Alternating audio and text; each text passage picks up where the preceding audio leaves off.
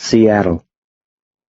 At 2:14 in the morning on the night they left one life to begin their next, the rain thundered down in a raging curtain that thrummed against the house and the porch and the plain white Econoline van that the United States Marshals had brought to whisk them away. Charles said, "Come here, Teri, and look at this." Her younger brother, Charles, was framed in the front window of their darkened house. The house was dark because the Marshals wanted it that way. No interior lights, they said. Candles and flashlights would be better, they said. Teresa, whom everyone called Teri, joined her brother at the window, and together they looked at the van parked at the curb. Lightning snapped like a giant flashbulb, illuminating the van and the narrow lane of clapboard houses there in Highland Park, on the west side of Seattle, 7½ miles south of the Space Needle. The van's side and rear doors were open, and a man was squatting inside the van, arranging boxes. Two other men finished talking to the van's driver, then came up the walk toward the house. All four men were dressed identically in long black slickers and black hats that they held against the rain. It beat at them as if it wanted to punch right through the coats and the hats and hammer them into the earth. Teri thought that in a few minutes it would be beating at her. Charles said, "Look at the size of that truck. That truck's big enough to bring my bike, isn't it? Why can't I bring my bike?" Teri said, "That's not a truck, it's a van, and the men said we could only take the boxes." Charles was 9 years old, 3 years younger than Teri, and didn't want to leave his bike. Teri didn't want to leave her things either, but the men had said they could only take 8 boxes. 4 people at 2 boxes a person equals 8 boxes. Simple math. "They got plenty of room." "We'll get you another bike," Daddy said. Charles scowled. "I don't want another bike." The first man to step in from the rain seemed 10 feet tall, and the second seemed even taller. Water dripped from their coats onto the wooden floor, and Teri's first thought was to get a towel before the drips made spots, but, of course, the towels were packed, and it wouldn't matter anyway. She would never see this house again. The first man smiled at her and said, "I'm Peterson. This is Jasper." They held out little leather wallets with gold and silver badges. The badges sparkled in the candlelight. "We're just about done. Where's your dad?" Teri had been helping Winona say goodbye to the room they shared when the men arrived 15 minutes ago.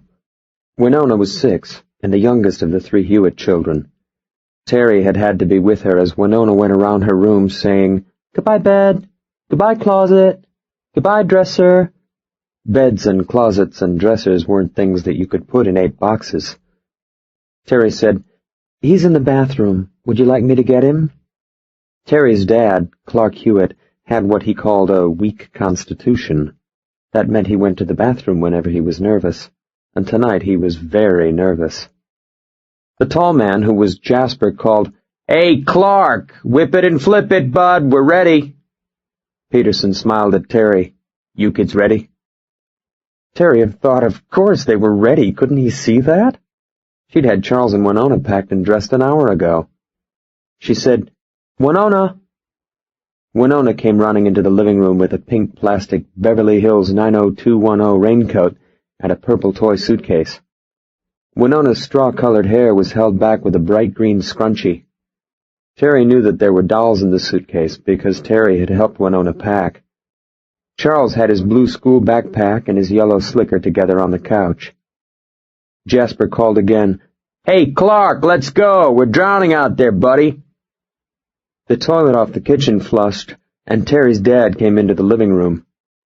Clark Hewitt was a thin, nervous man whose eyes never seemed to stay in one place. "I'm ready." "We won't be coming back, Clark. You're not forgetting anything, are you?" Clark shook his head. "I don't think so." "You got the place locked up?" Clark frowned as if he couldn't quite remember, and looked at Teri, who told him, "I locked the back door and the windows in the garage. They're going to turn off the gas and the phones and the electricity tomorrow." Someone with the Marshals had given her father a list of things to do, and Teri had gone down the list. The list had a title, Steps to an Orderly Evacuation.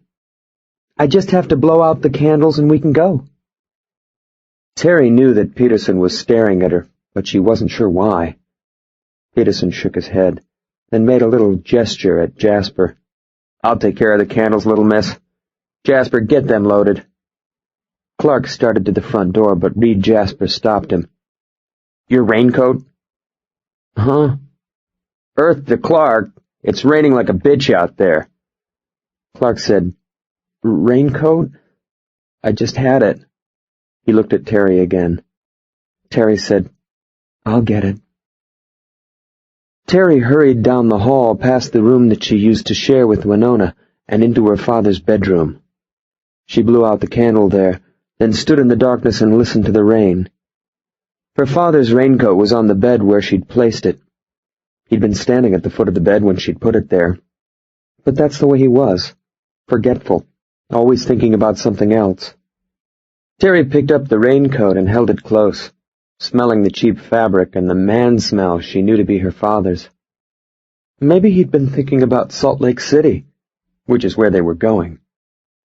Teri knew that her father was in trouble with some very bad men who wanted to hurt them. The federal marshals were here to bring them to Salt Lake City, where they would change their names. Once they had a fresh start, her father had said, he would start a new business, and they would all live happily ever after. She didn't know who the bad men were, or why they were so mad at her father, but it had something to do with testifying in front of a jury. Her father had tried explaining it to her, but it had come out jumbled and confused, the way most things her father tried to explain came out. Like when her mother died. Teri had been Winona's age, and her father had told her that her mama had gone home to see Jesus, and then he'd started blubbering, and nothing he'd said after that made sense. It was another 4 days before she'd learned that her mother, an assistant night manager for the great Northwest food store chain, had died in an auto accident, hit by a drunk driver. Teri looked around the room. This had been her mother's room, just as this house had been her mother's house, as it had been Teri's for as long as she could remember. There was one closet and 2 windows looking toward the alley at the back of the house, and a queen-size bed and a dresser and a chest. Her mother had slept in this bed and kept her clothes in this chest and looked at herself in that dresser mirror. Her mother had breathed the air in this room, and her warmth had spread through the sheets and made them toasty and perfect for snuggling when Teri was little. Her mother would read to her. Her mother would sing Edelweiss. Teri closed her eyes and tried to feel the warmth, but couldn't. Teri had a hard time remembering her mother as a living being. She remembered a face in pictures, and now they were leaving. Goodbye, Mama. Teri hugged her father's raincoat tight. Just as she turned to leave the room, she heard the thump in the backyard. It was a dull, heavy sound against the back wall of the house, distinct against the rain. She looked through the rear window and saw a black shadow move through the rain, and that's when Mr. Peterson stepped silently into the door. "Teri, I want you to go to the front door now, please." His voice was low and urgent. Teri said, "I saw something in the yard." Peterson pulled her past a third man in a still-dripping raincoat, the man who'd been loading the boxes. He held his right hand straight down along his leg, and Teri saw that he had a gun. Her father and Charles and Winona were standing with Mr. Jasper. Her father's eyes looked wild, as if at any moment they might pop right out onto the floor. Jasper said, "Come on, Dan, it's probably nothing." Her father clutched Jasper's arm. "I thought you said they didn't know. You said we were safe."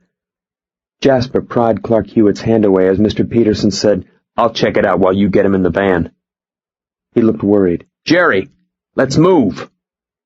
The third man, Jerry, reappeared and picked up Winona. "Come on, honey, you're with me." Jasper said, "I'll check it with you." Jasper was breathing fast. Mr. Peterson pushed Jasper toward the door. "Get him in the van, now." Jasper said, "It's probably nothing." Charles said, "What's happening?" A loud cracking came from the kitchen, as if the back door was being pried open, and then Peterson was pushing them hard through the door, yelling, "Do it, Jasper, take him!" And her father moaned, a kind of faraway wail that made Winona start crying. Jerry bolted toward the street, carrying Winona in one arm and pulling Teri's father with the other, shouting something that Teri could not understand. Jasper said, "Oh, holy shit!" and tossed Charles across his shoulder like a laundry bag. He grabbed Teri hard by the arm, so hard that she had never felt such pain, and she thought her flesh and bone would surely be crushed into a mealy red pulp like you see in those Freddy Krueger movies.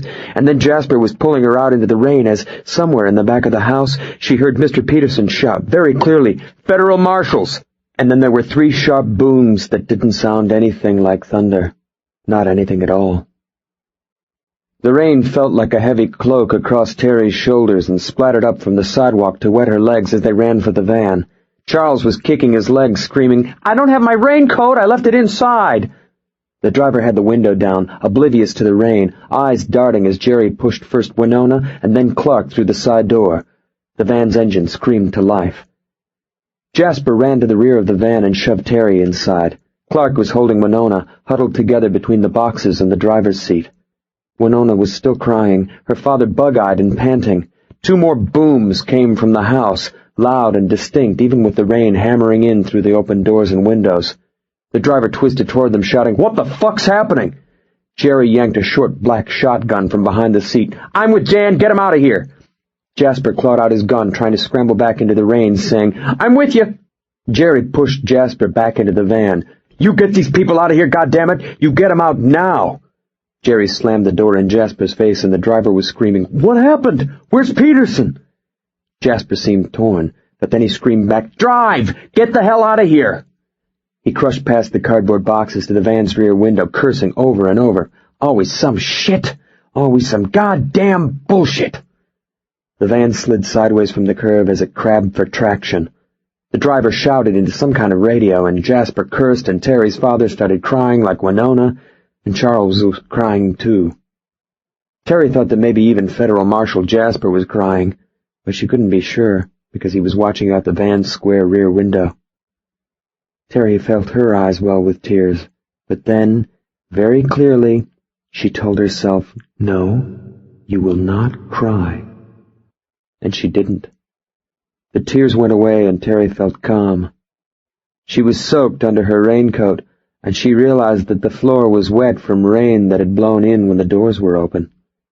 The 8 cardboard boxes that held the sum total of their lives were wet, too. Her father said, "What happened back there? You said we were safe. You said they wouldn't know." Jasper glanced back at her father. Jasper looked scared, too. "I don't know. Somehow they found out." Teri's father shouted, "Well, that's just great! That's wonderful!" His voice was very high. "Now they're gonna kill us!" Jasper went back to staring out the window. "They're not going to kill you." "That's what you people said before!" Her father's voice was a shriek. Jasper turned again and stared at Teri's father for the longest time before he said, "Peterson is still back there, Mr. Hewitt." Teri watched her brother and sister and father huddled together and crying, and then she knew what she had to do. She crawled across the wet, tumbled boxes and along the van's gritty bed and went to her family. She found a place for herself between Winona and her father and looked up into her father's frightened eyes. His face was pale and drawn, and the thin, wet hair matted across his forehead made him look lost. She said, "Don't be scared, Daddy." Clark Hewitt whimpered, and Teri could feel him shivering. It was July, and the rain was warm, but maybe he wasn't shivering because he was cold. Teri said, "I won't let anyone hurt us, and I won't let anything happen to you. I promise." Clark Hewitt nodded without looking at her. She held him tightly and felt his shaking ease. The van careened through the night, hidden by the darkness and rain. 3 years later, Los Angeles. Chapter 1. It was Plant Day in the City of Angels. On Plant Day, I gather the plants that I keep in my office and bring them out onto the little balcony that I have overlooking West Los Angeles, where I clean and water and feed them, and then spend the remainder of the afternoon wondering why my plants are more yellow than green. A friend who knows plants once told me that I was giving them too much water, so I cut their rations in half. When the plants turned soft as well as yellow, another friend said that I was still drowning them, so I cut their water in half again. The plants died. I bought new plants and stopped asking other people's advice. Yellow plants are my curse. I was sneering at all the yellow when Lucy Chenier said, "I don't think I'll be able to get away until much later, Elvis. I'm afraid we've lost the afternoon." "Oh?" I was using a new cordless phone to talk to Lucille Chenier from the balcony as I worked on the plants. It was in the low 80s, the air quality was good, and a cool breeze rolled up Santa Monica Boulevard to swirl through the open French doors into my office. Cindy, the woman in the office next to mine, saw me on the balcony and made a little finger wave. Cindy was wearing a bright white dress shirt tied at the belly and a full-length sarong skirt. I was wearing Gap jeans, a silk Tommy Bahama shirt, and a Bianchi shoulder holster replete with Dan Wesson .38 caliber revolver. The shoulder holster was new, so I was wearing it around the office to break in the leather. Lucy said, "Tracy wants me to meet the vice president of business affairs, but he's tied up with the sales department until 5. Tracy was Tracy Manis, the station manager of KROK Television. Lucy Chenier was an attorney in Baton Rouge, Louisiana, but she had been offered a job by KROK here in Los Angeles. She had come out for 3 days to discuss job possibilities and contract particulars, and tonight was her last night. We had planned to spend the afternoon at the Mexican marketplace on Olvera Street in downtown L.A. Los Angeles was founded there, and the marketplace is ideal for strolling and holding hands. Don't worry about it, Luce. Take all the time you need." She hadn't yet decided if she would take the job, but I very much wanted it to happen. "Are you sure?" "Sure, I'm sure. How about I pick you up at 6? We can go for an early dinner at Border Grill, then back to the house to pack." Border Grill was Lucy's favorite. "You're a dream, kiddo. Thanks." "Or I could drive over and pull the Veep out of his meeting at gunpoint. That might work." "True, but he might hold it against me in the negotiation." "You lawyers. All you think about is money." I was telling Lucy how rotten my plants looked when the outer door opened and 3 children stepped into my office. I cupped the receiver and called, "Out here!" The oldest was a girl with long hair and pale skin and little oval glasses. I made her for 15, but she might have been older. A younger boy trailed in behind her, pulling a much smaller girl. The boy was wearing oversized baggy shorts and Air Nike sneakers. He looked sullen. The younger girl was wearing an X-Files t-shirt. I said, "I'm being invaded." Lucy said, "Tracy just looked in. I have to go." The older girl came to the French doors. "Are you Mr. Cole?" I held up a finger and the girl nodded. I said, "Luce, don't worry about how long it takes. If you run late, it's okay." "You're such a doll." "I know." "Meet you outside the building at 6. Lucy made kissy sounds, and I made kissy sounds back. The girl pretended not to hear, but the boy muttered something to the younger girl. She giggled. I have never thought of myself as the kissy sound type of person, but since I've known Lucy, I've been doing and saying all manner of silly things. That's love for you. When I turned off the phone, the older girl was frowning at my plants. When they're yellow, it means they get too much sun. Everyone's an expert. Maybe you should consider cactus. They're hard to kill. Thanks for the advice. I brought the phone back into my office, and the girl followed. The younger girl was sitting on the couch, but the boy was inspecting the photographs and the little figurines of Jiminy Cricket that I keep on my desk. He squinted at everything with disdain, and he carried himself with a kind of round-shouldered skulk. I wanted to tell him to stand up straight. I said, "What's up, guys? How can I help you?" Maybe they were selling magazine subscriptions. The older girl said, "Are you Elvis Cole, the private investigator?" "Yes, I am." The boy snuck a glance at the Dan Wesson, then eyed the Pinocchio clock that hangs on the wall above the file cabinet. The clock has eyes that move from side to side as it talks, and is a hell of a thing to watch. She said, "Your ad in the Yellow Pages said you find missing people." "That's right. I'm having a special this week. I'll find 2 missing people for the price of 1. Maybe she was writing a class report, a day in the life of the world's greatest detective. She stared at me. Blank. "I'm kidding. That's what we in the trade call private eye humor." "Oh." The boy coughed once, but he wasn't really coughing. He was saying asshole and masking it with the cough. The younger girl giggled again. I looked at him hard. "How's that?" The boy went sullen and floated back to my desk. He looked like he wanted to steal something. I said, "Come away from there." "I didn't do anything." "I want you on this side of the desk." The older girl said, "Charles," warning him. I guess he was like this a lot. "Geez." He skulked back toward the file cabinet and snuck another glance at the Dan Wesson. "What kind of gun is that?" "It's a Dan Wesson .38 caliber revolver." "How many guys you kill?" "I'm thinking about adding another notch right now." The older girl said, "Charles, please." She looked back at me. "Mr. Cole, my name is Teresa Haynes. This is my brother Charles and our sister Winona. Our father has been missing for 11 days, and we'd like you to find him." I stared at her. I thought it might be a joke, but she didn't look as if she was joking. I looked at the boy and then at the younger girl, and they didn't appear to be joking either. The boy was watching me from the corner of his eye, and there was a kind of expectancy under the attitude. Winona was all big saucer eyes and unabashed hope. No, they weren't kidding. I went behind my desk, then thought the better of it, and came around to sit in one of the leather director's chairs opposite the couch. Mr. Informal, Mr. Unthreatening. "How old are you, Miss Haynes?" "I'm 15, but I'll be 16 in 2 months.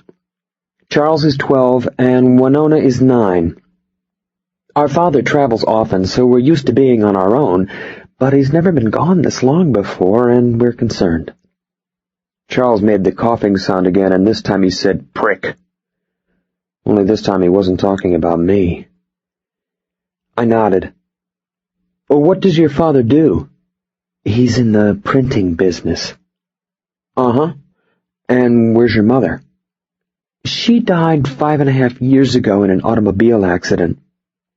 Charles said, "A friggin' drunk driver." He was scowling at the picture of Lucy Chenier on my file cabinet, and he didn't bother to look over at me when he said it. He drifted from Lucy back to the desk, and now he was sniffing around the Mickey Mouse phone. I said, "So, your father's been gone for 11 days, and he hasn't called, and you don't know when he's coming back." "That's right." "Do you know where he went?" Charles smirked. "If we knew that, he wouldn't be missing, would he?" I looked at him, but this time I didn't say anything. "Tell me, Miss Haynes, how did you happen to choose me?" "You worked on the Teddy Martin murder." Theodore Martin was a rich man who had murdered his wife. I was hired by his defense attorneys to work on his behalf, but it hadn't gone quite the way Teddy had hoped. I'd been on local television and in the Times because of it. I looked up the newspapers in the library and read about you, and then I found your ad in the Yellow Pages. Resourceful. My friend Patty Bell was a licensed social worker with the county. I was thinking that I could call her. Teri Haynes took a plain legal envelope from her back pocket and showed it to me. I wrote down his birth date and a description and some things like that. She put it on the coffee table between us. "Will you find him for us?" I looked at the envelope but did not touch it. It was 2:15 on a weekday afternoon, but these kids weren't in school. Maybe I would call a lieutenant I know with the LAPD Juvenile Division. Maybe he would know what to do. Teresa Haynes leaned toward me and suddenly looked 30 years old. I know what you're thinking. You're thinking that we're just kids, but we have the money to pay you.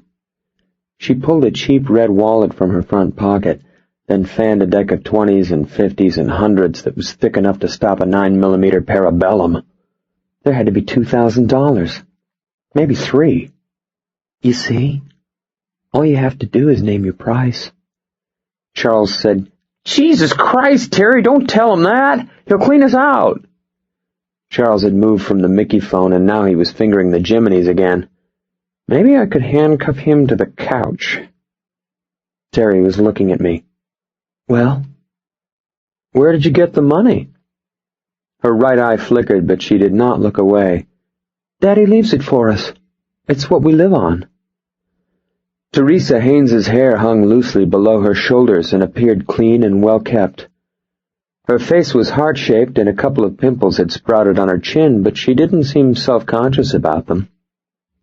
She appeared well-nourished and in good health, as did her brother and sister. Maybe she was making all of this up. Maybe the whole thing was their idea of a joke. I said, "Have you called the police?" "Oh, no." She said it quickly. "If my father was missing, I would." She shook her head. "It's what they do, and they won't charge you. I usually get around $2,000. Charles yelled, "Rip off!" A small framed picture fell when he said it and knocked over 3 Jiminy figurines. He scuttled toward the door. "I didn't do anything! Jesus!" Teresa straightened herself. "We don't want to involve the police, Mr. Cole." You could tell she was struggling to be calm. You could see it was an effort. "If your father had been gone for 11 days, and you haven't heard from him, you should call the police. They'll help you. You don't have to be afraid of them." She shook her head. "The police will call Children's Services, and they'll take us away." I tried to look reassuring. "They'll just make sure that you guys are safe, that's all. I may have to call them myself." I spread my hands and smiled, Mr. Nothing to be afraid of here, only Teri Haynes didn't buy it. Her eyes cooled, growing flinty and hard and shallow with fear. Teresa Haynes slowly stood. Winona stood with her. "Your ad said confidential," like it was an accusation. Charles said, "He's not gonna do frig." Like they'd had this discussion before they came, and now Charles had been proven right. "Look, you guys are children. You shouldn't be by yourselves." Saying it made me sound like an adult, and sounding that way made me feel small. Teresa Haynes put the money back in the wallet, and the wallet back in her pocket. She put the envelope in her pocket, too. "I'm sorry we bothered you." I said, "Come on, Teresa, it's the right way to play it." Charles coughed. "Eat me."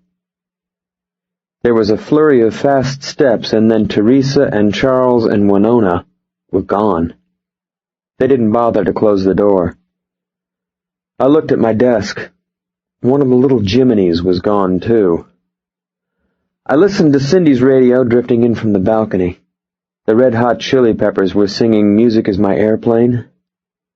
I pressed my lips together and let my breath sigh from the corners of my mouth. "Well, moron, are you just going to let him walk out of here?" Maybe I said it, or maybe it was Pinocchio. I pulled on a jacket to cover the Dan Wesson, ran down 4 flights to the lobby, then out to the street in time to see them pull away from the curb in a metallic green Saturn. The legal driving age in the state of California is 16, but Teresa was driving. It didn't surprise me. I ran back through the lobby and down to the parking level and drove hard up out of the building, trying to spot their car. A guy in a 6-wheel truck that said Leon's Fish almost broadsided me as I swung out onto Santa Monica Boulevard and sat on his horn. I was so focused on trying to spot the Saturn that I didn't yet see the man who was following me. But I would before long. Chapter 2. Teresa Haynes's Saturn turned south past the West Hollywood Sheriff's Station, then east onto Melrose. I didn't careen through oncoming traffic to cut her off, and I didn't shoot out her tires. Teri Haynes was driving just fine, and I wasn't sure what to do if I stopped them. Hold them at gunpoint for the police? Fairfax High School was just letting out, and the sidewalks were dotted with boys toting book bags and skateboards and girls flashing navel rings. Most of the kids were about Teri's age, some younger, some older, only these kids were in school, and she wasn't. Charles leaned out of the passenger side window and flipped off a knot of kids standing at the bus stop. 3 of the kids gave back the finger, and somebody threw what appeared to be a Coke can, which hit the Saturn's rear wheel. Teri cruised along Melrose past hyper-modern clothing outlets and comic book shops and 4 groups from Asia, until she turned south onto a narrow residential street. Modest stucco houses lined the street, and the curbs were jammed with parked cars. Some of the cars probably went with the houses, but most belonged to people who'd come to shop on Melrose. I stopped at the corner and watched. The Saturn crept halfway down the next block, then turned into the drive of a yellow bungalow with an orange tile roof and a single royal palm in the yard. The 3 Haynes children climbed out of the car and disappeared into the bungalow, retreating to familiar territory after an unsuccessful meeting with the detective. I cruised past their house, found a parking space on the next block, and walked back. Screams weren't coming from within, no music was blaring, and no smoke was rising from either windows or roof. Charles had probably passed out. I stood on the sidewalk in front of the house next door and thought about things. When I was following them, I had known exactly what I would do. I would locate their residence, then call one of my friends at Children's Services or LAPD, and that would be that. Only the house and the yard, like the car and the children, appeared well-maintained, and now I wasn't so sure. Maybe these kids were fine, and all calling the cops would get me was a house full of frightened children. Still, all I could see was the outside of the house. Inside there might be rats. Inside there might be squalor and vermin. Only one way to find out. When in doubt, snoop. I slipped past the Saturn and walked up the drive and climbed atop their gas meter to peek into the kitchen. I couldn't see the kids, but the kitchen was neat and orderly and clean. No rats, no flies, no towers of unwashed dishes. I moved to the next set of windows, chinned myself on the sill, and peered through a little dining room to the living room. It occurred to me that Charles might see me peeking in the window and bean me with a brick, but these are the chances you take when you're a world-class private eye. Life is risk. The TV was on, and Charles and Winona were watching Eon Flux. No one was pushing, no one was shoving. Like the kitchen, the living room was neat and orderly and in good repair. 11 days without an adult, and everything looked fine. I dropped back to the drive, then went to my car. I watched the house and tried to look unthreatening so that nervous neighbors wouldn't call the cops. A black guy in a gray LeBaron cruised past. I smiled and nodded, but he looked away. Maybe I wasn't unthreatening enough. 2 hours and 10 minutes later, I started the car and left to pick up Lucy Chenier. I wasn't sure that I was doing the right thing by leaving them alone, but I wasn't sure it would be best to have them scooped up by a herd of social workers and put into a foster home either. Of course, they might be safer in such a home, but they didn't look particularly endangered where they were. Maybe I should stop advertising in the yellow pages. The KROK studio and corporate offices are on Olympic Boulevard, just west of Doheny Drive along the southern edge of Beverly Hills. It's a large modern building of steel and glass in an area of chain grocery stores and expensive high-rise apartments and upscale health clubs. 20th Century Fox isn't far away, and neither is Century City. Olympic was jammed with rush-hour traffic, and the valet parking attendants at the health club across the street from KROK were running double time to keep up with the incoming flux of agents and lawyers and studio execs anxious to pump iron and shoot hoops after a hard day telling the truth. 4 guys in Versace suits were standing together outside the health club, staring toward KROK, only they weren't staring at the building. They were staring at Lucy Chenier. Lucille Chenier is 5 inches over 5 feet, with light auburn hair and green eyes and the rich, healthy tan of someone who spends a lot of time outdoors. She had attended Louisiana State University on a tennis scholarship, and she still played regularly and was serious about it.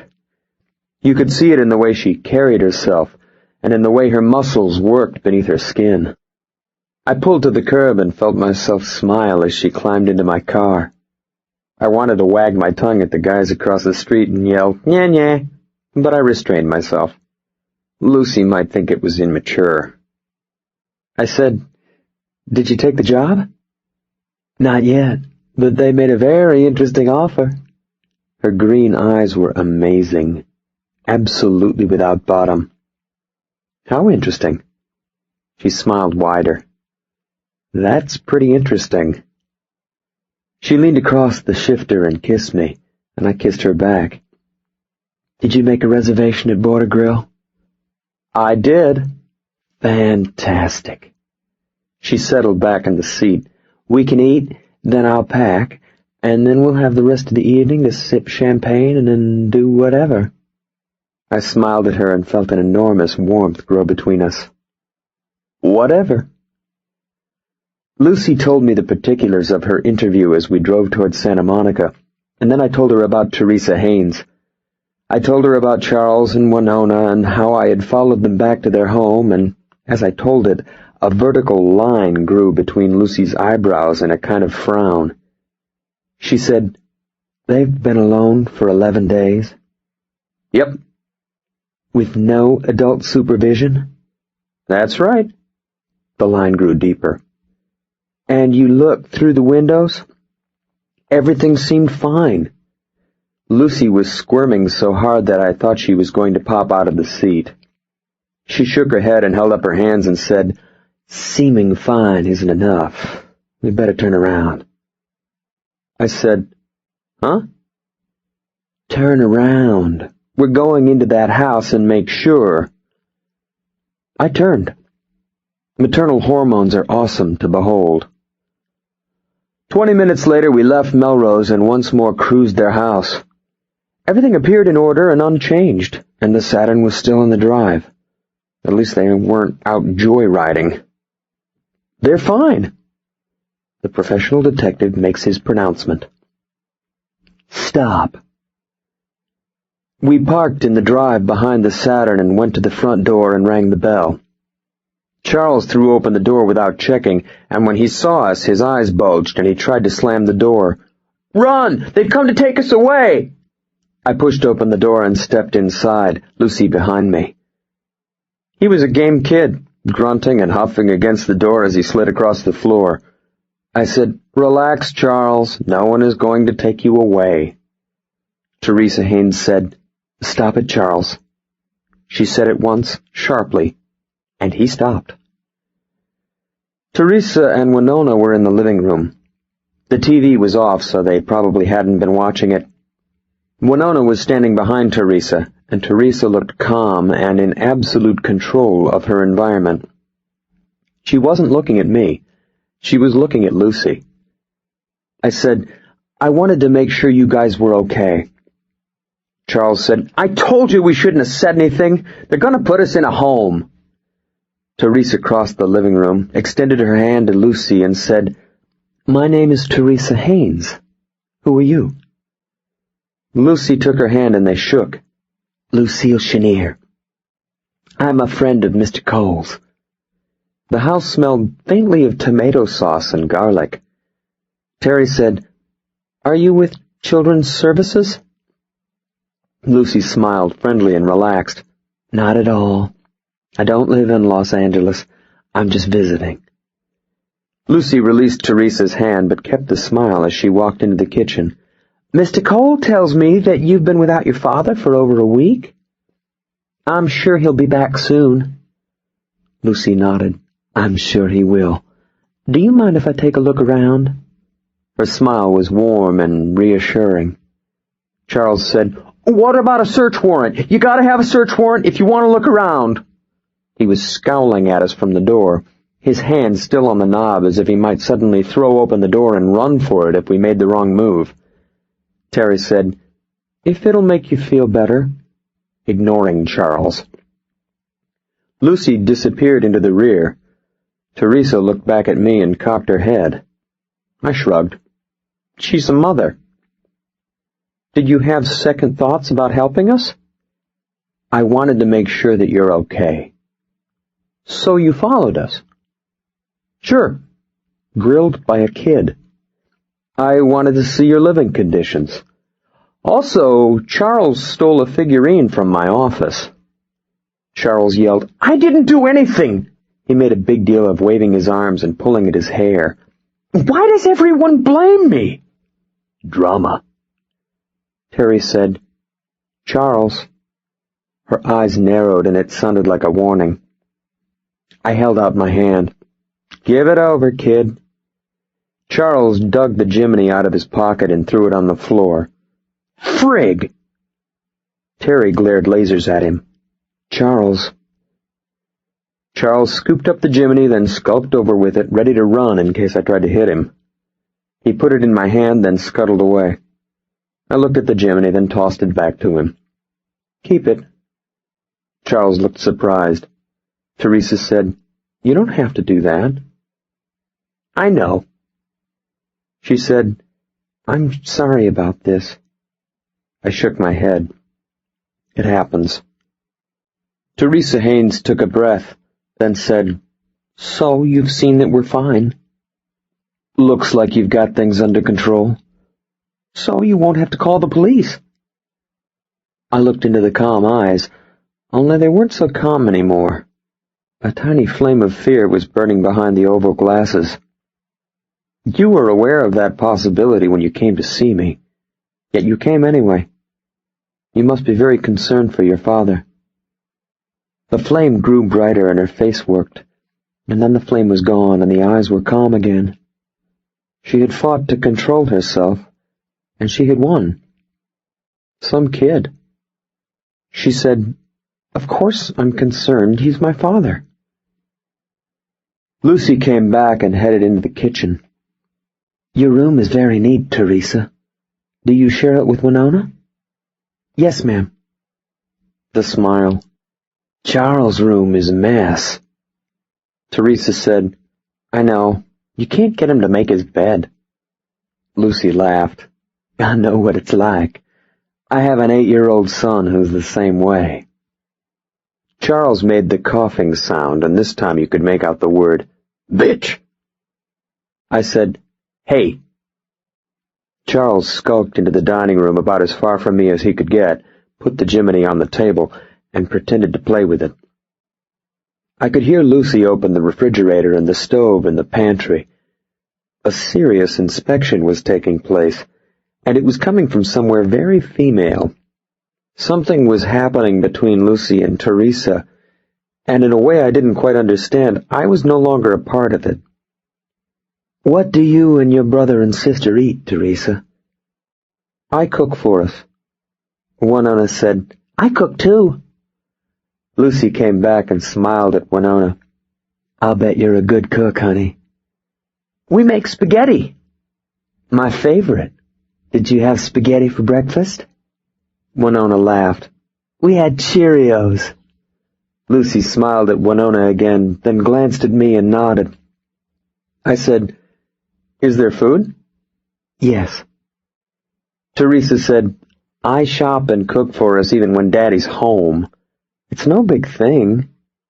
She seemed affronted that anyone would think otherwise. I said, "We just wondered, that's all. It looks like you're in good shape." Teresa looked hopeful. "Then you aren't going to turn us into the children's services?" I frowned at her. "You're underage. You can't live here alone." Lucy hooked her arm through mine and squeezed. Tight. She smiled warmly at Teresa. "He won't call them just yet, dear, but we'll have to consider that as we go." Now I frowned at Lucy. "What's this we business?" Lucy squeezed tighter. "But don't you worry about that for now, Teri. Right now, he's going to find your father." I said, "I am?" Lucy turned the warm smile my way. Of course you are, if you know what's good for you. I said, Lucy turned back to Teresa. Have you eaten dinner yet? I was about to cook. Lucy beamed. We were just on our way to a very nice restaurant. Why don't you join us? She gave my arm a little shake. Wouldn't that be fun? I said, Winona said, I want spaghetti. I phoned the Border Grill and asked if they could make the reservation for a party of 5. They could. The 5 of us went to dinner. Me, Lucy, Teresa, Winona, and Charles. We had to take the Saturn. Winona sat between Lucy and me. Charles threw a sautéed shrimp at the waitress, tried to steal a peppermill, and ate 2 desserts. The bill came to $182.50. Chapter 3. I took Lucy to LAX early the next morning and waited with her at the gate. When it was time to board, we held each other, and then she disappeared into the jetway. I went to the observation window, stared at her plane, and tried not to look depressed. An older gentleman with a walking stick appeared at the glass next to me and shook his head, glum. Another visit, another parting. He shook his head some more. Me, I never say goodbye. Goodbyes are tough, all right. They're permanent. You say goodbye, you're inviting disaster. I looked at him. What do you mean permanent? The big birds come in, the big birds go out, and you never know what's going to happen. He sighed. I hope nobody put a bomb. I looked at him harder. Do I know you? He made a shrug. I think I've seen you here before. He was stooped and balding with baggy old man pants. He shrugged again. God knows it's possible. I spend my whole life in this place, picking people up, sending people off. All without a goodbye. I'm pretty certain. He patted my arm and smiled. It was a kindly smile, and wise. That's where you're wrong, young man. The only thing certain is death. He patted my arm again and leaned close. I hope you didn't say goodbye. For her sake. Great. I left him at the window, walked out to the car, and took Sepulveda Boulevard north through the city, the footloose and fancy-free detective re-entering the workaday world.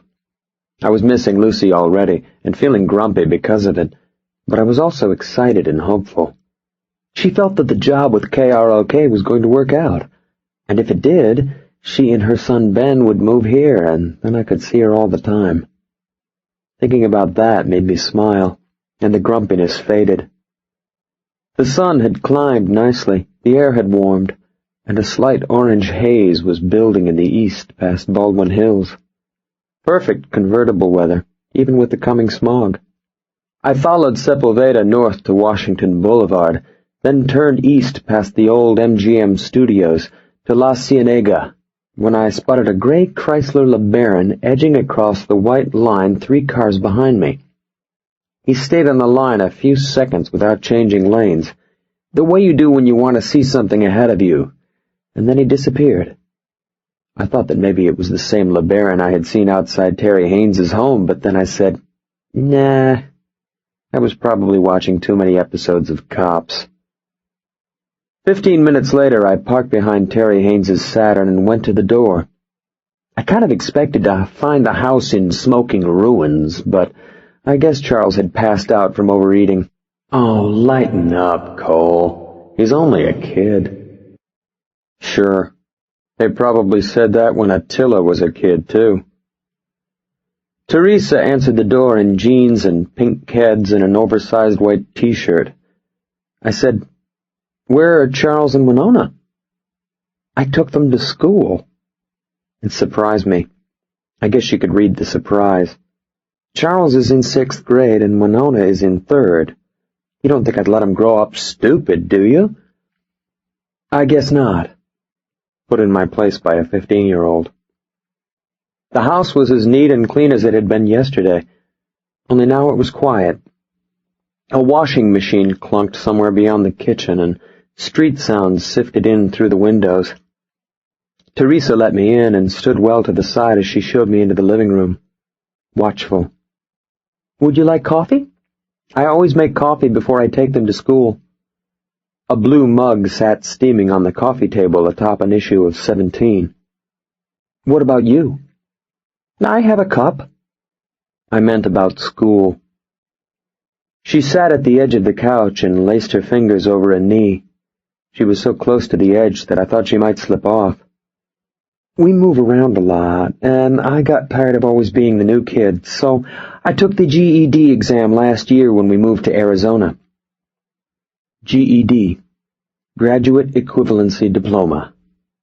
"I don't go to school." "Ah." She pursed her lips.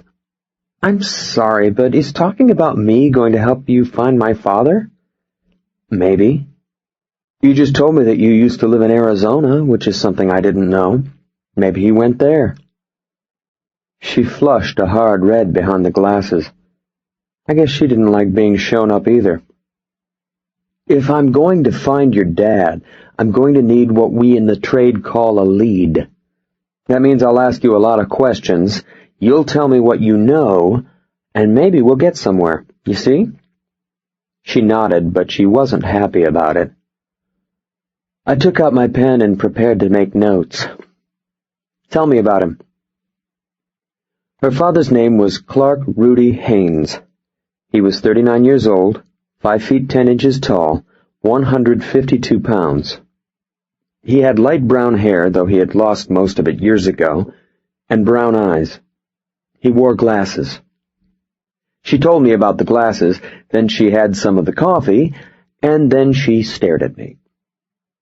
I said, "Okay." "Okay what?" "I need more than that." She looked uncomfortable, like she couldn't imagine more than that. Like she was suddenly thinking that having me here was a bad idea, and she was wishing that she'd never come to my office. I tapped my pen on the pad. "You said he was a printer. Tell me about that." "Okay." She said that her father was a commercial offset operator and that they had left Tucson for Los Angeles because he had been offered a job with Enright Quality Printing in Culver City. She told me that he had been laid off and that he had been concerned about finding another job. Then she shut up and watched me some more. "So you think he left in search of another job?" "Oh, yes." "He's done this before?"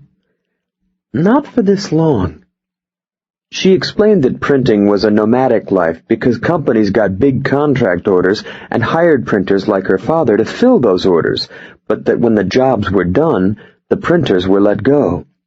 She said that when her father was let go, he would have to look around for another job, and that was why they moved around so much. "Does he have a girlfriend?"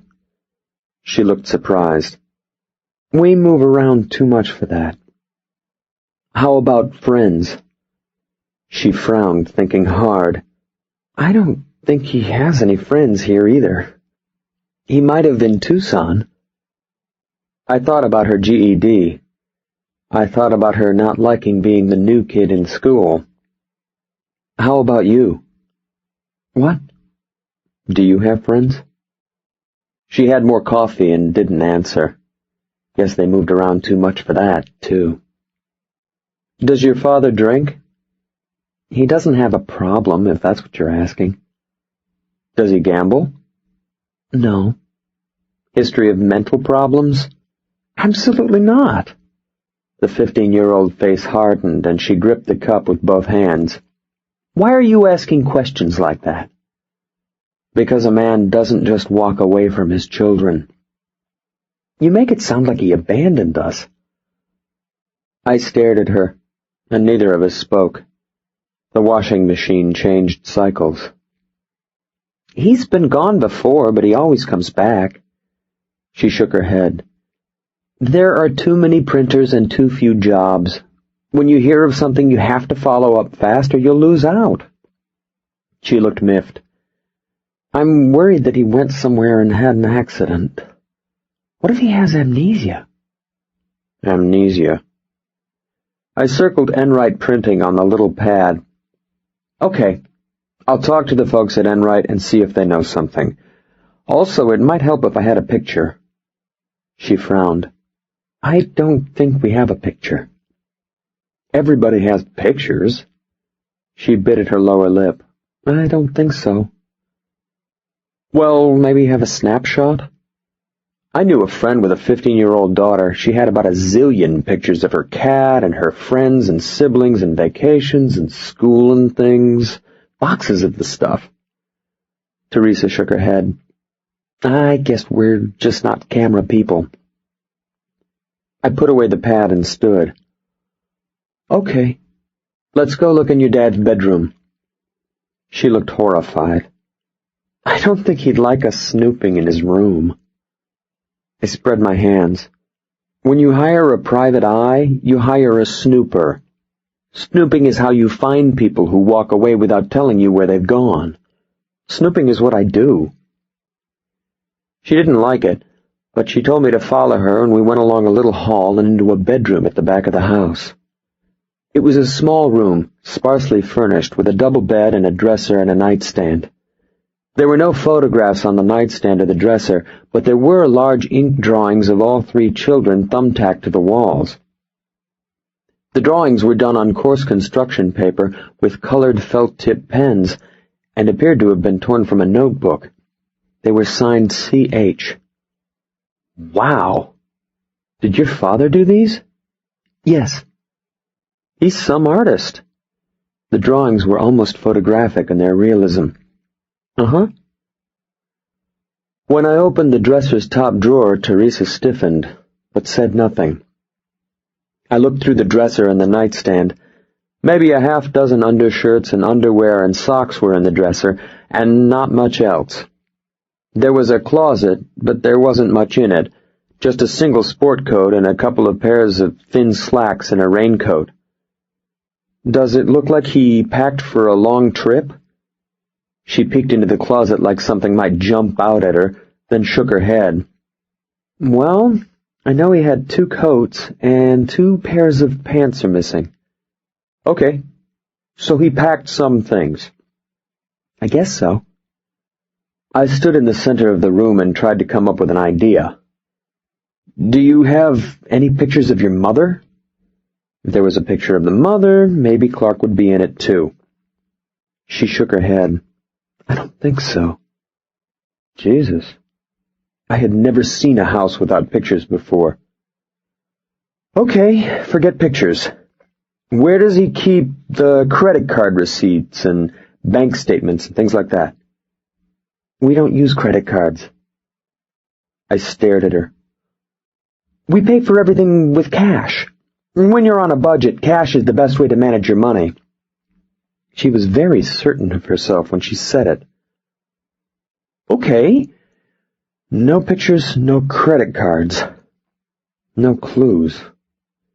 We have a checking account and a savings account, though. Would you like to see them? That and your phone bills. The eyes narrowed again. Why would you need to see that? The phone bills will show any toll calls made from or charged to your phone, you see? My head was starting to throb. I guess she wanted me to find him without clues. I guess I was supposed to use telepathy. But she finally said, well, okay. Grudgingly. You know where to find that stuff? Of course I know where to find it. Offended. I thought that she might find the stuff in her father's room, or maybe lead me out to the kitchen, but she didn't. She brought me to her room. 2 twin beds were set against adjoining walls, a small army of stuffed animals on one, pictures of David Duchovny, Dean Cain, and Gillian Anderson above the other. Again, there were no photographs of Teri or her family. I said, Who likes Duchovny? Teri turned red and disappeared into her closet. Guess I'd gotten my answer. She reappeared with a shoebox held together by large rubber band. She put the box on the empty bed, then sorted out thin packets of paper held together with large paper clips. She knew exactly what was what and where it belonged. I said, "Are the phone bills in there?" "Uh-huh." A large wad of cash was mixed in with the packets, even larger than the roll she'd brought to my office. She saw me looking at the cash, frowned, then put it in her pocket. Better safe than sorry. Far away, something chimed, and Teri stood. "That's the washing machine. I have to put our clothes in the dryer." "Okay." The checking and savings accounts were from the First Western Bank of Tucson, Arizona. The savings account was a simple passbook account with a balance of $1,104.16 and showed no unusual deposits or withdrawals. The checking account held a balance of $861.47, with the last deposit having been made just before they'd left Tucson for Los Angeles. The entry record was neat and orderly and made in a teenage girl's rounded hand. I put the banking papers aside and paged through the phone bills. Since they had been in Los Angeles for only 4.5 months, there were only 4 bills, and most of the toll calls were in the L.A. area, with more than half to Culver City. Most of those were in the first month. Probably Clark looking for a job, but maybe not. There were 2 calls to Tucson and 5 to Seattle, 2 of those quite lengthy, and 3 of the Seattle calls were in the most recent month. When Teri came back, I said, "Who's in Seattle?" She stared at me as if she didn't understand what I'd said.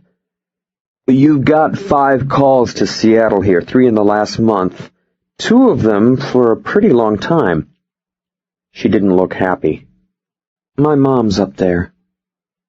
"That's where she's buried?" Nod. "So your dad might have friends there." "I doubt it." She adjusted her glasses. "We didn't like it there. I'm pretty sure he wouldn't go back." "What was he?" "I'm positive." "Fine. Like I shouldn't even waste my time." I tamped the phone bill pages together, folded them, then put them in my pocket. She didn't like it when I did that, either. I gave her back the rest of her bills. "Okay, I'm going to try to find your father, but we have to have an understanding." She stared at me, watchful and suspicious. "I will not notify the authorities that 3 minors are living here alone so long as the 3 of you appear safe and in good care. Maybe your father will come home today, but maybe not. Maybe I'll find him fast, but maybe not. You're doing okay right now, and that's good. But if at any time I feel it's in your best interest to notify the police, I will do so. Are we clear on that?" She looked stubborn. "Will you tell me first?" "I won't tell you first if I think you'll run." She liked that even less. "I'm willing to let things stay as they are for now, but I won't lie to you. That's the way it has to be." She looked at me for a time, and then she looked at her papers. "Are you finished with these things?" I nodded. She took the checkbook, secured it to the bank statements, and canceled checks with the same paper clips, and returned it to the shoebox. She did the same with the utility bills and the little pack of cash receipts, all written in her hand. 15. "How long have you been paying the bills?" She knew exactly what I was saying, and she didn't like it. "My father is a good man. He loves us very much. He can't help it that she died on him. He can't help it that these things are hard for him. Sure. Someone has to take care of Charles and Winona. Someone has to clean the house." I nodded. "Someone has to hold this family together." I had thought there might be tears, but there were none. The eyes were clear and sharp and hard behind the glasses. Determined. She put the remainder of her papers back into the box, put the top on the box, and again sealed it with the big rubber band. The matter-of-fact eyes came back to me, and she dug out the wad of bills. "We never settled the amount of your fee." "Forget it." The eyes hardened. How much?" We sat like that, and then I sighed. $100 should do it." The hard eyes narrowed. "In your office you said 2,000. "It's not as big a job as I thought. 100 now, 100 when I find him." She peeled off the 200s and gave me both. "Take it all now. I'd like a receipt." I gave her the receipt, and then I left to find her father. Chapter 4. I phoned information for Enright's address, then left Teresa Haynes alone with her coffee and laundry and headed south along La Cienega toward Culver City. I wanted to tell her not to drive and to be careful if she walked to the mall, but I didn't. She had been living like this for quite a while, and I knew she would ignore me, because I would be saying it more for me than for her. That's the way adults often talk to children. You know they're not going to listen, but you want to tell them anyway just so you know that you have. Enright Quality Printing was located in a 2-story industrial building just off Washington Boulevard, 3 blocks from Sony Pictures. On the way down, I was thinking it would be a small copier place like a Kinko's, but it wasn't. Enright was a big commercial outfit with employees and overhead and presses that run 24 hours a day, the kind that does large-scale jobs on contract for businesses and government. The building occupied most of the block, and what wasn't building was a neat, manicured parking lot for their corporate customers and a loading dock for the 6-wheelers that delivered their product. The loading dock was busy. I put the car in the parking lot, then went through the front entrance into a little waiting room. An industrial rack was built into one wall, filled with pamphlets and magazines and thick, heavy manuals of the kind Enright produced. There were chairs for waiting and a counter with a young woman behind it. I showed her a card and said, "Is there someone in charge I might see?"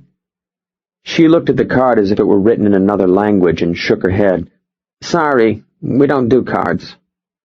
I took back the card. "I don't want cards. I'd like to speak with someone in authority." She squinted at me. "You mean Mr. Livermore?" "Is he in charge?" "Uh-huh." "Then that's who I'd like to see." "Do you have an appointment?" "Nope." "He might be busy." "Let's give it a try." If we're patient, we're often rewarded. She said something into her phone, and a few minutes later, a short, thin man who was maybe a couple of 100 years old came out of the offices and scowled at me. "You want something printed?" "Nope. I want to ask you about a former employee." I gave him the card, and he scowled harder. "This is shit work. You ought to get your money back." He handed the card back, and I put it away. Just the way you want to start an interview, getting crapped on by an expert. "You the cops?" "Private, like it says on the card." He made a brushing gesture. "I didn't get that far. I see shit printing, I gotta look away." This guy wouldn't let up. He said, "Listen, you want to talk, I'll talk, but you gotta walk with me. I got some ass to kick." "No problem."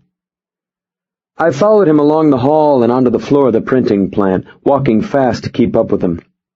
I guess he was anxious to start kicking ass. Or maybe he just liked it. The plant itself was large and air-conditioned and brightly lit with fluorescent lights. It smelled of warm paper. Machines that looked like Cold War-era computers bumped and clunked and whirred as men and women monitored the progress of paper and cardboard and bindings. The machines were loud, and most of the workers wore hearing protection, but not all of them, and most of them smoked. A woman with a cigarette dangling from the corner of her mouth was wearing a T-shirt that said, "Eat shit and have a crappy day." I guess printing isn't a politically correct occupation. "I'm looking for an employee you let go 3 weeks ago, Clark Haynes." Livermore made the brushing gesture again. "Got rid of him." "I know. I'm wondering if you have any idea where he might be." "Try the morgue. All fucking junkies end up in the morgue." I said, "Junkie?" I think my mouth was open. Livermore stopped so suddenly that I almost walked into him. He glared at 2 guys who were standing together by a large offset press, then made a big deal out of tapping his watch. "What is this, vacation land? I ain't paying you guys to flap gums. "We got orders to fill."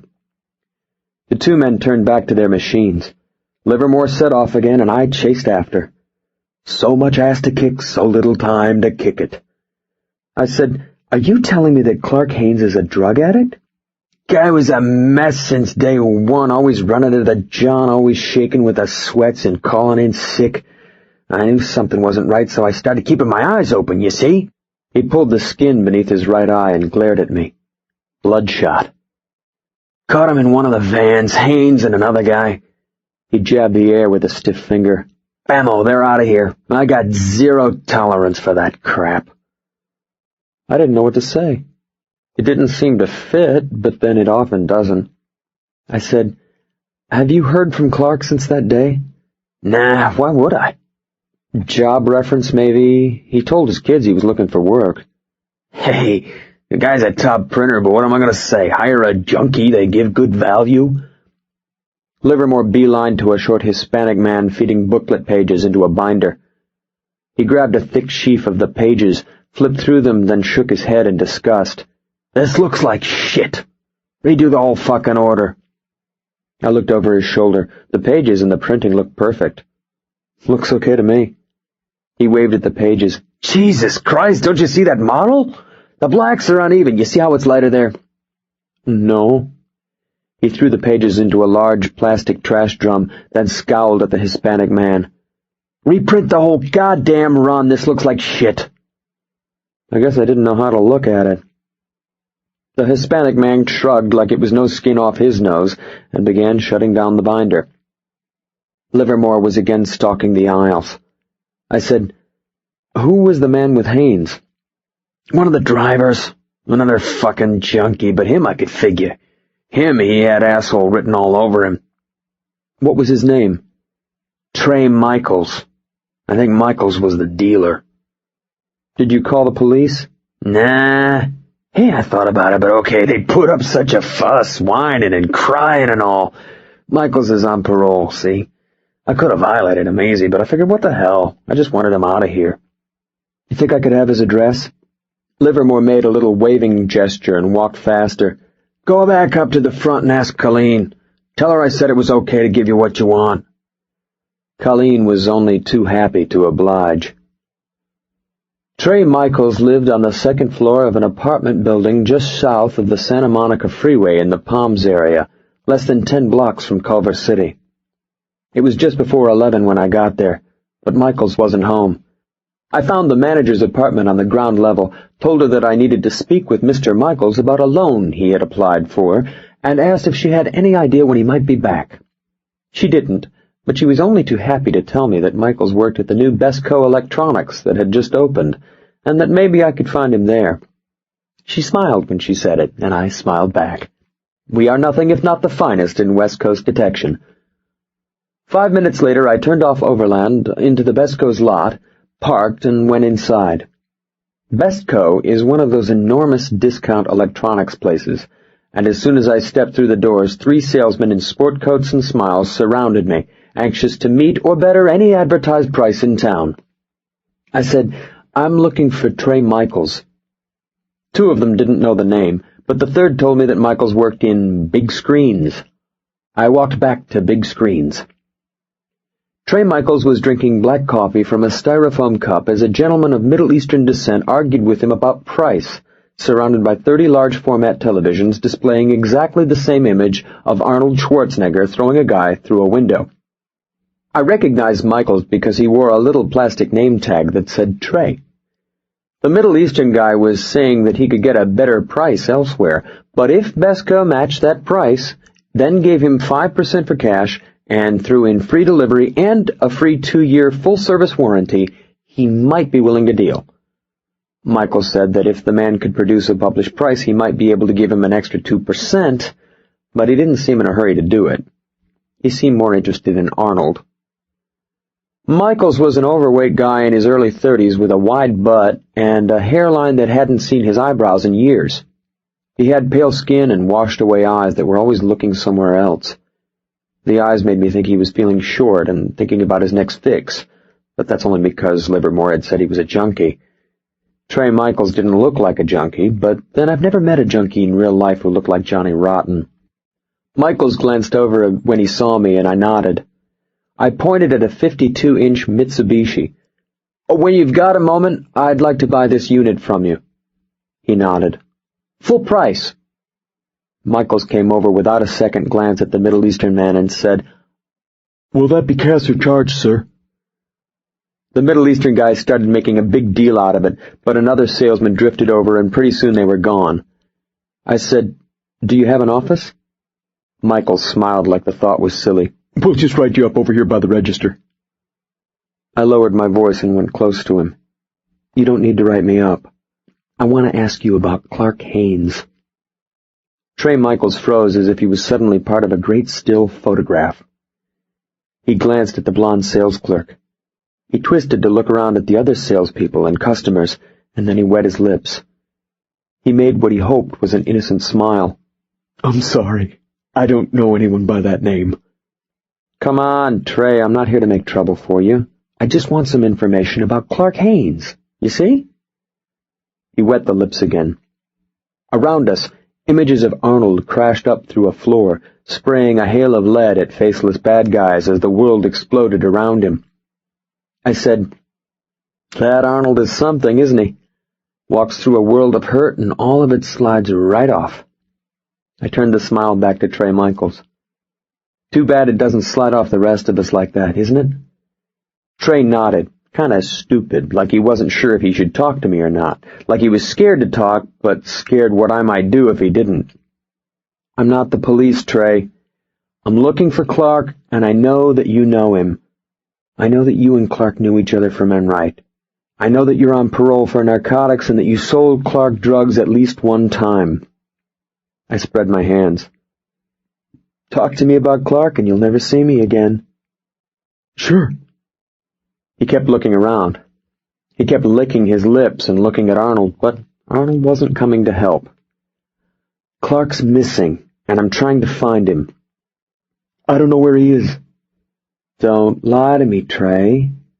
I'm betting if I push down your socks or check your arms, I'll find needle tracks. I bet if I check your apartment, I'll find dope. If I think you're lying to me, I can call a couple of cops I know. Violation is only a phone call away." "I'm not lying. I swear to Christ I don't know where he is." "He buy from you often?" Head shaking. "A couple of times. Maybe 3, 4. "What did he buy?" "Dime bags of heroin." "Jesus Christ. When's the last time you saw him?" He shook his head and made a kind of shrug, as if it was tough to remember. "A couple of weeks ago he calls me. He says he's going away for a couple of days, and he wants to buy enough to get him through." "He say where he was going?" Michael shook his head again. An older guy I took to be the floor manager was watching us now. Michael saw him and didn't like it. I said, "Think hard, Trey. Did Clark mention a name or a place? A girlfriend, maybe?" More shaking. "Look, that was, 2 weeks ago? I haven't heard from him since, okay? I swear to Christ I haven't." The floor manager sidled closer, trying to listen. Michaels leaned toward me. "Look, these guys beat me out of the job. It's going to go like a bitch with my parole officer. Please." I left Trey Michaels in the sea of flickering Arnolds and slowly drove north to my office. The day was warm and clear, but the air felt dirty, and my skin greasy, and the weight of the sun seemed heavy. I thought about Teresa and Charles and Winona, and how the daddy I was trying to find wasn't the same daddy that Teri was searching for, and I thought how sad it was that we often never really know the people around us, even the people we love. Chapter 5. It was after 2 that afternoon when I took the winding drive up Laurel Canyon to the A-frame I keep just off Woodrow Wilson Drive in the mountains above Hollywood. It's a long drive up Laurel, but I've found that as you climb through the trees and cut rock to the top of the mountain and leave the city behind, you're often able to leave the clutter and stress of modern life with it. Often, but not always. Less often still when you're thinking about 3 kids with a missing father who turns out to be a drug addict. I parked in the carport, turned off the alarm, and let myself in through the kitchen. The home was cool and still and smelled of Lucy's presence, but I probably just imagined it. Wishful thinking. I said, "Anybody home?" No answer. I share the house with a large black cat who has shredded ears and a fine, flat head that he carries cocked to the side from when he was shot with a .22. I think it soured him. He is not the world's friendliest cat, and he'd hissed twice when Lucy arrived, then scrambled through his cat door and disappeared. He had watched us drive away that morning, so I thought he'd be inside waiting for me by now. But there you go. He sulks. I took an Evian from the fridge, had some, then put Clark Haynes's phone bills on my kitchen counter and looked at them. Trey Michaels had said that Clark was going on a trip, and the phone bills showed calls both to Tucson and Seattle, but the dope changed things. People died from drug overdoses, and people were often murdered when they were trying to buy drugs, so there was a very real possibility that the only trip Clark Haynes had taken was to the morgue. I spent the next 32 minutes on the phone with hospital emergency rooms and the Los Angeles County Medical Examiner's office, asking if anyone named Clark Haynes or fitting his description had been admitted, living or dead. But no one had. Whew! Dodged that bullet. I went through the bills, noting 5 calls to Tucson and 6 calls to Seattle. Over 4 months, there were also 86 local area tow calls. 2 of the 5 Tucson calls were to the same number, and the rest were different. The 6 calls to Seattle were to 2 numbers, one number twice, the other 4 times. One of the 4 was lengthy, showing 51 minutes of use.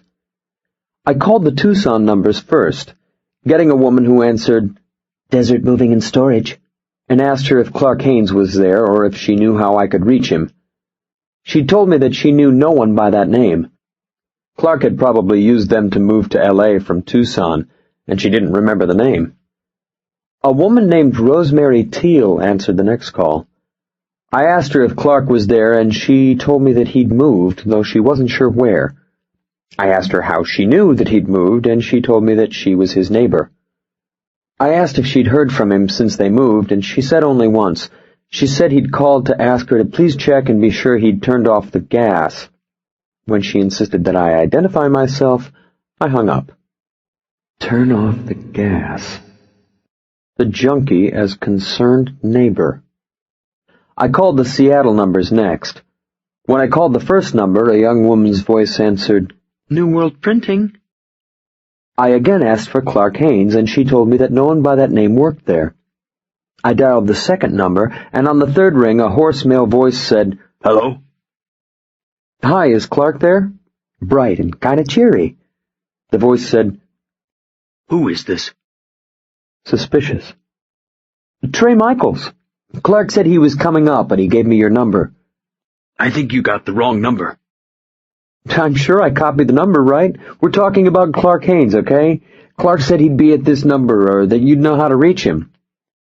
I don't know anyone by that name." He hung up, and he didn't sound anywhere close to credible. I called my friend at the phone company, gave her the area code and number, and asked her for an ID. 40 seconds later, she came back and said, "That service is billed to a Mr. Wilson Brownell. You want his address?" "Sure." I copied the address, then hung up and thought about the $200 I had taken from Teresa Haynes. Wilson Brownell clearly knew Clark, and under normal circumstances would be the next step in the investigation. A ticket to Seattle and a hotel would normally be a billable expense, but having a 15-year-old kid for a client wasn't normal. Teresa and Charles and Winona were minor children living alone because their father, unemployed and now established as a drug user with a spotty employment record, had, for all intents and purposes, abandoned them. There was every real possibility that Clark Haynes might never return, or even be found alive, and the smart thing to do would be to call the police and let them handle it. If I went to Seattle, I couldn't reasonably expect to recover the cost. Only I had promised Teresa Haynes that I would try to find her father. and it bothered me to leave the lead to Wilson Brownell untested and unresolved. I thought about the $200 again, and then I picked up the phone and dialed another number. First ring, and a man's voice said, "Pike." Joe Pike owns the agency with me. I'm looking for a guy named Clark Haynes, and I believe he's gone to Seattle. He has 3 kids, and I need you to keep an eye on them while I'm up there. Pike didn't respond. I said, "Joe?" We might as well have been disconnected. "They're doing okay, but I don't like the idea of them not having an adult around if they need help." Pike said, 3 children. "I just want to make sure they don't burn down the house." More silence. I was still waiting for him to say something when the cat came in through his cat door and growled so loud that Joe Pike said, "Is that your cat?" The cat trotted into the living room and growled again, angry. He went from the living room into the kitchen and then back out to the front entry. He would trot hard, then stop and sniff, then growl some more. I said, "I'll call you back in a few minutes." I hung up and watched the cat. "You okay, buddy?" His eyes narrowed, but he didn't come near. I sat on the kitchen floor, held out my hand, and after a while he finally came over. His fur was warm and coarse, and he needed a bath. I stroked his back, then felt his ribs and hips and legs. I was thinking that someone had shot him again, or that a coyote had gotten him, but nothing seemed broken or tender or cut. I said, "What's wrong?" He jumped away from me and disappeared through his door, and that's when I saw the blood. 3 drops of red were on the kitchen floor by the door jamb, 2 overlapping small drops, with a 3rd larger drop nearby. I had stepped over them when I had let myself in. I said, "Son of a gun." I touched the large drop, and it was tacky. I thought that maybe he'd brought in a ground squirrel or a field mouse, but there was no dirt or debris or fur. Sometimes he'll bring a kill up to my loft, so I went upstairs to check. Nothing. I went back down and looked through the living room and the dining room and the pantry, but there were no remains there either, and my scalp began tingling. I checked the doors and the windows, then went upstairs again and once more worked my way through the house. The handguns I keep locked in my nightstand were still there, as was the ammunition. The shotgun and rifle were still secure in the closet. My watches, jewelry, cash, and credit cards were all in their places, and their places looked unchanged, yet maybe not. I was pretty sure that the clothes hanging in my closet had been pushed to the right, but now they were spread evenly across the bar, and someone or something had smudged the dust on the top 2 shelves of my bookcase. Yet maybe not. Nothing was missing, but I felt an acute sense of difference in the shape and way of things, and a growing suspicion that someone had been in my house and that they hadn't been here to steal. I went down the slope to check the alarm box on the side of my house. Fresh scratches gleamed in the metal around the screw heads. It looked like someone had beat the alarm, then let himself in through the kitchen. The cat had probably nailed him or her going out because he'd already completed his search. I said, "Man, this really sucks." The cat was stalking around at the top of the slope, still growling, still pissed. He is an obsessive animal and does not let go of anger easily. I said, "Come here, you." He stalked over, surly and growling and making little noises. I picked him up and held him close. "I'm glad you weren't hurt." He squirmed until I put him down. Pity any dog that tried to grab him now. I went back inside and called Joe. "Someone went through my house." Have anything to do with the father? I thought about it. I don't know why it would, but I'm not sure. Pike said, "Maybe I should watch you instead of these kids." "Maybe." I told him their address. "Meet me there and I'll introduce you. I'll take a flight out early in the morning." "Whatever." Pike hung up, and I stood in the center of the kitchen and listened to the silence. Someone had been in my home, and it made me feel creepy and violated and angry. I pulled out the Dan Wesson, sat it on the kitchen counter, and cross my arms. Let's see him come back now. Acting tough will sometimes help, but not always, and the gun did not lessen the feeling that I was vulnerable and at risk. They seldom do. I shut the lights, locked the house, and reset the alarm. It hadn't helped, but you do what you can. I drove down to see Teri Haynes. Chapter 6. It was just after 6 that evening when I rang their bell and Charles threw open the door. He threw it wide, just as he had before, without regard to who might be on the other side. I said, "You should always ask who it is." Charles showed me a 12-inch serrated carving knife. "You don't have to ask when you're ready." Sometimes you just have to shake your head. Today, Charles was wearing the oversized shoes, the monstrously baggy shorts, and a black Wolverine t-shirt that hung almost to his knees. Teresa appeared behind him and said, "Did you find him?" Hopeful. "Nope, but I've got a couple of ideas. How about I come in and we talk about them?" The house smelled strongly of oregano and tomato sauce. Winona was sitting at the dining table, and plates were there for Charles and Teresa. I'd interrupted dinner. Spaghetti again.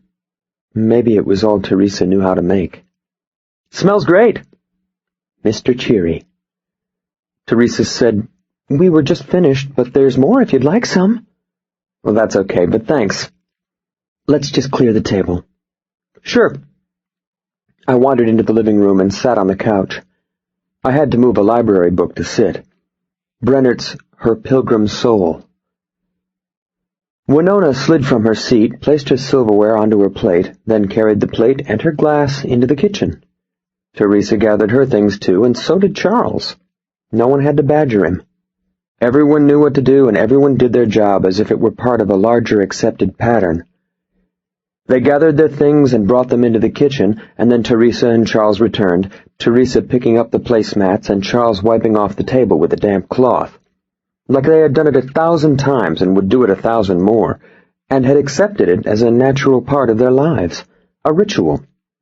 I watched them and wondered at the secrets families keep. Teresa wanted me to find her father, but the man I was finding didn't appear to be the man she knew, and the man that I would eventually find would be different still. It is often that way in my line of work. When the table was clean, Teresa came over, sat in the big chair, and gave me a smile. "Would you like a cup of coffee?" "No, thanks." "Well, if you change your mind." Prim and proper. In absolute control of her environment, and of this meeting with the employee. "Now, what have you found?" Water was running in the kitchen. Winona's night to do the dishes. "Has your father mentioned a man named Trey Michaels to you?" She shook her head. No, I don't think so." "How about Wilson Brownell?" She stared thoughtfully as if maybe this rang a bell, but then she shook her head. Charles skulked in from the dining room and leaned against the wall. "Trey Michaels worked with your father. He saw your dad a couple of weeks ago, and your father said that he was thinking of taking a trip, but he didn't say where. At about that same time, your dad made 6 long-distance calls to Seattle and spoke with Wilson Brownell, twice at considerable length. When I mentioned Seattle, Teri and Charles glanced at each other, and Charles crossed his arms. "I phoned Mr. Brownell, but Brownell denied knowing your father. I think he's lying. And I think maybe your dad went to Seattle to see him. I'm going to fly up tomorrow to ask Mr. Brownell in person." I didn't mention the drugs or why Clark had been fired from Enright. Teresa looked nervous. "Why do you have to go to Seattle?" "I told you why." She frowned harder. I thought she wanted to object some more, but you could tell that whatever her objections might be, her desire to find her father was stronger. "Okay, I guess I should pay you some more money." I raised a palm. "Forget the money. I'll take that part of it up with your father when I find him." Charles was frowning too. He seemed less happy about my going to Seattle than Teresa. She said, How long will you be gone? 2 days, maybe 3. Less if I get what I'm after right away. They were watching me now, all big eyes. I'll let you know where I am and call with my phone number up there in case you need me, but I've asked my partner to come over. His name is Joe Pike, and he'll be around if you need anything. Charles looked skulky. What are we gonna need? You think we're babies? No, but I'll sleep better if I know there's someone here for you, okay? The doorbell rang. Charles grabbed his knife and raced for the door. I said, Ask who it is. Charles threw open the door, and there was Joe Pike, filling the frame, motionless. Pike is 6'1", with long, ropey muscles, short dark hair, and a face that gives you nothing unless you know him well. His arms are laced with veins, and bright red arrows had been tattooed onto the outside of his deltoids a long time ago. They point forward. He was wearing a gray sweatshirt with the sleeves cut off, and blue Levi's and bottomless black pilot's glasses. The glasses slowly tilted toward Charles. Charles dropped the knife and screamed, Run! He tried to slam the door, but Pike caught the door without effort and gently pushed it open. I said, Lighten up, Charles. This is Joe Pike. Joe works with me. Charles was leaning into the door with everything he had, making little sounds like, Teresa snapped, Charles! Charles jumped away from the door and ran past Winona into the kitchen, breathing hard. Winona was standing in the kitchen, hands soapy and dripping, sniffling like she was about to cry. Teresa went to Winona and said, It's okay, honey. He's one of the good guys. She looked back at me and shook her head. We can take care of ourselves. We don't need a babysitter. Charles peeked out from behind the door. Joe Pike looked at the knife on the floor, then at the children, and then at me. Babysitter? I spread my hands. He won't live with you. He'll just be around. If there's anything you need, you can call him. I looked at Joe. Right? Joe's head swiveled so that the flat black lenses angled my way. I thought he might be amused, but you never know. Teresa looked stubborn. It's all right, we're fine. I said, Look, I'm not leaving you guys here alone. Joe will be outside, and he might drop in a time or two, and that's the way it has to be. Teresa wasn't liking it, but I wasn't giving her a lot of choice. Well, I guess there isn't much I can do about it, is there? Affronted. I shook my head. No. Charles finished eyeing Joe and skulked out from behind Winona. Let me see your gun. Pike picked up the serrated knife, flipped it into the air, then caught it by the blade. He looked at Charles, and Charles ducked behind Winona. Pike walked over and held out the knife, handle first. Put this away before someone gets hurt. Charles took the knife and disappeared into the kitchen. Pike turned to Teresa. It's a pleasure to meet you, Miss Haynes. My name is Joe. He held out his hand and she shook it. I think she blushed. Winona was smiling. My name's Winona. Pike glanced over at me and said, Go ahead and leave. We'll be fine. That Joe. To know him is to love him. I left them like that in the deepening purple of twilight and went home. I approached my house with a suspicion I did not often feel, and let myself in. The 3 drops of blood were still by the cat's door, and the quiet house still held an air of alienness that I resented. The cat slipped in through his cat door, sniffed the 3 drops, then snicked across the floor and sat by his bowl. Guess he had moved past it. I gave him a can of Star-Kissed tuna, then opened the sliding glass doors that lead to my deck. The twilight air was cool and scented with wild sage. I put Jimmy Buffett on the CD player, then poured a glass of Cuervo Gold, had some, then went out to the side of my house and selected a fat green lime from the tree I planted 2 years ago. It went well with the Cuervo. My home had been invaded, and I could either let my feelings for the place be changed by that event or not, but either way would be my choice. The event is what you make of it. I spent the next 2 hours cleaning both bathrooms and the kitchen and the floors. I threw out my toothbrush and opened a new one, and I washed the sheets and pillowcases and towels. I pulled the plates and the silver from the cupboards and drawers and loaded them into the dishwasher and vacuumed the couch and the chairs and the carpets. I scrubbed the floors hard and spent the remains of the day cleaning and drinking until, very early the next morning, I had once more made peace with my home. I packed, then fell into a fitful sleep as Jimmy Buffett sang about Caribbean sunsets, over-the-hill pirates, and a world where 15-year-old girls didn't have to carry the emotional weight of their families. Later that morning, I went to Seattle. Chapter 7. Seattle is one of my favorite cities, and I often think that if I did not live in L.A., I might live there. Where the sky over Los Angeles is more often dimensionless and ill-defined, Seattle is capped by a continually redefined skyscape of clouds that makes the sky there a visibly living thing, breathing as it moves, cooling the city and its people with a protective cloak, and washing the air and the land with frequent rains that come and go in a way that freshens the place and its people. You can get the best coffee in America in Seattle, and browse in some of the best bookstores, and fish for silver and blackmouth salmon, and until recently, the real estate prices were so low compared to those in Southern California that herds of Californians moved there. A friend of mine from Orange County sold her house and used the equity to buy a beautiful home on the water at Bainbridge Island. Cash. She used the balance of her equity to invest in mutual funds, and now she spends the bulk of each day painting in watercolors and digging for butter clams.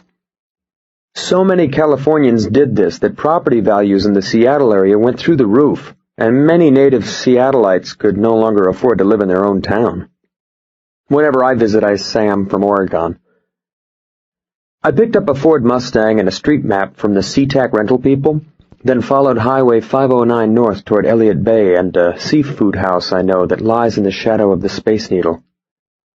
I had a crab cake sandwich and fried new potatoes and mango iced tea for lunch, then asked a parking meter cop for directions to Wilson Brownell's address. With any luck, Brownell and Clark might be sitting around Brownell's place right now. With any luck, I might be on the next flight back to L.A. and not even have to spend the night. It happens. Brownell lived across the Duwamish Waterway in an older, working-class part of West Seattle called White Center. It was a community of narrow streets and old apartments and wood-framed homes surrounding a steel mill. Young guys with lean, angry faces hung around near the mill, looking like they wished they could get work there. The ground floor of Brownell's building fronted the street with a second-hand clothing store, a place that refinished maritime metal work, and a video rental place called Extreme Video. The video place was papered with posters of Jackie Chan and young Asian women tied to chairs with thousands of ropes. Extreme. I missed Brownell's building twice because I couldn't find the building numbers, then found it, but couldn't find a place to park. I circled the area for 20 minutes until I finally left the car by a hydrant 6 blocks away. Flexibility in the art of detection. 3 young guys in T-shirts were hanging outside the video place when I got back, drinking Snapple. One of them was wearing a Seattle Mariners cap, and all of them were sporting black gorilla boots and rolled-cuff jeans. A stairwell protected by an unlocked wire door had been carved from the corner of the building just past the metalwork place. There was a directory on the wall and a row of mailboxes with little masking tape tags for names and apartment numbers. Only Brownell wasn't one of the names on the directory, and the names on the masking tape had faded to oblivion. I said, "Any of you guys know Wilson Brownell?" The one with the cap said, "Sure, he comes in all the time." "You know which apartment he's in?" "I'm pretty sure it's apartment B, on the 2nd floor. You see how friendly it is in Seattle? I took the stairs 2 at a time, then went along the hall looking for B. I found it, but the apartment across the hall was open, and an older woman with frizzy hair was perched inside on an overstuffed chair, squinting out at me. She was clutching a TV remote the size of a cop's baton and watching C-SPAN. I gave her a smile. "Hi." She squinted harder. I couldn't hear anything inside Brownell's apartment. No radio, no TV, no voices making furtive plans, just the C-SPAN and street noises. It was an older building without air conditioning, so there would be open windows. I knocked, and then I rang his bell. The woman said, "He's at work, ya dope." Just like that, ya dope. Middle of that day, any worthwhile man finds himself at work. Eyeing me like maybe that's where I should be. She was maybe 70, but she might have been 80, with leathery ochre skin and salt and pepper hair that went straight up and back like the Bride of Frankenstein. She was wearing a thin cotton housecoat and floppy slippers, and she was pointing the remote at me. Maybe trying to make me disappear. Sorry if I disturbed you." I gave her my relaxed smile, the one that says I'm just a regular guy going about a regular guy's business, then made a big deal out of checking my watch. I could have sworn he said to come by at 2. It was 6 minutes before 2. "Do you know what time he's due back?" The world's greatest detective swings into full detection mode to fake out the housebound old lady. The squint softened, and she waved the remote. Inside, congressional voices disappeared. "Not till 5:30, 5:45, something like that." Wow, that's a lot later than I planned. I shook my head and tried for a concerned disappointment. "An old buddy of ours is in town, and we're supposed to get together. I wonder if he's been around." For all I knew, Clark was inside asleep on the couch. You cast a line, you hope for a bite. She made herself huffy. "I wouldn't know. I don't spy on people." "Of course." "People come and people go. You're old and living alone. No one gives you the time of day." She went back to C-SPAN, and now I could smell cat litter and turnips.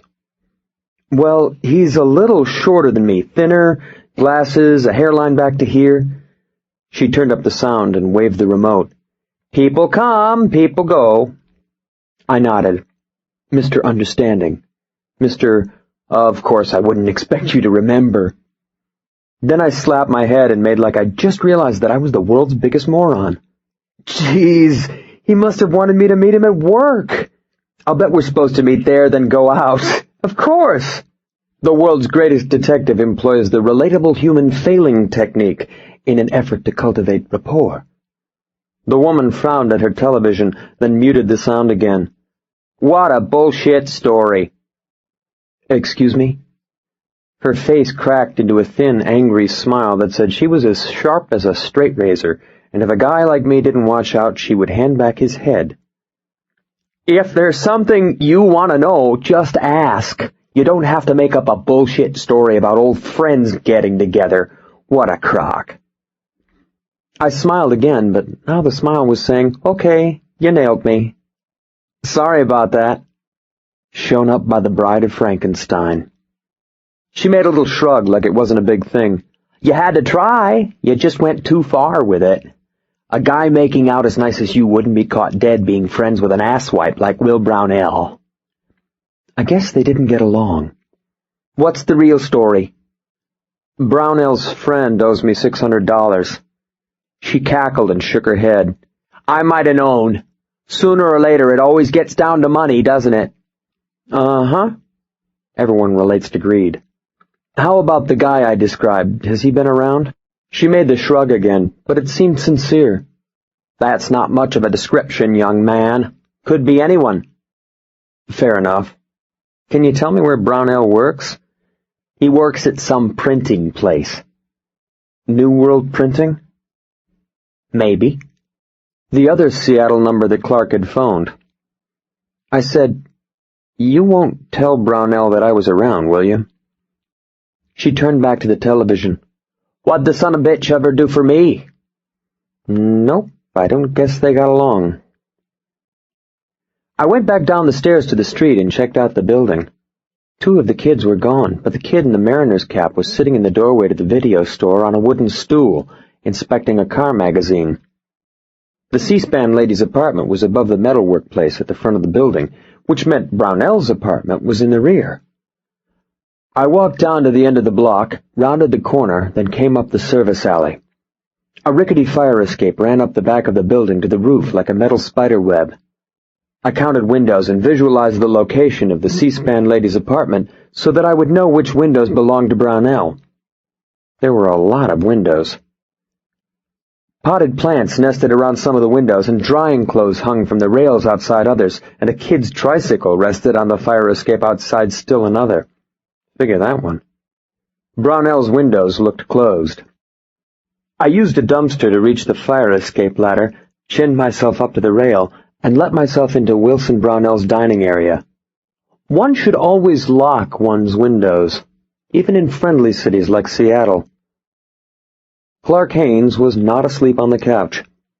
The apartment was quiet and warm from having been closed, and smelled of coffee and Jiffy Pop.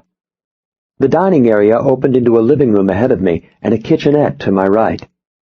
Beyond the kitchenette was a door that probably led to a bedroom and a bath. A vinyl couch and a mismatched chair filled one corner of the living room, opposite a Sony Trinitron and a VCR. A coffee table was angled between the couch and the chair, scattered with magazines and a yellow rotary phone. A small pine table and 3 chairs sat in the dining area, along with an IKEA shelving unit showing a couple of plants, a bright orange goldfish in an oversized pickle jar, and some photographs of an African-American woman with a pretty smile. The woman looked young, but the photographs looked old, and I thought that the woman might now be also. Precise, photorealistic drawings of the woman had been framed and hung on the walls. They were signed Wilson, but in style and technique they looked exactly like the drawings that Clark Haynes had done of his children. You hope for the obvious: a sleeping bag and pillows on the couch, a suitcase, a note stuck to the fridge saying, "Meet Clark at 5." Anything that might indicate an out-of-town guest or the location of same. Nada. A case of beer cooled in the fridge, and the cabinets were filled with enough booze for a booksellers' convention. But that didn't mean Brownell had company. Maybe he was just a lush. The magazines turned out to be trade catalogs for commercial printing equipment, and industry magazines with dog-eared pages and supply brochures. The marked pages all noted paper and ink suppliers in Europe and Asia. 4 of the catalogs still had their mailing labels, and all of the labels were addressed to Wilson Brownell. A hot topic in most of the magazines seemed to be digital microscanning architecture for zero-generation loss, whatever that meant. I guess if you're a printer, you like to read about printing. I took a quick peek in the bath, then went to the bedroom. Clark Haynes wasn't there either. A neatly made double bed sat against the wall, along with a chest and a dresser and a drafting table. I glanced into the closet. 1 bed, 1 toothbrush, 1 set of toiletries, 1 used towel, no luggage or alternative bedding. More photographs of the same woman sat upon the chest and the dresser, only some of these showed a smiling African-American man.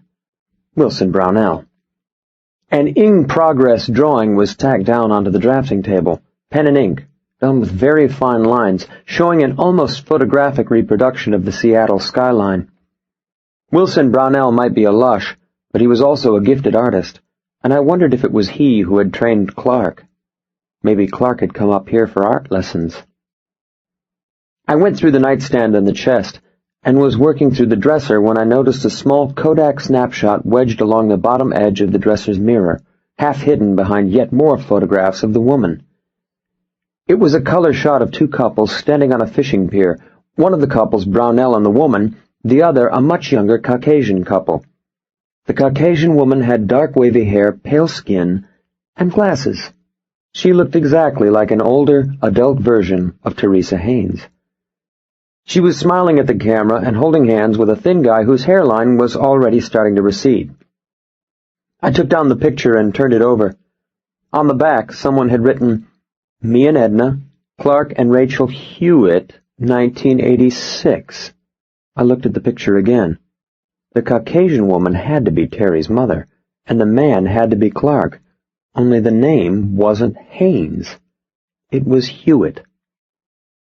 I put the picture in my pocket, made sure everything else was like I had found it, then let myself out the window, walked around to the street, and once more climbed the stairs. The C-SPAN lady's door was still open, and she was still shaking her remote at her television. Guess if I watched Congress all day, I'd want to shake something too. I said, One more thing." Her eyes narrowed, and she muted the sound. I held out the picture, and this time I didn't bother to smile. "Is this one of the people who come and go?"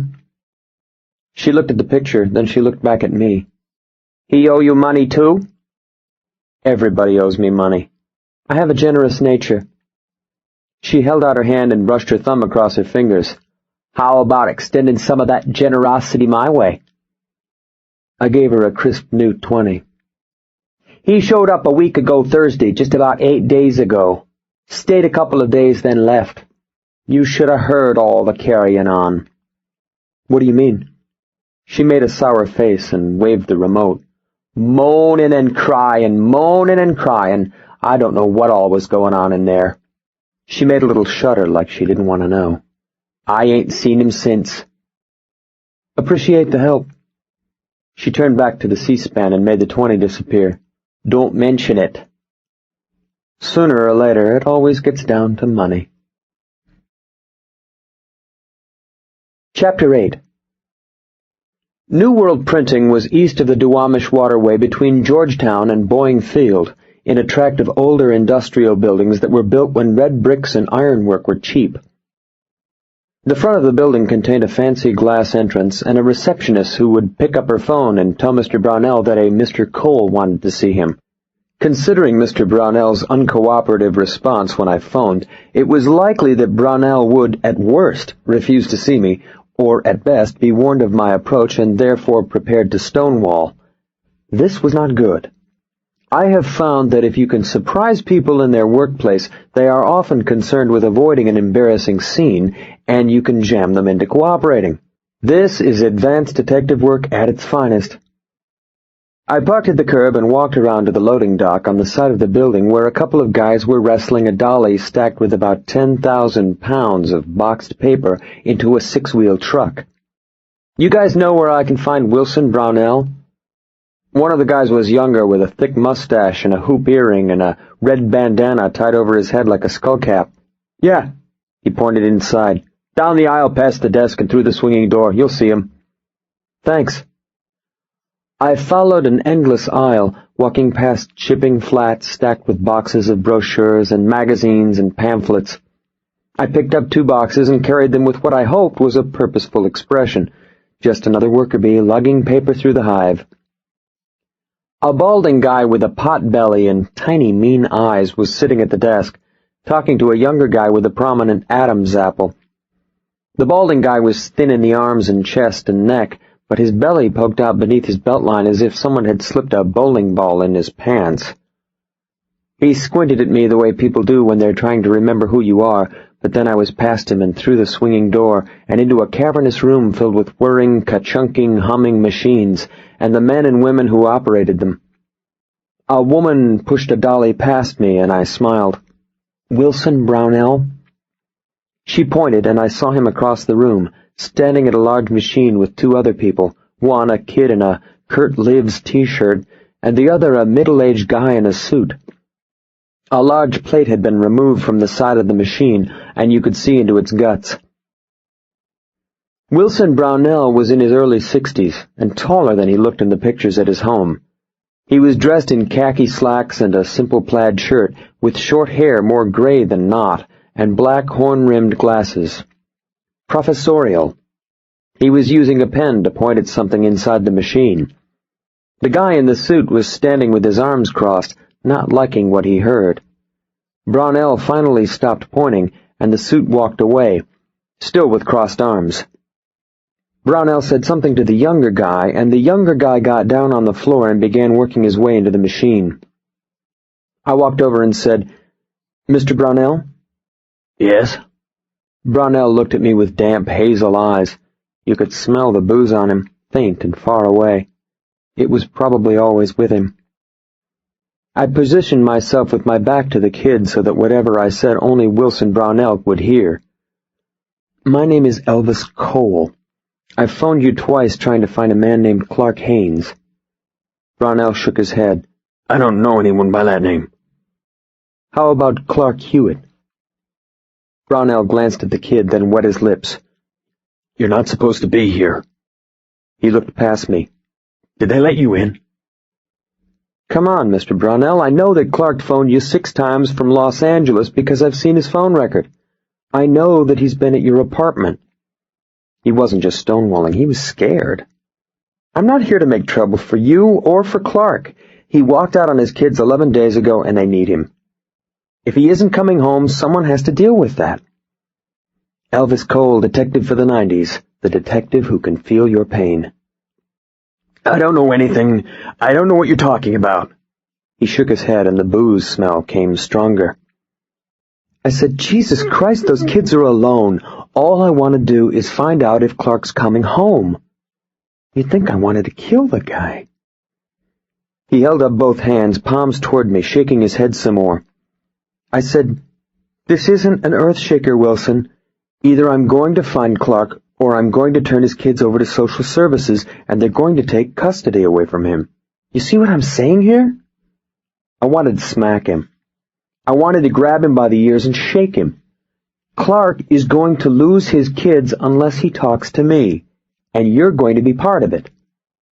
Maybe I could guilt him into cooperating. Wilson Brownell looked past me, and his eyes widened. The bald guy with the bowling ball paunch was standing in the swinging doors, frowning at us. Brownell's face hardened, and he stepped close to me. Do everybody a favor and get your ass out of here. I'd help you if I could, but I can't, and that's that. He turned away, but I turned with him. What do you mean that's that? Didn't you hear what I said about his kids? I said I can't help you. Wilson Brownell's voice came out loud enough so that the kid on the floor peeked out and looked at us. 2 men had joined the bald guy in the swinging doors. They were older, with thin gray hair and wind-burned skin and the kind of heavy, going-to-fat builds that said they were probably pretty good hitters 20 years ago. The bald guy pointed our way, and one of the new men said something, and then the bald guy started toward us. Brownell grabbed my shoulder like a man grabbing a life-preserver. Listen to me, goddammit. His voice was a harsh whisper, lower now and urgent. Don't you mention Clark. Don't even say his goddamn name. You want to walk out of here alive. Wilson Brownell suddenly broke into a big laugh and clapped me on the shoulder as if I'd told him the world's funniest joke. He said, You tell Lisa I can get my own date. Thank you very much. I need any help, I'll give her a call. He said it so loud that half of British Columbia could hear. I stared at him. The bald guy reached us, the 2 new guys still in the swinging door, watching through interested eyes. The bald guy said, I don't know who this guy is. He just walked in here. Brownell kept his hand on my shoulder, letting the laugh fade to a grin as he said, Sorry about that, Donnie. I knew this guy was coming by, and I should have told you. He's a friend of mine. I glanced from Brownell to Donnie, then back to Brownell, wondering just what in hell I had walked into. Brownell shook his head like, Man, this was just the silliest thing. This guy's wife's been trying to set me up with this friend of hers for 3 months now. I keep saying, what on earth am I going to do with a new woman when I'm still in love with my Edna? Donnie squinted the ferret eyes at me like he was deciding something. What, are you mute or something? Don't you have anything to say? Brownell was looking at me so hard that his eyes felt like lasers. I shook my head. Nope. Donnie made his decision, then glanced back at the 2 guys in the swinging door and shook his head once. The 2 guys vanished. You know better than this. Brownell said, I'm sorry, Donnie. Jesus Christ. The tawny eyes flicked back to me, and then a smile even smaller than the eyes played at the edges of his mouth. Come on, I'll show you the way out.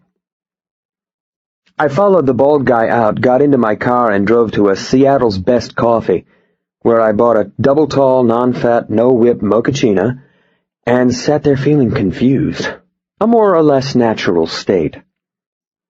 I had flown to Seattle expecting some difficulty in dealing with Wilson Brownell, but nothing like this. Wilson Brownell seemed stark-raving terrified to mention Clark's name. In fact, Brownell seemed not only terrified of me, but also of his fellow employees. Maybe there was something to it, or maybe Brownell was just a goofball suffering from some sort of paranoid psychosis. Goofballs are common. I could sit here and guess, but all I would have are guesses. I needed to ask Wilson Brownell, and there were only two options. I could shoot my way back into New World and pistol-whip the information out of him, or I could wait and ask him when Wilson left work. The C-SPAN lady had said that Brownell got home between 5:30 and 5:45, which meant that he probably left work between 5 and 5:15. It was now 43 minutes after 2, giving me 2 hours and 20 minutes to fill, and I decided to visit Rachel Hewitt's grave. If Clark had visited her grave, he might have left flowers, and if he left flowers, there might be a florist's tag, and if there was a florist's tag, I might be able to get a line on Clark. A lot of ifs and maybes, but ifs and maybes define my life. The Seattle's best people let me use their yellow pages. 12 cemeteries were listed in the greater Seattle, Mercer Island, and Bellevue area. I copied their numbers on a napkin, traded $3 bills for quarters, and started dialing. The first 4 cemeteries I phoned did not have a Rachel Hewitt listed, but a woman who answered the phone at the 5th said, "Why, yes, we do have a Rachel Hewitt as a client." Client? I said, "Did you know Rachel Hewitt?" "Oh, goodness, no." "You knew she was there without having to look it up." She had said it that quickly. "Oh, well, I had to look it up just last week for another gentleman. On a Monday, I believe. Yes, that's right, a Monday."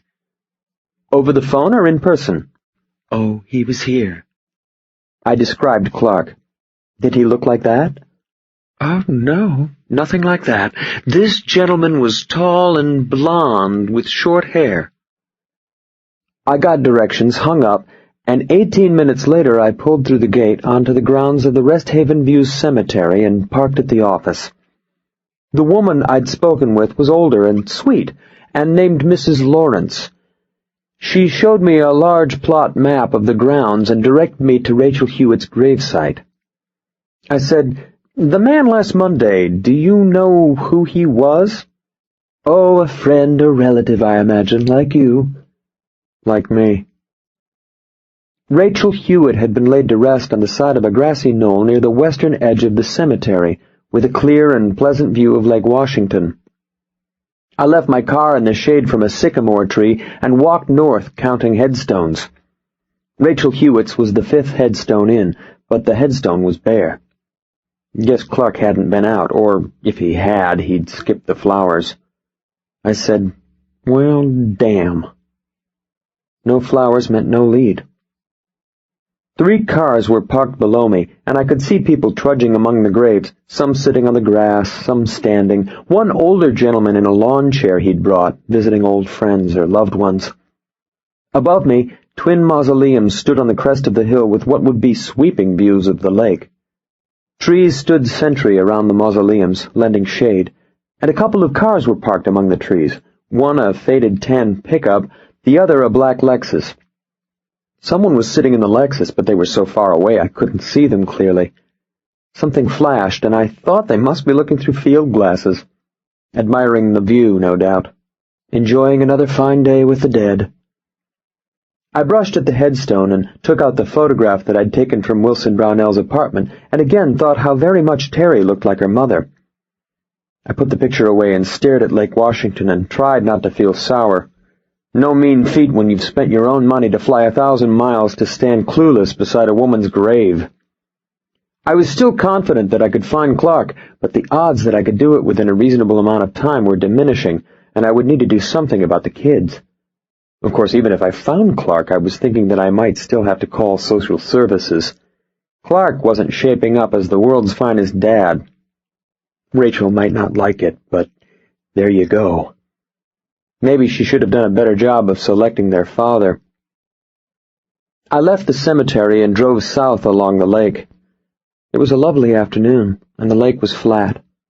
People rollerbladed along the water and sunbathed on short strips of beach, and none of them were bummed because they had just visited a woman's grave. I turned west at Seward Park and stopped at a red light next to a woman in a green Toyota. I smiled at her, and she smiled back, friendly. Then I glanced in the mirror and saw a black Lexus 2 cars behind. It looked like the Lexus from the mausoleum, but I couldn't get a clear enough look at it to be sure. I said, "Come on, Cole, you gotta be kidding. First L.A. and now Seattle?" The woman in the green Toyota was staring at me. I looked away, embarrassed. I said, "Get a grip, Cole. Now you're talking to yourself." I snuck another glance, and now she was locking her door. The light changed, and the Lexus stayed behind me, but 2 blocks later I slowed, and the Lexus sped by. A guy with a blonde buzz cut was driving, and a dark man who looked about as big as a Kodiak bear was in the passenger seat, and neither of them looked at me. I said, "You see? It was nothing." The woman in the green Toyota passed me too. Fast. I parked a block and a half down from the New World main gate at 18 minutes before 5. At 5, employees started filtering out both on foot and in cars. At 6 minutes after, Wilson Brownell nosed out of the lot in a small yellow Plymouth hatchback. I let him get 1 block ahead, then I pulled out after him. He went west across the Duwamish directly to his apartment and parked at the curb in sight of the C-SPAN lady's window. I pulled into the mouth of an alley a block and a half down and waited for him to go into his building. But he didn't. He locked his car, then walked north to the next corner and disappeared. I left the car blocking the alley, trotted after him, and made it to the corner in time to see him go into a place called Lou's Bar. There was a case of beer and damn near a dozen bottles of booze in his apartment, but I guess he wanted to stop off for a couple before he went home for the serious drinking. Or maybe he just didn't want to be alone. Wilson Brownell watched the bartender pour Popov vodka over ice as I entered. I waited for the bartender to finish and move away, then I took the stool next to Brownell. There were a couple of women at a little table, and 3 of us at the bar, but the third guy was face down on the wood. Brownell now saw me and said, "Jesus Christ." I looked serene. "No, but we're often confused." "I got nothing to say to you." Brownell tried to get up, but I hooked one of his feet behind the stool and pushed down hard on his shoulder, digging my thumb into the pressure point at the front of his neck. I didn't like being tough, but I was willing to if that's what it took to find Clark Hewitt and get his butt home to his kids. No one in the bar seemed to give a damn. He said, "Ow, my goddamn neck." "Relax, and I'll let go. If you try to get up, I'll knock you on your ass." He stopped trying to get up, and I released the pressure. As soon as I let go, he took a belt of the Popov. He said, "God damn, that hurt." I took out my wallet and opened it to the license. A 15-year-old little girl who told me that her name was Teresa Haynes gave me $200 to find her father. Brownell shook his head and took another belt of the vodka. "I have come up here at my own expense because Teresa, whose name I now discover is really Hewitt, and her 2 younger siblings have a missing father who has apparently abandoned them." Another belt. "I have discovered that Clark Haynes, whose name is also Hewitt, is a drug addict. I have discovered that Mr. Hewitt has come to Seattle, has spent time with his old friend Mr. Brownell, but that Mr. Brownell doesn't give enough of a damn about these minor children to cooperate in helping me find their father." I put my wallet back in my pocket, then took out the picture of Brownell and Clark and their wives, and put that on the bar. The picture was folded and creased from having been in my pocket. Brownell glanced at it, and his jaw tightened. "You went into my home." "Yes." His jaw flexed some more, then he picked up the picture and put it in his own pocket. He had more of the vodka, and I saw that his hand was shaking. "You don't know a goddamn thing about anything." His voice was soft and far away. "I know Clark was with you." He shook his head, and the soft voice came again. "You're in something now you don't know anything about. If you're smart, you'll just go home." "So tell me, and I'll go."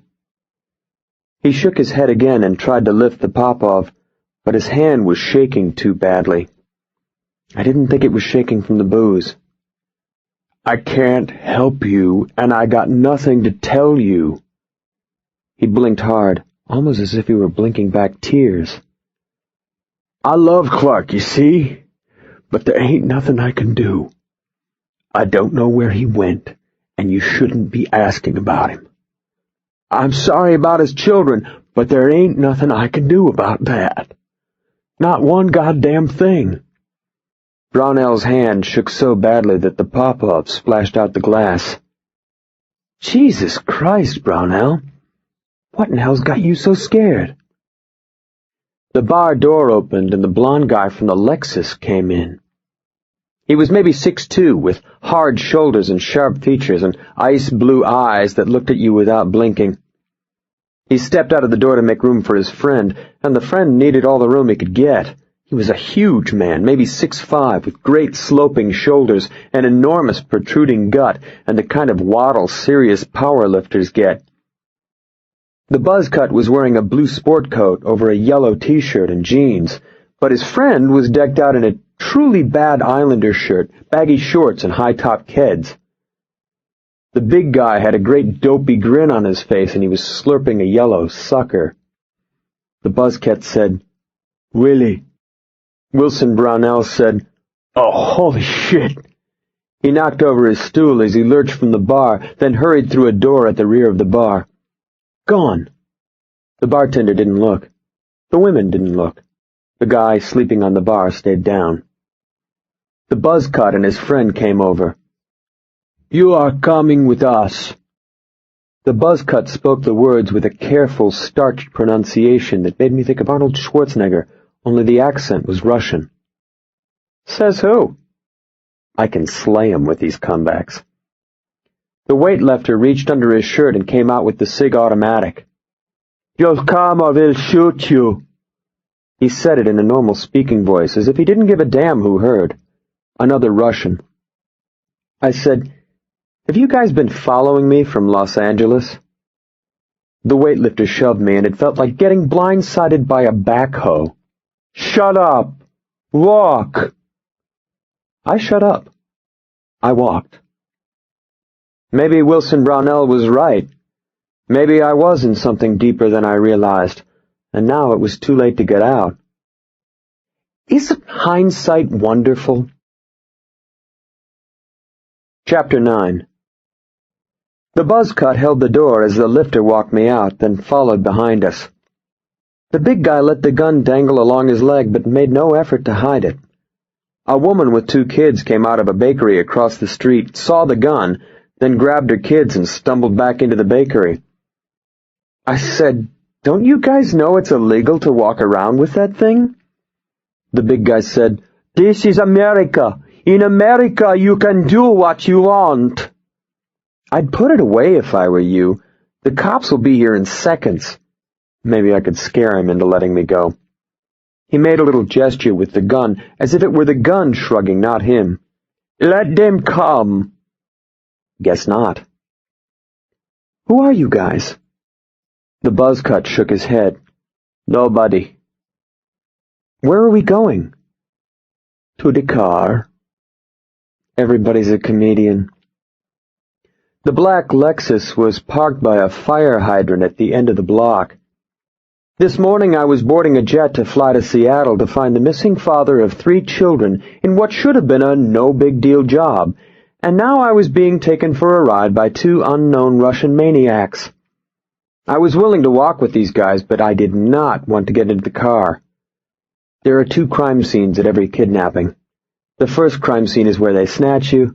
The second is where the cops find your body. The lifter didn't seem to be paying a lot of attention, but the buzzcut was looking at everything. He scanned the storefronts and alleys and roof lines, his ice-blue eyes moving in an unhurried, practiced sweep. I wondered what he was looking for, and I wondered where he had picked up the habit. I said, "Afghanistan." The ice-blue eyes never stopped their search. The big guy said, "Da, Alexei was Spetsnaz. You know Spetsnaz?" The ice-blue eyes flicked at the big guy, and Alexei said something soft in Russian. The big guy frowned and looked nervous. I guess he was scared of Alexei, too. Sure. Spetsnaz was the former Soviet Army's version of our special forces, but they were really more like Hitler's SS, motivated zealots with a penchant for murder. Spetsnaz is a kind of Austrian noodle, isn't it? The ice-blue eyes flicked my way, and Alexei nodded. Da, that's right. A little noodle. I wondered how many Afghan kids had seen that smile before they died. The big guy was walking behind me, but Alexei was maybe 3 paces back and a little to the side so that his friend wasn't between us. If I could put the big guy between us, I could use him as a shield from the gun and perhaps effect an escape. Superman could probably do it, and so could the Flash. Why not me? I slowed my pace, and almost at once Alexei slid sideways, brought up a Glock semi-automatic, and locked out in a perfect 2-hand combat stance. He said, "The car is safer, my friend." I showed him my palms, and we went on to the car. So much for effecting an escape. They put me in the front seat. Alexei got behind the wheel, and the big guy got into the back. When he got in, the car tilted. Steroids. We started away, and the big guy leaned forward and pushed a CD into the player. James Brown started screaming that he felt good, and the big guy bobbed his head in time with the music. He said, "You like James Brown, the King of Soul?" I looked at him. Alexei said, "Turn it down, Dmitri." Dmitri turned it down, but not very much. He made little hand moves with the music as if he were dancing, looking first out to one side of the Lexus, then out the other as if he wanted to take everything in and miss nothing. "I enjoy the King of Soul and the Hootie and the Blowfish and the Ronald McDonald's. Do you enjoy the Big Mac?" I looked at Alexei, but Alexei wasn't paying attention. "I prefer Burger King." Dmitri seemed troubled. "But there is no special sauce." He spoke Russian to Alexei. Alexei shook his head and looked irritated. No special sauce." I said, "Are you guys for real?" The lifter said, "What is that for real?" Alexei pointed the Glock at me. "This is real. Would you like to see?" "No." "Then keep your mouth shut." Grump. A light patter of rain began to fall, and Alexei put on the windshield wipers. We took the Alaskan Way Viaduct up past Elliott Bay into Ballard, then turned toward the water and bumped along an older part of the wharf to a warehouse at the edge of a pier. The warehouse, like the pier, was old and unkempt, with great rusted doors that slid along tracks and peeling paint, and an air of poverty. Dmitri climbed out, pushed open the door, and we drove inside to park between a brand-new $190,000 Ferrari 382 GTX and an $80,000 Mercedes SL convertible. Guess the air of poverty only went so far. The warehouse was a great dim cavern that smelled of fish and rain and marine oil. Dust motes floated in light that speared down through skylights and splits in the corrugated metal walls, and water dripped from the roof. Men who looked like longshoremen were driving forklifts laden with crates in and out of the far end of the warehouse, and did their best to ignore us. Alexei blew the horn twice, then cut the engine and told me to get out. A row of little offices was built along the side of the warehouse, and with the horn, the last office opened and a pudgy guy with a cigarette dangling from his lips motioned us over. We were expected. The 3 of us went through the door into a shabby office in which it was even harder to see. The only light in the place came from a single cheap lamp sitting atop a file cabinet in the corner. 3 men were around an oak desk that had probably been second-hand in the 30s. 2 of the men in their mid-50s, the third maybe younger. The younger guy was the one who'd waved us in. I had hoped that maybe Clark would be there, but he wasn't. Probably just as well. An empty folding chair was in the center of the room. The pudgy guy gestured at it and said something in Russian. Alexei said, "For you." "I'll stand, thanks." Alexei glanced past me to Dmitri, and then it felt as if an M80 went off in my ear. I rocked sideways and went down to one knee, then felt myself put into the chair. Alexei leaned toward me. "No more jokes now." His voice was soft and far away. "That was a slap, do you see? If Dmitri closes his hand, it will kill you." "Sure." His face tilted crazily, first to one side, then the other, and I thought I was going to throw up. A fourth man entered. This guy may be a little shorter than the others, but wider and hard to see when your eyes are blurring. He was in his 50s, with crinkly gray hair and a florid face, and a dark blue shirt opened at the neck to show a lot of grizzled chest hair. He was also holding a McDonald's soft drink cup. Large. I guess that's where Dmitri got it from. When the new guy entered, the other men stood and murmured greetings and nods of respect. The new man spoke more Russian, and Alexei handed over my wallet. The new man put his cup down and sat on the edge of the desk to look through my wallet, deciding my fate, no doubt. I rolled my head one way then the other. The disorientation was beginning to pass, but the soft tissue around my ear felt tight and hot. The new guy finished going through my wallet, then tossed it to the floor. His eyes were tired and lifeless and uncaring.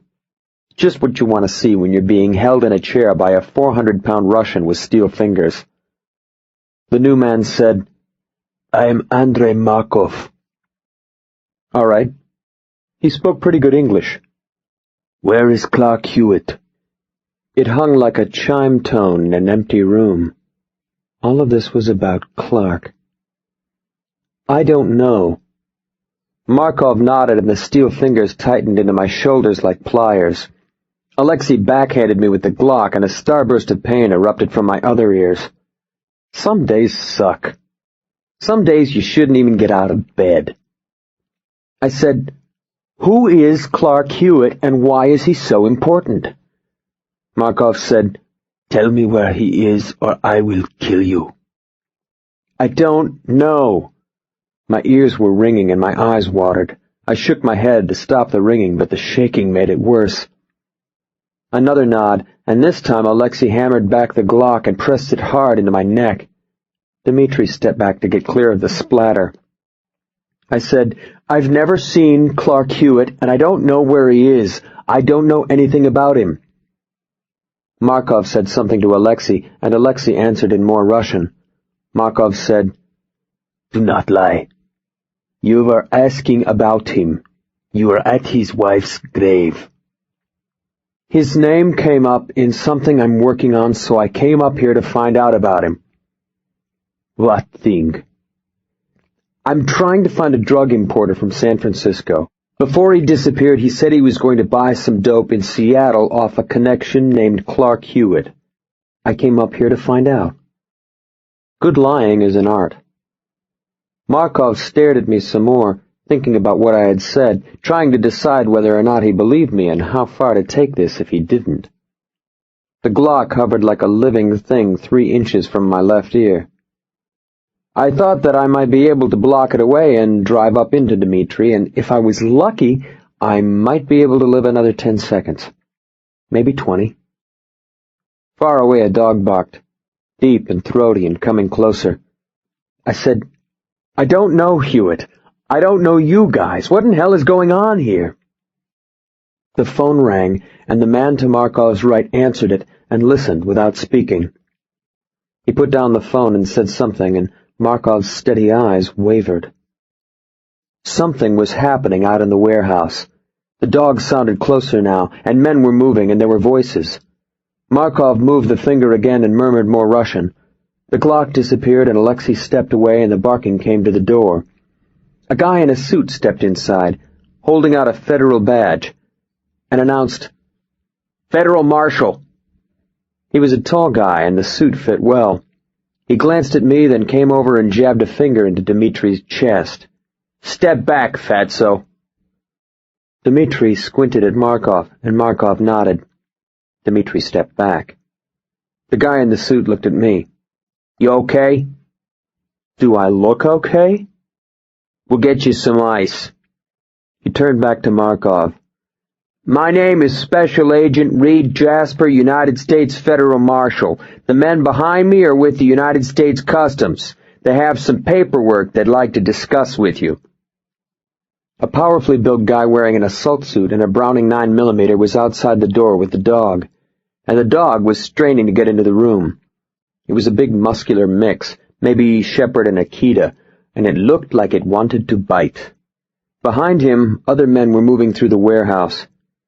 Andrei Markov spread his hands. I am always happy to cooperate with the authorities, Special Agent. I said, My name is Cole. I'm a private investigator from Los Angeles. These men brought me here against my will and assaulted me. I'd like to press charges. Jasper put away his badge, then picked up my wallet and lifted me off the chair as the guy with the dog came in. Jasper never again looked at the Russians, but kept all his attention on me, as if I was the reason he had come, and the Russians were now someone else's problem. He said, You'll live. I said that I want to press charges. Sure. He led me out of the room. Maybe a dozen federal agents were moving through the warehouse. There were a couple more dog handlers in assault suits, but most were wearing blue rain shells that said Police, U.S. Customs. Jasper led me past them without another word and out into the rain. Maybe Jasper could tell me what was going on. Maybe Jasper could tell me why Teri Hewitt was so important, and why I had been grabbed, and why Andrei Markov had come maybe 3 seconds from blowing my brains out. I said, Man, am I glad to see you guys. Jasper said, You won't be. What in hell does that mean? A guy in a blue shell was waiting beside a nondescript government G-ride. Is this a dude? Jasper tossed him my wallet. Yeah. The new guy slipped my wallet into his pocket without looking at it, then went around and climbed in behind the wheel. His blue shell said Marshal. I said, Would you guys tell me what's going on? I seemed to be saying it a lot, and no one seemed willing to answer. Jasper pushed me against his ride, pulled my hands behind my back, and cuffed me. You're under arrest, asshole. If you know any good lawyers, you'd better get ready to call them. Wilson Brownell had been right. I had stepped into something deep, and now I was drowning. Chapter 10. The rain came harder, punching at the G-ride as we made our way southeast across Seattle to the federal court building. Jasper mumbled at the driver a couple of times, and the driver mumbled back, but neither of them mumbled to me. The driver's name was Lemming. First I rate Russian thugs, now I rate federal cops. Maybe Rod Serling was next. The rain vanished as we slid beneath the building into the parking garage. We didn't bother with a parking spot. Lemming stopped the car at the elevator where a bald African-American agent was waiting with the elevator locked open. He was wearing a plastic security ID that said Scully, William P. That him? Yeah. He stepped into the elevator and unlocked the doors. Get his ass upstairs. I said, If you're Scully, where's Mulder? No one answered. Guess they didn't watch the X-Files. They hustled me up to the 6th floor, then along a general issue federal hall, as if I were a presidential candidate with an active death threat against him. We went through a door that said United States Marshals and into a department room with maybe a half-dozen desks and 4 more agents gathered at one of the desks, talking. Scully took a bag of blue ice from a little fridge by the coffee machine, uncuffed me, then told me to put the blue ice on my eye. Put him in the cold room. I said, I think I'll need medical attention. How about calling 911? Keep the ice on it. You'll live. They brought me to a small room with a table, 4 chairs, and no windows. Lemming put me in the far chair and said, Sit. How about a lawyer? Sit. I sat. Jasper sat at the table across from me, but Scully and Lemming stayed on their feet. Scully whispered something to Lemming, and Lemming left. Jasper said, First, I want you to know that we're holding you for questioning. We do not plan to file charges against you at this time, but we reserve the option to do so at a later time. Questioning about what? The murder of a federal officer." "Come again?" Scully said, "Why are you looking for Clark Hewitt?" I looked at him. First Markov, now these guys. I looked from Scully to Jasper, then back to Scully. They were staring at me the way a circling hawk eyes a field mouse just before she folds her wings and slips down through the air to feed. I said, "I'm sorry, I didn't catch that name." Scully said, "Knock off the bullshit. We ask, you answer." I grinned at him. "Is that the way it works, Scully?" "Yeah, that's the way it works." My eye was burning and flushed with blood. I put the blue ice on it. Jasper said, "Who are you working for?" "I just went through this with Markov. I didn't like it then either." "Tough." Scully said, "How do you know Markov?" "I don't. 2 goons scooped me off the street and brought me to see him." Scully glanced at Jasper, and Jasper said, "Alexei Dobchek and Dmitri Sautin." Scully looked back at me. "Why?" "So they could ask me the same questions you people are asking." "What did you tell him?" "The same thing I'm telling you." "It might go easier if you were more cooperative." "You might get more cooperation if you told me what was going on." I'd had enough, and my voice was getting loud. My back was tight, and my cheek and ear were throbbing, and the blue ice had lost its cold. I didn't know why any of this was happening, and the not knowing made me feel like a chump. I had flown up on my own nickel to find a runaway dad, only nothing appeared to be quite what I thought it was, and that made me feel like a chump too. I put the ice packet on the table and stood. "If you're going to charge me, then do it. If you're going to keep me, I want a lawyer." "Sit down." I looked at Scully. "No, Scully, I don't think so." Jasper stood and leaned across the table at me. "Get in the goddamn chair!" yelling. "You're going to have to put me in the chair, and it's not going to be as easy as you're thinking." I didn't shout. I was proud of myself for not shouting. Jasper started to move around the table, but Scully caught him. "Read." Jasper stood there, breathing hard. I was breathing hard too, but I was tired of getting shoved around and kept in the dark. Something was going on, and everybody seemed in on it but me. I was seeing bits and pieces of it, and I wasn't liking what I was seeing, but I knew there was still more to the picture. Maybe it was time to start sulking. Maybe I could phone Charles for a couple of pointers and sulk these guys into submission. Or maybe Jasper would try to put me in the chair, and I could get in 2 or 3 good shots before half a dozen federal marshals boiled through the door and rode me down. Might be worth it. Scully William P. had stared at me for what seemed like an hour when the door opened, and Lemming whispered something in his ear. Scully listened without saying anything, then nodded, and the tension seemed somehow lessened. "Hang on for a minute." He patted Jasper's shoulder, and the 2 of them stepped out with Lemming, but now I was feeling better about things. I was probably 30 seconds away from being thrown into jail, but you always feel better when you tough off to a guy. 3 minutes later, Scully and Jasper came back without Lemming. Jasper had a 9x12 manila folder, and Scully had 2 styrofoam cups of coffee and a baggie filled with fresh ice. Scully tossed me the ice, then put one of the cups by me on the table. He sipped from the other. "We came on too strong, and that was a mistake." He gestured at the envelope. "The office down in L.A. faxed up some information on you. You seem like a square guy, Cole, so let's take a step back and start again." "I'm listening." I put the ice where the Glock had bitten me. Scully said, "Andrei Markov is looking for Clark Hewitt to kill him. We're looking for Clark to protect him. That's the difference between us and Markov." I looked at him without responding. The tough detective refusing to cut him any slack. Or maybe I was just the sulky detective.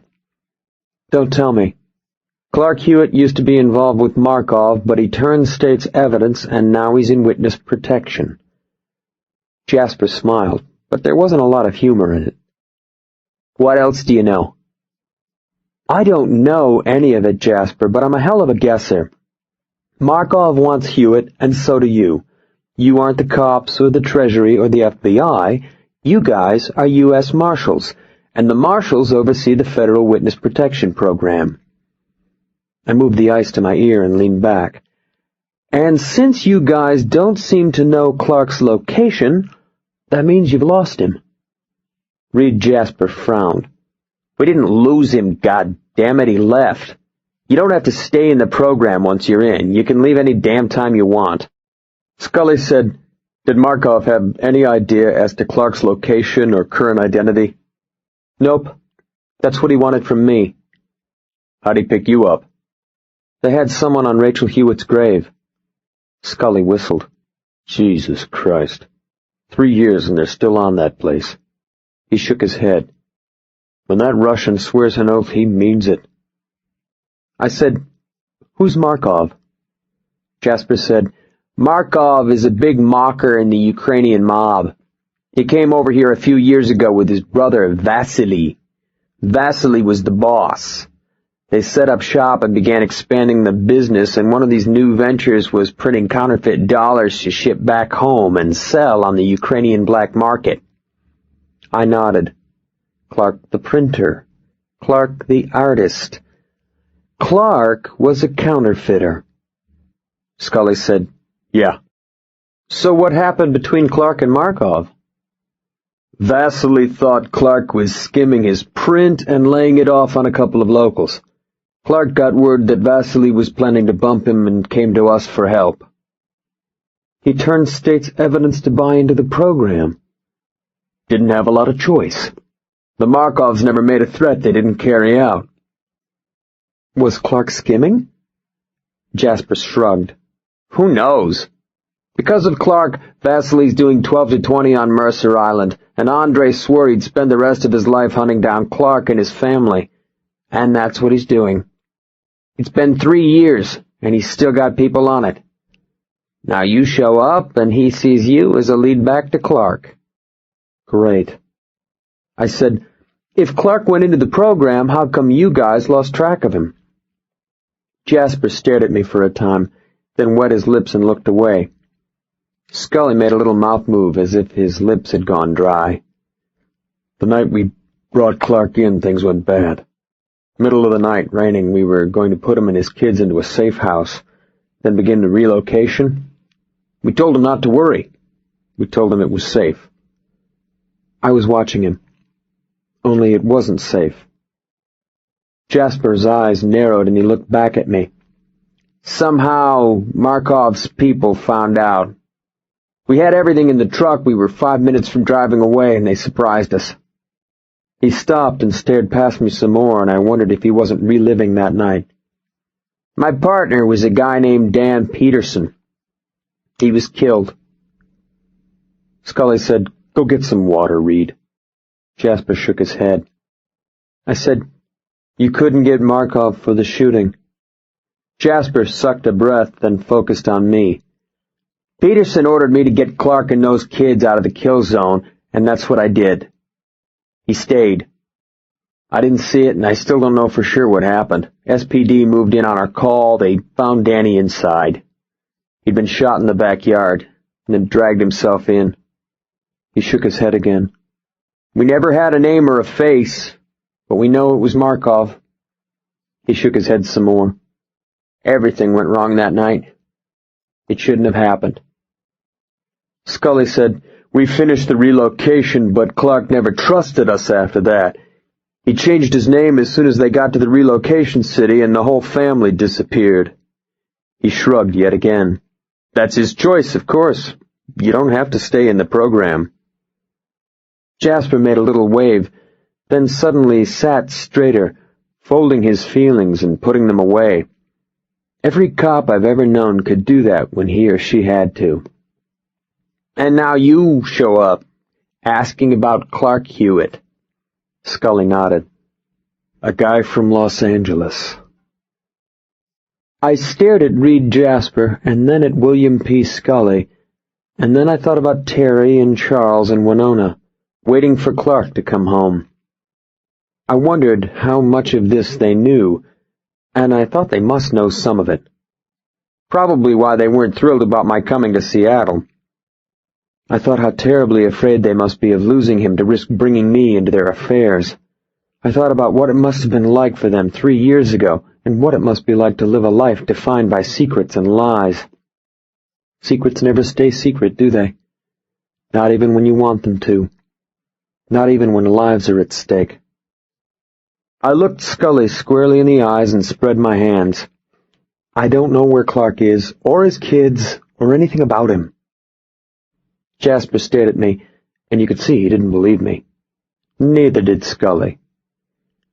Look, Cole, it's not our job to protect him anymore, but we feel what you might call a sense of obligation, you see?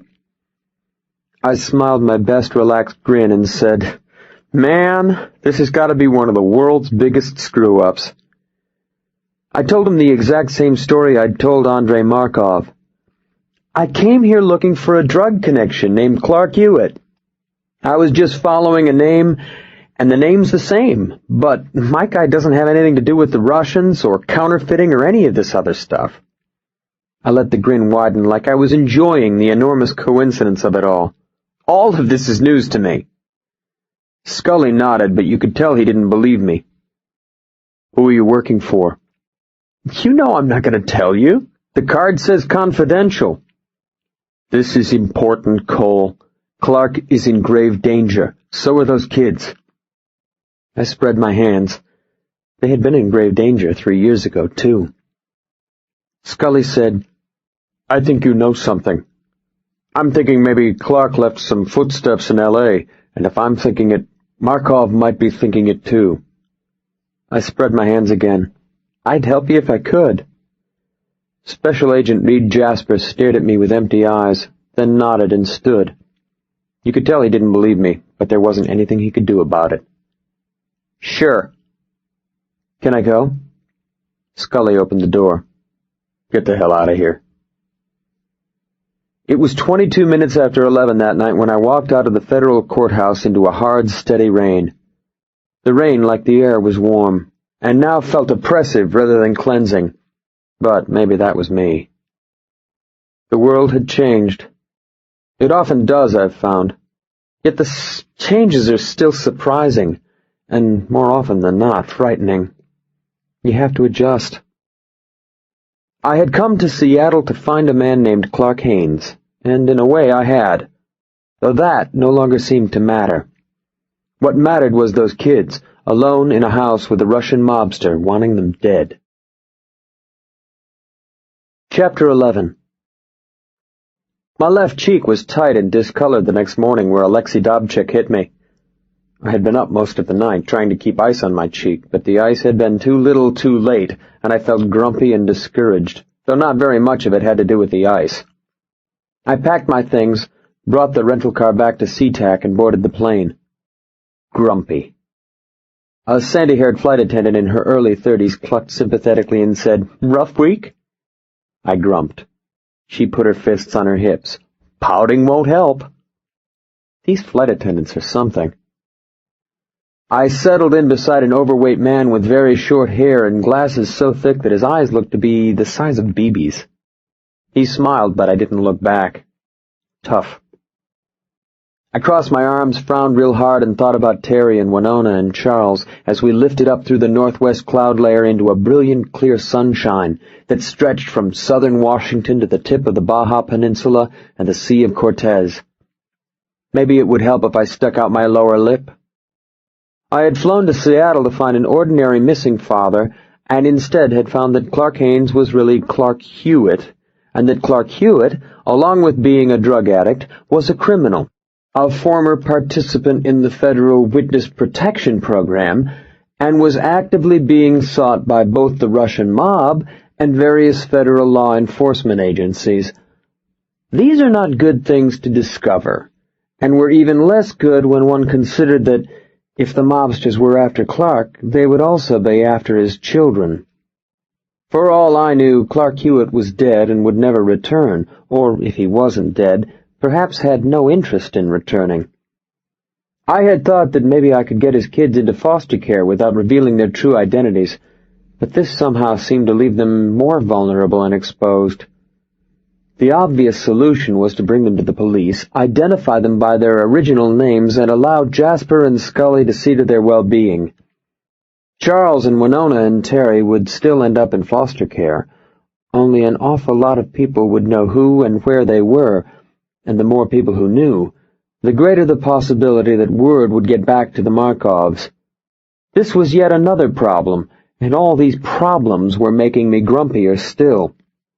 Maybe I should try to get into a problem-free occupation of some kind.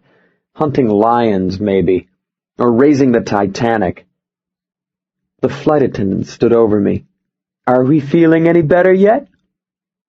I stared at her and then I sighed. "Is it that obvious?" Could I bring you a nice cup of tea?" "A cup of tea would be fine." She brought the tea, a couple of Tylenol, and a reassuring smile. 2 hours and 50 minutes later, we let down through a cloudless cathedral of sky and faint orange haze into the wonderland that is Southern California. I still wasn't sure what I wanted to do, but I felt better about not knowing. The attendant smiled a goodbye at the door. "You look much better." "I've achieved a measure of peace with my uncertainty." "Sometimes that's the best we can do." "I guess you develop a certain wisdom when you spend your life at 35,000 feet. I kissed her hand, then picked up my car from long-term parking and made the drive up through the city to Teri Hewitt's house. It was after 3 when I arrived, and that meant Charles and Winona would be home. I would have preferred to speak with Teri alone, but there you go. "Tell me, Winona, can you spell foster care?" I parked at the opposite curb, crossed to their front door, and rang the bell. I couldn't see Joe Pike or his Jeep, but I waved to him anyway. He would be someplace near, and he would be watching. Unobtrusive. The Saturn was in the drive, and I figured that Charles would throw open the door and we'd go through the same opera again. But this time it wasn't Charles. This time it was a half-bald guy 2 inches shorter than me, with faded hair and skinny arms and glasses. I said, "You're a hard guy to find, Mr. Hewitt." Clark Hewitt made a soft smile that seemed confused. "I'm sorry, but my name is Haynes. I don't use the other name anymore." He said it as if there were no value to its secrecy, or if there had been, he'd forgotten. He was heavier now than in the picture with Rachel and the Brownells, and somehow less distinct. He was wearing a loose cotton shirt and value-marked chinos and brush-burned hush-puppies that were screaming for a retread. Winona ran up, grabbed him around the legs with an oomph, and looked at me. "Hi, Elvis. Our daddy's home." "Hi, Winona. So I see. Can you spell reunion?" She dangled one of those ugly little trolls that kids have. It had purple hair. "You see what my daddy brought me?" I nodded. "It's a keychain." Clark Hewitt beamed at her and patted her head. "Because she always has the key to my heart." Winona giggled, and I wanted to shoot him. Clark looked back at me and said, "You must be the detective. Please, come in." The detective. The house smelled of fresh coffee and baked cookies, and as we entered, Teresa came out of the kitchen carrying a plate heaped with the cookies. Charles peeked out of the hall that led back to the bedrooms, scowling and hunched, with his hands jammed into his pockets. He didn't look happy, and he didn't come out. Lurking. Teri said, "I left a message on your machine. Daddy came home this morning." "I just got back. I haven't checked my messages." Clark Hewitt made himself comfortable in his easy chair. I didn't sit. "Were you on a trip?" "Seattle. I guess we just missed each other." "Ah, Seattle is a wonderful city, but I haven't been there in years." He gestured at the cookies. "Teri just baked these cookies, Mr. Cole. Won't you have some?" Teri said, "Chocolate chip raisin." She held the plate close to Clark, who bent to smell. "Ah, my favorite." Clark beamed at Teri, and Teri beamed at Clark. Winona beamed at everyone. Charles stayed back in the hall and glowered, but that was Charles. Maybe this wasn't the Hewitt house. Maybe my plane hadn't really landed in Los Angeles, but had somehow jumped dimensions and brought me to an alternate Los Angeles, and these people were the Bradys. I stayed on my feet, and I didn't take the cookies. "Clark, you and I need to talk." He selected a fat, round cookie and settled back in the chair. Clark." Winona perched on the couch, and Teresa put the plate on the coffee table near her father. "Come out here, Charles, and have a cookie with Daddy." Charles made a single cough. Teresa's face flashed into a hard white mask, and her voice came out as rough as a rat-tail file. "Charles!" Charles coughed again, stomped down the hall, and slammed his door. Daddy might be home, but I guess everything wasn't hunky-dory with the Bradys. Clark chewed and swallowed and smacked his lips as if he hadn't heard. Maybe he lived in one world and they lived in another, and the two worlds overlapped only on occasion. "I'm sorry the kids bothered you with all of this, Mr. Cole, but it's my fault they were so worried. A business opportunity came up, and I had to leave on such short notice that I couldn't get home to explain." "Such short notice that you left 3 underage children to fend for themselves." No one had mentioned my face. No one had asked about the swelling or the bruise. He eyed the plate for another cookie. "Well, I tried phoning, but I always called at the wrong time." Teresa said, "He phoned during the day when I was out." "You told me you don't go out." She frowned. "Well, to the market and to pick up the kids, you know." Clark snagged a second cookie. "I guess I should have tried more often, but there was so much to do." Winona said, "We're going to be rich. We're going to buy a house and a Sega and a really big TV." Clark chuckled. "Well, let's not buy that house just yet, but life is certainly looking up. Yes, it is." He gave Winona a hug and smiled at Teri, but Teri wasn't looking at him. She was looking at me. He said, "Our luck is about to change, and boy, we deserve it. I'll be printing documents for a group of international investors with a long-term contract. A contract spells job security. None of this seasonal employment. No more of this moving every few months." He tickled Winona, and she giggled. "We'll be able to buy our own home and settle down and not move around so much. Won't that be good, Teri?" Teri nodded without looking at him. "Yes, sir. Yes, it will be good to stay put." Winona twirled the little troll. "Can I have my own room? I want my own room."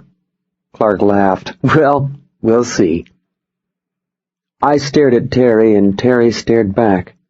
Her lips were a thin, tight line, and her eyes fluttered, and she mouthed the words, "Well, we'll see," as if they'd had this conversation 1,000 times, and she knew deep in her soul that it was just talk, that the money would never come, and that they would move and move and move. Then she seemed to get the fluttering under control, and she said, "Would you like a cup of coffee?"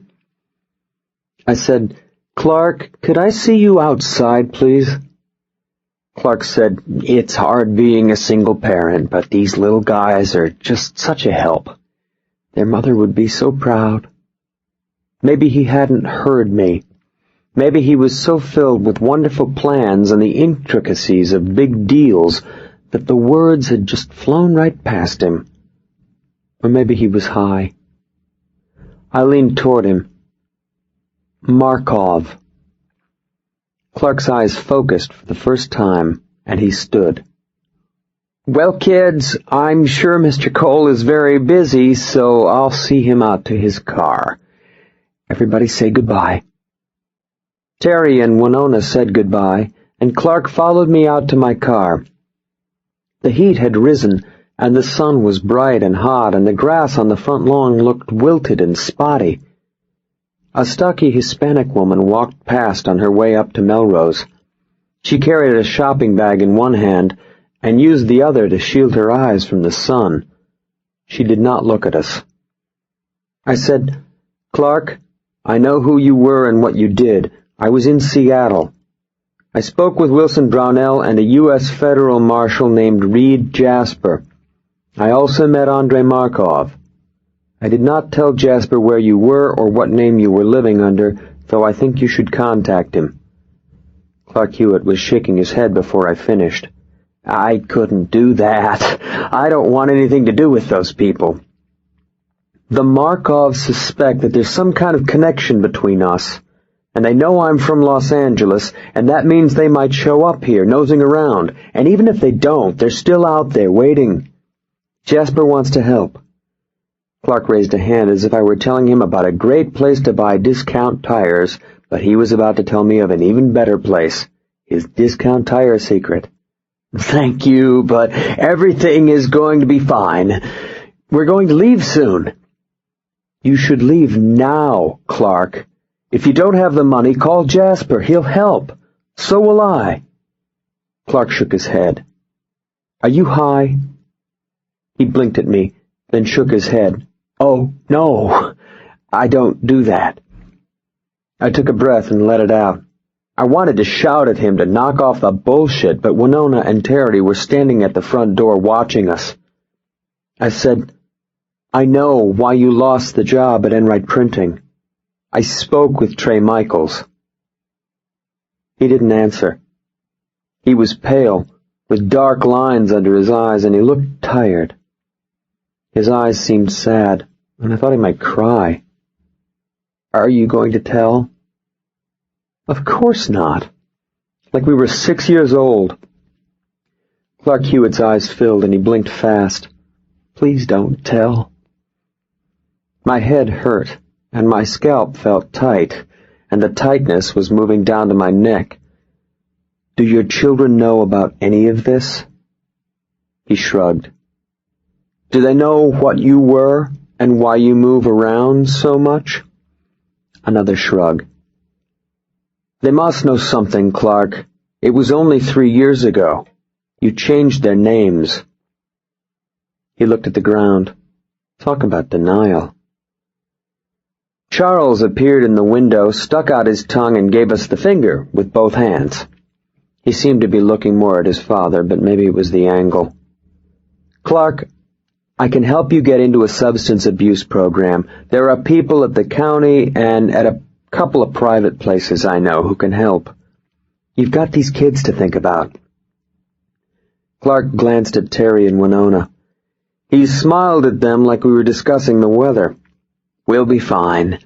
Everything is going to be okay real soon. I won't leave them again." I took out a card and wrote a name and number on it. "I want you to call this number and speak with a woman named Carol Hillegas. If you don't enroll in a program, I'm going to call Children's Services. Do you see where I'm going with this?" Clark took the card, but he didn't look at it. "I understand. I won't leave them again." "Clark, everything's going to be fine. I'll call, and I promise I won't leave them again." He reached into his pocket and came out with an enormous fold of cash. "I want to apologize for the trouble, and I want to thank you again for taking care of my children. I think you deserve a bonus." I stared at him. He fumbled with the bills, riffling through a roll of hundreds that was even larger than Teri's. "It's the least I can do." Teri noticed Charles in the window and said something. Charles gave us the finger still harder and started crying. Teri disappeared from the door, reappeared in the window, and grabbed Charles by the arm. He shoved her and ran, and she chased him. She was crying too. Winona was still in the door, smiling and oblivious and waving. Her face was filled with light. I said, "Just call the goddamn number." Clark Hewitt was still fumbling with his bonus money when I crossed the street, climbed into my car, and drove away. Chapter 12. 14 minutes after leaving the Hewitts, I carved my way through the trees along Woodrow Wilson Drive, then turned onto my little road and saw Joe Pike. Pike's Jeep was parked at the front of my house, and Pike was leaning against the rear hatch, as motionless as a tree or the house or the earth. I put my Corvette in the carport and met him at the kitchen door. Pike said, "Nice eye." No hello, no hey, are you all right? Clark do that? You can always count on your friends for humor. How long you been here? I left my position when you and Haynes came out of the house. You see? He'd seen everything. I let us in, put my overnight bag on the kitchen counter, took 2 Falstaffs out of the fridge, gave one to Pike, then drank a long pull of mine. I turned on the kitchen tap and cupped the water to my face. I drank most of what was left of the beer, then took a deep breath and let it out. I had pulled the drapes when I left, and the house was dim and still from the close air. Dim and still was good. When it was dark, it was easier to pretend that there weren't 3 kids on the run from the Russian mob with a junkie for a father. Maybe that was why Pike never took off his dark glasses. Maybe it was easier when you couldn't see so much. Pike said, "What's wrong?" His name isn't Haynes. It's Hewitt, and he isn't just your ordinary junkie. He's on the run from the Russian mob. He used to be in the Federal Witness Protection Program, and he doesn't have a clue that he or those children are in danger. Pike nodded. So where's the surprise? You never know if he means it. I opened the house, then poked around to see if anyone had been in while I was away. As I poked, I told Pike about Wilson Brownell and Reed Jasper and what Jasper had said about Clark. I described what had happened with the Markov brothers and how I got the eye. When I told him about the Markovs, Pike's head swiveled about a 1/4 micron. He really Spetsnaz? That's what he said. People say anything. You could tell Pike was interested. It's the New World Order, Joe. Equal opportunity crime. Pike went to the glass doors and looked out. He slid back the glass and the silky mountain air rolled in. This isn't good. No, I said, it's not. It won't matter what you told the Russians. They'll figure you've got a line on Clark and they'll show up. That's what I told Clark. I told him to leave town or go back to the marshals. They're still willing to help. Willie? I don't know. I told him to call Carol Hilligus. He won't be worth a damn to those kids until he's clean, but who knows what he'll do. We went out to the deck and stood at the rail and looked down at the canyon. Talking to Clark is like talking to your television. He doesn't see that his actions have consequences. Pike crossed his arms. Also, he told me that our services were no longer needed. The corner of Pike's mouth twitched. He'll never smile, but sometimes you'll get the twitch. Fired. Well, yeah. Another twitch. How much money we make? 200, less the cost of airfare and hotel. I'd say we're down about 300. Pike finished his beer. But we picked up some frequent flyer miles. Pike said, You thinking it was the feds or the Russians who went through your house? I thought about it, then shook my head. It's possible, but I don't think so. If these Russians had a line on Clark, they wouldn't have bothered with me up in Seattle, and the feds would have just knocked on the door. Besides that, I think I've been followed by a guy in a gray LeBaron, and I'm pretty sure the following started before those kids came to my office. I told him about the black guy in the LeBaron. So maybe there's still someone stalking you. Could be. Always a pleasant thought. You want to stay for dinner? No. Pike watched a car move along the canyon floor beneath us for a time, then left without another word. No so long, no see you later. Just left. I finished the Falstaff, cribbed the can, and tossed it in my can bag, recycling. I unpacked, did laundry, and wandered through the house. I felt empty and unfinished, as if there were more to be done, only I didn't know what to do. Maybe I was bored. Clark was home, his kids weren't alone anymore, and he was going to do whatever he was going to do. They would leave, or they would stay. He would call Carol Hilligus, or he wouldn't. He would ask Jasper for help or not, and there wasn't a whole hell of a lot I could do about it, short of putting a gun to his head and making him an offer he couldn't refuse. Life in a free society. I opened another Falstaff, then called Lucy Chenier at her office. "It's the world's greatest human being calling for Ms. Chenier?" Lucy's assistant Darlene laughed. "I see we've upgraded from the world's greatest detective." "They're one and the same, are they not?" "Only when we're talking about you, Mr. Cole." To know Darlene is to love her. "I'm sorry, but Ms. Chenier isn't in." It was just before 6 in Baton Rouge. Lucy normally stayed in her office until 6, unless her son Ben had a soccer game. "Is she at home?" "You could call her there and find out, I suppose." I kidded with Darlene for a few more minutes, then hung up and phoned Lucy's home. She answered on the first ring with, "Hi, David." "David?" "Oh, it's you." "Maybe we should hang up and start this conversation again." Lucy laughed and said, "David is David Shapiro, who just happens to be the most experienced news talent attorney in New Orleans, and who also happens to be representing me."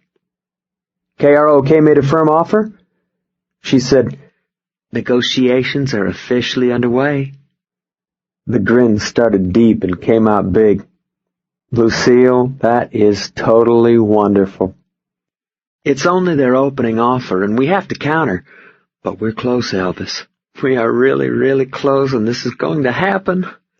You could hear the energy and excitement in her voice. "David thinks we'll conclude by the end of next week. After that, it's just a matter of waiting for Ben's school year to end, and then we can move out." The end of Ben's school year was less than 6 weeks away. "KROK doesn't have a problem with waiting?" "Not at all. They've even offered to put me in touch with a real estate agent to help us find a place to live." We talked, and as we did, the tension slowly seeped away with our sharing, and my home became my home again, warm and enveloping, and no longer a place that had been invaded by another. The cat's door clacked, and the cat walked over, bumped against me, and purred. Maybe he could feel the change, too. Lucy asked about the Hewitt children, and listened as I told her about my trip to Seattle and the uncomfortable facts that I had learned about their father. She said, "You took it upon yourself to fly to Seattle to look for him?" "There's a sucker born every minute, Lucille." She sighed, and I could almost see her smile. I could see her in the big overstuffed chair in her living room. I could see Ben on the floor surrounded by Incredible Hulk comic books while he watched Babylon 5. I could smell the bay leaf and sassafras of the oyster gumbo simmering for their dinner in the warm, safe house near LSU. Exactly the kind of house that Teri and Charles and Winona did not have. Or maybe I'd just drunk too much Falstaff and all of it was wishful thinking. She said, "You're not a sucker, you nut. You're the man I love." Thanks, Luce. We talked for another hour, sharing our excitement and the evolution of our love, and then we hung up, Lucy promising to call with periodic updates on her status with KROK, and me promising to send her the real estate section from the Los Angeles Times, and both of us making those sugary kissing sounds. Sometimes I'm so schmaltzy I embarrass myself. I brought the remains of my beer out onto the deck and listened to the breeze ruffling the leaves, and to the shush of the cars down in the canyon, and to the silence in my home. The cat came out and sat with me. I said, "Lucy will be here soon. You'd best get used to it." He rubbed his head against my leg. It hadn't been such a bad day after all. Chapter 13. I woke the next morning telling myself that I should take a free day and relax. After all, I was officially unemployed, and when you get beat up by Russian weightlifters in Seattle, you deserve time off. Teri and Charles and Winona were no longer my responsibility, and Clark had been warned, so there you go. Portrait of the detective, footloose and with time on his hands. Unemployment had its advantages. I fed the cat, then worked my way through 40 minutes of taekwondo katas in the hot morning sun and considered my options. I could run along the Pacific Coast Highway with Joe Pike, or drive up to the Antelope Valley to pick fresh peaches, or lay on the deck all day eating venison sandwiches and reading the new Dean Koontz. These all seemed like ideal ways to spend a day, but by 9 that morning I had shaved, showered, and made my way down the mountains to the Beverly Hills Public Library to learn what I could about the Markov brothers and what Clark did to get them so pissed off. Being unemployed is easier said than done. The Beverly Hills Library is one of the more wonderful libraries in the city. It is clean and neat and Spanish in its architecture, smack in the heart of BH, between the Beverly Hills Police Department and the BH City Hall. A slim woman with very short hair showed me how to use their online search service and helped me connect with the Seattle Times. I downloaded every article they had about the Markov brothers and Vasily Markov's prosecution and subsequent sentencing, and when I printed the download, it came to 86 pages. What's a day at the beach when you can spend your time reading about the Russian mob? It was a crowded morning with no free tables, so I sat at a table opposite a couple of young women who looked about right for UCLA. I smiled at them when I sat, and they smiled back. One of them was tall and blonde, with blue glitter nail polish and short, ropey hair. The other was short and dark and might have been Persian. Her nail polish was black. The blonde mumbled something to her friend when I sat, and they giggled. I said, "No giggling." The blonde frowned at me. "No one was talking to you." My mistake. The first headline read, "Mob Boss Indicted on 39 Counts." The basic story was as Reed Jasper described. Vasily Markov headed an organization of Russian immigrants who had long been suspected of involvement in counterfeiting, black marketeering, smuggling, extortion, and murder, but that it wasn't until an insider in Markov's counterfeiting ring turned state's evidence that the grand jury could let an indictment. That insider was Clark Hewitt. The blonde and her friend giggled again, but when I glanced over they pretended to be studying. The articles described Hewitt as a professional printer who had been coerced by Markov into printing counterfeit U.S. dollars for export to the former Soviet Union.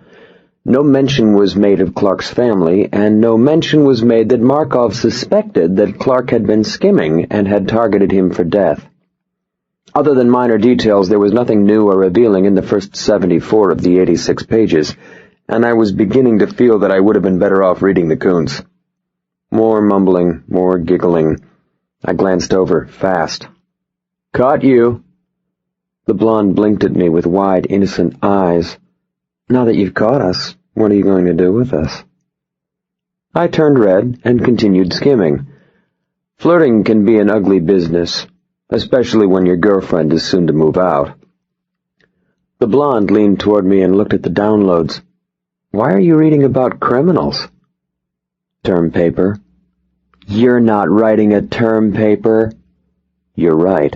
I'm with the library police, and I'm about to bust you for unlawful flirting." Her friend said, "You started it." 3 pages later I came to an article that wasn't about Markov, though the headline read, "Markov Only the Latest." It was a sidebar article about counterfeiting in the Pacific Northwest, and its star subject wasn't Clark Hewitt. I sat up straight and I read the name twice, the second time aloud. Wilson Brownell. The blonde girl said, "Excuse me?" I raised a hand and kept reading. The article labeled Wilson Brownell as Seattle's master printer and described Brownell as a key figure in a funny money ring operating in the late 60s and early 70s. The article said that Brownell had put together a printing operation in his garage and had developed a coffee-based aging process that enabled him to turn out fake currency that, except for the quality of the paper, was almost indistinguishable from the real thing. They estimated that he had placed almost 10 million fake dollars into circulation before, in an attempt to acquire actual government currency paper, Brownell met with an undercover treasury agent whom he believed to be a European paper supplier. The article finished by saying that Brownell had served 8 years of a 20-year federal sentence, was paroled, and was reputed to be living in the Seattle area, though he could not be reached for comment. I pushed back from the table, crossed my arms, and stared at the articles. The blonde girl was concerned. "Is everything all right?" I shook my head, went back online, and tried to pull up more stories about Brownell, but none were available. Too far back. I thanked the librarian for her help, said goodbye to the tag team from UCLA, then drove to my office and phoned the North Hollywood division of LAPD. A woman's voice answered on the third ring. North Hollywood detectives. "Lou Poitras, please?" Who's calling? "The world's greatest detective." She laughed. Sorry, bud. You're talking to the world's greatest. These cops are something. "Tell him J. Edgar Hoover." She laughed again and told me to hold on. I hung for maybe 40 seconds, then Lou Poitras came on the line. It's gotta be you. No one else would have the balls. "Hi, Louis. I need to find out about a guy in Seattle named Wilson Brownell. Got time to make the call for me?" No. He hung up. I never met a cop who didn't think he was a riot. I called back, and the same woman answered. I said, "This time, tell him I've got pictures of the goat." She said, You sure you wouldn't rather talk to me? I'll bet I could help you. "I'd rather talk to you, but Poitras owes me money, and this is the way he works it off." Hold on. Poitras came on maybe 10 seconds later and sounded tired. Christ, I guess it's go along or have my lines tied up for the rest of the day. Beverly's in love with you. I could hear Beverly shriek in the background. Jesus, Sarge, don't tell him that. Poitras said, What's the guy's name again? I spelled it for him. Lou Poitras is a detective sergeant at the North Hollywood division, married, 3 kids, the youngest of whom is my godchild. He's been pumping iron 6 mornings every week for as long as I've known him, and he is roughly the size of a Lincoln Continental. I'm pretty sure he could lift one. Poitras said, You know, the taxpayers probably don't like funding your research. Well, at least they're getting something for their money. Poitras didn't say anything. Sorry, Lou. Just kidding. Sometimes these cops are sensitive. Brownell did time on a federal beef, but now he's out. I need to know if he's keeping clean or if the feds think he's into something. You think he is? If I knew, I wouldn't have to put the arm on my friends for free information, would I?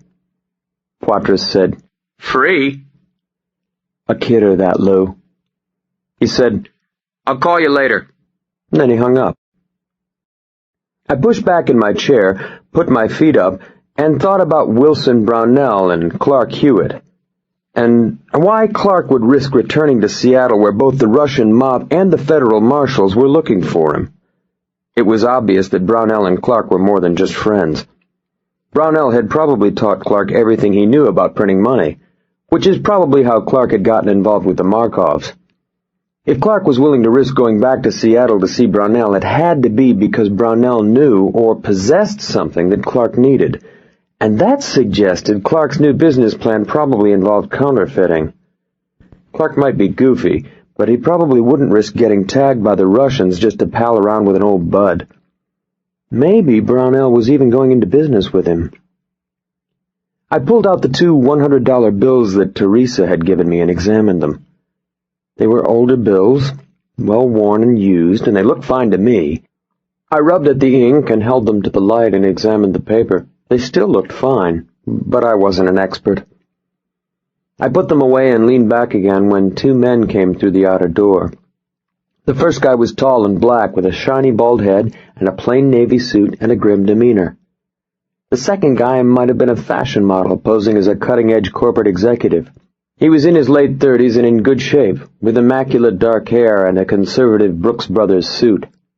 I smiled when I saw the black guy because he was the same guy I'd seen in the gray LeBaron outside Teri Hewitt's house.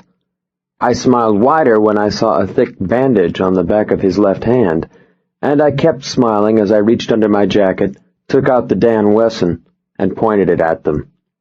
The white guy said, "You won't need that." He had a light southern accent, and he didn't seem concerned about the gun. I said, "That's up to you. We might be here a while waiting for the police." The black guy closed the door and leaned against it. I guess he wanted to make sure I couldn't escape. The white guy inspected my office. He looked at the figurines and the Pinocchio clock, and then the picture of Lucy Chenier, especially the picture of Lucy. I said, "None of it's for sale. You want to tell me why you were in my house, or should I just start shooting?" The white guy turned away from the picture. Now he was inspecting me. I said, "Pal, it's been a rough couple of days, and I'm feeling a mite testy." He smiled like me being testy was just what he wanted. He said, "This is my associate, Mr. Epps. My name is Richard Chenier. I'm Lucy's ex-husband." My eyes clicked from Epps to Richard Chenier, and I stared. So much for Russian mobsters. So much for federal agents. Richard Chenier said, "The gun?" I remembered the gun and put it away. "We were going to meet sooner or later, so I decided to introduce myself." He didn't offer his hand, and neither did I. There might have been a friendlier way to say hello. Richard nodded. "Perhaps." I guess this wasn't going to be a friendly visit. "Tell me something, Richard. Do you have your man Epps here follow every guy Lucy dates?" "No. Only the ones who tempt her into moving 2,000 miles. And take my son with her." I said, "Richard." He raised his palms, then sat in one of the director's chairs across from my desk. "My son likes you, so I wanted to find out what kind of guy you are. You can understand that, can't you?" "I can understand your wanting to know about me. Hiring a guy to B&E my home is stepping over the line." Richard spread the raised palms. "Oh, I didn't hire Mr. Epps for you. He works for my company. We're in International Oil." Maybe I was supposed to be impressed. "He's very good at what he does, and he tells me that you seem to be a solid man. Stable, good reputation, all of that." "I'm glad you approve." "And small. A person we might describe as a minor player in an insignificant game well beneath what I would want for my wife and my son. You see?" I stared at him some more, and then I looked at Pinocchio. I sighed, then stood. "Okay, Richard. We've met. It's been fun.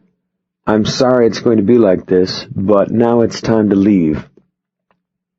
He didn't move. Neither did Epps. "Small, but reasonable, so I decided that I should explain things to you so that you understand. I can ask nice, Richard, but believe me, I don't have to ask or be nice." Epps shifted his weight forward slightly, away from the door. I looked at him. "Epps, you won't believe it even when it's happening." That probably scared him. Richard raised both hands again and smiled. "I'm not here to threaten you. Look, I love this woman, and I love my son. What you don't understand is that she still loves me. We just have to work out a few problems, and then she'll come to see that." "Goodbye, Richard." So much for civil discourse. So much for modern men discussing a modern problem in an enlightened manner. I was thinking that it might be fun to beat him to death. He still didn't move. "I just want you to consider what's best for Lucy. I know she's been offered this job, but it'll be much better for her to stay in Baton Rouge, and much better for Ben. I'm hoping that you're the kind of guy who wants what's best for them. If you cared, you'd tell her to stay home." He really believed it. I glanced at Epps, but Epps didn't seem to care one way or the other. I shook my head. "You think I should tell Lucy to stay home?" Richard smiled, like a pleased teacher whose slow pupil was finally catching on. "That's right." Maybe that's why their marriage had failed. I said, "Richard, here's something that you don't seem to understand. This decision isn't mine or yours. It's Lucy's." Richard frowned as if I'd failed him in my attempt to understand. "I love her, and I want her here. But I can't make her come, and I can't make her stay, and neither can you. It's her life and her decision. You see?" Richard Chenier frowned harder. "There's always a way to get what you want. That's how I make my living." I stared at him, and I tried to picture them as a couple, and couldn't.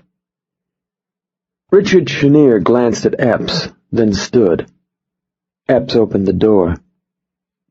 Richard said, "You don't think I intend to just let them leave, do you?" "I don't think you have any choice." "You'd be surprised."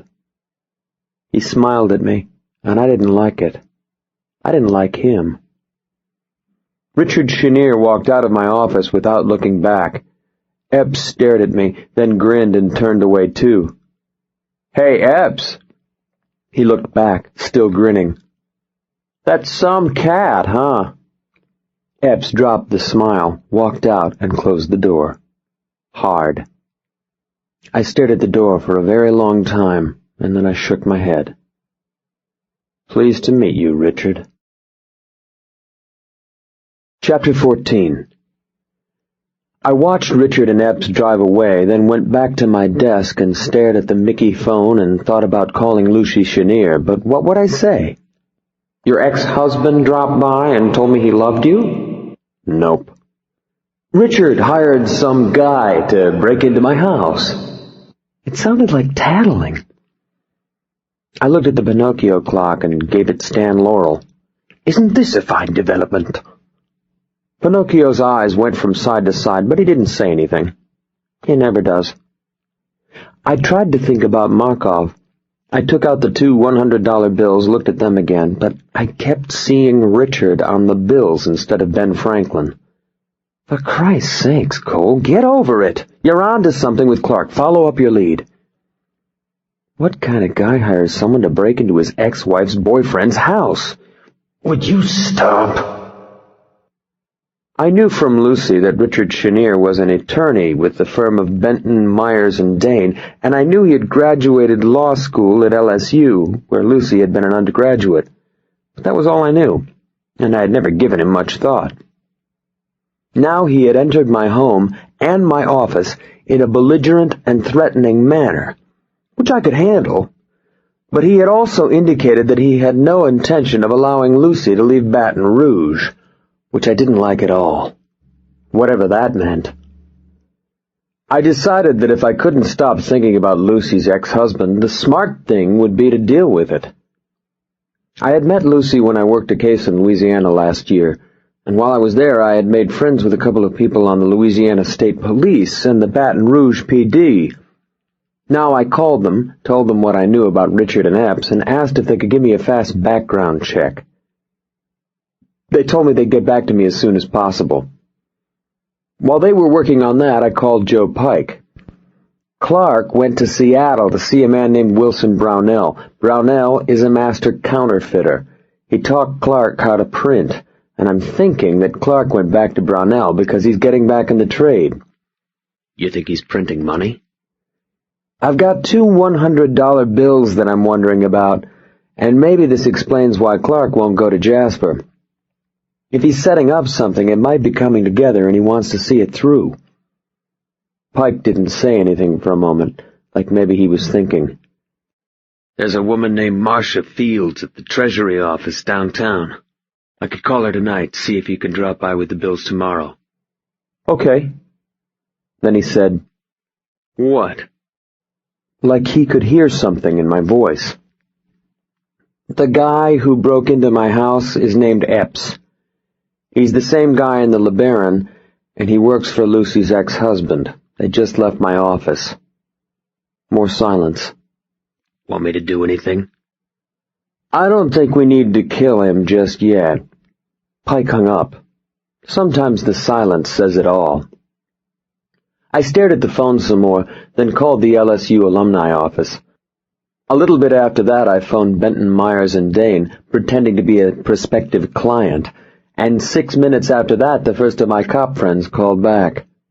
1 hour and 27 minutes after Richard Chenier walked out of my office, I knew that he had been a second-string cornerback for the LSU Frosh team until a blown knee ended his collegiate career. He had dallied in campus politics, graduated summa cum laude, was an unsuccessful Rhodes candidate, and had never been arrested. Impressive. I also knew that he was a full partner at BM&D, a firm specializing in corporate law, but was currently out of the office. Yeah, he was in mine, and not scheduled to return until next week. Lawrence Epps was a former Louisiana state trooper who had left the job and who now worked as an investigator for BM&D. He had been arrested 4 times, 3 of those for assault, and had been convicted 1 time for misdemeanor battery. One of those arrests was for beating his first wife. Sweet. All in all, I was feeling better about things when I went home. I still wasn't liking Richard very much, but he seemed like a square guy, and if I tried real hard, I thought that I might be going a little crazy, too, thinking that I might lose my child. After all, Lucy had married the guy, and that said something. Of course, she had also divorced him, but that didn't dawn on me until later. When I got home that evening, the cat was sitting by his bowl in the kitchen. I talked it over with him while I was making dinner and said, "What would you do?" The cat blinked, then bent over and licked his anus. Cats lead simple lives. Joe Pike called me at 9 the next morning, telling me that Special Agent Marcia Fields of the U.S. Secret Service was expecting me. I made boiled eggs and English muffins for breakfast, then took my time showering and dressing before winding my way across town to the offices of the Treasury Department. The Treasury has its offices on the 17th floor of the Roy Ball Federal Building in downtown Los Angeles, between the LAPD's Parker Center on one side and the Los Angeles Federal Metropolitan Correctional Center on the other. Cops feel safer when they cluster. I parked in the basement, then took an elevator to the lobby where I went through a metal detector and gave my name to a guy who looked like he ate a Pontiac for breakfast. Then I took another elevator up to 17. When I stepped off the elevator, a tall, athletic-looking woman with short red hair and a navy pantsuit was waiting. She said, "Mr. Cole, I'm Marcia Fields. Joe Pike asked me to examine some currency for you." She took my hand with a firm grip and smiled nicely. "That's right." I smiled nicely, too, and tried to get my hand back. She didn't let go. "Mm-hmm. And how did you get these bills?" She kept the hand, and I was thinking that maybe she wouldn't let go. As if the bills were funny or my answer was wrong, she'd slap the cuffs on me and whisk me away to Secret Service land. "I cashed a check at a market in Hollywood." She kept the hand and the smile a little bit longer, and then she dropped both. "Well, come with me and let's see what we have." I followed her along a nondescript hall past men and women who wouldn't make eye contact, all the better to keep secrets. She said, "Joe says that you and he work together." "That's right. Joe owns the agency with me." "Joe's a very interesting man." "Mm-hmm. We met when Joe was on LAPD. We got to be friends." I nodded. She seemed interested. "We were close." I looked at her. "Joe speaks well of you." She brightened and didn't look so suspicious anymore. "I imagine he's married by now." I guess love was in the air, or at least lust. "Not yet, but there's always hope." She blushed, and we went into a small lab that looked not unlike a doctor's office and smelled of naphtha. A black formica counter ran along one wall with a shelf of little bottles above it and 3 light trays. A single steel sink was let into the counter, with binocular microscope on one side of it and a large magnifying glass on a gooseneck stand on the other. Modern crime fighting at its cutting-edge finest. Someone had taped cutout pictures of the president, the vice president, and the Speaker of the House above the counter, and used a marks-a-lot to label them Manny, Mo, and Curly. Someone else had drawn a bozo face on the president and written, "Would you take a bullet for this clown?" These Secret Service agents are a riot, aren't they? Marcia Fields said, "May I see the bills?" I gave her both hundreds. She put one down and worked with the other. She examined both sides, then folded the bill and rubbed it together, then looked at the face again. She put them on one of the light boxes, then pulled over the magnifying glass and inspected first the front face, then the back. She made a clucking sound. "These babies are righteous fakes." "Funny money." "Clark, you doofus." "You bet. But not schlock. This is good stuff." "How can you tell?" She held the bill under the big magnifier for me to see and pointed with a uniball pen. "Look at the scroll work around the edge of the bill. You see the vertical lines behind the portrait of Ben Franklin and the spokes in the Treasury seal? All of these lines should be clean and unbroken." I looked where she was indicating, and I could see that the lines weren't clean and unbroken. The parallel lines were smudged together in some places, and in other places were broken or separated. "Yeah, I see." "Real money is made from engraved plates, so all of these lines are clearly resolved and separate. These bills were made from offset plates. The counterfeiter takes a picture of real money, then makes a plate from the picture, only you lose a little resolution with each step, so the lines become smudged. You see?" She was looking at me expectantly, so I nodded. "Sure. If you can at least look smart, people will assume that you are smart." "The other giveaway is the paper. Real money is printed on a cotton blend made by the Crane Paper Mill in Dalton, Massachusetts. You see these little red and blue lines?" She showed me the little red and blue filaments we've all seen in money. There were little red and blue lines in this bill, too. "Sure. I thought counterfeit money didn't have those lines." She nodded, pleased not only with me, but with the funny money. "It doesn't, and neither does this." I'm looking at it. "No, you only think you're seeing it." She put a drop of something from one of the little bottles on the bill, and nothing happened. She frowned, selected another bottle, and put a different drop on another red fiber. This time the fiber dissolved, and she smiled. "The red and blue marks in real money are rayon fibers that are mixed in the cotton and linen mash when Crane makes the paper." She tore the edge of the bill and looked at the fibers.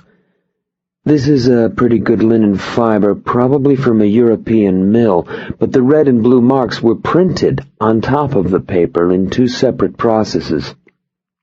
She was smiling broadly now. She was beaming. "This isn't schlock work. Someone went to a lot of trouble, and they did a good job." I guess she could appreciate the counterfeiter's art. "Are these new bills?" I was thinking that if Clark was printing again, this is what he was printing. "Oh, no. I'd say these were 8-10 years old at least." She snapped off the light tray, but didn't offer the money back to me. "Looks like you're out $200. "That's the way it goes." She crossed her arms and nodded. "You want to tell me where you really picked up this money?" "I did." She smiled again and stood. "Sure." "You keep the money?" "That's the way it works. You can file a claim for reimbursement through this office or any bank." "Thanks." "Tell Joe to call me sometime." I went out through security, down to my car, and started back toward my office. So Clark and his kids were living on counterfeit money. That's why they paid for everything in cash. If they tried to deposit their money into a savings or checking account, they'd risk being discovered. The few $100 they had in checking was probably the only real money they had. But Teri probably didn't know that. Just as she didn't know that her father was a counterfeiter. Of course, knowing that they were living on counterfeit money didn't mean Clark was currently printing it or intending to. This stuff was probably the money he'd skimmed from Markov. I nosed up onto Temple, then left toward the Hollywood freeway. The downtown traffic, combined with Caltrans construction projects, was slowing the streets. I had gone about 3 slow blocks and had just squeaked past a red light when about 4,000 horns started blowing behind me. I looked in my rear view and saw the reason for all the noise. A nice new metallic tan Camaro had jumped into the oncoming lane to muscle its way through the intersection against the traffic. A blond guy with a buzz cut was driving, and a man who looked like the Incredible Hulk was filling the passenger seat. Alexei Dovchak and Dmitri Sautin. For the first time since Richard Chenier had walked into my office, it was easy to stop thinking about him. The Russians had arrived. Chapter 15. It was just before lunch in downtown Los Angeles, and maybe 80,000 people were jamming the sidewalks and streets around us, flooding through the crosswalks against the don't walk lights. In New York, that would get you killed, but in L.A., where pedestrians have the right of way, cars collect in turn lanes like debris in a rain cover. Dovchak wasn't used to that. People in Seattle obey the crosswalk signs. They didn't close the gap between us, they just tried to keep me in sight, probably pick me up at my office, probably hoping that I'd lead him to Clark. I drove with the traffic flow, letting Dovchak stay with me, and turned north onto the freeway to Sunset Boulevard, then into a strip mall.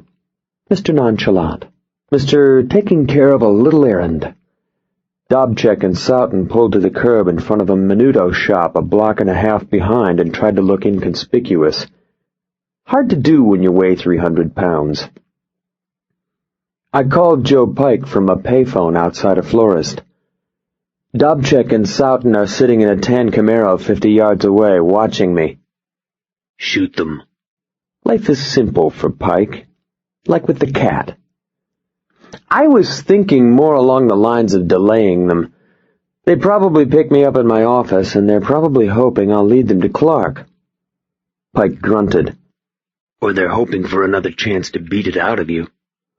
Well, there's that, too. I told him where I was and what I wanted. Pike said, Try to stay alive until I get there. Always the encouraging word. I pretended to talk for another 5 minutes, went into the florist to kill more time, then climbed back into my car and continued north along Sunset, making sure that Dovchak and Sautin made every light that I made. When I reached Elysian Park Avenue, I turned toward Dodger Stadium and wound my way up past small residential homes through the mountains to Chavez Ravine. Traffic thinned, and I thought that Dovchak might break off the tail, but he didn't. Chavez Ravine is a broad, flat bowl surrounded by low mountains that wall the stadium from the city. Dodger Stadium sits in the center of the bowl, surrounded by black tarmac parking lots like some kind of alien spacecraft resting alone on its launching pad. All you'd need was a big shiny robot and you'd think Michael Rennie had come back to Earth. An hour before game time on a cool spring evening and there'd be 50,000 people driving past. Noontime on a day when the Dodgers were out of town and the place was deserted. An ideal place for a conversation or a murder. The roads there loop and roll around the base of the ravine, and little signs direct you toward the stadium or Elysian Park or any number of interesting places. I followed the signs past palm tree sentinels toward the ticket booth and increased my speed enough to pull away from the Russians. Dovchak would want to stay with me, but not enough to get crazy and blow his tail. After all, he'd figure that he could always go back to my office and wait until I returned. But he would follow, because for all he knew I was heading toward a safe house where I'd stashed Clark and his kids. I pressed it going up the hill to the turnoff to the ticket booth, but I didn't turn there. I turned off the road onto the grass and backed my car behind a stand of scrub oak and brush. We hadn't had rain in weeks, and the soil was hard as the pavement. 40 seconds later, the Camaro cruised past through the gate. I saw his brake lights come on, and I pulled back onto the road and stopped in the gate, blocking their exit. Pike's Jeep was across the road in front of them. Pike was leaning across the Jeep's hood, pointing a 12-gauge Beretta autoloader at them. I got out, walked up to their car, and smiled at them. Baseball, the great American pastime. Dovchak's hands were on his steering wheel. He nodded. Nicely done. Welcome to L.A., boys. Now get out of the car, keeping your hands where we can see them. Dobchek got out first. When Dmitri Soughton climbed out, the little Camaro rocked. I said, "Guns." Pike came around the Jeep, the shotgun still at his shoulder. Dobchek fingered the Glock from under his left arm and held it out. I tossed it into my Corvette. I looked at Dmitri Soughton. "Now you."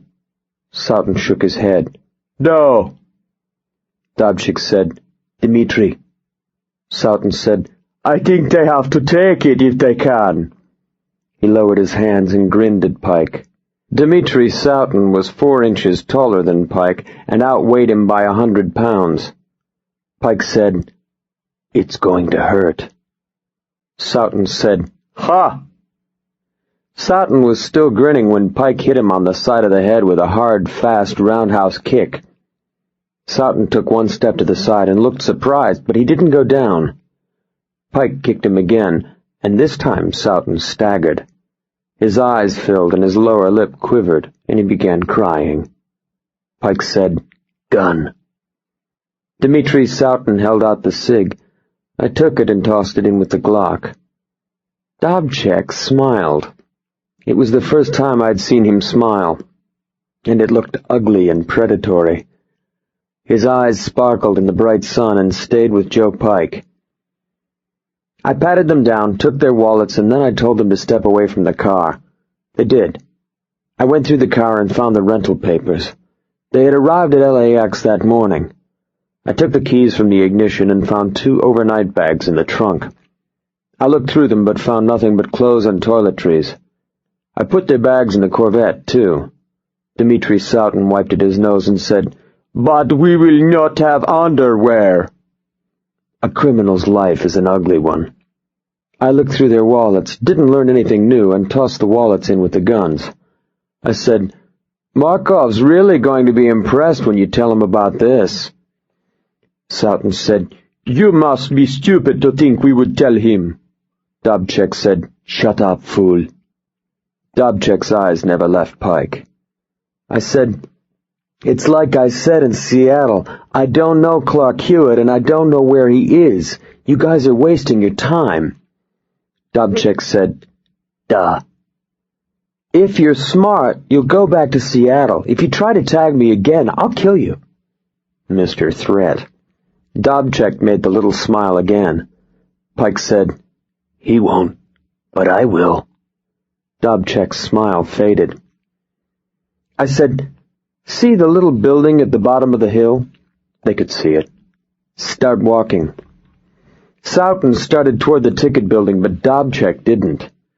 Dobchek looked at Pike and nodded. "This one goes to you, but I think we see each other again, yes?" The corner of Pike's mouth twitched, saying, "Here we are, saying we can take this any place you want, but wherever we go, I will win, and you will lose." Pike said, "Commies."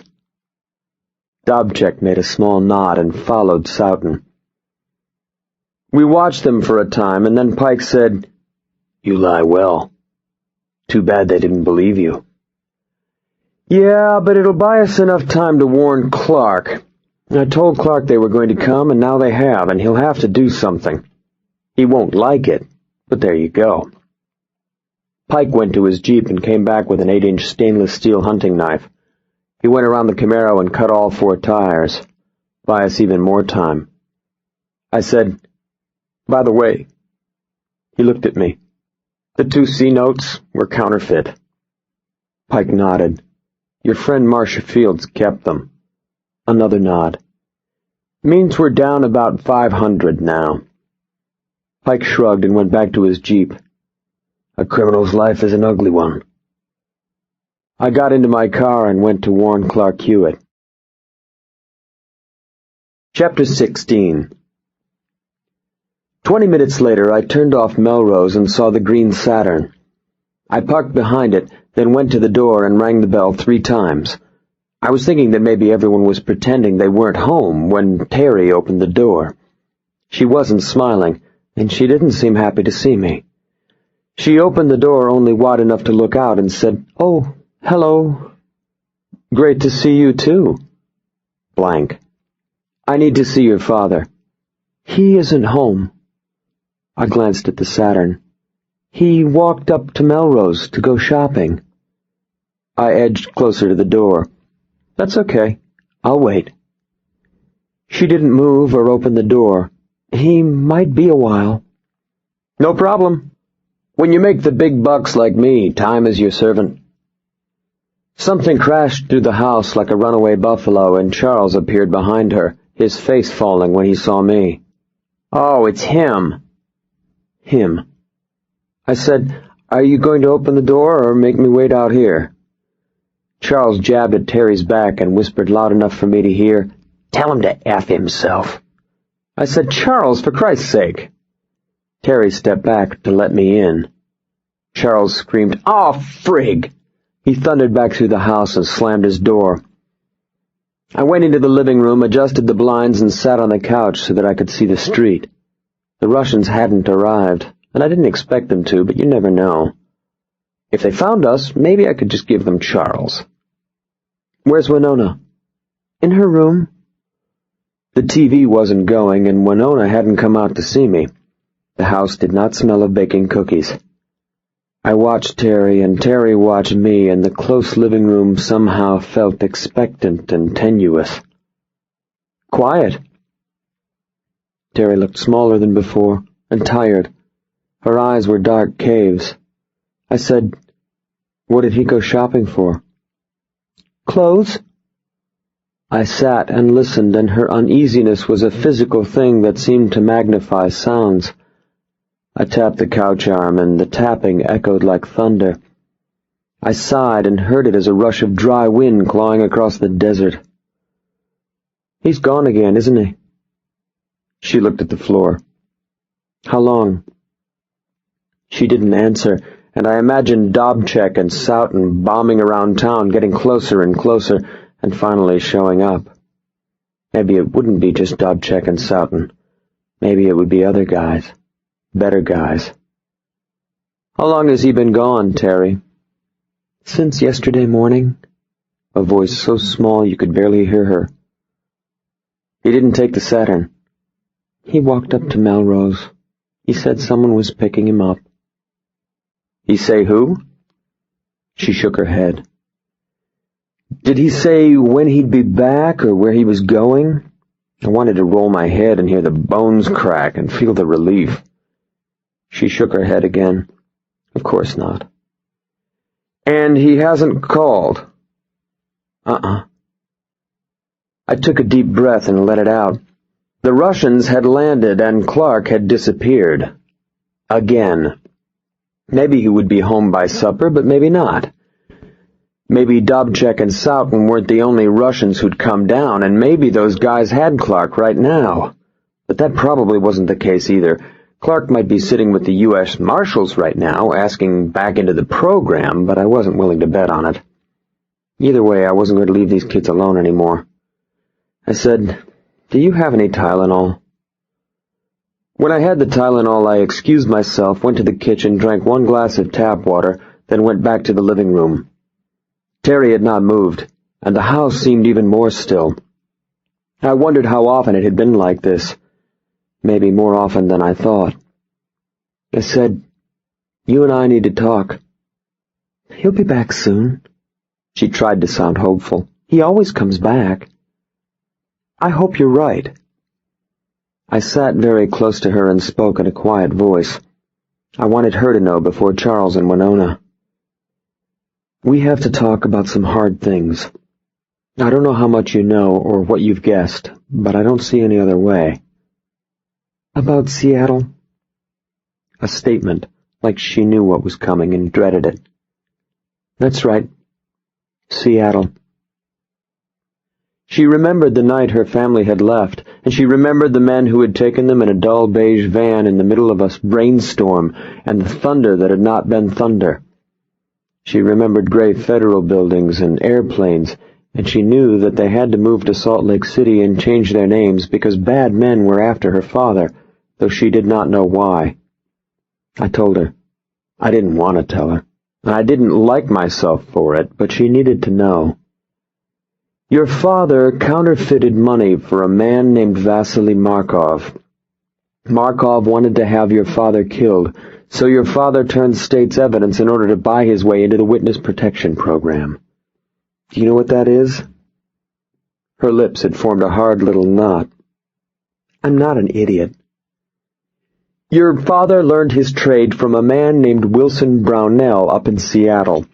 Markov's people have been watching Brownell, and they figured that something was going on. They staked Brownell in your mother's grave, and that's where they saw me." The hard lips softened. "You went to my mother's grave?" "The men who are after your father have come to Los Angeles. They have already found me because they suspect that I know your whereabouts, and that means they'll stay here until they find your father, too.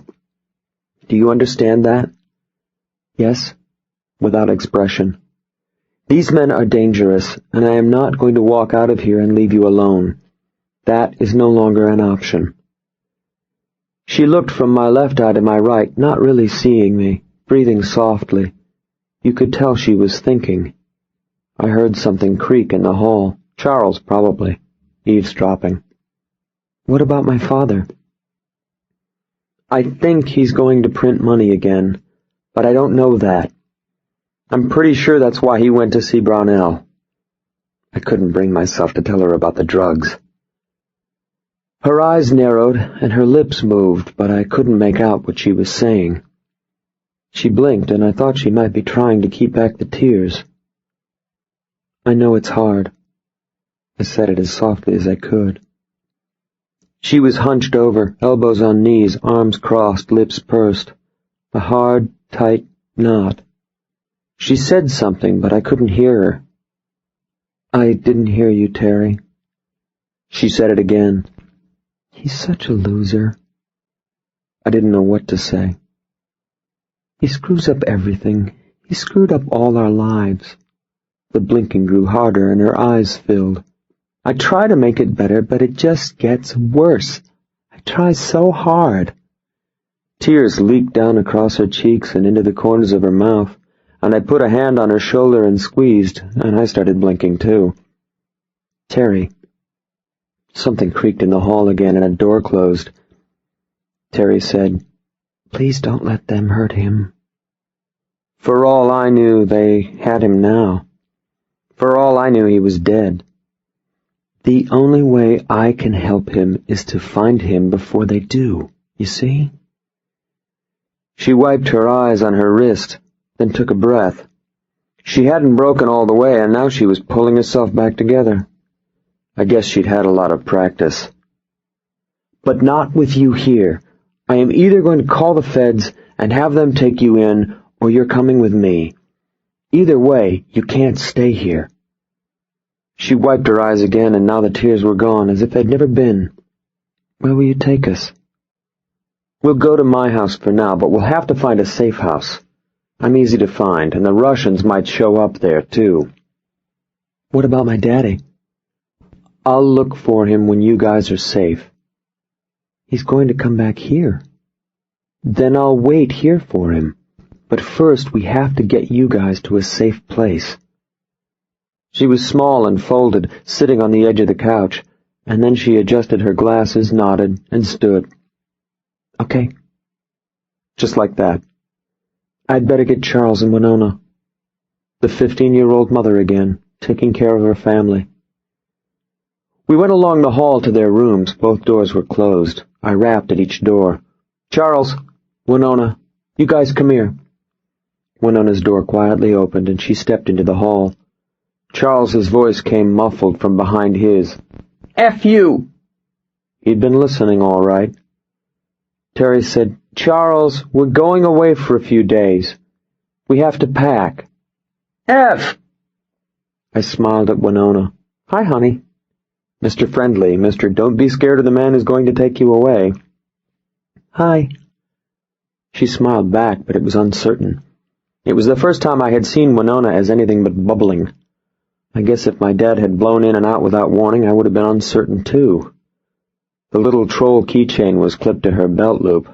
Guess if you couldn't have Daddy, you might as well have the troll. I said, "Teri, why don't you help Winona with her things? I'll talk to Charles." Charles yelled, "I ain't going." Teri said, Come on, Winona. You help me pack, and I'll help you. They went into their room, and I tapped at Charles's door. Come on, Bud. F! I tapped again, then opened the door, and when I did, he ran over and pushed against it as hard as he could, shouting, F you! Stay out of here! F! He was red-faced and crying, and I felt like a turd. I forced the door, Charles on the other side, crying louder and pushing hard, sobbing from the mucus in his throat, thin chest heaving, shouting, You get out of here! Until I had the door open, and then he ran at me, butting headfirst into me, punching and spitting and screaming for me to get out, and I pulled him close and held him, and after a while, all the yelling and crying subsided into a sobbing hack. It was a barren room, holding only a single-frame bed and a chest, with none of the posters and toys and things you'd expect to see in the room of a 12-year-old boy. Maybe Charles didn't think he'd live here long enough to bother. I said, It's okay, kid. I hope he never comes back. I held him. I wish he was dead. I held him tighter. Teri said, Charles? She was standing in the door. I said, We're okay, Teri. Charles and I stood for a very long time, and when the sobbing subsided, I tried to let go, but by then Charles was holding on to me, arms locked tight around my ribs, face buried in my chest. I could feel the wet soaking through my shirt. It's okay, kid. I said it 5 or 6 times. Maybe I said it more. I let Charles hang on to me for another couple of minutes, and then I told him to pack enough for 2 nights. I told him that we were going to my place, and that when they were safe, I would try to find his father. Charles turned away without looking at me, wiped his nose on the back of his hand, and packed. He said, F him. Maybe I would kill Clark if the Russians didn't. Chapter 17. I phoned Joe Pike while they packed. Clark's gone, I said. Again. Pike didn't say anything for a moment. You're going to move the kids? That's right. I'm going to take them to my place, but I don't want to keep them there overnight. Soughton and Dobchek could show up any time. Okay. Think you could come up with a safe house? Pike knew people, and he'd come up with safe places to stay before. Once an abandoned mansion in Bel Air, once an Airstream trailer in the high desert near Edwards Air Force Base. You never knew. Maybe he owned these places and just didn't bother to tell me. Let me make some calls. I'll meet you at your place later. By the time I was off the phone, Teri and Winona and Charles were ready to go. Guess they didn't have much to pack, or maybe it was because they'd had so much practice. We locked their house, put their bags behind the seats, and the 4 of us made the drive up Laurel Canyon, the 3 of them bunched together in the passenger seat. Teri had offered to drive their car, but I said no. I wasn't worried that she'd have an accident. I was more concerned that when we got wherever we were going, she would simply drive away. Charles said, I'm all squished up. Teri said, Live with it. I took it slow because no one was wearing a seatbelt. Elvis Cole, the not quite responsible parent, looking over his shoulder for a load of Russian hitmen. Teri and Charles were quiet, but after a while Winona began to chatter about how much she liked riding in the convertible. The top was down and the wind blew through our hair, and Winona said it made her feel like she was in a parade. Charles neither glowered nor flipped off anyone, and Teri seemed lost in herself. I guess everyone had their own way of dealing with what was going on. Pretty soon we left the city behind and wound through the trees, and a little bit after that we turned into the carport. Winona said, Is this your house? Yes.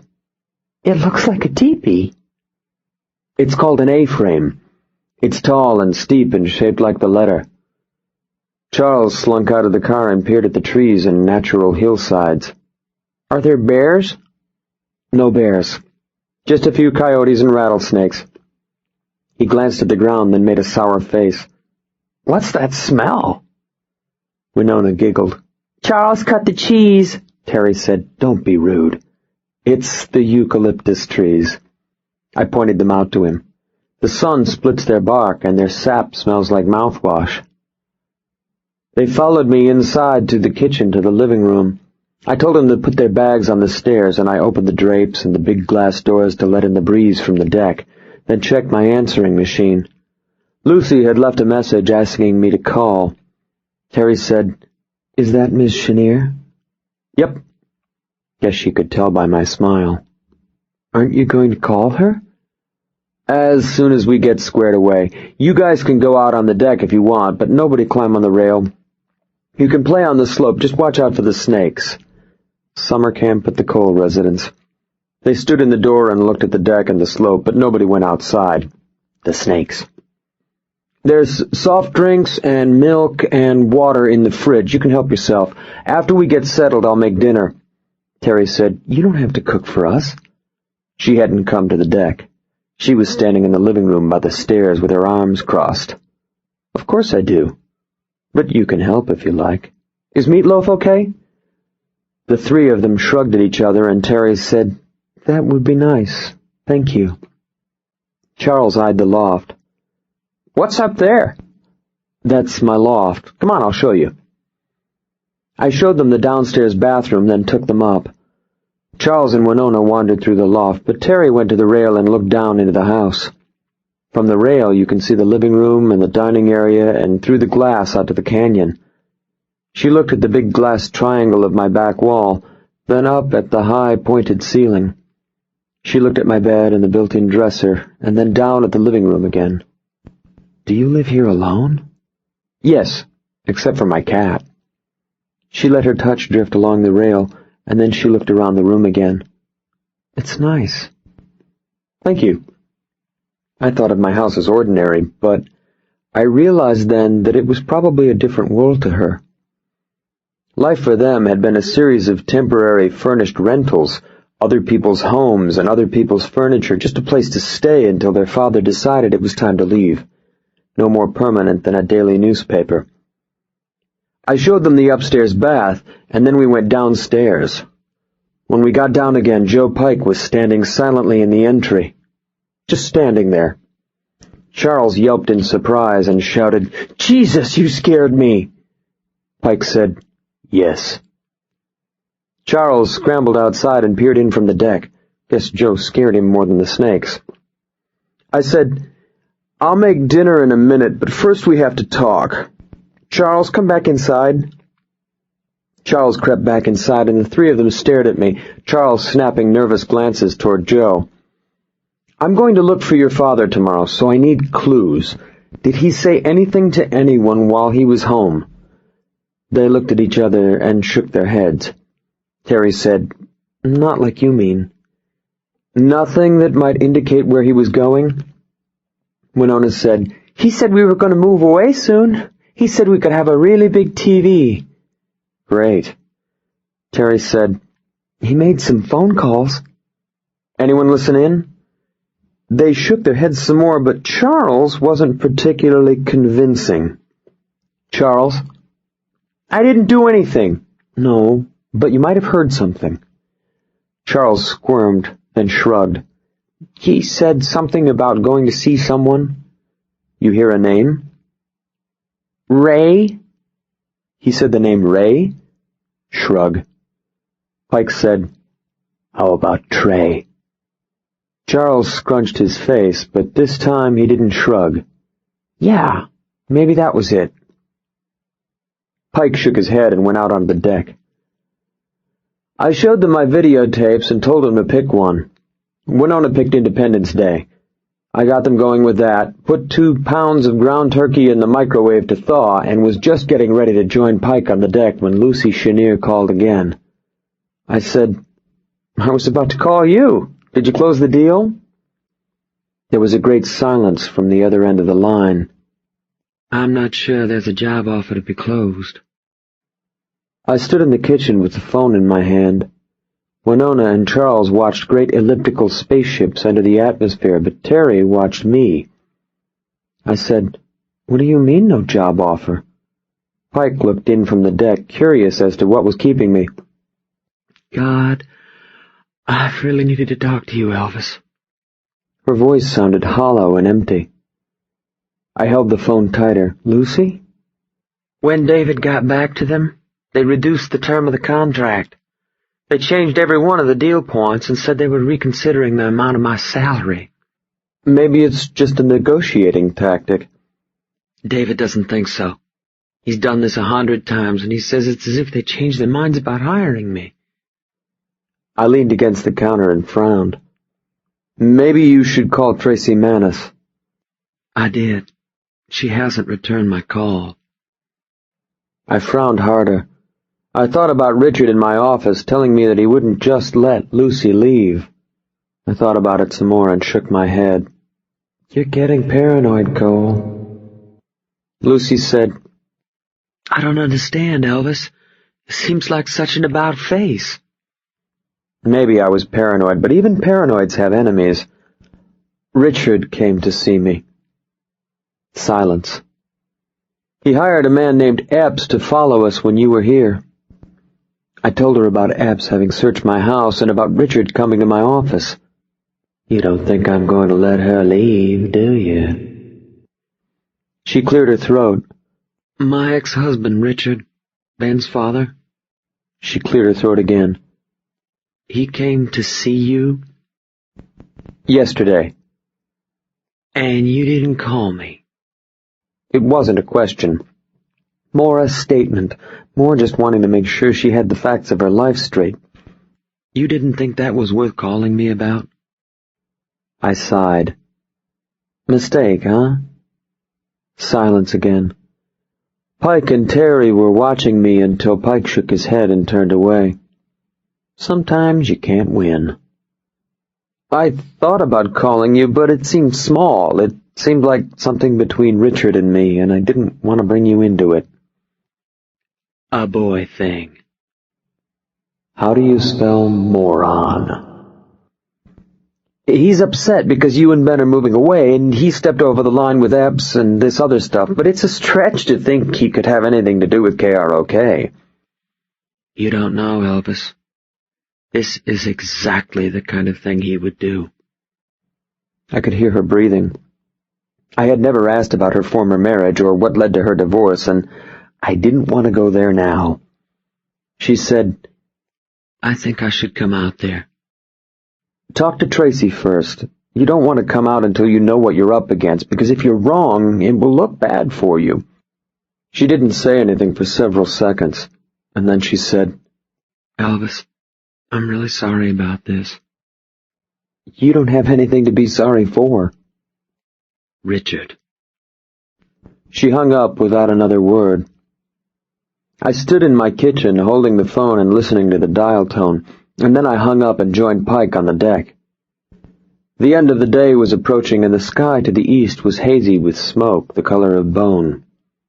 Somewhere, something was burning. Pike said, What? I told him. Pike listened without comment, then said, Told you we should kill him. Always with the helpful comment. I just don't see it, but you never know. What could some guy from Louisiana have to do with a television station here in Los Angeles? Pike crossed his arms and leaned against the deck rail. His head tilted ever so slightly, like maybe it was behind him. I could see the TV reflected in his glasses. First the Russians, now this. You've got a lot to think about. Yes, but I am large. He nodded. Keep your head in the game. Think about the wrong thing at the wrong time, it'll mean your ass. Thanks. Maybe mine, or those kids. You see the way he is? I said, You get a safe house? Place in Studio City. 3 bedrooms, furnished, phones. We can use it as long as we want. He told me the address. Sounds good. I'm thinking maybe I should stay at Clark's house tonight. If the Russians haven't gotten him, Clark might go back there. He might be there now. Pike's mouth twitched. Sure. Well, miracles happen. Pike told me he needed to buy supplies for the safe house and that he would be back later. I went to the kitchen to start dinner. I had half a head of iceberg lettuce and a fresh bag of spring greens and a couple of tomatoes that would do for a salad, and maybe half a dozen new potatoes that I could roast with the turkey loaf. I was gathering things together when Teri came into the kitchen and said, "Can I help?" "Sure." I told her what I planned, then showed her the cutting boards and knives and gave her a small Maui onion and 2 carrots to dice. She said, "What are you going to do with the carrots?" "For the turkey loaf." She looked at me. "We'll toss in raisins, too, along with a little soy sauce and maybe some peas. You'll see." "Winona doesn't like peas." "Okay, ixnay the peas." She started with the onion. I worked with the potatoes. Teri used the knife carefully and well and cut the onion into uniform pieces while Charles and Winona watched the destruction of the earth. Twice I glanced up at her, and twice I caught her looking at me. Both times I smiled, and both times she looked away. After the second time she said, "How can Lucy be your girlfriend if she lives in Louisiana?" We didn't plan it that way, it just kind of happened. I guess she'd been listening to my conversation. "Do you date other girls?" "No, I did for a while, but I kept thinking about Lucy, so I stopped seeing other people." "Does she date other men?" "No." "How do you know?" I frowned at her. "She's been offered a job out here, and she may move out, if she can work out the terms of the job. If the job is still hers to be had. Chopping. What if she can't move here?" I chopped harder. "We'll deal with it. This kid was worse than Joe Pike." When Teri was finished with the carrots, I had her add them to the turkey, and then we mixed in the raisins and the soy sauce and a couple of eggs. I let Teri shape the loaf while I dug out a roasting pan. We put the meat in the pan and surrounded it with the potatoes. The fresh potatoes didn't look like enough, so I added a can of whole peeled new potatoes and sprinkled everything with paprika. We put it in the oven at 400 and set the timer for an hour. Teri said, "I'm sorry about what happened at our house." "What do you mean?" She looked embarrassed. "When I cried." I remembered her eyes filling. I remembered a few tears. Then I remembered her packing it away and shutting it down like a SWAT team cop with 20 years on the job. I said, "You don't have to apologize for that." She shook her head. "I can't afford to lose control." "You're 15. It's okay to cry." She stared at the floor. "I'm all they have. If I fall apart, who will take care of Winona and Charles?" I stared at her. "What about you? Who do you have?" She pursed her lips. When she spoke, her voice was so soft that I could barely hear her. "I don't have anyone." I shook my head. "No, that's not true.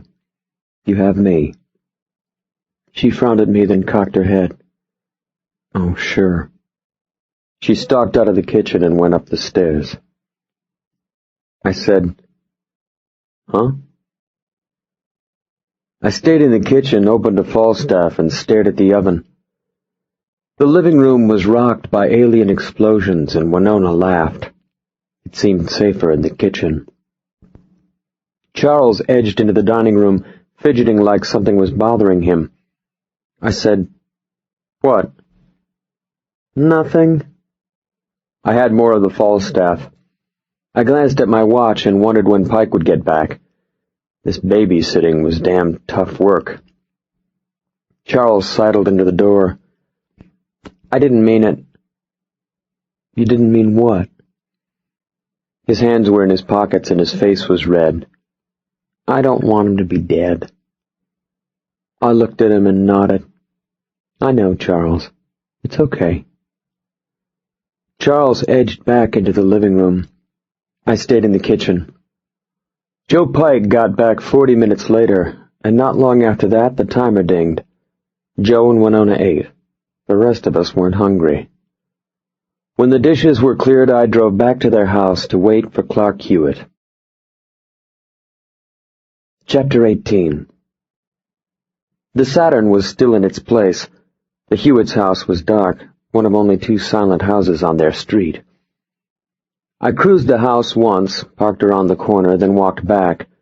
The night air was cool, and traffic sounds from Melrose blended with the voices and laughter of children playing and adults taking an evening stroll. I waited until two young women walking a dog were beyond me, then sauntered up the drive and let myself in using Teri's key. The lights were off, but I did not turn them on.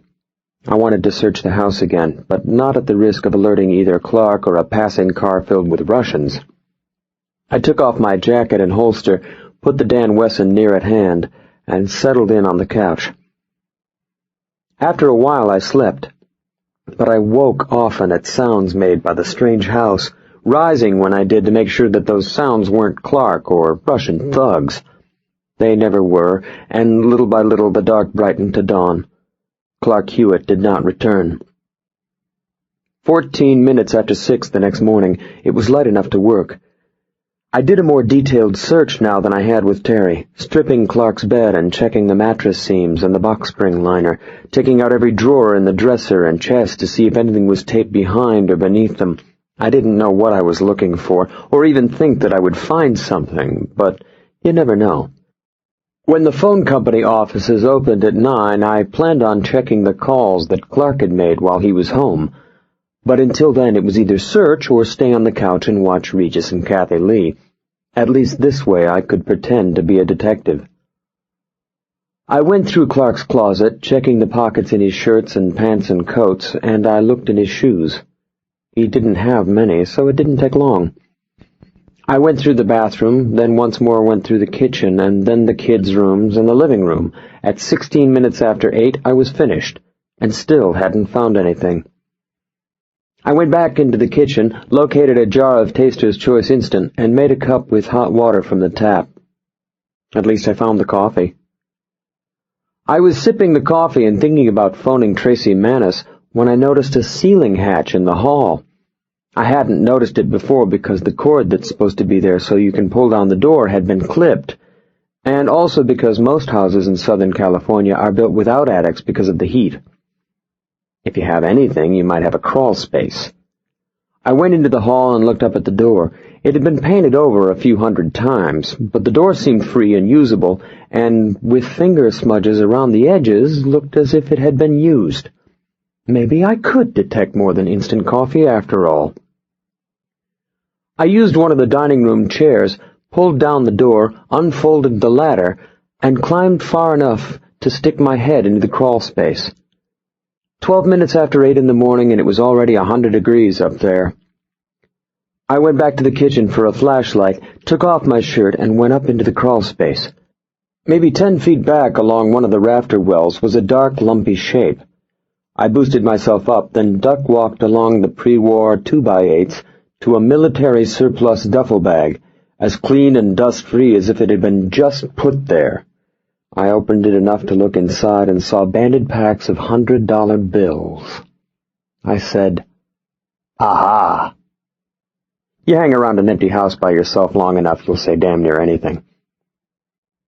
I dropped the duffel out of the crawl space, opened it on the living room floor, and counted out a little more than $23,000 in worn C-notes that were perfect mates to the bills Special Agent Marcia Fields had confiscated. Markov money. Money that the Hewitts had been living on for the past 3 years. Money good enough to get by with as long as you didn't flash it at a bank or in front of a Secret Service agent. Then I said aha again. Mixed with the money were half a dozen printers' catalogs, all of which bore a mailing label addressed to one Wilson Brownell in Seattle, Washington. Clark was definitely printing again, and probably with Brownell's help. Maybe they were partners. It was 2 minutes after 9 when I put the money back into the duffel, and the duffel back into the attic. I kept the catalogs. I had a pretty good idea who Clark had phoned, and after I stowed the duffel, I called my friend at the phone company and had her run a line check on Hewitt's number, covering the past 3 days, just to be sure. It didn't take long. She told me that 3 calls had been made to 2 numbers, one of which lasted 26 minutes and showed a Seattle area code. Wilson Brownell. The other 2 numbers were both in the Los Angeles calling area and belonged to Trey Michaels. Charles had called it right on that one. If I hung around the house long enough, Clark would return. The money was here, and as far as Clark knew, so were his kids, but considering Clark's track record, I might have to wait for days. Since Clark had phoned Trey Michaels, I was sure he was looking to connect, and that meant either he had been or would be visiting Culver City. Junkies may never go home, but they always go back to their connection. Ergo, Trey Michaels might know something. Maybe they were shooting up together right now. I washed up, locked the house, and drove south to Culver City in the Bestco. I asked a Pakistani sales clerk named Rashid for Trey, but Rashid told me that Trey had the day off. Great. I went along overland to his apartment, figuring it was a long shot, but as I turned onto his street, Michaels passed me going in the opposite direction in a dark gray Acura. Lucky is better than good every time. I swung around in a fast K-turn, thinking my luck might hold and he might bring me to Clark. He didn't. He turned into the Culver City Park and parked next to a rusted-out Dodge van where a couple of younger guys with long, sun-bleached hair were jumping skateboards. The younger guys were well-muscled and shirtless, with dark tans and baggy shorts and high-top felony flyers, and they stopped the jumping and opened the van's side door when Trey got out of the Acura. Michaels opened the Acura's trunk, and everybody carried brand-new Sony Laserdisc players to the van, still in their boxes, and almost certainly ripped off from Bestco. Trey closed his trunk, and then everybody climbed into the van. The van didn't start and didn't move, and its windows were curtained over. Your friendly neighborhood dope-mobile. I parked at the far end of the lot, then crept back to the van and listened. Nothing. Out in the park, 2 women were jogging with babies in 3-wheel strollers, and a couple of guys had their shirts off to catch the sun, and a half-dozen Latin guys were playing soccer, and here in the parking lot, Trey Michaels was scoring dope. Life in the big city. I took out the Dan Wesson, waited for the women with the strollers to pass, then threw open the sliding door and yelled, "Police!" Trey Michaels and the 2 young guys were sitting cross-legged on the bare metal deck, dividing up money and nickel bags of white powder amid the Laserdisc players, all 3 of them frozen in mid-count, staring at the Dan Wesson with bulging, wet eyes. The money was a short stack of 100s, and I wondered if Trey had gotten them from Clark. One of the kids said, "Oh, shit!" Trey Michaels said, "It's you." I lowered the gun. "Good job, Officer Michaels. Couldn't have done it without you." The 2 kids looked at Trey. Trey Michaels opened his mouth, then closed it and looked at the kids. "I'm not a cop." The bigger kid's eyes narrowed. "You prick!" Michaels said, "Hey, this is bullshit." I pulled Michaels out of the van. "I think we can cut these kids a deal, don't you?" I jerked him harder, then slammed the side door and walked him away. The van's engine roared to life and its tires smoked. Michaels said, "Are you nuts? Do you know what you did to me?" "They're kids, Trey. You're not scared of a couple of kids, are you?" His eyes were wide and bright, and his face was sheened with sweat. "Jesus, you gotta be nuts." I walked him to the car. "Tell me something. You think Bestco would press charges if they knew you were ripping off goods to turn over for dope?" Michaels chewed his lip and didn't say anything, staring after the departing van like it was the last bus to salvation, and he had missed it. Across the park, the driver gave us the finger and yelled something I couldn't understand. Charles in 5 years. I said, "Clark Haynes." Trey wouldn't know Hewitt. Michaels stared at the van. I jerked his arm. "Wake up, Trey." He looked at me. "That was my whole score. They got my money, they got the goods, now what am I going to do?" I jerked him again, harder. "Me or Bestco?" Trey Michaels wet his lip, still staring after the van. "Jesus, didn't we go through this before? I don't know where Clark is." Another jerk. "He called you, Trey. Twice." He finally looked at me, and his eyes were tired and confused. I've never known an addict who wasn't.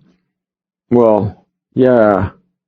He came by last night and scored a couple bags. Another jerk. Come on, Trey. He's up to something, and a crummy 2 bags wouldn't cut it. He bought 8 bags, okay? That was all I had. He scrunched up his face like he was regretting something. I gave him a really good price. 8 bags was a lot. Maybe enough to travel on. Maybe he was going back to Seattle. Did he say why he needed so much? He said he'd be gone for a few days. Did he say where he was going? I was thinking Seattle. I was thinking Wilson Brownell again. Long Beach. I looked at him. He said he was going to Long Beach? Michaels made the scrunched face again. Well, he didn't say he was going to Long Beach, but he asked me for a connection down there, so what would you think? Long Beach. Did you give him a name? Michaels frowned. Hell, I don't know anyone in Long Beach. He started to shake. You really screwed me with those guys. He waved his hands. Now what am I going to do? You tell me that. Now what? He was crying when I walked away. I drove to my office. I still wanted to call Tracy Manis, but first I needed to call Brownell and ask him about Long Beach. I would also call Teri and ask her. Maybe saying the words would ring a bell. At 14 minutes after 11, I left my car in the parking garage, walked up the 4 flights to my office, and found the place filled with cops. Reed Jasper was sitting at my desk, while 3 other guys that I'd never seen before were going through my files. Papers were scattered around on the floor, and the place had been turned upside down. Jasper smiled when he saw me and said, Well, well, well, just the guy we wanted to see. I looked from Jasper to the other guys, then back to Jasper. They were heavy men in dark rumpled suits with anonymous faces. Feds. I said, What the hell are you doing, Jasper? Trying to get a line on Clark Hewitt, my man. He took a folded sheet of paper from his inside coat pocket and dropped it on my desk. Federal order to search and seize. Duly signed and hereby presented. He leaned back in my chair and crossed his arms. If I were you, I'd call a lawyer. The other 3 guys were staring at me, and I felt myself run cold. Why? Wilson Brownell was found tortured to death yesterday afternoon. I think Clark Hewitt might have been involved. I think you helped. Chapter 19.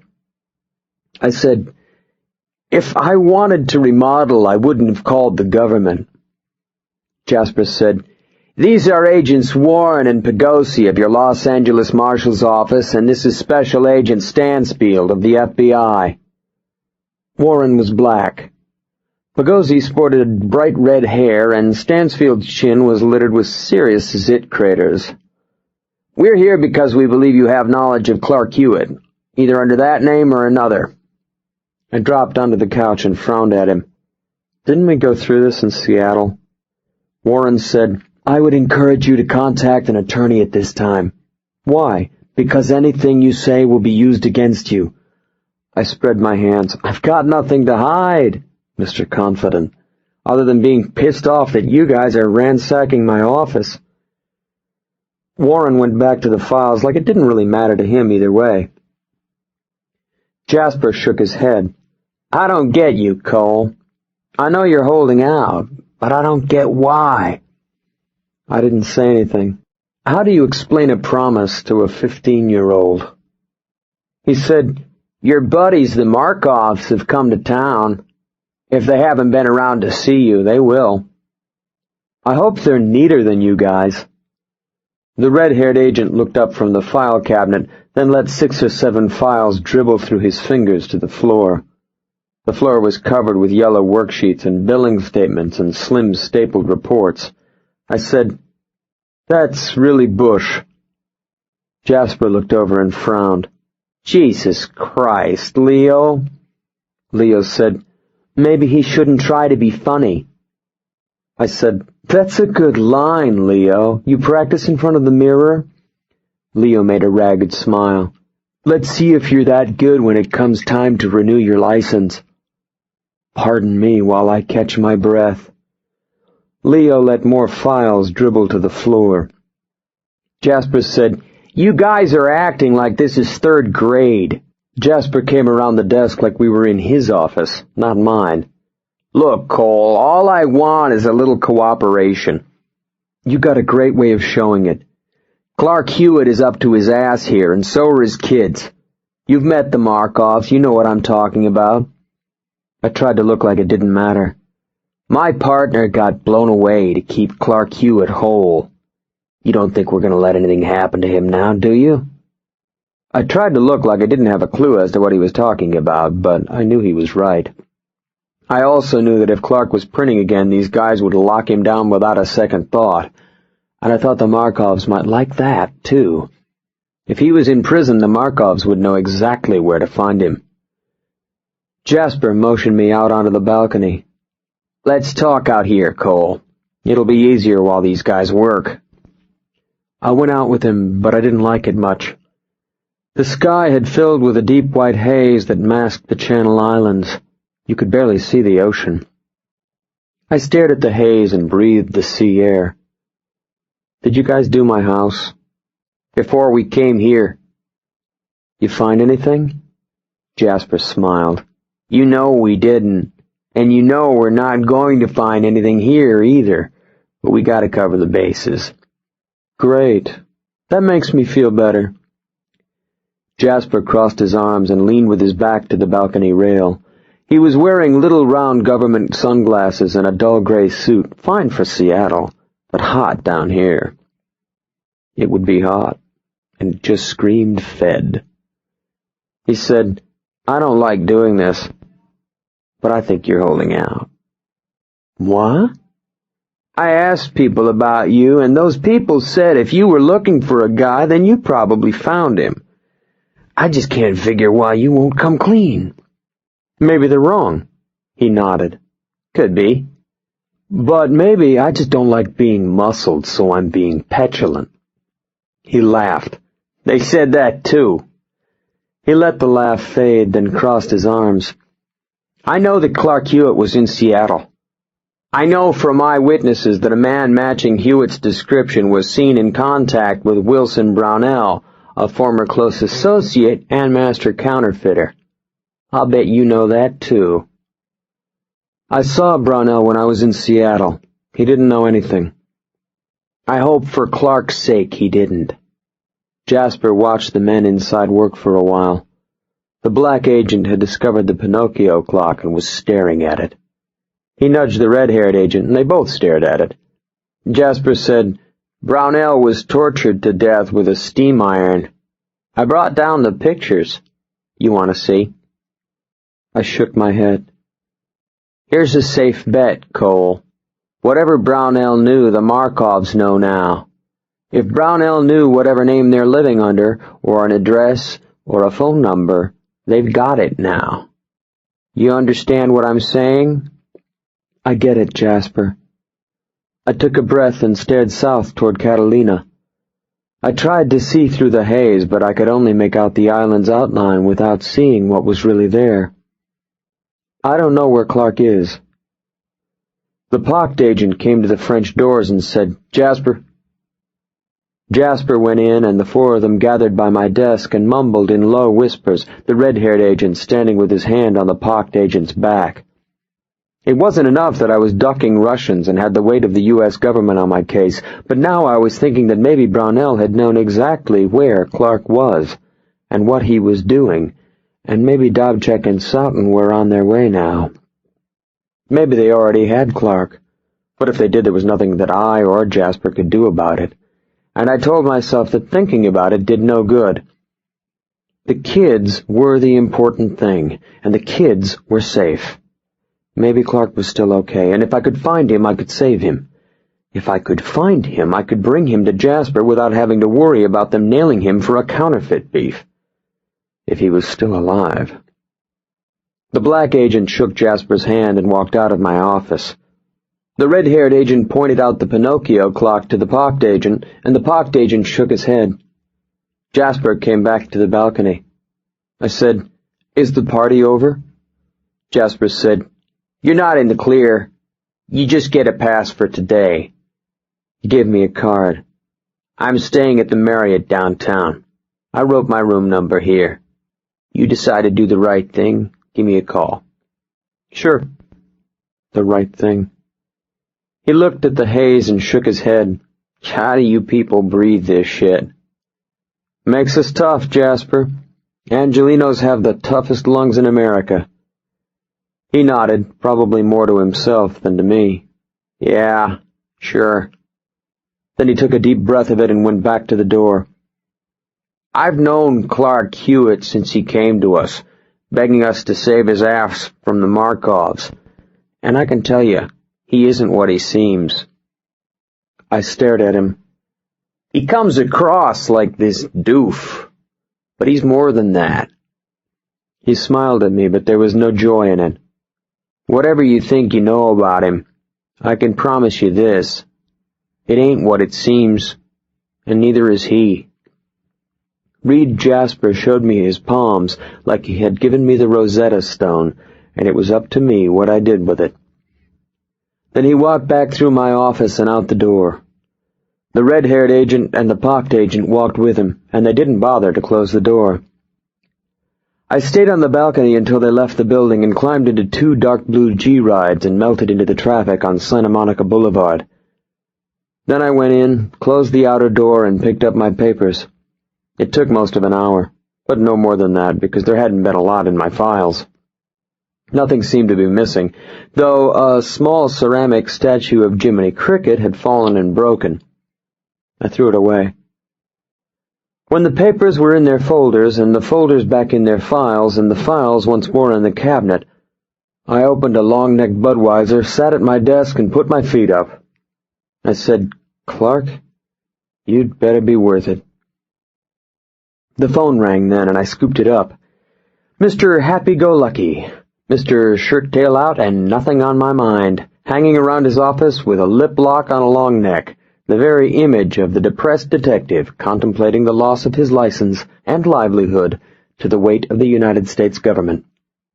"Elvis Cole, Detective Agency, professional detection at going-out-of-business rates." Tracy Maness said, "Are you drunk?" "Not yet." "Well, bag it. Can you come to see me?" I frowned at the Pinocchio. Now? Thinking about Pike and those kids at the safe house. Thinking about following the Long Beach lead. "You find out something about Lucy's negotiation?" "I'd rather do this in person here at KROK. "Ah. Why there?" She sounded irritated. "Stop being stupid and get your butt over here." Then she hung up. I locked the office, then slowly drove to KROK to see Tracy Maness. No one followed me. No one that I could see. Chapter 20. KROK Television, Power Channel 8, personal news from us to you, we take it personally, was housed in a large brick and steel building off Western Avenue in the east side of Hollywood. I parked in the little security lot they have next to the building and found Tracy waiting for me in the reception area. I hadn't expected her to be waiting, but she was, and she looked anxious. I said, "Guess you found something." "Let's talk in my office." Tracy Maness was a tall, attractive woman in her early 50s. Her hair was streaked with gray and cut close, and she carried herself with an erect, no-nonsense corporate manner, every inch the authoritative station manager. Lucy and I had met her when I was working on the Theodore Martin murder case, and she had been impressed enough with Lucy's bearing and legal analysis to suggest to her bosses that Lucy be offered the job of on-air legal analyst. She led me through a heavy glass security door and along a sterile hall, near deserted because of the time of day. She said, "Stu Greenberg's our head of business affairs. I asked him about Lucy's negotiation, and he said there was nothing unusual about it. In fact, he told me not to worry." "Did you ask Mr. Greenberg if perhaps he's had some association with Mr. Chenier?" We went into a sleek white office with comfortable chairs and a cluttered desk. Photographs of a man and 3 children dotted the walls. Tracy settled back in the chair and smiled at me. A television station is a very political environment, Elvis. People are easily offended, and more than one back around here sports multiple knife wounds. I nodded. You're saying you couldn't ask him straight out? We have to be very careful that we don't step on something that bites us. I nodded again. Though I did manage to gain a bit of intelligence when I was in Stu's office. Ah. I knew that she had. You could see that in her eyes, too, a kind of ferocious twinkle. Stuart began his career in Houston at the home office of Benton, Myers and Dane, Richard's firm. How about that? The old boy network rears its ugly head. Yes, but that doesn't prove anything. Greenberg is still the head of business affairs, and how he runs that department is his prerogative. Then the twinkle became a hard glint. Until it becomes an issue that transcends acceptable business practices. Such as an ex-husband pulling strings to limit his former wife's career options? Yes. Then it becomes a larger issue, one to which this corporation would be sensitive. She spread her hands. After all, if such were the case, Lucy might sue. If she had proof. Yes, but proof in such a case is elusive and hard to find. Maybe impossible to find. I said,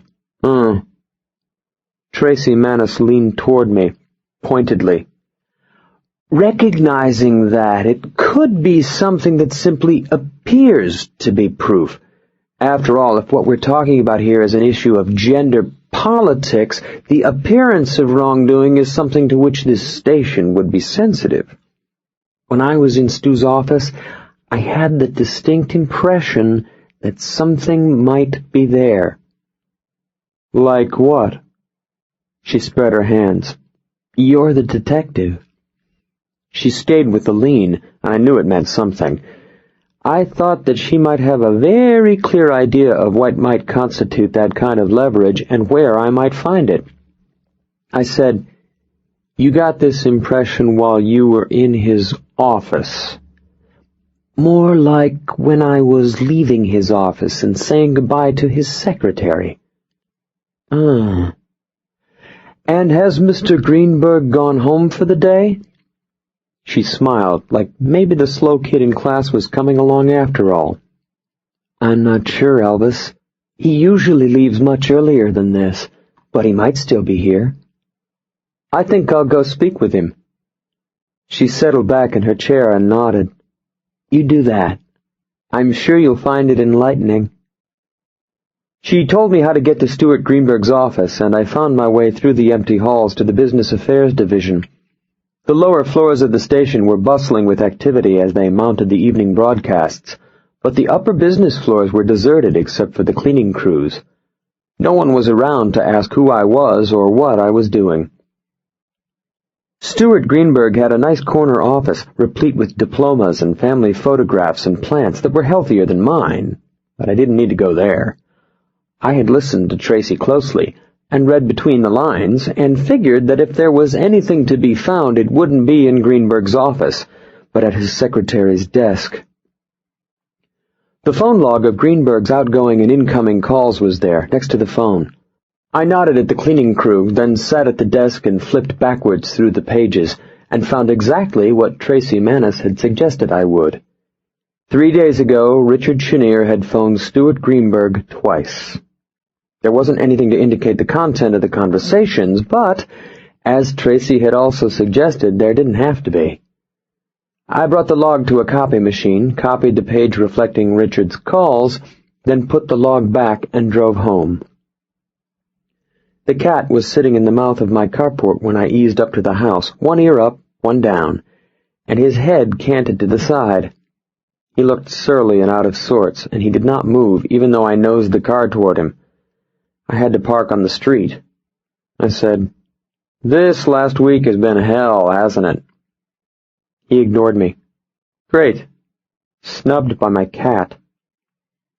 I let myself into the kitchen and walked through the house to see what the feds had done. 4 drawers had been dumped, others left open, and 3 empty Falstaff cans were sitting on the dining room table. These cops. Most of the search seemed to have been in the kitchen and my bedroom, but the mess was not as bad as the office. I guess Jasper had told them to take it easy. Or maybe they were too busy drinking my beer. I put out a fresh bowl of food for the cat, then called Joe at the safe house. The phone rang twice and Charles answered. We don't want any. Then he hung up. I took a deep breath, let it out, and rubbed at my eyes. I dialed again. This time Joe answered on the first ring. I said, "Can the kids overhear us?" No. I told him about Reed Jasper and the feds having searched my house and office, and Wilson Brownell turning up dead. Pike said, I guess these Russians mean it. They mean it. I told him about finding the money and catalogs in Clark's attic. We have to assume that they know what Brownell knew, where Clark was living, and that Clark was using the name Haynes. I think we're okay as long as we stay away from there. Where are you now? I told him. What if Clark goes home? I had already thought it through, and I didn't like where it led, but there weren't a lot of options. We could sit at the house and wait, but a proactive search seemed better. We could periodically check the house.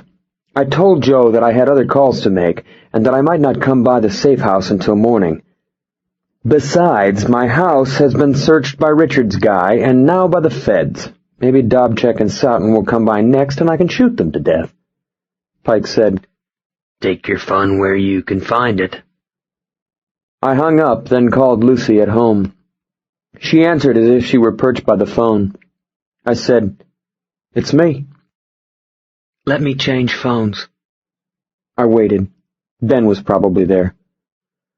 When she came back on the line, I told her about my conversation with Tracy Manis and what I had found in Stuart Greenberg's phone log. When I finished with it, she said, I'm coming out there.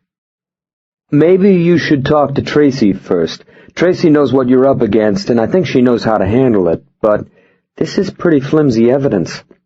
In fact, it wasn't evidence at all, but I didn't want to be a defeatist. She didn't say anything for a while, and then she said, I am not going to simply allow this to happen. Richard has no right to use his influence to affect my life. If I do nothing and Tracy fails, then I'll feel all the worse. I didn't answer. I'm mad as hell, but I'm also a professional. Now that I know what I'm dealing with, I have no doubt that we can win. These are just 2 old boy assholes trying to keep the little woman in her place. Pretty much what Tracy had said. Well, this is the wrong little woman. She was quiet for a moment, but I guessed she was thinking. I don't care what Richard told you. It's not about Ben. Richard was a lousy father from day one, and he's still a lousy father. This is about me and about power. That's why I divorced the son of a bitch. She was mad, all right. He's an arrogant, self-involved prick, and if he thinks he can pull a stunt like this on me, I'll cut him a new asshole and stuff his head in it. Who? I said, loose. What? She almost shouted it. Please don't give yourself a stroke. She fell absolutely silent, and then she laughed. Wow, I'm really mad. Glad I'm not on the receiving end. Not you, Elvis. Not ever. She laughed some more, and it was good to hear her laugh. Good to hear her sound so strong. I have to come out there and do this, even if it makes everything worse. Even if it costs me this job. You see that, don't you? Sure. I told her about the safe house and gave her the number there. I said for her to call Joe with her flight information. She said that she would, and when we hung up, I said, Richard, prepare to be sawed. It took me a little better than an hour to go through the house and put my things in order. I guess if I were a more accommodating person, I could find value in government agents doing such a thorough job. After all, these were our tax dollars at work. Chapter 21. I drove down the backside of Laurel Canyon into Studio City the next morning, going maybe 15 miles out of my way to avoid detection. If I couldn't slip the Russians and the feds by slick driving, maybe I could wear them out with LA's morning rush hour traffic. The condo Pike had found for a safe house sat in the rear of a quiet, two-level garden building just off Coldwater Canyon, near Studio City Park. It was a classic ranch-style building of the kind constructed in the late 50s, all dark-stained wood and used brick, with mature pine trees lining the planting areas along the sidewalk and a parking lot for residents in the rear. Just the kind of place where unsuspecting inhabitants would never dream that the new people in the corner apartment were being stalked by homicidal maniacs from Seattle. I parked at the curb, gathered the catalogs I'd taken from Clark's duffel bag, then wandered through the garden courtyard until I found the right door. I rang the bell at 10 minutes after 9. Charles' muffled voice came from behind the door as if he'd been waiting there. "Go away!" I said, "Charles." What a way to start your morning. The door opened and Pike was there, tall and expressionless. I gave the big grin. "Well, Joseph, bet you had a fun evening." Charles eyed me from the safety of the kitchen. "It was a joke." Pike's head swiveled toward him, and Charles ducked out of the kitchen and into the living room. Fun evening, all right. The entry led past the kitchen to a dining area and the living room beyond, stairs climbing one wall of the living room to open to the second floor. The condo was large and spacious and fully furnished, as if whoever owned the place was away on a short trip. Thriving green plants dotted the room, and the plants were healthy and firm and devoid of yellow. Maybe I should ask whoever owned them for lessons. I nodded at Pike. "Nice. Better than the Airstream." Pike shrugged. Guess it didn't matter to him either way. Teri and Winona were at the dining room table, and Charles had assumed a position in front of the television, watching one of those morning exercise shows on ESPN. Hyena Tom doing ab work. Winona said, "Did you find our daddy yet?" Everyone was dressed and clean and ready to start their day of waiting for the detective to find their father. "Not yet, hon, but I'm hot on his trail." Hope is everything. Teri said, "Would you like breakfast? Joe and I made cottage cheese pancakes." "No, thanks. I ate before I left home." She looked disappointed. "There's fresh coffee." I let her pour a cup, then sipped some, then nodded. "Good." Teri smiled and seemed pleased. Joe said, "We can talk upstairs." I followed Pike up with the coffee into one of the 3 bedrooms. It had been made up as a home office with desk and telephone and fax machine, but there was nothing around to indicate the owner's identity. Maybe Pike owned the place. For all I knew, Pike owned most of Los Angeles. He said, "What'd you find?" $20,000 in counterfeit hundreds, and these. I showed him the catalogs. Several pages were dog-eared, and quite a few items had been marked on the dog-eared pages, including 2 different grades of offset plate blanks from a firm in Finland, a high-end Hitachi digital scanner from a discount mail-order house in New York, a $4,000 Power Mac from a mail-order firm in Los Angeles, with a commercial graphics software platform that cost almost as much as the computer. Something called a dual-side regulator from a commercial printing firm in London, a high-volume paper shear from the same company, and 60 liters each of Indigo No. 7 and Canyon Orange No. 9A oil-based ink, as well as lesser amounts of Forest Green No. 2, Classic Red No. 42, Black, Kiss Blue No. 12, and Yellow AB1, all of which came from 3 different ink manufacturers, 2 in Europe and 1 in Maryland. Pike said, "He's printing all right." "Yeah, but what? $100 bills are green and black. Why would he need indigo and orange?" Pike took out his wallet and pulled out a $100 bill. Walking around money. "Maybe you have to mix them to get the different shades of black. Maybe he uses them to reproduce the security fibers. Maybe if we just took all this stuff to your pal Marcia Field, she could tell us." Pike put his 100 away. "The new hundreds are too hard to copy. If he's making hundreds, he'll make the older series." "If?" Pike flipped back through the catalogs. "This is almost $40,000 worth of material. Wonder where he's getting the money to pay for it." I was wondering that, too. He almost certainly wasn't sending counterfeit cash through the mail, and he knew better than to try to buy money orders or certified checks at a bank or at American Express. I said, if he ordered this stuff, it had to be delivered. Maybe Clark's, wherever that is. Most of the companies had an 800 number for phone orders, so I took a flyer and called the Los Angeles computer wholesaler first. A young woman with an Hispanic accent answered. Good morning from Cyberworld. What would you like to order? Bright and cheery and wanting to help. I placed an order a couple of days ago and the machine hasn't arrived. Just another customer on just another day. Why, let me track down that bad boy. Wanting to make my phone shopping experience a happy one. Your name, please? Clark Haynes. I waited a couple of seconds, then said, "Oh, you know, my secretary placed the order and she might have used our company name, Teri Hewitt." Lame, but what can you do?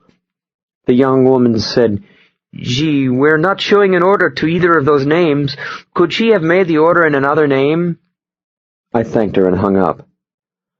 I called 3 more companies, and none of them had or was processing an order for Haynes or Hewitt either. When I put down the phone, I said, "Hell." Pike said, "Maybe he hasn't ordered yet. Maybe he's going to." Maybe. I thought about Clark phoning Wilson Brownell, and how they had spoken often, and how Clark was willing to risk the Russians to go see Brownell. I called the electronics wholesaler in New York, and told him exactly what I had told the other 4 companies, only I told him that my name was Wilson Brownell. He came back on the line almost at once and said, "Oh, yes, Mr. Brownell, here it is." I gave Pike a thumbs up. The order clerk said, Your scanner won't go out until tomorrow. Isn't that what you requested? I wanted it today. I'm sorry, sir. Whoever took the order must have made a mistake. Well, as long as you're on the phone, let's double-check the destination. I'd hate to think it was going to the wrong place. Yes, sir. We show the air bill addressed to Pacific Rim Journal, hold for airport pickup, on United Flight 5 direct to LAX. I wrote it down. And that's tomorrow? Yes, sir. It's right here on the form. I hung up, then dialed Los Angeles information and asked for the number of Pacific Rim Journal.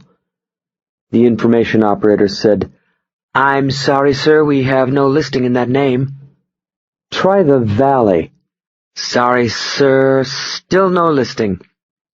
I thought about Trey Michaels. Try Long Beach. She said, Here we go. She gave me the address and phone, and I said, Touchdown. Pardon me? Nothing, operator, thanks. I dialed the number, and a woman answered with a heavy Asian accent. Journal. May I speak with Clark, please? She hung up without another word, and I looked at Pike. I think we may be on to something.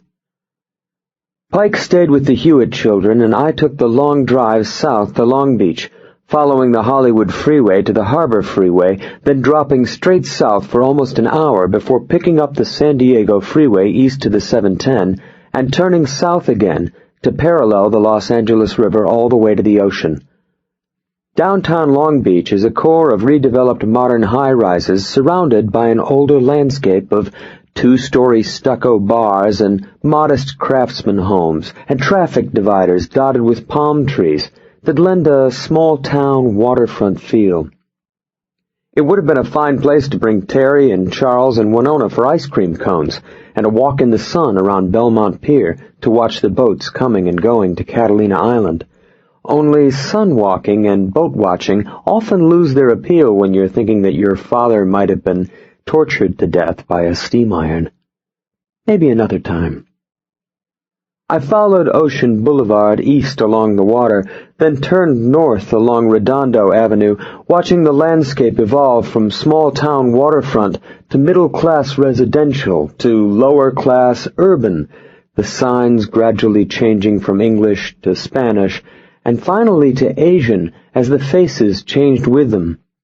The Pacific Rim Weekly Journal sat 2 blocks off Redondo in a small 3-story commercial building between a tiny Vietnamese restaurant and a coin-operated laundry filled with tiny Asian women who were probably Vietnamese or Cambodian. I cruised the building twice, then parked 1 block south and walked up past the Journal to the restaurant. I glimpsed 2 people in the Journal office, but neither was Clark Hewitt. It was still before 11, and the restaurant was empty except for an ancient Vietnamese woman wrapping forks and spoons in white cloth napkins, preparing for the lunch-hour rush. I smiled at her. "Do you have a takeout menu?" She gave me a green takeout menu. "You early." "Too early to order?" She shook her head. "Oh no, we serve." I ordered squid fried rice with honey and told her that I would wait out in front on the sidewalk. She said that would be fine. I stood around out front with the little menu and tried to look as if I had nothing on my mind except food, and snuck glances in the Journal office next door. An Asian woman in her early 50s sat at a wooden desk talking on the phone. Behind her, the walls were lined with corkboard and about 1,000,000 little bits of paper and photographs and what looked like posters for community events that had been pinned to the board. A couple of ratty chairs were at the front of the office, and another desk sat opposite the woman's, this one occupied by a young Asian guy who looked to be in his 20s. He wore a Caltech sweatshirt and tiger-striped field utilities and topsiders without socks. He was leaning back, the topsiders up on the desk, reading a paperback. A half wall split the space into a front and a back, only you couldn't see the back from here in the front. Maybe Clark was in the back.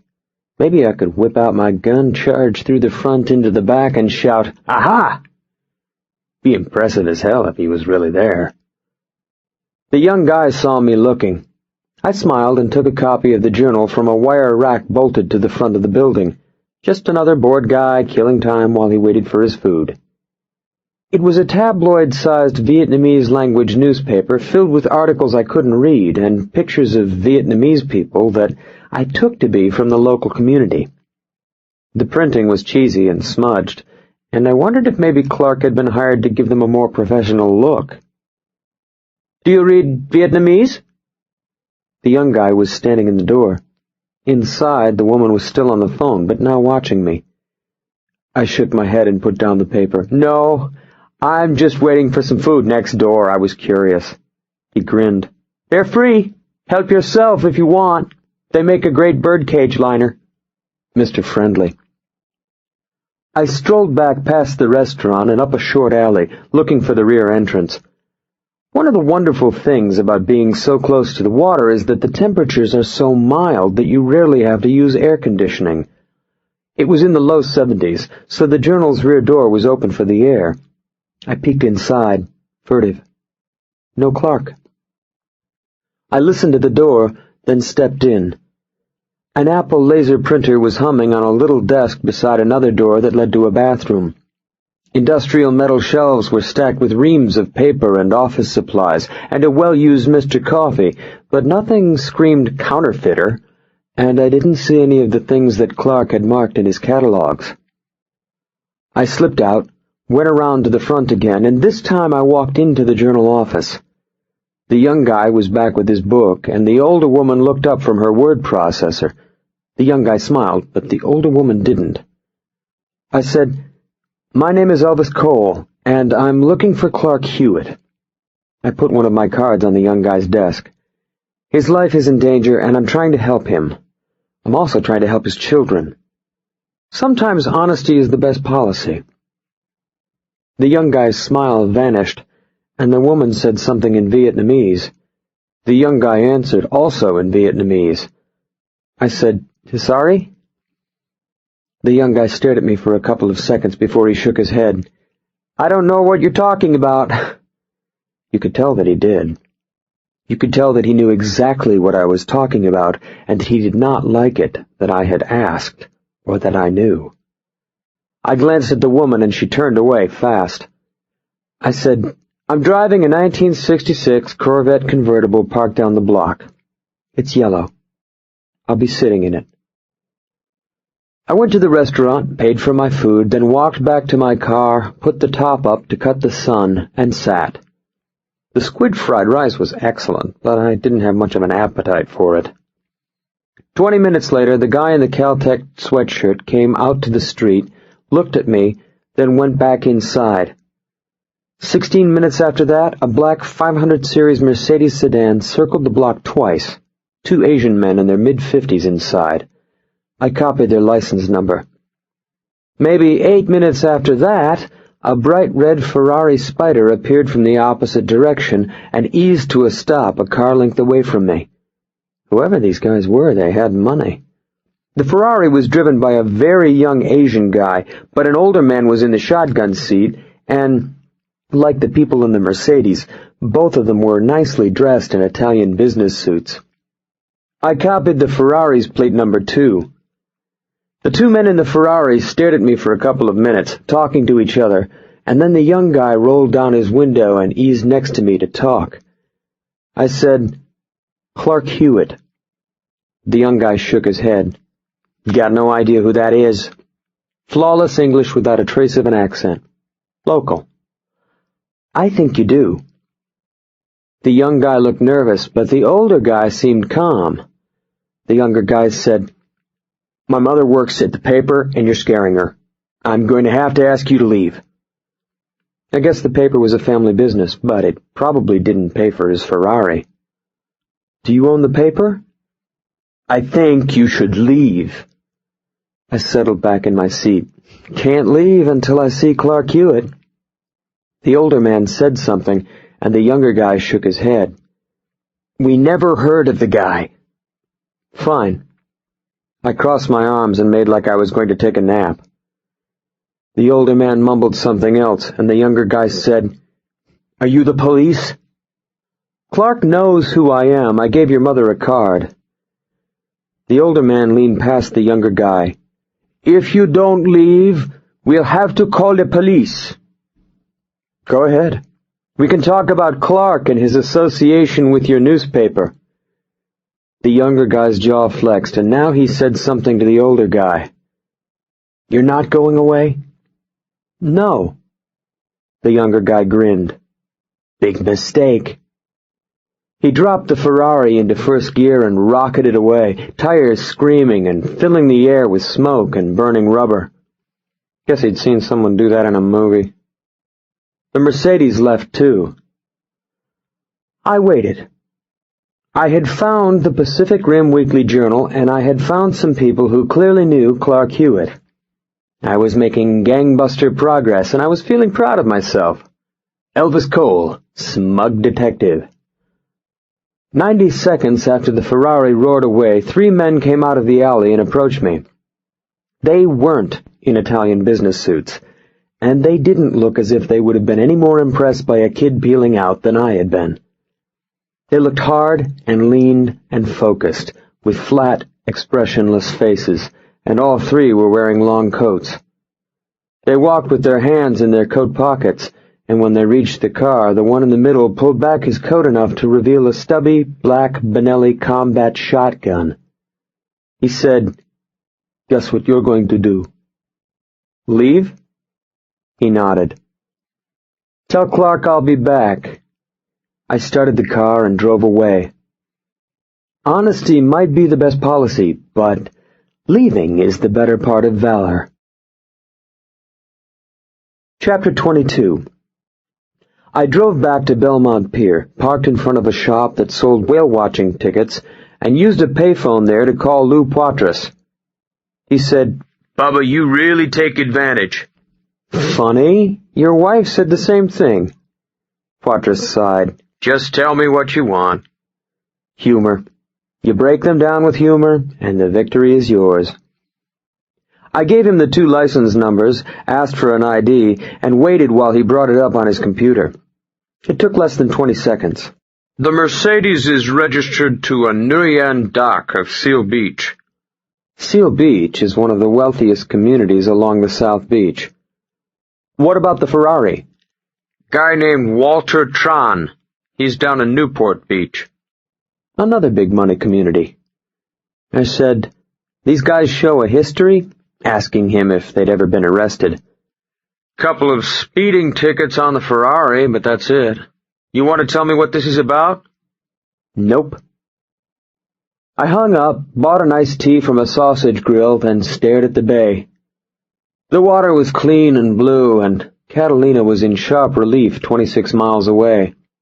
A young woman in short shorts and a metallic blue bikini top rollerbladed past on the bicycle path. I followed her motion, but did not see her. The detective in thoughtful mode. I had never heard of Nguyen Doc or Walter Tran, but that didn't mean anything. Multicultural crime was flourishing with the Southland's growing diversity, and it was impossible to keep up. I had also never heard of the Pacific Rim Weekly Journal, but I was pretty sure I knew someone who had. I went back to the payphone and called this reporter I know, named Eddie Ditko. Eddie is old and cranky and sour, but he is nothing if not a joy. Christ, I got gas. You get to be my age, even water makes you cut the cheese. You see? You ever heard of the Pacific Rim Weekly Journal? He went into a coughing fit. Eddie? He was coughing pretty bad. Jesus, I'm choking to death. I'll hang up and call 911. The coughing was getting worse. Screw 911. They probably just put you on hold. He made a gacking sound, then got the coughing under control. Christ, I just popped up something that looks like a hairball. That's more than I needed to know. Yeah, well, try living with it. Getting old as hell. Pacific Rim Weekly Journal. Sometimes you have to prompt him. Yeah, hold your water, let me see what we got. He'd be scanning the examiner's computer database. Check out Nguyen Doc and Walter Tran while you're at it. Christ, you're pushy. He made a hawking sound, then he spit. Sweet. Here we go. It's a political soapbox for nationalist Vietnamese who want the country back. LAPD's anti-terrorist task force has them on their monitor list. The blader with the metallic top rolled past in the opposite direction. I said, political terrorists? You know how the Cubans in South Florida want to overthrow Castro? It's the same thing. The Pacific Rim Weekly Journal raises money and lobbies politicians to discourage normalization with the commies. Commies. They also advocate the overthrow of the communist government over there, and under our statutes that qualifies as terrorism, so LAPD has to waste money watching them. What do you mean waste? More coughing, another hawking sound, and then the spitting. Christ, that one had hair. Why a waste, Eddie? We did a feature on these guys in the Orange County edition a couple of years back.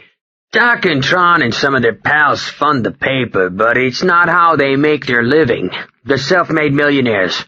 Doc washed dishes until he scraped together the money to open a noodle shop.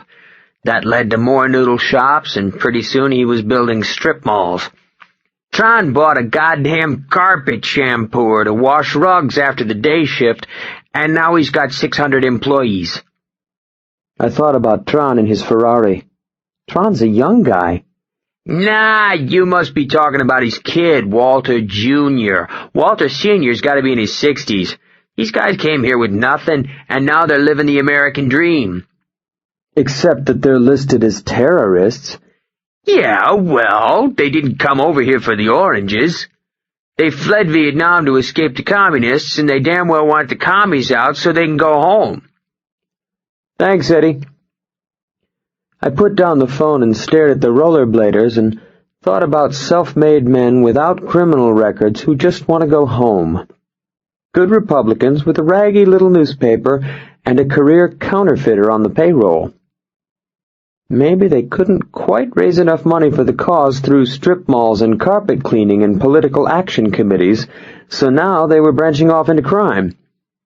Crime, after all, is America's largest growth industry. I made one more call, this time to Joe Pike. You hear from Lucy? Yes. She had given him her flight information, and he passed it to me.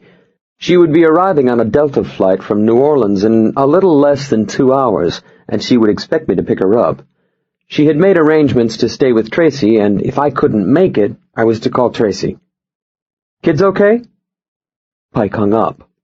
I guess too much time with Charles will do that to you.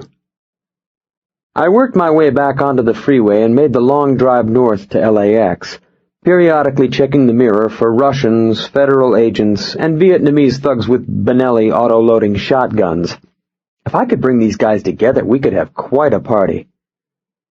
The traffic was dense and sluggish, but I found myself smiling more often than not and feeling pretty good about things. I was getting closer to Clark, and I was only minutes away from seeing Lucy, and I had neither been shot nor beaten in almost 3 days. Happy is as happy does.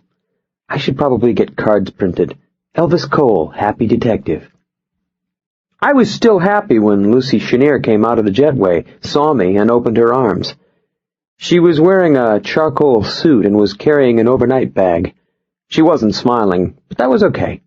I was smiling enough for both of us. We hugged, and I could feel the tension in her back and shoulders, and the strength there. I whispered into her hair, "It is so good to see you, even for a rotten reason like this." Her hair smelled of peaches. She hugged harder, and an overweight man with no hair scowled because we were blocking his way. "You want me to take you to Tracy's?" "I want to spend some time with you first. There's something that we need to talk about." Her face was composed and empty of emotion, and I thought it must be her game face. The same face she would use in court. The face she had used when she was working her way through college on a tennis scholarship. "Okay. Do you have bags?" "Only this." She let me carry her bag, and as we walked to the car she said little. Focused, I guess. Sleek and stripped down and ready for war. Or maybe she was just scared. Once we were on the freeway, she brought my hand into her lap, holding it tight with both of hers. I thought she might fear letting go. I said, "Does Ben know what's going on?" Her eyes were not quite on the creeping red lights ahead of us. "No. I've always kept the bad things between me and Richard from him. I thought that was best." I nodded. "I didn't want him in the middle." "Of course." She glanced at me. "I don't want you in the middle either." I looked at her. A woman in a black Jaguar cut in front of us, and I had to brake. "Luce, there is no middle here for me. I love you, and I'm with you. I'll help you any way I can." A tiny smile worked at her lips. The smile was so small that it was almost impossible to see. I almost didn't. She said, "I know that you do, but I have to do this without you." I didn't say anything. "It's important to me that you understand that I'm not being selfish. This isn't about Ben." "All right." "When we got divorced, I offered Richard open visitation rights. He never took advantage of it. When Ben would stay with Richard on weekends or during the summer or on holidays, Richard was never there. He would hire a sitter or drop Ben at his grandmother's. What's happening now isn't about Ben, it's about me, and Richard's need to control me, so please don't think that I'm this horrible woman who's stealing a man's child." She looked at me then, and something in great pain was peeking through the composure. "I am not the villain here." "Luce, you never could be." She said it all as if she'd spent most of the flight thinking it through. I guess that she had. "And you don't have to explain yourself or your former marriage to me." She looked at our hands twined there in her lap. "I know you want to help me through this. You already have, and I'm grateful. But you can't help me anymore." She tugged at my hand, and when I looked over, I think she was trying not to cry. "I will not have my life defined by triangles. It's not fair to you, and it's not fair to me. Richard is my mistake, and I have to live with it." I didn't know what to say. What's going on now is between me and Richard, and only us. I need it to be that way, do you understand? No. She frowned. This is all about control, and he has to know that he can't control me or intimidate me. She frowned harder. I have to know that too. I stared at her. Lucy Chenier seemed like the most uncontrollable woman I'd ever met, but maybe she hadn't always been so, and maybe she needed to remind herself. I could just shoot him. That would solve the problem. She smiled, and it was warm. I know, but then you would have saved me, and I wouldn't have saved myself. This is for me. Okay. I am the saver, and not just the savee. You don't want me to be with you at KROK? She squeezed my hand again. No, you can't be there. I didn't like it, but I tried not to look sulky. Richard and I will be the only two players on the court, and when I kick his ass and get his good old boy buddy up the proverbial creek, Richard will think twice about ever trying anything like this again. I looked at her and thought that she was the most beautiful woman I had ever seen. Can I shoot him later? She smiled now and patted my hand. We'll see. Something to live for. When are you going to see the KROK people? Tracy arranged a meeting for tomorrow afternoon. Tomorrow was when the scanner arrived at LAX. Pike and I would be there waiting. We would be following the scanner and hoping it brought us to Clark. I'll be working. She squeezed my hand again. Of course you will, sweetie. That's as it should be. She squeezed my hand another time. And I will be loving you. Good. We continued up through the Sepulveda Pass into the valley, and then on toward the safe house, riding in silence.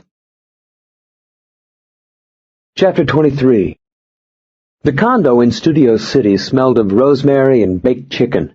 Joe and Teri were in the kitchen, and Winona and Charles were in the living room, but the TV wasn't on. Guess Pike had drawn the line. I said, "Wow, that smells terrific."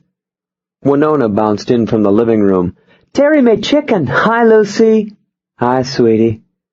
Charles peered at Lucy from the dining room and grunted hello. Teri didn't say anything. She was behind a little forest of pots at the stove, frowning. Lucy went into the kitchen and gave Teri a hug. "How are you doing, dear?"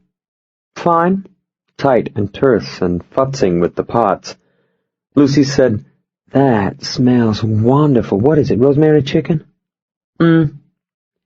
Lucy came back to me and took my hand. Teri frowned harder, then suddenly smiled brightly at me as if Lucy wasn't there. "I'll say some for you, Elvis." The bright smile turned sad, and she looked at Lucy. "But I don't think there's enough for two." I stared at her. Lucy said, "Oh, that's all right. I should call Tracy and tell her how to get here."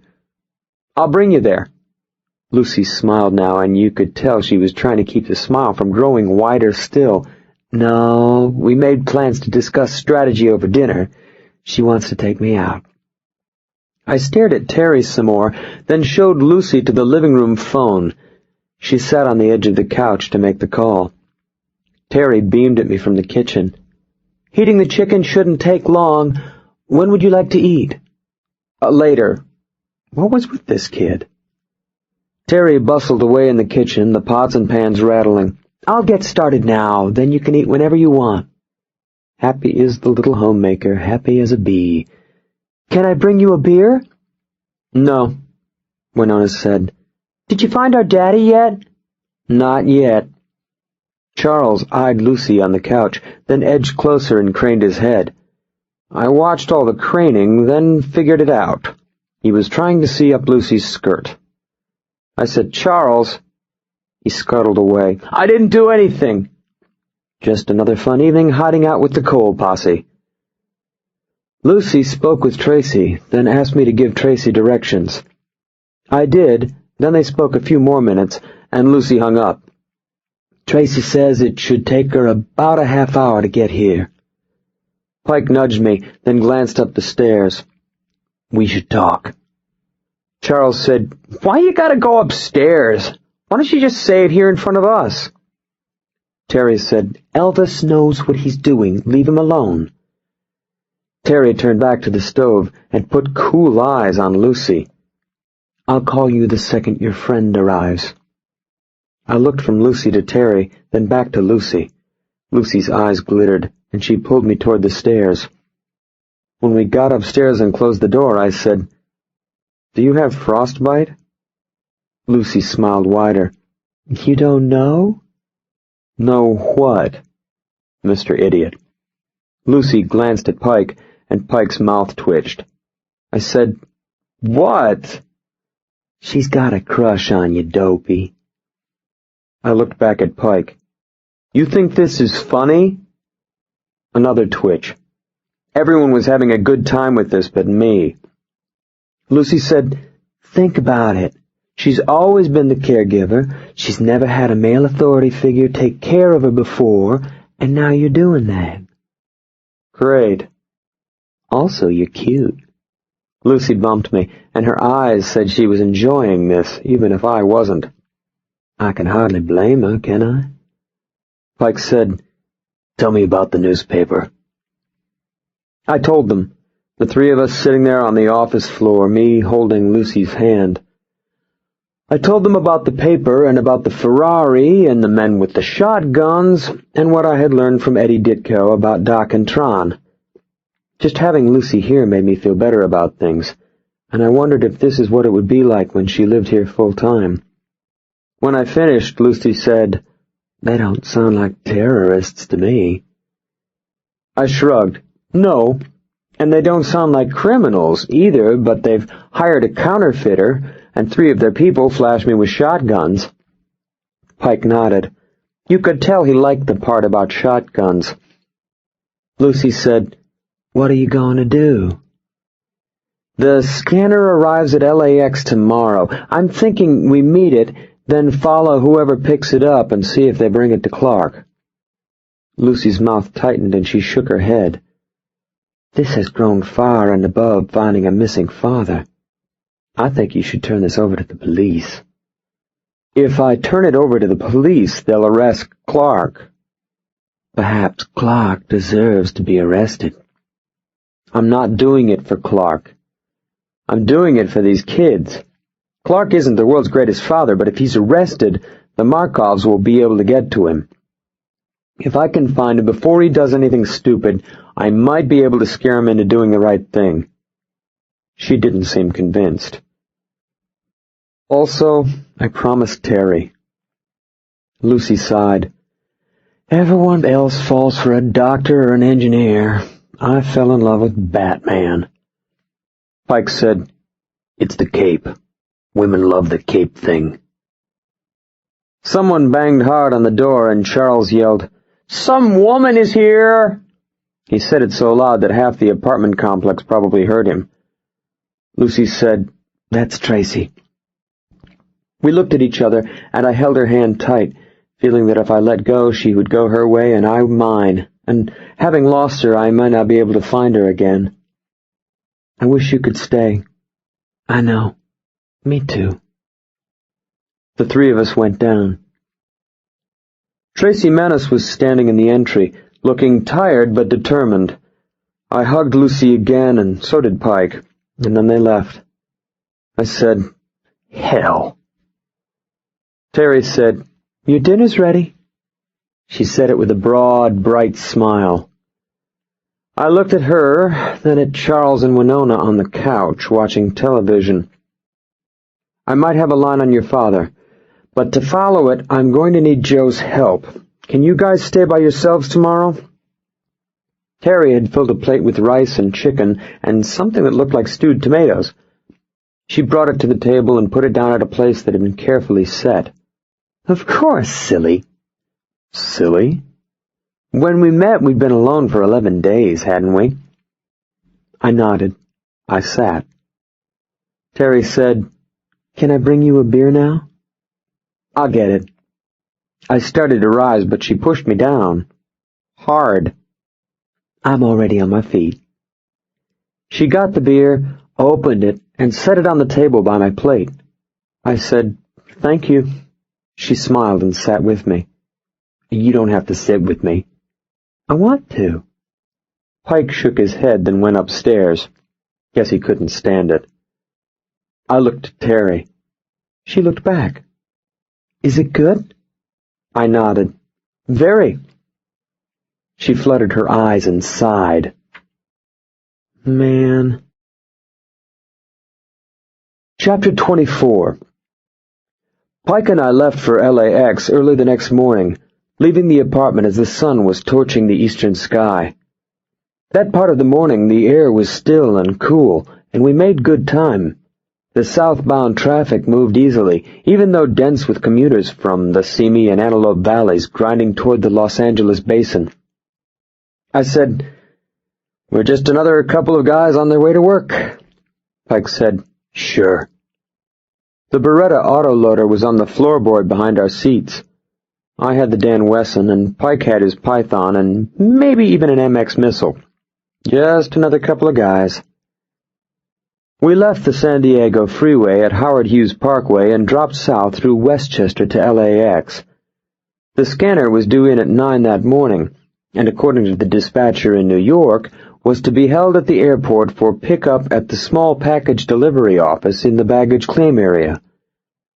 Being a small package, it would come down the carousel with the luggage, where a United employee would pick it up, then bring it to be held in the SPD office until it was claimed by someone from the Journal. That person might be Clark, but more probably it would be someone that we couldn't recognize, so we had to be in position to identify the package and follow its movements. We left Pike's Jeep on the arriving flights level as close to baggage claim as we could, then went into the SPD office. An attractive African-American woman was behind the counter there, stacking small packages for a guy in a gray express delivery uniform. I said, "Excuse me, could you tell me which carousel the luggage from United Flight 5 will come down?" "That would be Carousel 4, but that flight isn't due in until 9. You're awfully early."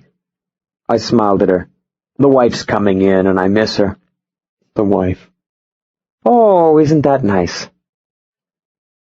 The people in the terminal ebbed and flowed with the early morning flight schedule of the big cross-country flights to New York or Miami or Chicago, then grew steadily as the number of flights increased. At 8:30 we separated and positioned ourselves with a view to all points of egress in case Clark showed. He didn't. A family of Hare Krishnas came through snapping finger chimes and offering pamphlets for money, moving from person to person until they reached Pike, and then they hurried past. Strong survival instinct. At exactly 9 a.m., the arrival monitor indicated that Flight 5 had landed, and a few minutes later the carousel kicked on and luggage began sliding down its ramp. The fourth piece down was a white cardboard box taped with a bright yellow air bill. Pike drifted to the carousel, watched the package pass, then came back. Pacific Rim Weekly. 20 minutes later, almost all of the crowd and luggage was gone. The attractive African-American woman appeared and brought the package into the SPD office. I said, "Watch for the package, not the people." People carrying packages came and went through the SPD office, but none of them had the white box. We waited some more. Pike said, "Maybe you scared them off." Nothing like support from the home team. We were still waiting at 16 minutes after 10 when an Asian guy went into the office and claimed the white box with the yellow air bill. I looked at Pike. Ha! We followed him out to a plain white van, then out of the airport to the San Diego freeway, then south. It took almost an hour and 45 minutes to reach Long Beach, but the white van didn't seem to be in a hurry, and neither were we. Pike said, "Paid by the hour." Cynic. The white van left the freeway at the Long Beach Municipal Airport, then cruised north along the west side of the airport into an area of warehouses, where he turned into the parking lot between two enormous modern storage buildings. The buildings were painted a plain beige and bore no identifying signs. We cruised past to the next building, then turned and rolled back, slowing long enough to see our guy carrying the white box into the north building. I said, "Want to bet Clark is in there?" Pike shook his head. "We could shoot our way in and grab him." You never know when he's kidding. The street was lined with similar buildings, most of which were occupied by carpet wholesalers or appliance outlets or metalworking shops.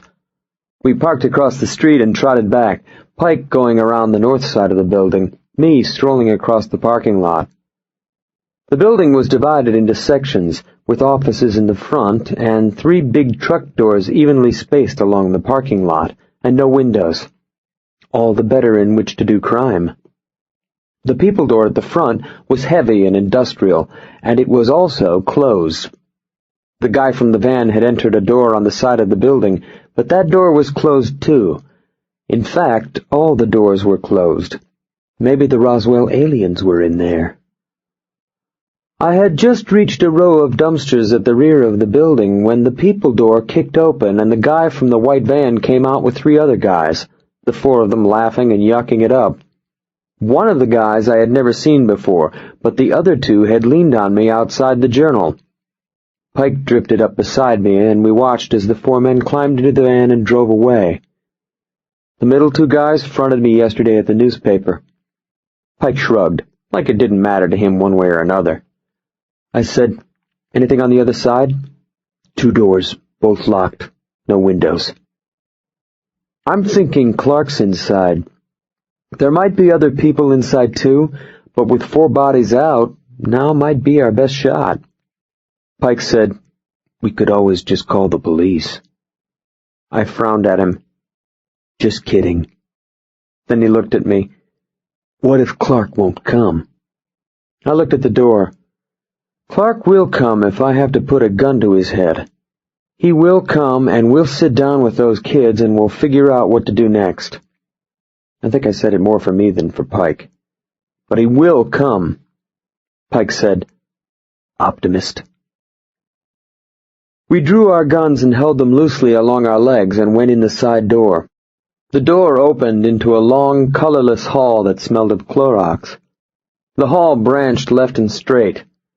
Pike looked at me and I gestured straight. We moved past a series of small empty offices to the door at the end of the hall, then stopped to listen. Still no sounds, but the Clorox smell was stronger. Pike whispered, "Stinks." "Maybe they're dissolving bodies." Pike looked at me. "Acid to cut litho plates." I guess he just knows these things.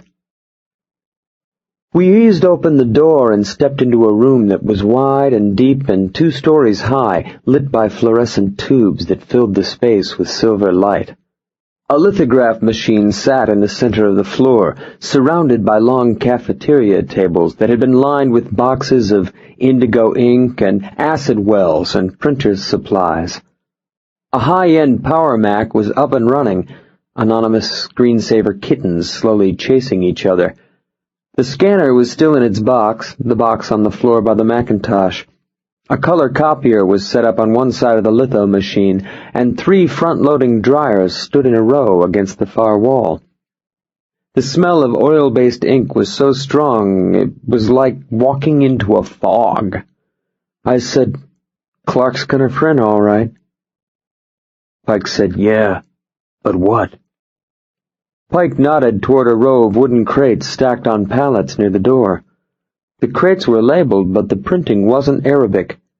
Pike said, "Russian."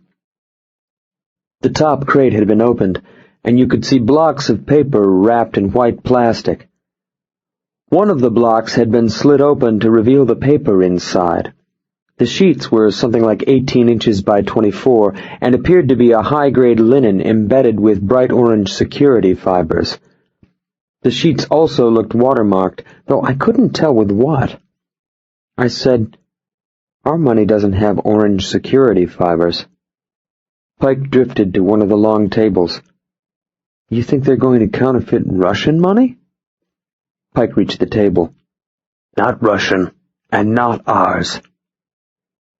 Pike held up what looked like a photo negative of a series of dollar bills, only when I got closer I could see that they weren't dollars. The denomination was 50,000, and the portrait wasn't of Washington or Franklin or even Lenin. It was Ho Chi Minh. Pike's mouth twitched. They're going to print Vietnamese money. I put down the negative. We still have to find Clark. We went back along the hall toward the front of the warehouse, passing more empty offices. The hall reached a kind of lobby, then turned right to more offices, and as I passed the first office I saw a small camp cot against one wall, covered by a rumpled sleeping bag. In here. We went in. Guess he's supposed to stay here until the job's done. Clark had been here, but he wasn't here now. An overnight bag sat on the floor beside the cot, and a cheap card table with 2 folding chairs stood against the opposite wall. A little radio sat on the table, along with a few toiletry items and a couple of printer's magazines. A couple of Diet Coke cans were on the floor, along with crumpled bags from Burger King and In-N-Out Burger, and a large bottle of Maalox and a mostly used tube of cherry-flavored Tums. The room smelled of sweat and body odor and maybe something worse. A candle and a box of matches and a simple rubber tube waited on the table. Drug paraphernalia. I said, God damn, the son of a bitch is probably out scoring more dope. Pike said, Elvis. Pike was standing by the overnight bag, holding a rumpled envelope. I was hoping that it might be something that would lead us to Clark, but it wasn't. The envelope was addressed to Clark Haynes in Tucson, and its return address was from the Tucson Physicians Exchange. It was dated almost 3 months ago, just before the Hewitts had left Tucson for Los Angeles. I felt cold when I opened it, and colder still when I read it. The letter was from one Dr. Barbara Stevenson, oncologist, to one Mr. Clark Haynes, patient, confirming test results that showed Mr. Haynes to be suffering from cancerous tumors spread throughout his large and small intestines. The letter outlined a course of treatment and noted that Mr. Haynes had not returned any of the doctor's phone calls about this matter. The doctor went on to state that she understood that people sometimes had trouble in dealing with news of this nature, but that it had been her experience that a properly supervised treatment program could enhance and maintain an acceptable quality of life, even in terminal cases such as Clark's. The medical group had even been thoughtful enough to enclose a little pamphlet titled, Living with Your Cancer. I guess Jasper was right. Clark Hewitt was more than he seemed. I looked at Pike. Clark's dying. Pike said, Yes. That's when a hard-looking man with an AK-47 stepped through the door and said, He's not the only one. Chapter 25. He was an older guy with a hard face that looked as if it had been chipped from amber. He waved the AK and said, Hands on heads, fingers laced. The accent was thick, but we could understand him. I said, The building is surrounded by the United States Secret Service. Put down the gun and we won't have to kill you. Lace your fingers. I guess he didn't think it was funny. He took a half step backwards into the hall, and when he did, Pike shuffled 1 step to the right. When Pike moved, the older guy dropped into a half crouch, bringing the AK smoothly to his shoulder, right elbow up above 90 degrees, left elbow crooked straight down beneath the AK's magazine, the rifle's comb snug against his cheek, in a perfect offhand shooting stance. Perfect and practiced, as if he had grown up with a gun like this and knew exactly what to do with it. I said, Joe. Pike stopped. The older guy yelled down the hall without taking his eyes from us. A door crashed, and Walter Tron Jr. came running up, excited and sweating, expensive shoes slipping on the vinyl tiles. When he saw me, his eyes got big, and he said, Holy shit! He clawed at his clothes until he came up with a little silver SIG 380 that he promptly dropped. I said, Relax, Walter, we're not going anywhere. He scooped up the 380, fumbling to get the safety off and pointing it at the older guy. who barked at him in Vietnamese and slapped it out of his hands. The old man shifted to English. "You're going to shoot yourself." I said, "Walter, take a breath." Walter Jr. pointed at me. "This one was the guy at the paper. I've never seen the other one." Pike reduced to other status. The older guy narrowed his eyes again. "He said they were with the Secret Service." Walter Jr. said, "Holy shit!" and ran back down the hall. "I was kidding. We're private investigators." The older guy shrugged like it wouldn't matter one way or the other. Give the boy something to do. The door crashed again, and Walter Jr. was back, skidding to a stop just ahead of Nguyen Doc and two of the shotgunners who had fronted me at the Journal. I said, "We could sell tickets." Nobody laughed at that one either. Nguyen Doc was wearing a fine wool suit that had probably cost $3,000. He looked at me. "We told you to stay away." "Clark Hewitt has 3 children, and I have them. A bunch of Russians from Seattle are looking for Clark because they want to kill him. That means they're looking for his kids, too." "You should have listened." Guess none of it mattered to him. "We're here because we're working for Hewitt's children. We don't care about the printing." I guess that didn't matter to him either. They made us lie face down with our fingers laced behind our heads, then searched us as if they were looking for a microphone or a transmitter. I guess maybe they were. Doc positioned the 2 shotgunners in the front corners of the room so they could cover us without shooting each other. The guy with the AK took our guns and our wallets, tossed them to Doc, then tied our hands behind our backs with electrical utility wire. Doc called him Mun. When our hands were tied, they lifted us into the 2 folding chairs. I said, "It started out like a pretty good day." Doc made a gesture, and one of the shotguns punched me on the side of the head. I guess they didn't appreciate the humor. Doc looked through my wallet first, then Pike's, then handed them to the guy with the AK. "Private investigators." "I told you that." "You told this gentleman you are with the Secret Service." "Bad joke." Doc stared at me some more. I said, "We came here to find Clark Hewitt. We know he's working with you, and we know he's been here." Doc lit a Marlboro and looked at me through the smoke. The guy with the AK said something in Vietnamese, but Doc didn't respond. He said, "We now have a problem." I kinda guessed. "Who you really work for?" "Clark Hewitt's children." More cigarette, more smoke. "I think maybe the FBI." I shrugged at him. "If that's true, your problem's bigger than you think." You could tell he knew that and didn't like it. "If we're feds, then other feds know where we are. If they know where we are and we turn up dead, you're history." Doc clenched his jaw and waved the cigarette. "I told you to stay away, and you did not. You came onto our property, and you have seen things that you should not have seen." I said, "I don't give a damn what you're going to print, or why, or what you're going to do with it. I came here because Clark and his children are in danger." The AK said it again, louder this time, and Doc shouted back at him. The other Viets looking from one to the other like some kind of tennis match was taking place, maybe yelling about killing us, maybe saying murder us clean right here in the room, then sweat it out with the cops and pretend they didn't know what happened or how or why. They were still going through it when Clark Hewitt came in with Walter Sr. and another younger guy. Clark was wearing a cheap cotton shirt and baggy trousers over busted-out Kmart canvas shoes, and he had the vague, out-of-focus look of someone who'd just shot up. Clark saw us and said, "Oh, dear." Doc's eyes flashed angrily, and he jerked the cigarette.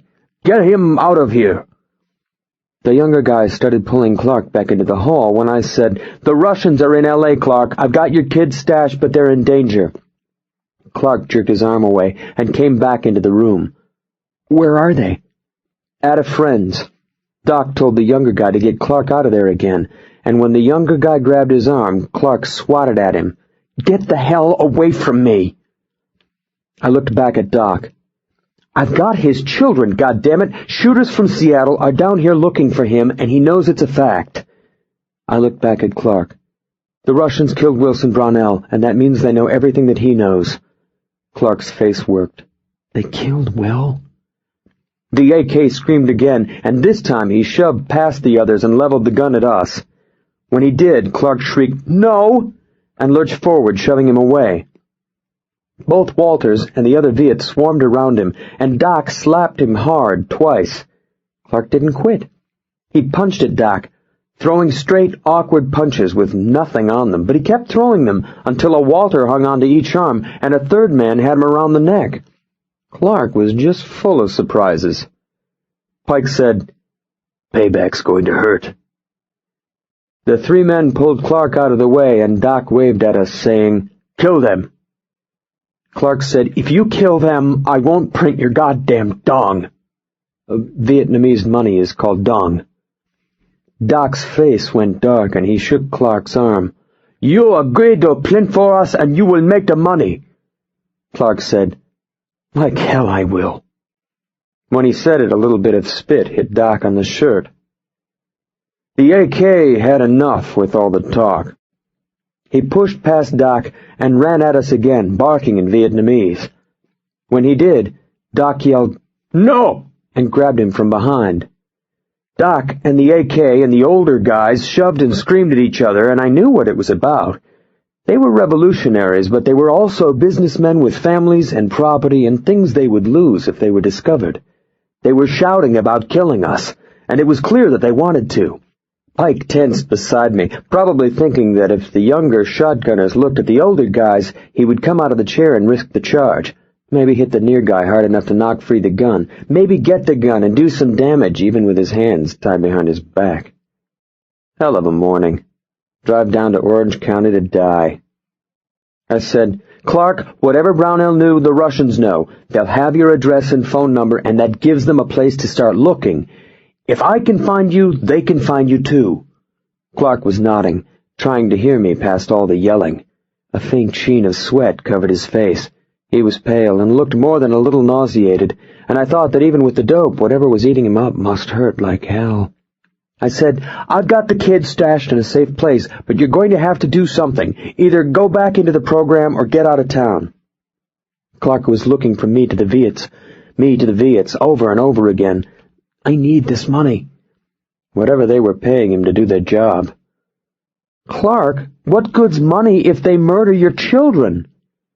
All the screaming had peaked, and Doc jerked the AK away from the other guy and used it to shove Clark toward the door, screaming, "We have the paper now, we have the machines, go into the other room and print the dung." But Clark didn't go into the other room. He grabbed hold of the AK and said, "I am not going anywhere. If you kill them, I won't print your money." Doc was breathing so hard he sounded like a bellows. One of the other guys ran up beside him and tried to wrestle the AK away, but Doc shouted a single Vietnamese word, and the man stopped. Now they were both breathing loud, and Clark was breathing loud too. Clark grabbed Doc by the front of his jacket and shook him. Clark's face was pale and greasy, and I thought he might keel over. He shouted, "My children are in danger, and these men are taking care of them." He looked back at me. "If they let you go, you won't tell, will you?" "No." "You won't stop me from printing the dong?" "Clark, if they let us go, we'll do everything we can to help." I wanted Clark Hewitt to get his money. The other man shouted, and Doc raised the gun.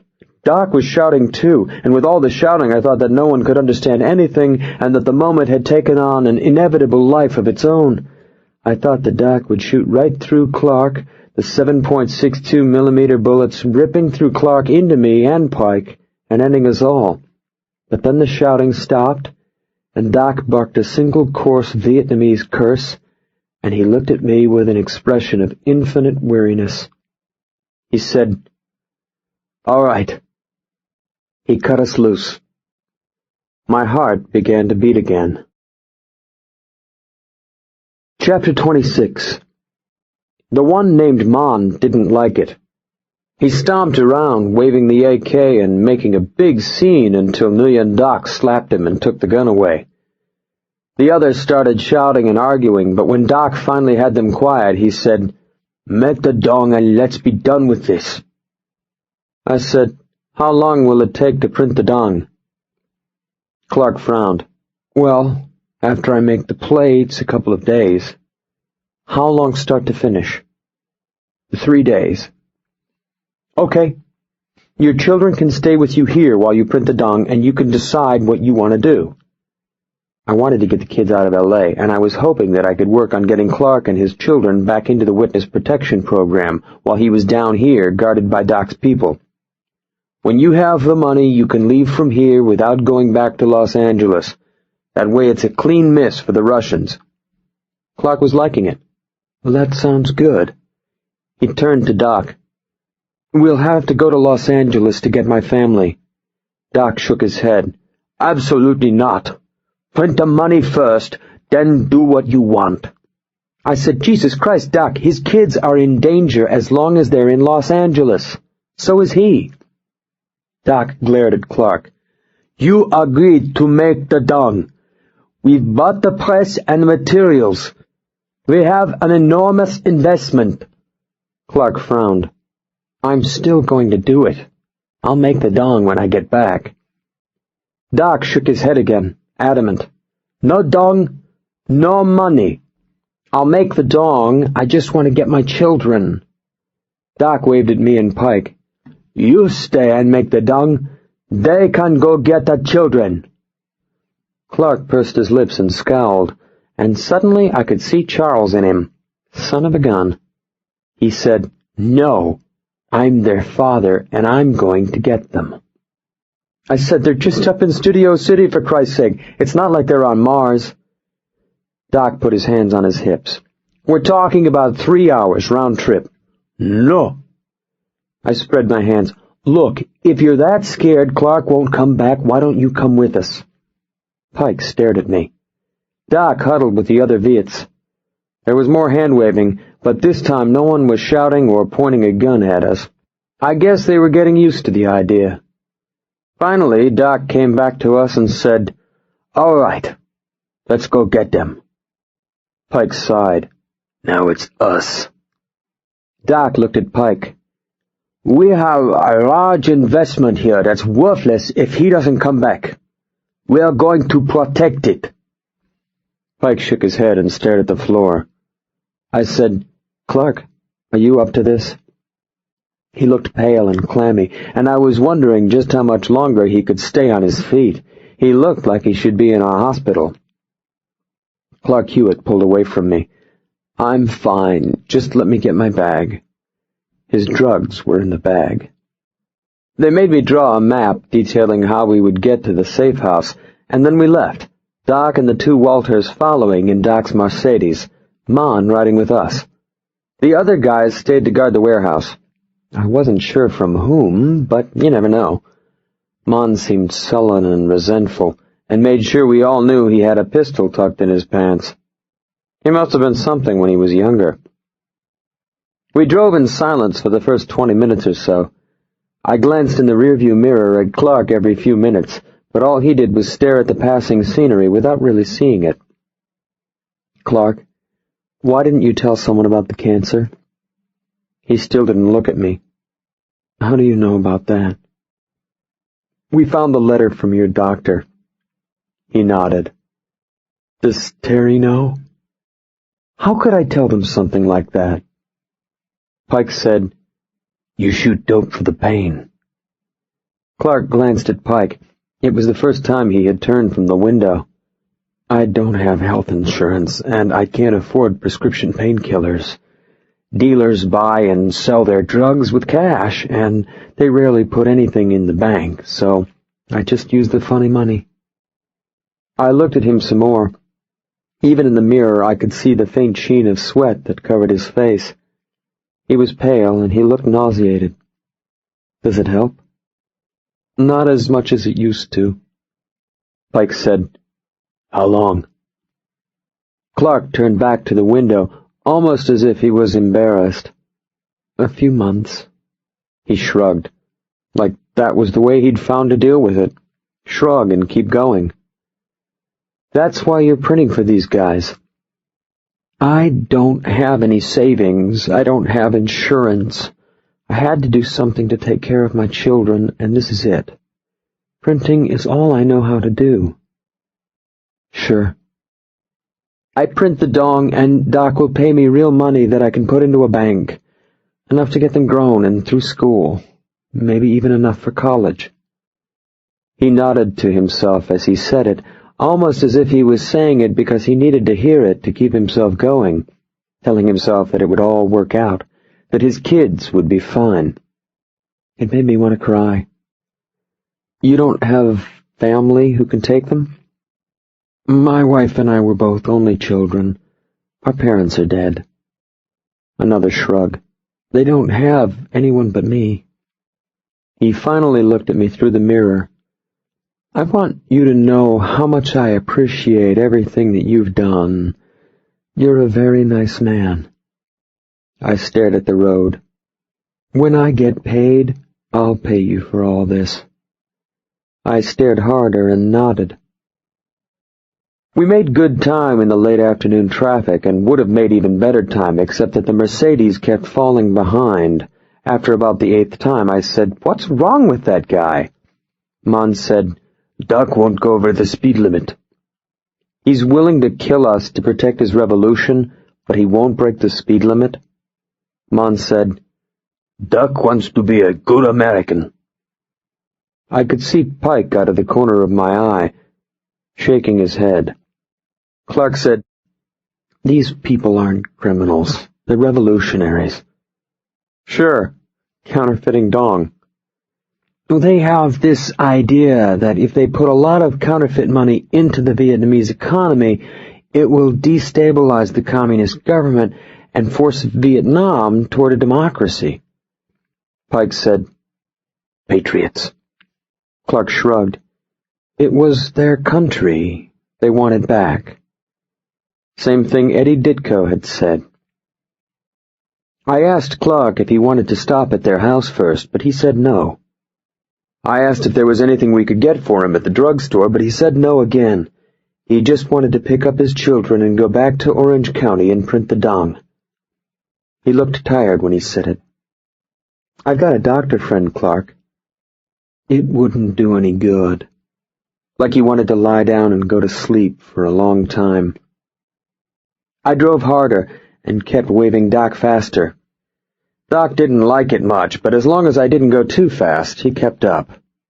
The late afternoon rush caught us in Hollywood, and traffic began to back up, but 20 minutes later we were through the Cahuenga Pass and dropping off the freeway into Studio City.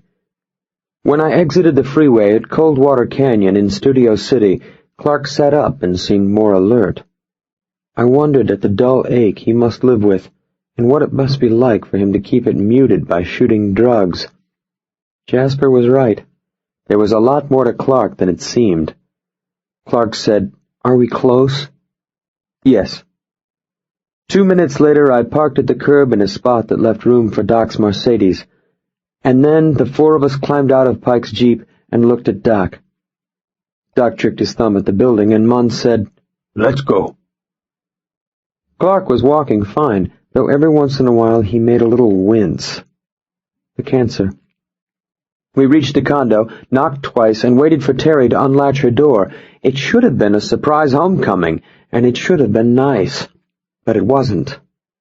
Teri opened the door the 3rd time I knocked, and I knew something was wrong. "Teri?" Her eyes made little round O's when she saw Clark. "Daddy!" Clark said, "Hi, sweetie." I said, "Teri, what's wrong?" Teri's eyes filled, and she threw her arms around Clark and wailed, "Charles ran away!" Chapter 27. Mon ran back to the Mercedes, and the rest of us went inside, Clark with an arm around Teri. Winona jumped off the couch when she saw Clark and ran to him, shrieking and grabbing him around the waist.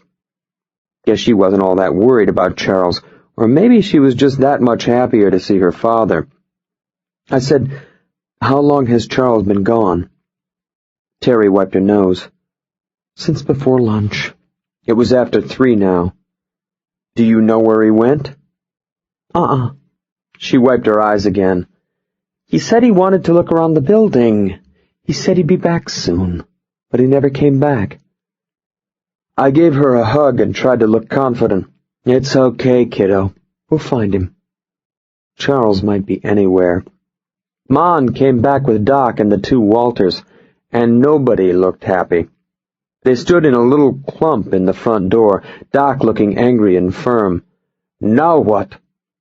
Clark's son is missing. Doc glared at me as if I had to be kidding.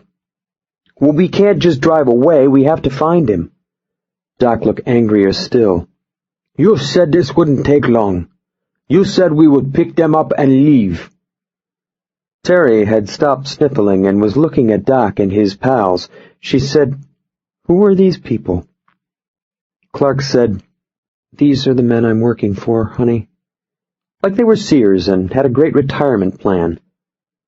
I said, What can we do? Just leave him?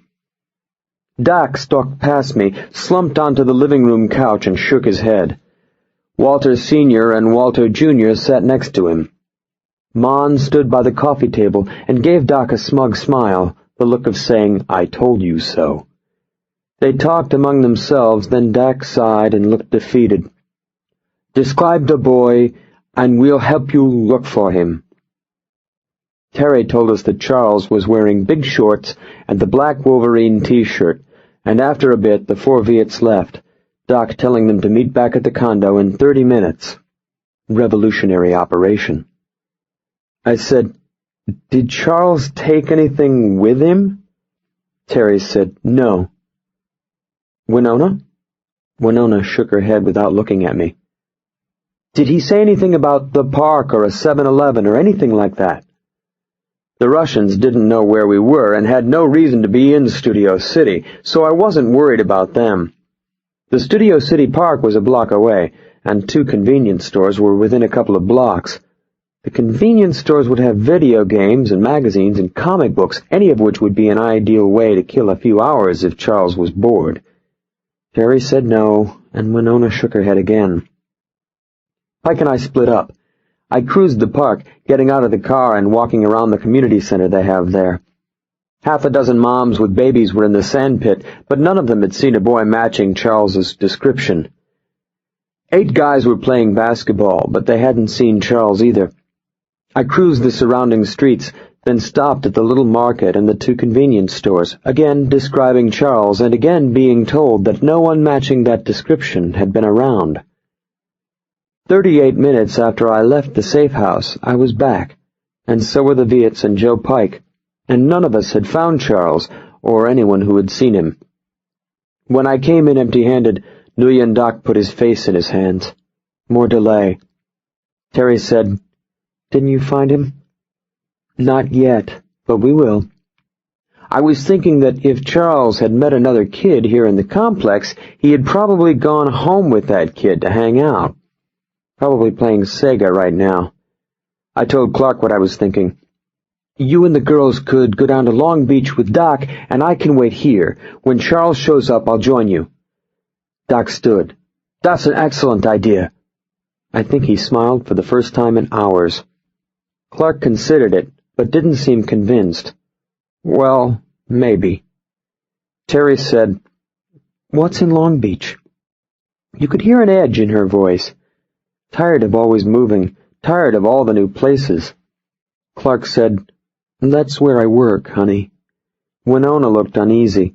I want to go home. Clark looked at me. I shook my head. If you need anything there, Joe and I will pick it up for you. Best if you guys go straight to Long Beach. Winona looked even more uneasy and picked at her shoe. I think we should go home first. I stared at her. Teri looked at her, too. Winona, you know something? No. Stubborn. The muscles in my shoulders and neck tightened, and now I wasn't liking what I was thinking. Now what I was thinking scared me. I said, Winona, did Charles say anything to you? She shook her head. Did Charles tell you that he was going home? She picked harder at the shoe and a little piece of rubber came away. Charles said he'd beat me up if I said. Charles. Joe said, "Little girl?" Winona snuck a glance at him. Joe was standing against the wall with his arms crossed, dark and hidden behind the glasses, and I guess if you were Winona's size, he probably looked 12 feet tall. He said, "I'll protect you." Winona still wasn't happy about telling. He said he thought waiting around here was dumb because we all knew that Daddy would come home. He said he was going to go wait for him. Clark said, "Oh dear." Winona said, "He made me give him my key." The little troll key ring. Walter Tron Sr. looked at his son and nodded. "Children are a source of great misery." I glanced at Pike, and neither of us were liking it. The Russians knew about their house. Home is pretty far away. Would Charles know how to get there? Charles is good with directions. Great. If Charles headed home, he'd probably use Laurel Canyon to get over the mountains to the basin side. If he was walking, it would take a long time, and he might still be on the road. But Charles didn't seem like the type who'd hesitate to put out his thumb. If he caught a ride, he might be there now. Of course, the Russians might be there also.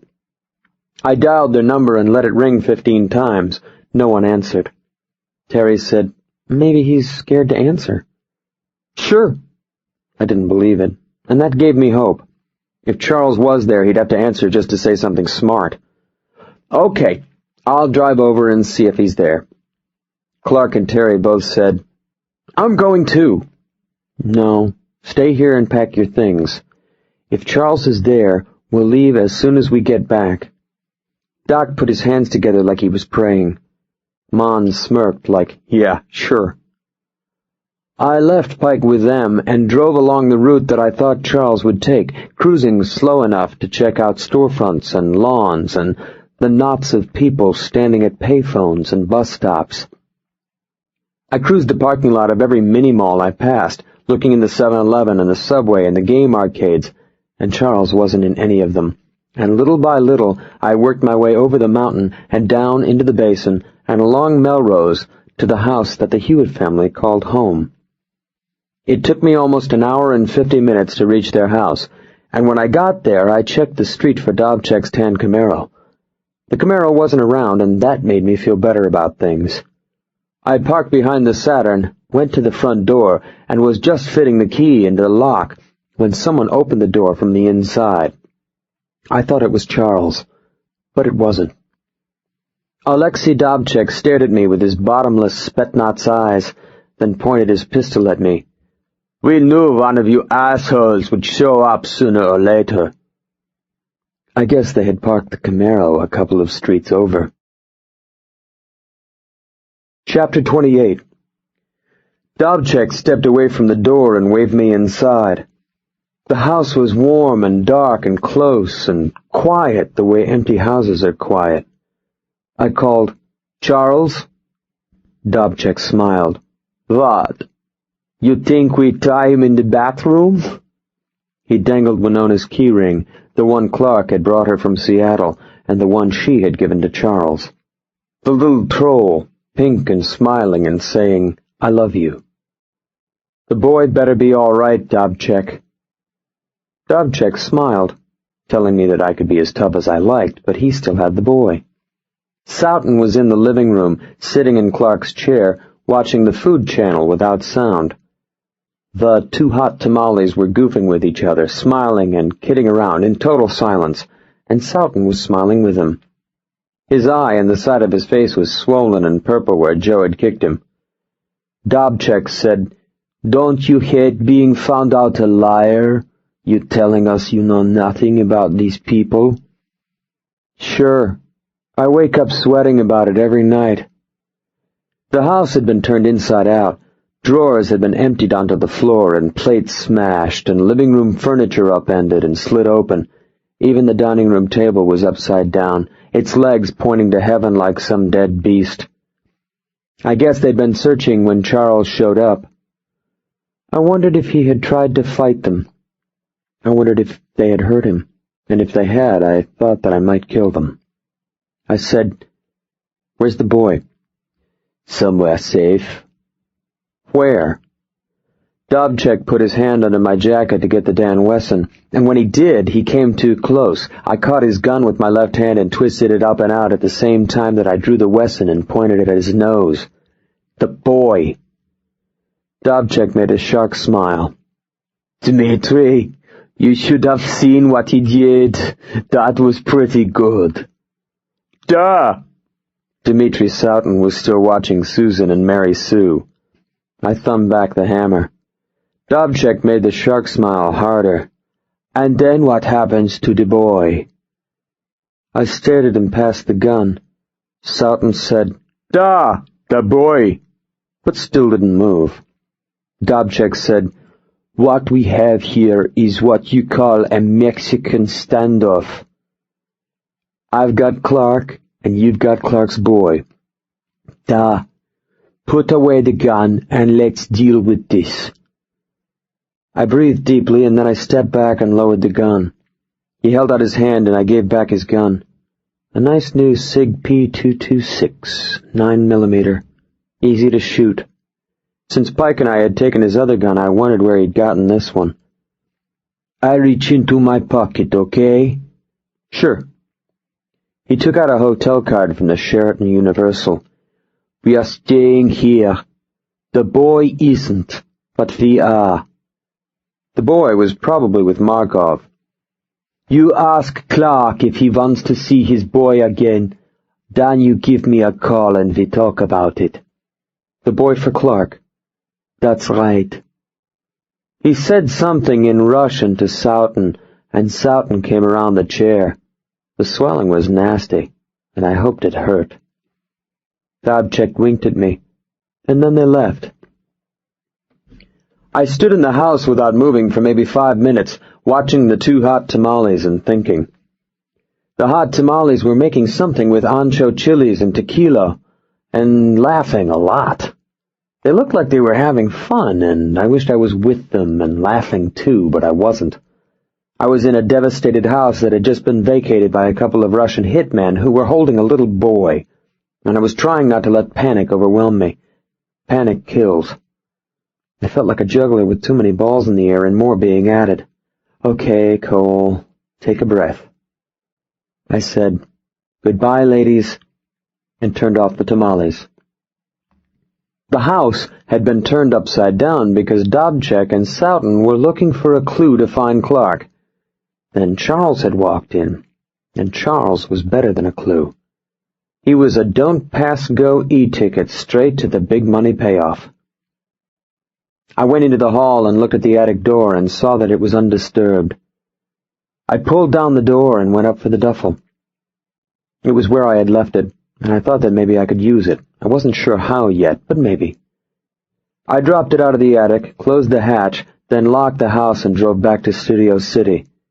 I drove slowly and thought about Markov and what he wanted, and Clark and what he wanted, and little by little the bits and pieces of a plan emerged.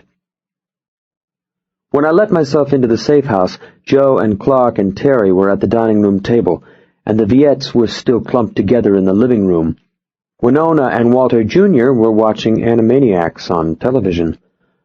Everyone in the room looked at me, and Teri and Clark spoke at the same time. "Did you find him?" Dobchek and Soughton were at the house. "They have Charles." Clark drifted one step to the side, then caught himself on the back of a chair. Teri squinted. "Who are Dobchek and Soughton?" Pike said, "They work for the man who wants your father." "What's that?" She was staring at the duffel. I didn't answer. I looked at Clark instead. "Charles is okay, but we need to talk about this." Clark was staring at the duffel, too. Teri said, "That's what this is all about, isn't it? That's his counterfeit money." Her voice getting strained. Clark said, "Teri, please take Winona upstairs." Teri didn't move. "Teri, please." "Don't treat me like a child!" It was a sudden, abrupt shriek that caught Clark by surprise. "I'm the one who takes care of him. I'm more his mother than you're his father. Why don't you take Winona upstairs?" She was shouting, and Winona was crying, and Clark was looking like he must have looked the day he found out he had cancer. He looked as if he'd been clubbed. Doc turned away, embarrassed. I said, "Teri." Soft. "Teri, it's not your fault." Teri came around the table and hugged me, mumbling something that I could not understand. I think she was saying, "I will not cry. I will not cry." I stroked her hair and held her, and after a time she took Winona and went upstairs. Clark stared at the floor. I said, "Clark." He looked up at me. "Yes." I told them what Dobchak had said, the father for the boy. When I was saying it, Clark ran one hand over the other in a kind of endless wringing motion, and when I was done, he said, "Well, I guess we have to call them." Pike said, "They want you dead, buddy." "They have Charles." Clark's face was tinged a kind of ochre green. "I can't let them hurt Charles." Mon said something to Doc in Vietnamese. I guess they were seeing their revolutionary dream crumble. I said, "We don't want them to hurt Charles, but trading you isn't the answer. They won't let Charles go if they have you. They'll kill you both, because that's the only way they can protect themselves." Clark shook his head. "What do you mean, protect themselves?" "Think about it, Clark. They want to kill you. If they do that and anyone is left alive, what's to keep Charles or me or someone from going to the police?" Clark pinched his lips together. "But what do we do?" Nguyen Doc said, "We make them want to keep you alive. The Russian wants vengeance, but he will trade his vengeance for greed. All criminals are this way." I watched him. "Are you willing to help?" "If I have to help you in order to get the dong, then I will help." There was something hard in his eyes, and maybe a bit of a smile at the edges of his mouth. Mon said, "Russians." Pike's mouth twitched, and I knew Pike was seeing it too. Old wars merging with new wars. The Russians had supported the North against Nguyen Doc, and the Russians still supported the Communists today. It would be all the same to these guys, a war they needed to win to go home. I touched the duffel with my toe. "Is this Markov's money?" Clark nodded. "Uh-huh." "Will Markov know it, or will he know it's counterfeit?" Clark dug a packet of the bills from the duffel and flipped through them. "He won't know they're his, but he can tell they're counterfeit. He has people who know how to tell." Pike said, "What are you thinking?" "Markov knows what Brownell knew. That means he knows that Clark is printing again, but he doesn't know what. He knows Clark is good, but what if he thinks Clark is even better now?" Clark shook his head. "I don't understand." "What if we buy Charles back?" "With what?" "Funny money." Clark said, "But he'll know it's counterfeit. He can get counterfeit money anywhere." "Not just any counterfeit.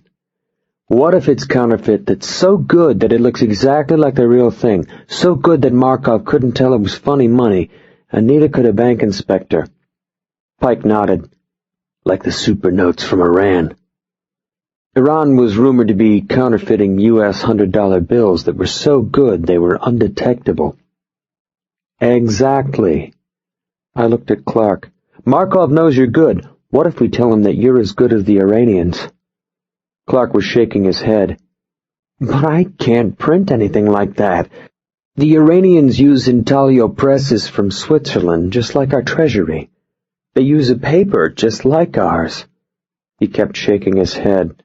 "I couldn't duplicate that paper. I can't get an intaglio press. They cost millions." Pike said, "Real money." Clark opened his mouth, then closed it. I said, "We flash a few $1,000 in real hundreds, only we tell them it's counterfeit. We let Markov examine them, whatever he wants, and we tell him we'll give him $5 million more just like them. Clark said, "But when we give him the counterfeit dollars, he'll know. He'll be able to tell that they aren't the same." "I know, Clark. That's why we'll need the police." Clark simply said, "Okay."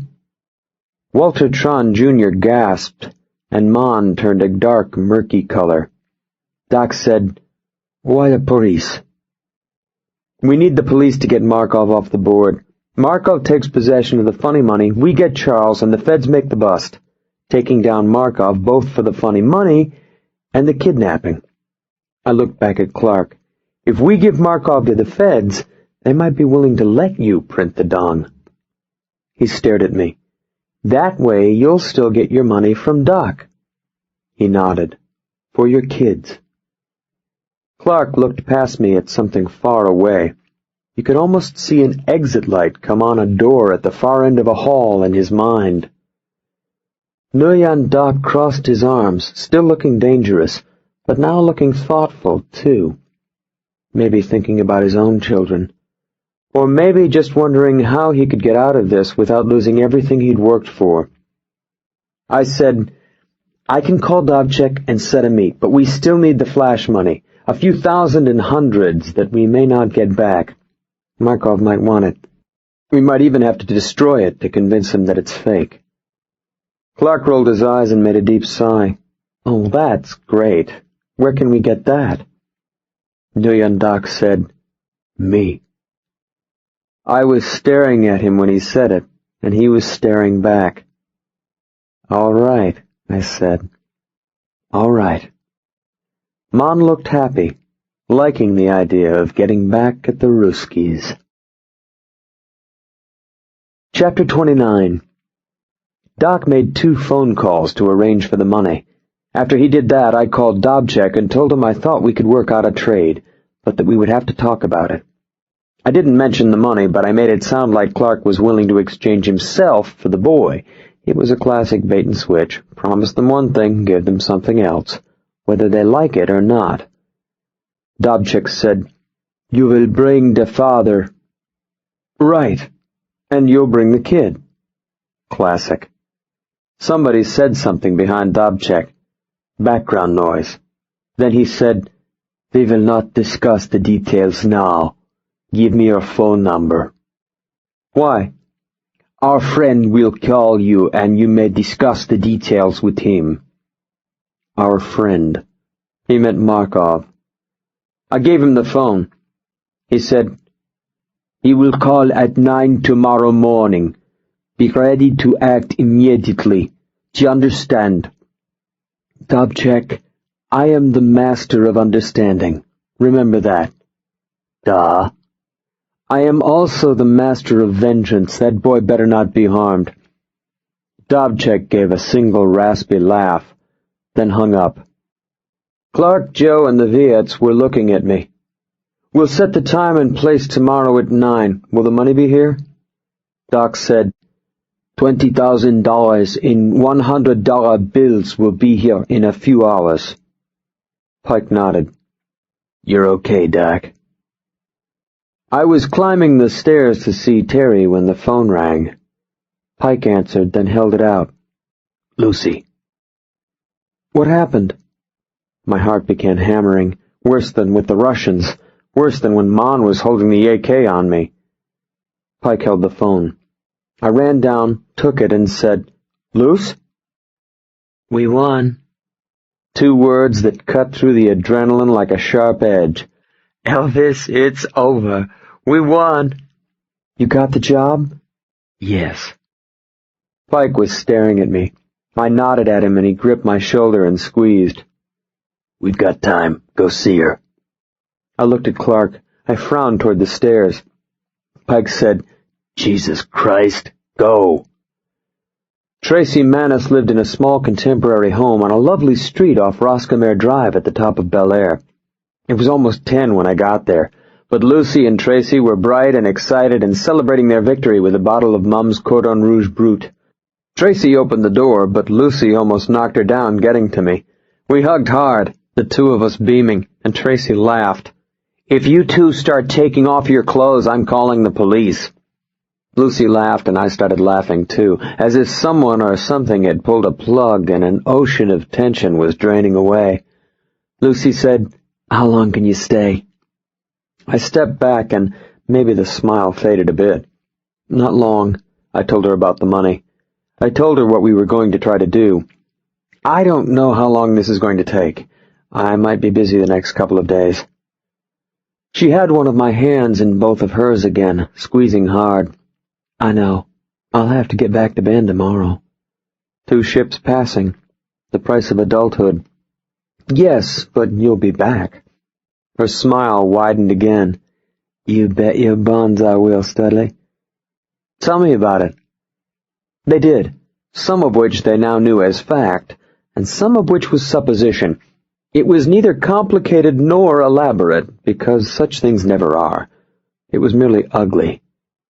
Stuart Greenberg wasn't the evil, old-boy crony that we'd suspected. When Richard had learned it was KROK that offered Lucy the job, he used his position at BM&D as an entree to KROK's parent firm, then suggested to them that Lucy was erratic in the workplace. When the parent firm, concerned that KROK was in the process of hiring an uncertain, not to mention untested, on-air personality, passed along their concerns to Stuart Greenberg, Greenberg questioned this information and was told to contact the source, namely one Richard Chenier, a highly respected partner at Benton, Myers & Dane. Greenberg had only been reacting to what Richard reported. Tracy said, "When Stuart realized what had happened, he spent the rest of the meeting apologizing." Sometimes you just have to shake your head. "And that was it? You've got the job?" Lucy smiled. "We agreed to agree. Stuart promised to phone David Shapiro and wrap up the negotiation as quickly as possible." Tracy leaned toward me. "She has the goddamn job." I said, "What about Richard?" Lucy's smile vanished, and the game face reappeared. "I've phoned his office. I've also phoned his boss." Tracy said, "I think she should sue the son of a bitch." Lucy's mouth formed a hard knot. Thinking of Ben, maybe. Thinking, how far do you take a war like this when some of the fallout might rain on your child? She said, "Yes. Well, we'll see." Then she seemed to force the thoughts away and took my hand again. "I want to thank you." "I didn't do anything." "Of course you did. You supported my need to fight this without you." She smiled and jiggled my hand. "I know you. I know it couldn't have been easy." I shrugged. "No big deal. You said I could shoot him later." "Well, yes, I guess I did." Lucy glanced at Tracy, and Tracy smiled. Voiceless female communication. Tracy kissed my cheek and handed me the bottle of Brut. There wasn't much left. "You take care of yourself, doll." And then she walked away. I said, "Did you just send her away?" "I did." Good. Lucy and I sat in Tracy's living room holding hands. It was late and getting later, but I did not want to leave. Lucy said, "I do wish I could stay, Elvis." "I know." She looked at me carefully, and then she touched my face. The bruise from Seattle had faded. "I'll be out soon to find a place to live. As soon as Ben finishes school, we'll move." I nodded. "You damn well better still be here."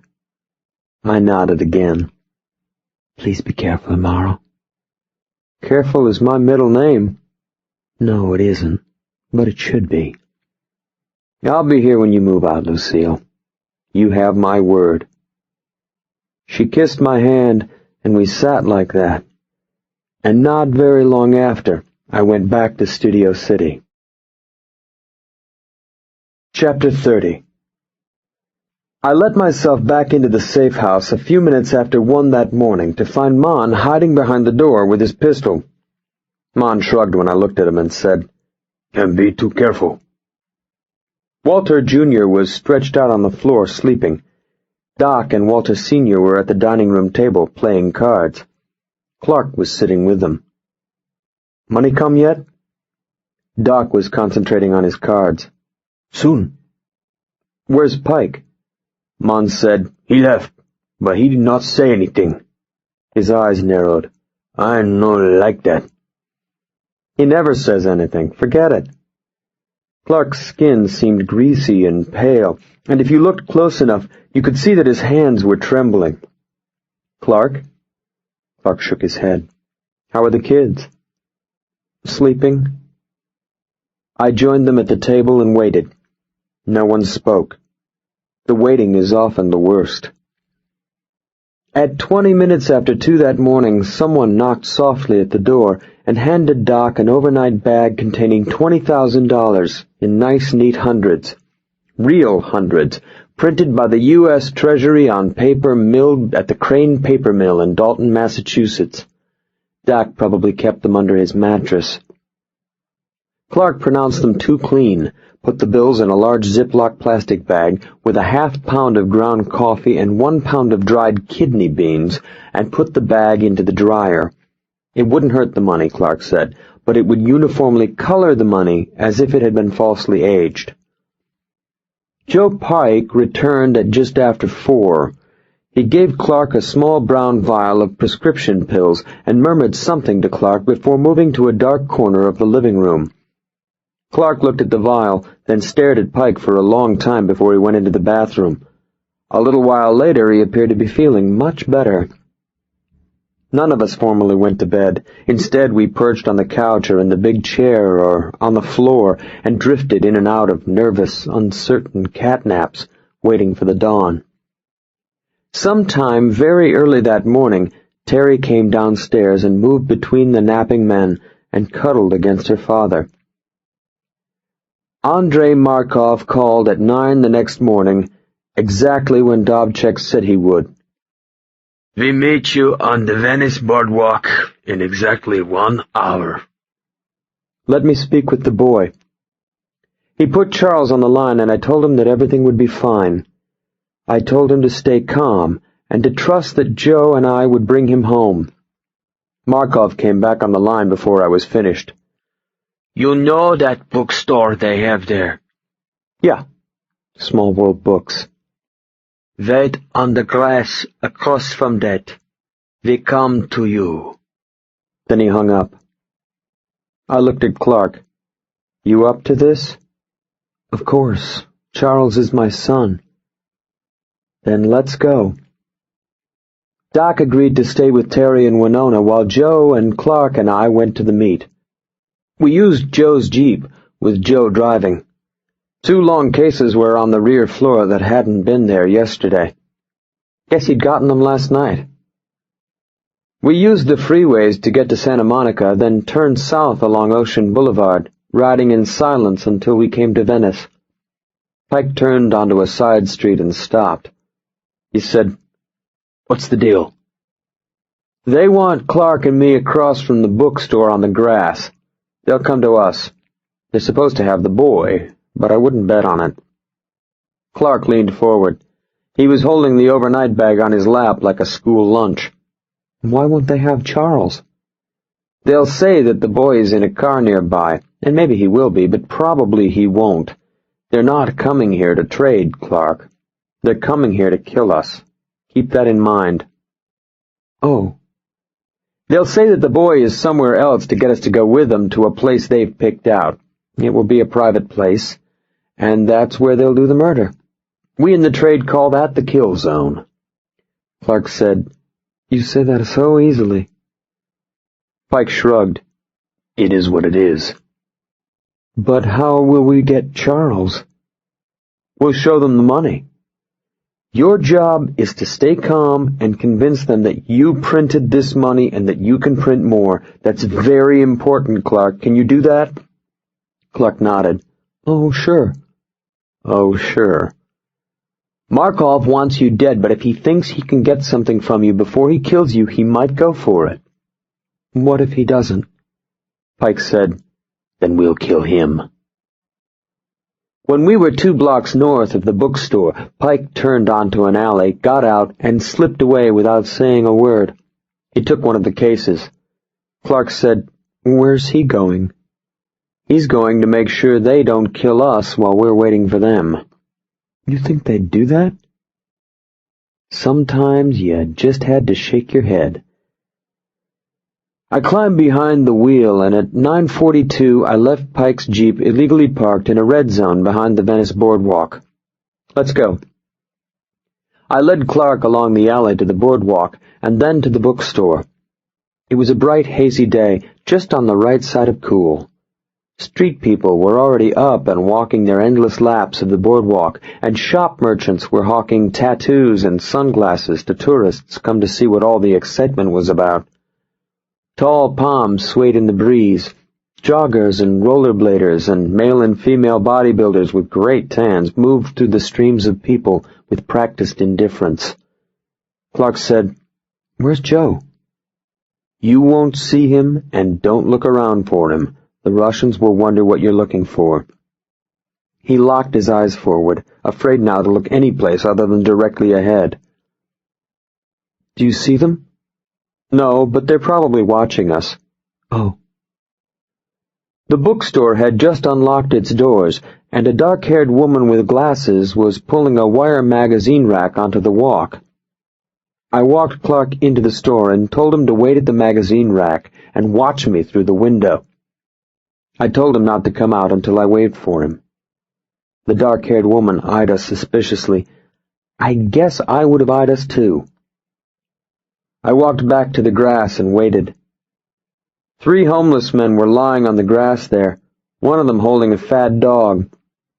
The man with the dog looked at me and said, "Spare any change?" "Sorry." "Don't be cheap, it's for the dog." I shook my head. "No change." The man smirked at his friend.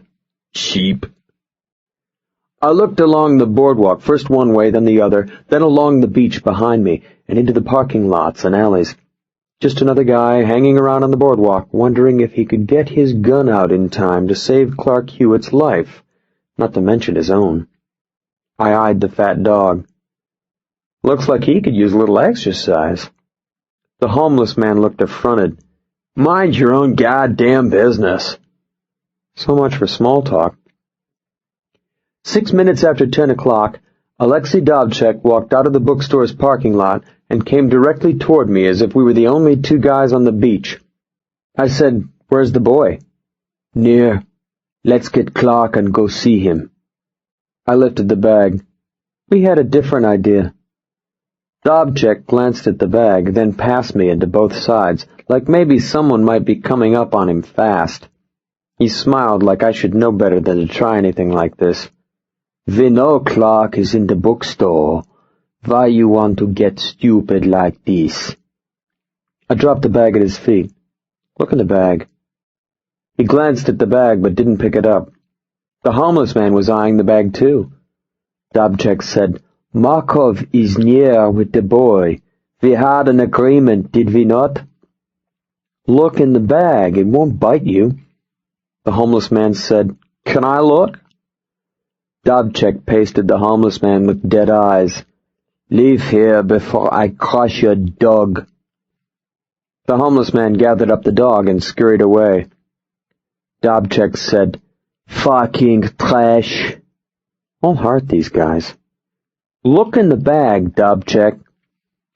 He glanced at me again, then squatted and opened the bag. He reached in, felt the paper, then closed the bag and stood. "So?" "It's Clark's new project. Bring it to Markov, have him look at it, and tell him we'd like to work out a different arrangement." Dobchek stared at me, then shook his head. "What do you mean?"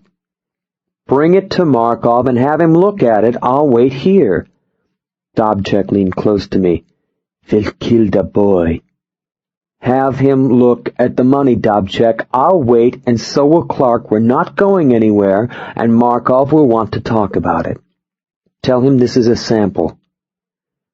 Alexei Dobchek looked one hard, long time at the bookstore, then walked away with the bag.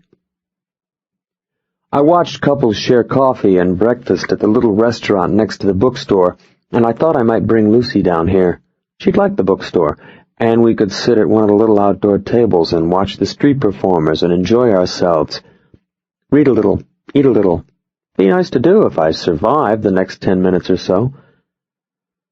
Dobchek reappeared between the street vendor tents, and this time Soughton and Andrei Markov and a fourth man were with him. The fourth man was wearing jeans and a green polo shirt, and he was carrying the bag. Markov was wearing a sharkskin jacket, gold chains, and looked like a second-rate Vegas lounge act. A young woman in a green bikini looked at him as she bladed past and laughed. Probably wasn't the fashion reaction he was hoping for. When they reached me, Markov made a little wave at the bag. I always worry when someone changed the plan on me. So why didn't you just kill the boy and drive away? Maybe I still gonna do that. Maybe the boy, and you, and Clark too. Markov smiled toward the bookstore, then waved toward the bag again. Why you wanna show me this? Clark printed it. He's going to print more, and we were thinking you might like some of it instead of killing Clark and the boy. We were thinking that you might like so much of it that you'll forgive Clark for the little problem in Seattle and let bygones be bygones. They would either go for it or they wouldn't. We could either convince them it was counterfeit or we couldn't. The fourth guy put the bag on the ground and took out one of the hundreds. He snapped the bill and sneered at me. You saying this is funny? He snapped the bill again. My goddamn ass it is. The fourth guy wasn't Russian. He sounded like he was from Georgia or Florida, and I didn't like it that he was here. He sounded like he knew about printing, and he might be able to call Clark a liar and get away with it. Maybe he was Markov's current funny money specialist. I said, Who the hell are you? The guy saying you're bullshit. I smiled at Markov. You're not interested? That's fine. The homeless guy with the dog had set up shop 10 yards down the boardwalk in front of a stand selling African robes. I called, Hey, dog man! When he looked over, I closed the bag and tossed it to him. Have a party. I turned back at Markov and spread my hands. Your loss, Andre. We're sitting on a couple million more of this stuff. 10 yards away, the homeless guy looked in the bag and shouted, Yow! Jesus has returned! Markov sighed and tilted his head. Dobchek. Dobchek trotted over and pulled the bag away from the old man.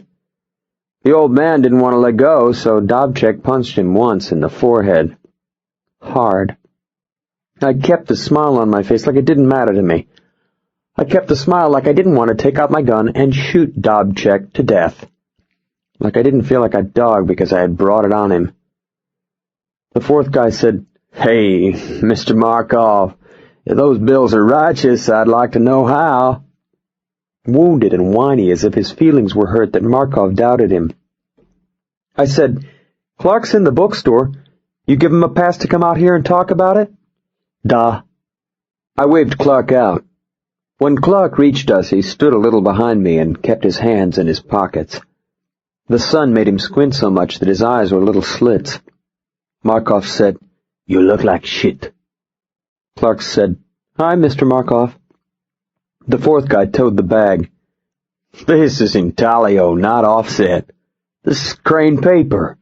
He shook his head. My ass, you printed this. Clark blinked at me, and I gave him an encouraging smile.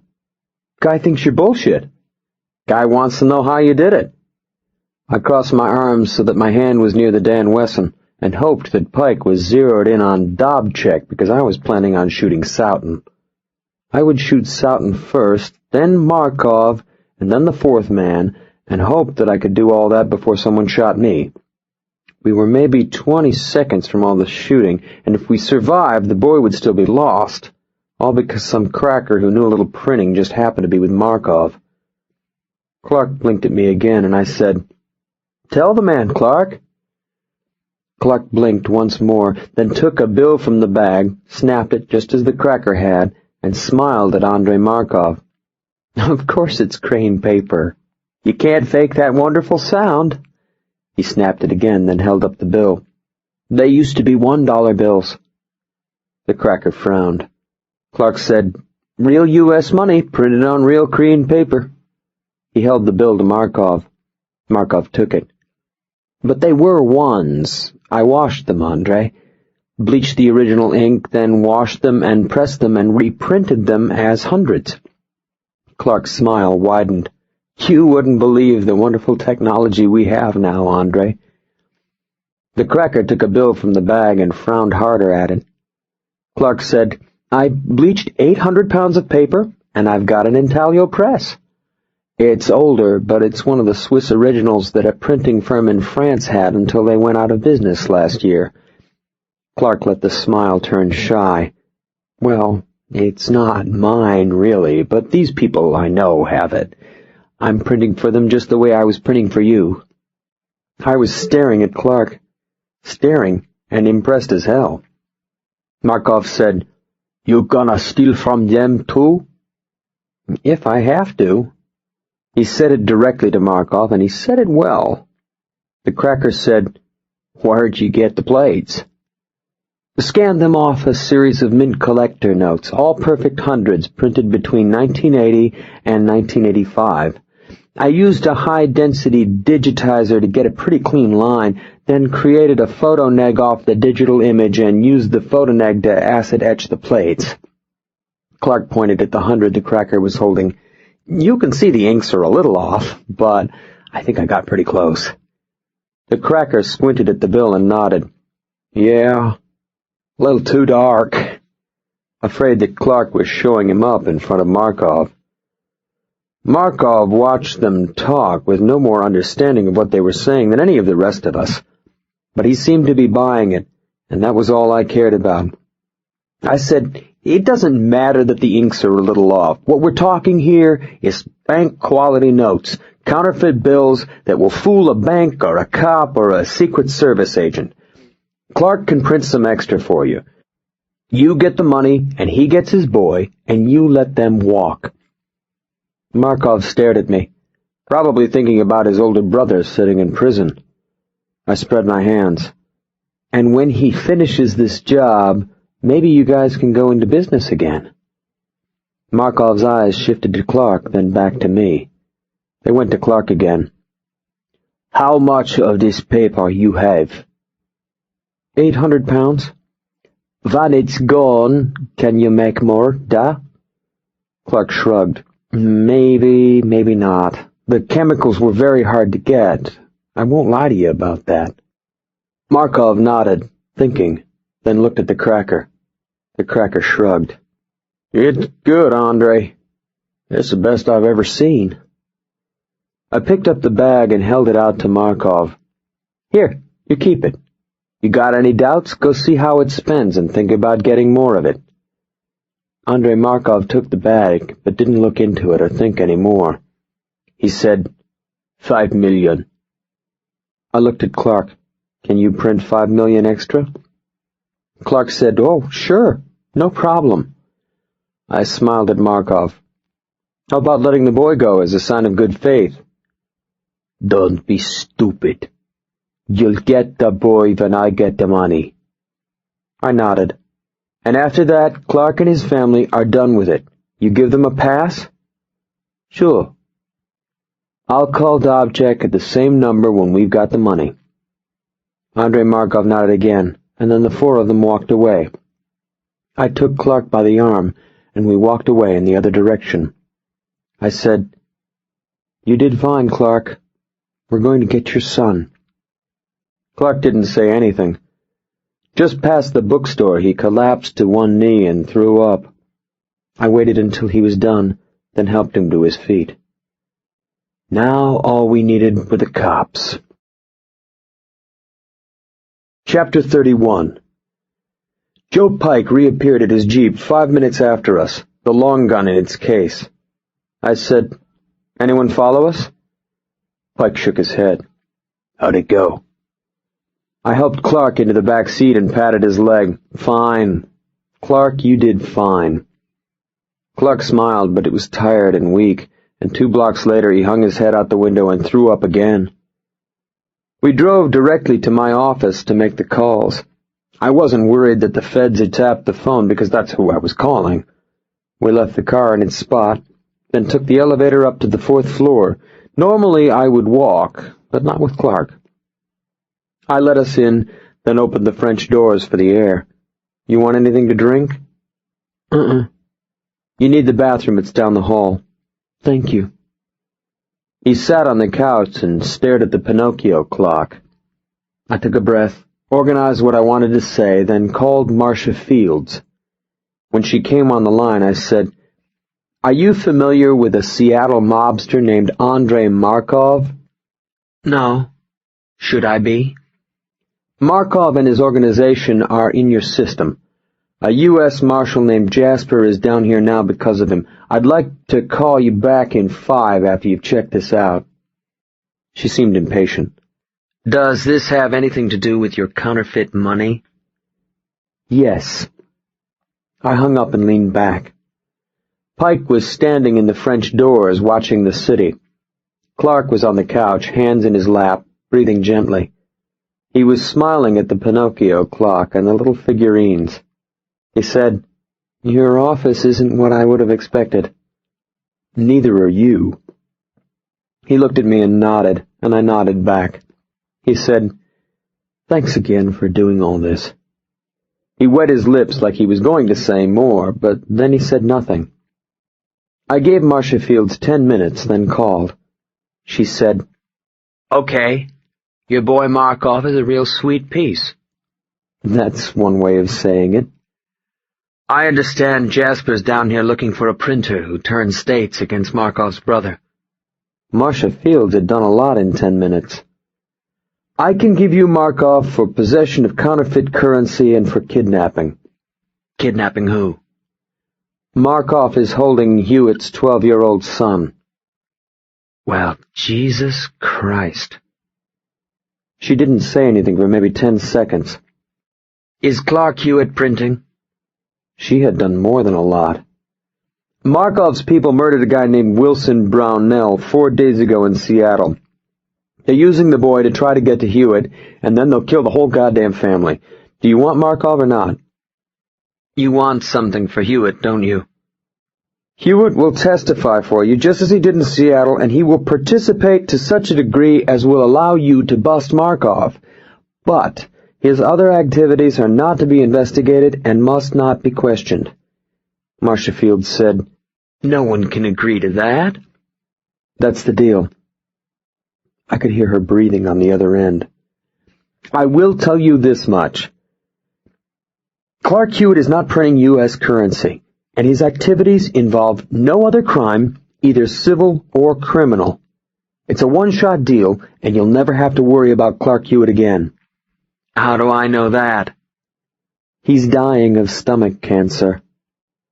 When I said that, Clark Hewitt did not react in any way. I guess he was used to it. She took a single breath, then let it out. How do I know that's true? Your own doctor can examine him if you want. She hesitated. Come on, Marcia. You'll get Markov and a half a dozen of his people, and maybe his whole operation. It's either worth it to you or it isn't, and all I want you to do is let Clark Hewitt walk away when it's over. Where are you? I gave her the number, and she told me that she would call back within the hour. It only took 40 minutes. She said, No one is agreeing to anything at this time, but we're willing to talk about it. Will Hewitt come in? No. You're really being a prick. He'll come in after you agree to the deal, but not before. My office at noon. We phoned Doc and told him we were on our way in. Pike dropped me at my car, then he and Clark went back to the safe house while I made my way downtown to the Roybal building. I got there at 3 minutes after noon. Reed Jasper was there with his red-haired pal from the L.A. office of the U.S. Marshals, along with a muscular, balding guy with little square glasses named Lance Manelli. Manelli was Marcia Fields' boss at Treasury. The last person there was a chunky African-American woman with gray-flecked hair from the U.S. Attorney's office. She was wearing a dark green linen business suit, introduced herself as Emily Thornton, and from the way everyone kept glancing at her, you could tell she was the one with the juice. I said, "Man, Jasper, you get around."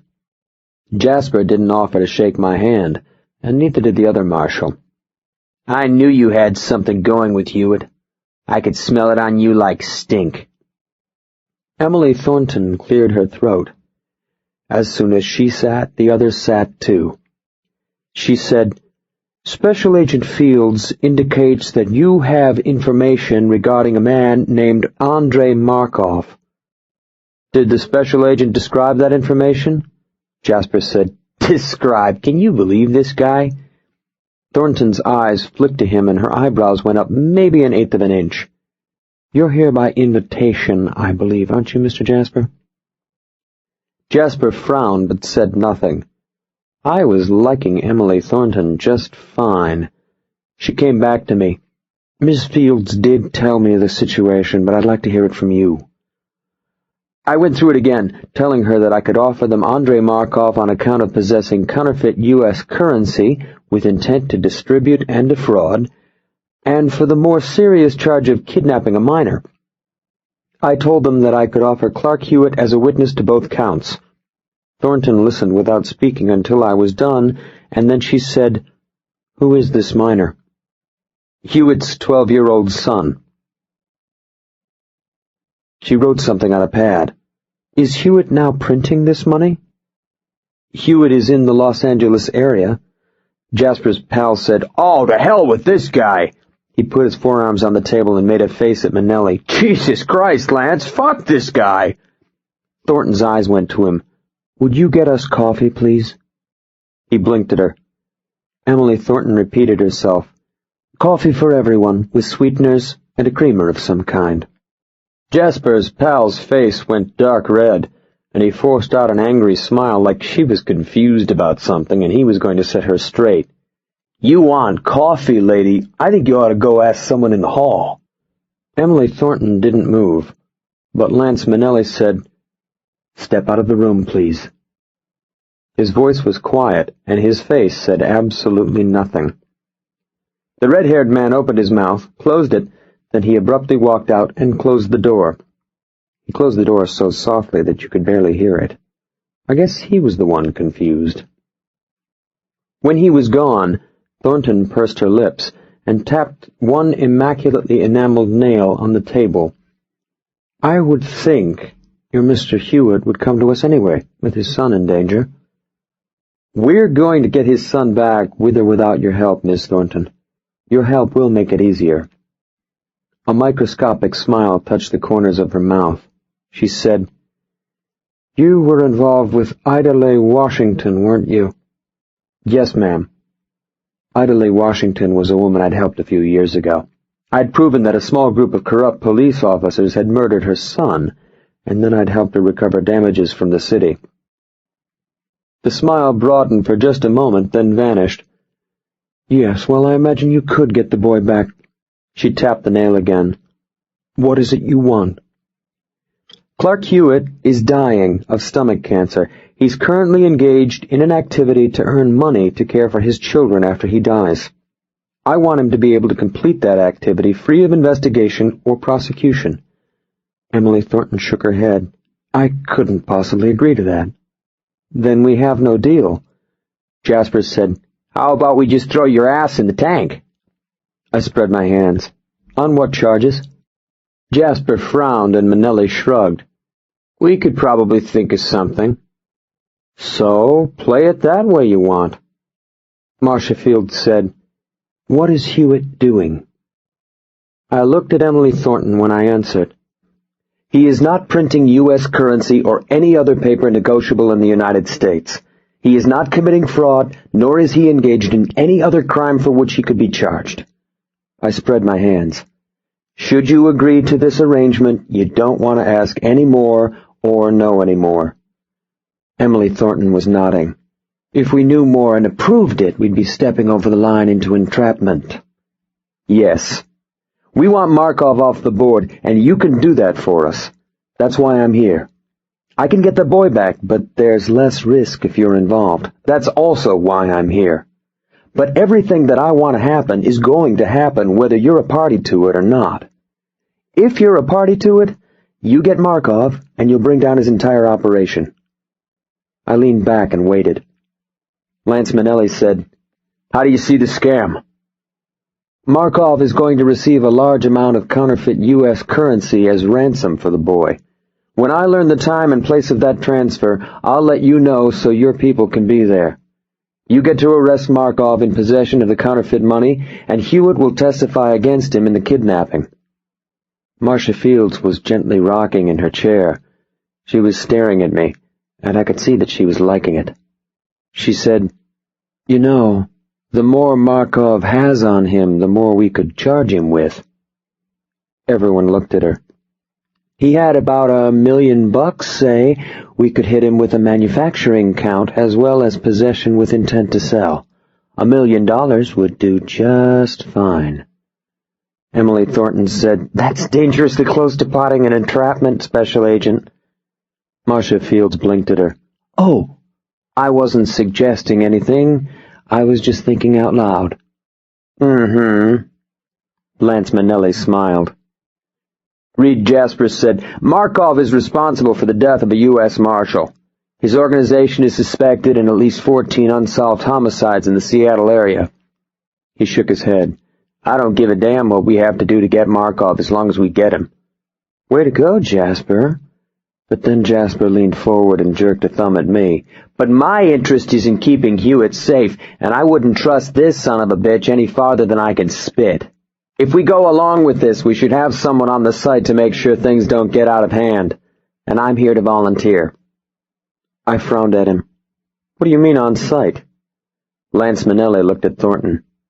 "I go along with having someone there, Emily. I'd want to make sure Hewitt doesn't cut and run as soon as he gets his kid." He shook his head and looked back at me. "I don't believe this cancer thing for a minute." Marcia Fields nodded. "Agreed. I could see my way clear to buy into this, but I'd like to know what's going on even if we're not going to follow up." Emily Thornton said, "That's it then." I said, "Wait a minute. I've got other people involved and they may not go along." Emily Thornton said, "They don't have any choice. I think we can do business here, but only if we have one of our people on the inside to maintain a level of control." She offered her hand. "That's our final offer, and now you can take it or leave it." I stared at her for maybe 1,000 years, and then I took her hand and we shook. "I guess we'll take it, Miss Thornton." She smiled nicely.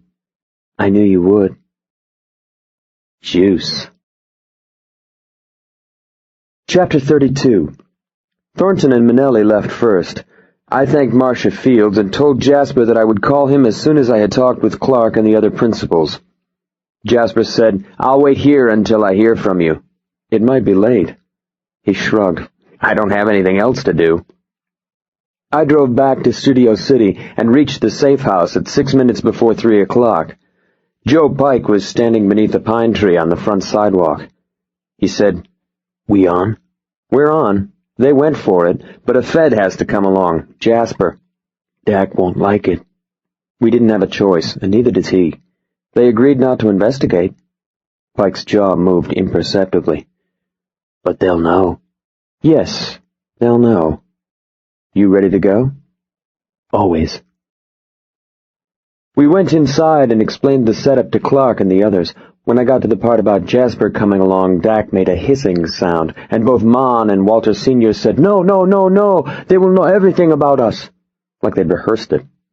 Walter Jr. was still sleeping on the floor. "Stop saying no and listen. The feds have given you guys a pass. Jasper is just going to be there to make sure we're not scamming them. They've agreed not to investigate you or interfere with Clark in any way." Mon said, "I can't believe this is happening." He was running his fingers through his hair and pulling, and fistfuls of gray hair was coming out. "We'll be ruined."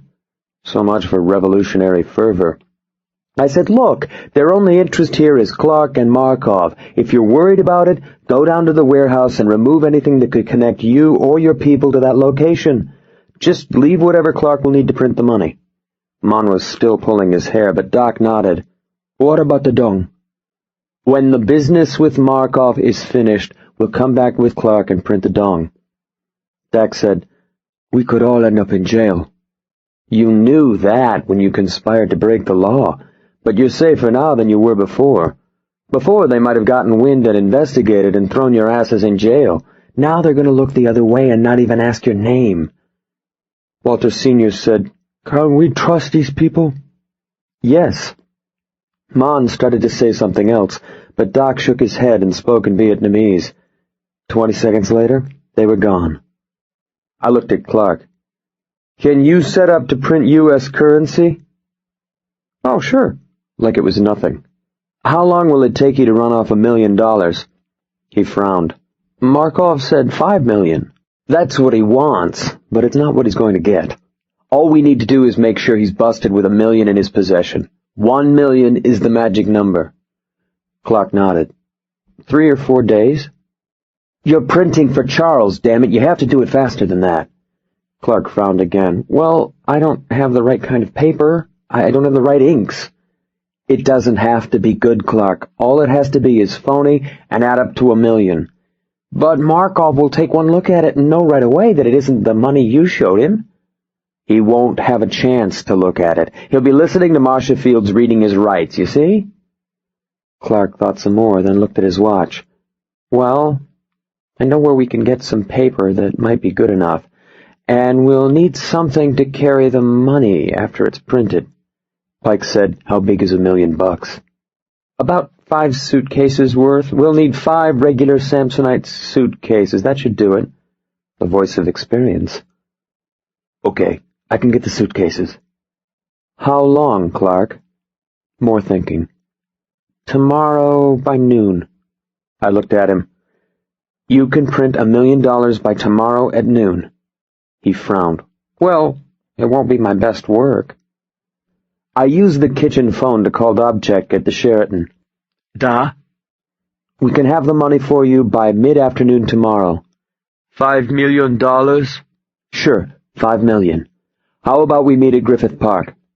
Dobchek laughed. Call us again when you have the money.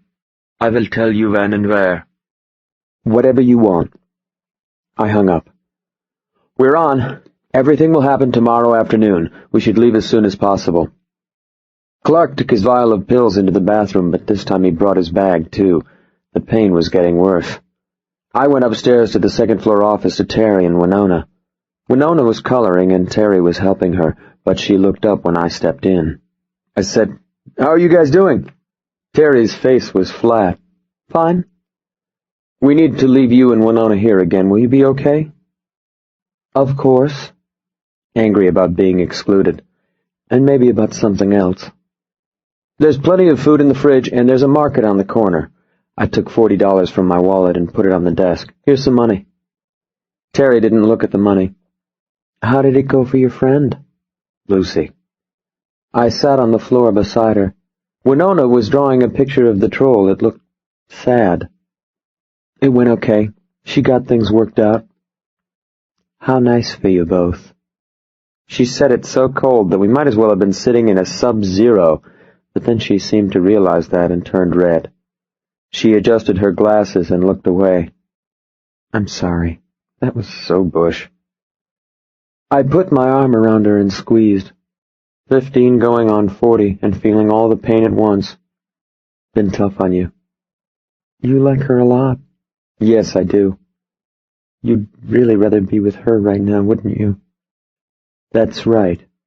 But my obligation is to see this through for you and your father and Charles." Pike rapped softly at the door jamb. "Clark's ready." I nodded, then looked back at Teri. Her eyes were wet, and she reached under her glasses to wipe them.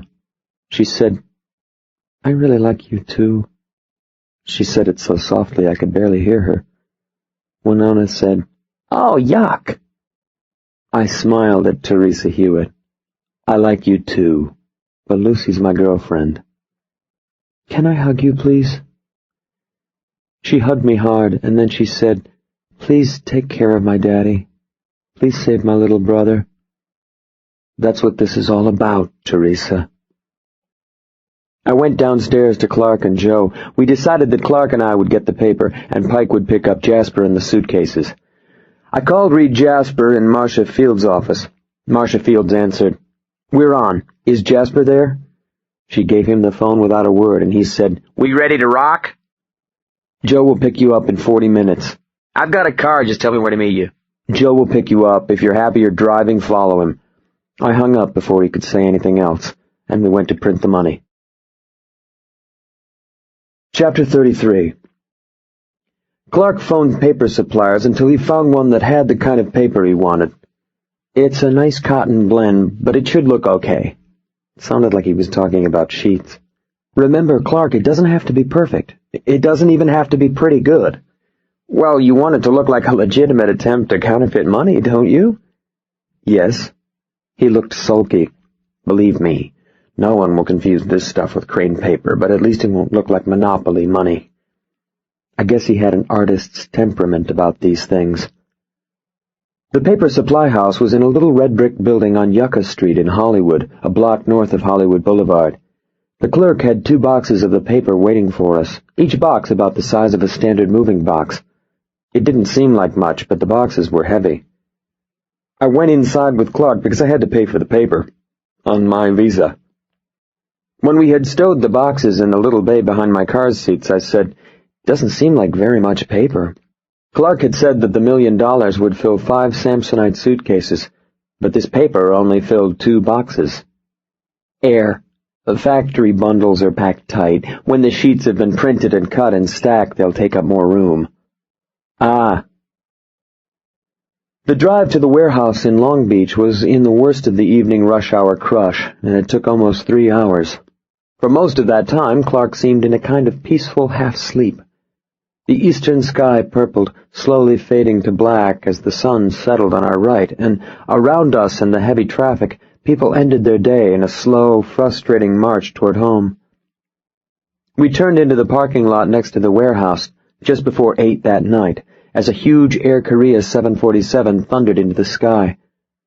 The lot was empty except for a single white Pontiac that probably belonged to someone who worked at the adjoining building or across the street. Dak and his people were gone, but the parking lot was lit and a single light burned at the warehouse front door. I said, "Clark?" Clark opened his eyes. "We're here." He nodded. "We have a lot to do." I used Dak's key to open the side door. They had left some of the inside lights on, but not all, and the still space of the empty building made me feel creepy and afraid. I took out the Dan Wesson and held it along my leg, but no one was waiting behind the door, or in the long hall, or in the big room with the printing equipment. I hadn't expected anyone, but I felt better with the gun all the same. .38 caliber pacifier. Clark turned on the banks of fluorescent lights and filled the printing room with a cold blue light. He looked over what Dak's people had left on the tables, then powered up the litho printer and the plate maker and the Macintosh. I said, "Is there anything I can do?" "Turn on the radio." I turned on the radio and tried to stay out of his way. Help at its finest. The crates of Russian paper were gone, as were the dong plates and most of the boxes of inks. I said, "They took damn near all the ink." Clark didn't bother to look. "All we need is black and green." Doc knew what to leave. He checked something on the litho machine. "You could bring in the paper." I went out and got the 2 boxes of paper. Didn't trip even once. Pike and Jasper arrived 45 minutes after us, first knocking at the door, then coming through with the suitcases. A black guy with short hair was with them. Clark stopped connecting the scanner to the Macintosh when Jasper walked in. "Hello, Mr. Jasper." Reed Jasper smiled. "Damn, Clark, you're a hard man to find." I was looking at the black guy. He was wearing a Navy suit, and he was trying to see everything at once. "Who are you?" "Claude Billings, Secret Service." He was chewing gum. "I thought it was just Jasper." Billings blew a bubble the size of a grapefruit and walked over to the litho press. "Guess they wanted the first team in the game." "Secret Service, all right. Cocky." Jasper and Pike put down the suitcases by the long tables, then Jasper came over and shook Clark's hand. Clark seemed embarrassed. Jasper put his hands on his hips and looked at the lithograph press and the plate maker and the computer. Well, I don't blame you for being scared after what happened that night, but you should have stayed in the program. After that night, you would have been fine. Clark said, I'm sorry about your friend. Peterson. Yeah, well. Jasper walked over to the big press and ran his fingers along it. Billings took off his jacket, folded it, then put it on one of the long tables. Jasper said, I understand there's a problem with your boy. I'm sorry about that. Clark stopped futzing. We'll try to do a little better by you this time. Jasper offered a friendly smile when he said it. Clark turned back to the Macintosh and scanned a $100 bill. I watched him, and Billings came over and watched with me. Clark scanned the Franklin side, then turned the bill and scanned Independence Hall. When the images were scanned, he brought them up on the Macintosh, enlarged them, and began isolating sections of the bills. I said, What are you doing? I have to make plates, and to make plates I need a clean image. We're making Federal Reserve notes, and that means we need 3 plates. A back plate because the back of the bill is printed in a uniform green, and 2 front plates because the face of the bill is printed in black, but the serial numbers and treasury seal are printed in green, so those images have to be separated. Oh. Clark stopped what he was doing and looked at me and Billings. Do you have to watch me? Sorry. Billings and I went to the table. There were 5 people and only 2 chairs, so I sat cross-legged on the table. Billings took one of the chairs. The time oozed past like cold molasses. Clark worked steadily and hard, but the rest of us could only watch. Pike went into the far corner and stood on his head. I did a little yoga and felt myself getting sleepy. Jasper paced. Billings blew bubbles. Crime fighting at its most exciting. Jasper said, I'm starving. Is anyone else hungry? Pike and Billings and I said, yes. Saw an In-N-Out burger on the way. I said, Joe doesn't eat meat. Jasper frowned like that was the world's biggest problem. Clark said, there's a Chinese place close by. Billings said, I could go for that. Pike and Jasper went for Chinese, got back just before 10, and we ate. Clark never stopped working, and didn't eat. Maybe the dope killed his appetite. Or maybe he was thinking about Charles. When Clark had perfect separate images, he had the computer reverse them and built perfect photo negatives, then copied the negatives in a pattern that would let him print 20 bills at a time. $1 million was 10,000 hundreds, but if you could print 20 bills per every sheet, that meant only 500 sheets. Of course, you had to run each sheet through the press 3 times, but it still meant that the press only had to run for 3 or 4 hours. All the time was in getting ready. When Clark had the 3 master negatives, he mounted them in a plate maker and burned a positive image on a thin aluminum sheet, then, one by one, washed the sheets in a chemical bath to ready the plates for the ink. It took Clark about 6 hours to make the plates, and it was time that passed ever more slowly, with nothing for me or Pike or Jasper or Billings to do except offer the occasional word of encouragement. The In-N-Out burger was open 24 hours, and once Jasper went for drinks, once I went, but most of our time was spent doing nothing. Clark grew pale again, and his skin seemed clammy, and twice he sat down, but neither time for very long. I said, Clark, why don't you take a break? Let's get some air. He shook his head. It won't be very much longer. He said it even when I didn't ask. He said it maybe 100 times. Jasper would watch Clark, then walk away, then watch some more, then walk away like he was nervous about all of this and losing his patience. Finally, he said, It doesn't have to be perfect, for Christ's sake. Clark stopped working and stared at him. Jasper walked away. At 10 minutes after 6 that morning, I went out into the parking lot and breathed the cool night air and watched the first traces of pink freshen the eastern sky. Moths swarmed around the parking lot lamps, banging into the glass with a steady tap, tap, tap, and I wondered if they welcomed the dawn. At dawn, they could stop slamming their heads into the thing that forever kept them from the light. People don't have a dawn. We just keep slamming away until it kills us. Clark had worked steadily through the night, and I thought that his pain must be terrible, but Unlike the moths, he was doing it because he loved his son. I guess I would do it too. And I hoped that the love helped with his pain. When I went back inside, Clark Hewitt was still working. Billings had fallen asleep. At 8 minutes after 7 that morning, Clark brought the plates to the lithograph machine, fitted the portrait plate to the printing cylinder, then filled the inkwell with black ink. He looked at me and said, "I think we're ready." Jasper said, "About goddamn time." Pike was still in his corner. I don't think he had moved for hours. Billings sat up, blew another bubble, then stared at Pike.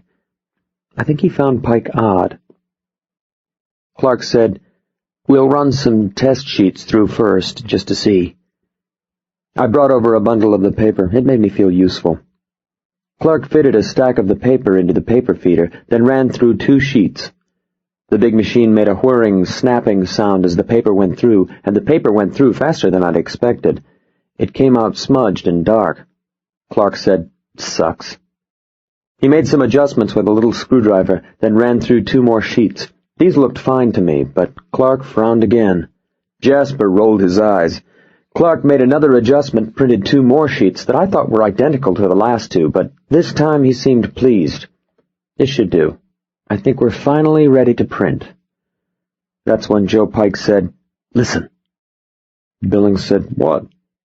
Jasper said, "For Christ's sakes, let's just print the money and get going." Pike moved to the lithograph and slapped the shut-off switch. The drum whined down and the humming stopped. Clark said, "It's going to take a while to reheat." Jasper said, "What are you people talking about?" Pike held up a finger, his head cocked to the side, and then he took out his gun. "Listen." There might have been the faint squeal of a door hinge, and there might have been the faraway thump of something hard bumping into a door jamb or a wall. My first thought was that it was Dak and his people coming to check on us, but it wasn't, and I didn't have time for another thought. Claude Billings trotted to the door, stepped into the hall, and that's when Alexei Dobchek shot him twice in the chest. Chapter 34. Pike pushed Clark down behind the litho press, and I ran for the door, shooting 3 times into the darkness and once into the wall. Dobchek yelled something in Russian, and he and another guy fell back along the hall into the parking lot. I fired twice more, then pulled Billings back into the big room. But he was already dead. I said, "The Russians, we're out of here now." I saw a flash of other men in the parking lot, and I heard crashing at the front of the building. Jasper checked Billings. "Jesus Christ, how in hell did they find us? How many you see?" 5, maybe more. They were moving toward the front, so they'll probably enter that way. Clark said, "But what about the money?" Pike pulled him to his feet. "That's over now." "What about Charles?" "If they get you, they won't need Charles." Jasper snuck a fast look out the door and down the hall that led to the parking lot. That door was closed, and there was probably a man with a gun waiting for whoever opened the door. All the noise was coming from the other hall, which led to the front. Jasper said, "Shit, man, they've got us boxed." Pike said, "Up." I pushed Clark toward the metal stairs and told him to climb. "There's a stair at the front door and offices on the 2nd floor. If we move through the offices and they stay on the ground, we can come down behind them and get out of here." Clark and Jasper and I clattered up the stairs to the catwalk and into the offices as Pike went back to the hall, fired 4 fast shots into the blind, then followed. The upstairs offices were dark and hot, and we could hear the Russians moving beneath us, faint and far away. I thought we were going to make it just fine, until a squat guy with a thick mustache turned a corner, saw us, then ducked back behind the corner, shouting. I pushed backwards into Jasper and Clark, yelling for them to get back, when the mustache popped out again, snapping off 2 shots that hit the ceiling above us. I shot back. Then Alexei Dobchek darted across my field of fire into an adjoining doorway, firing as he ran. Jasper said, "This really bites."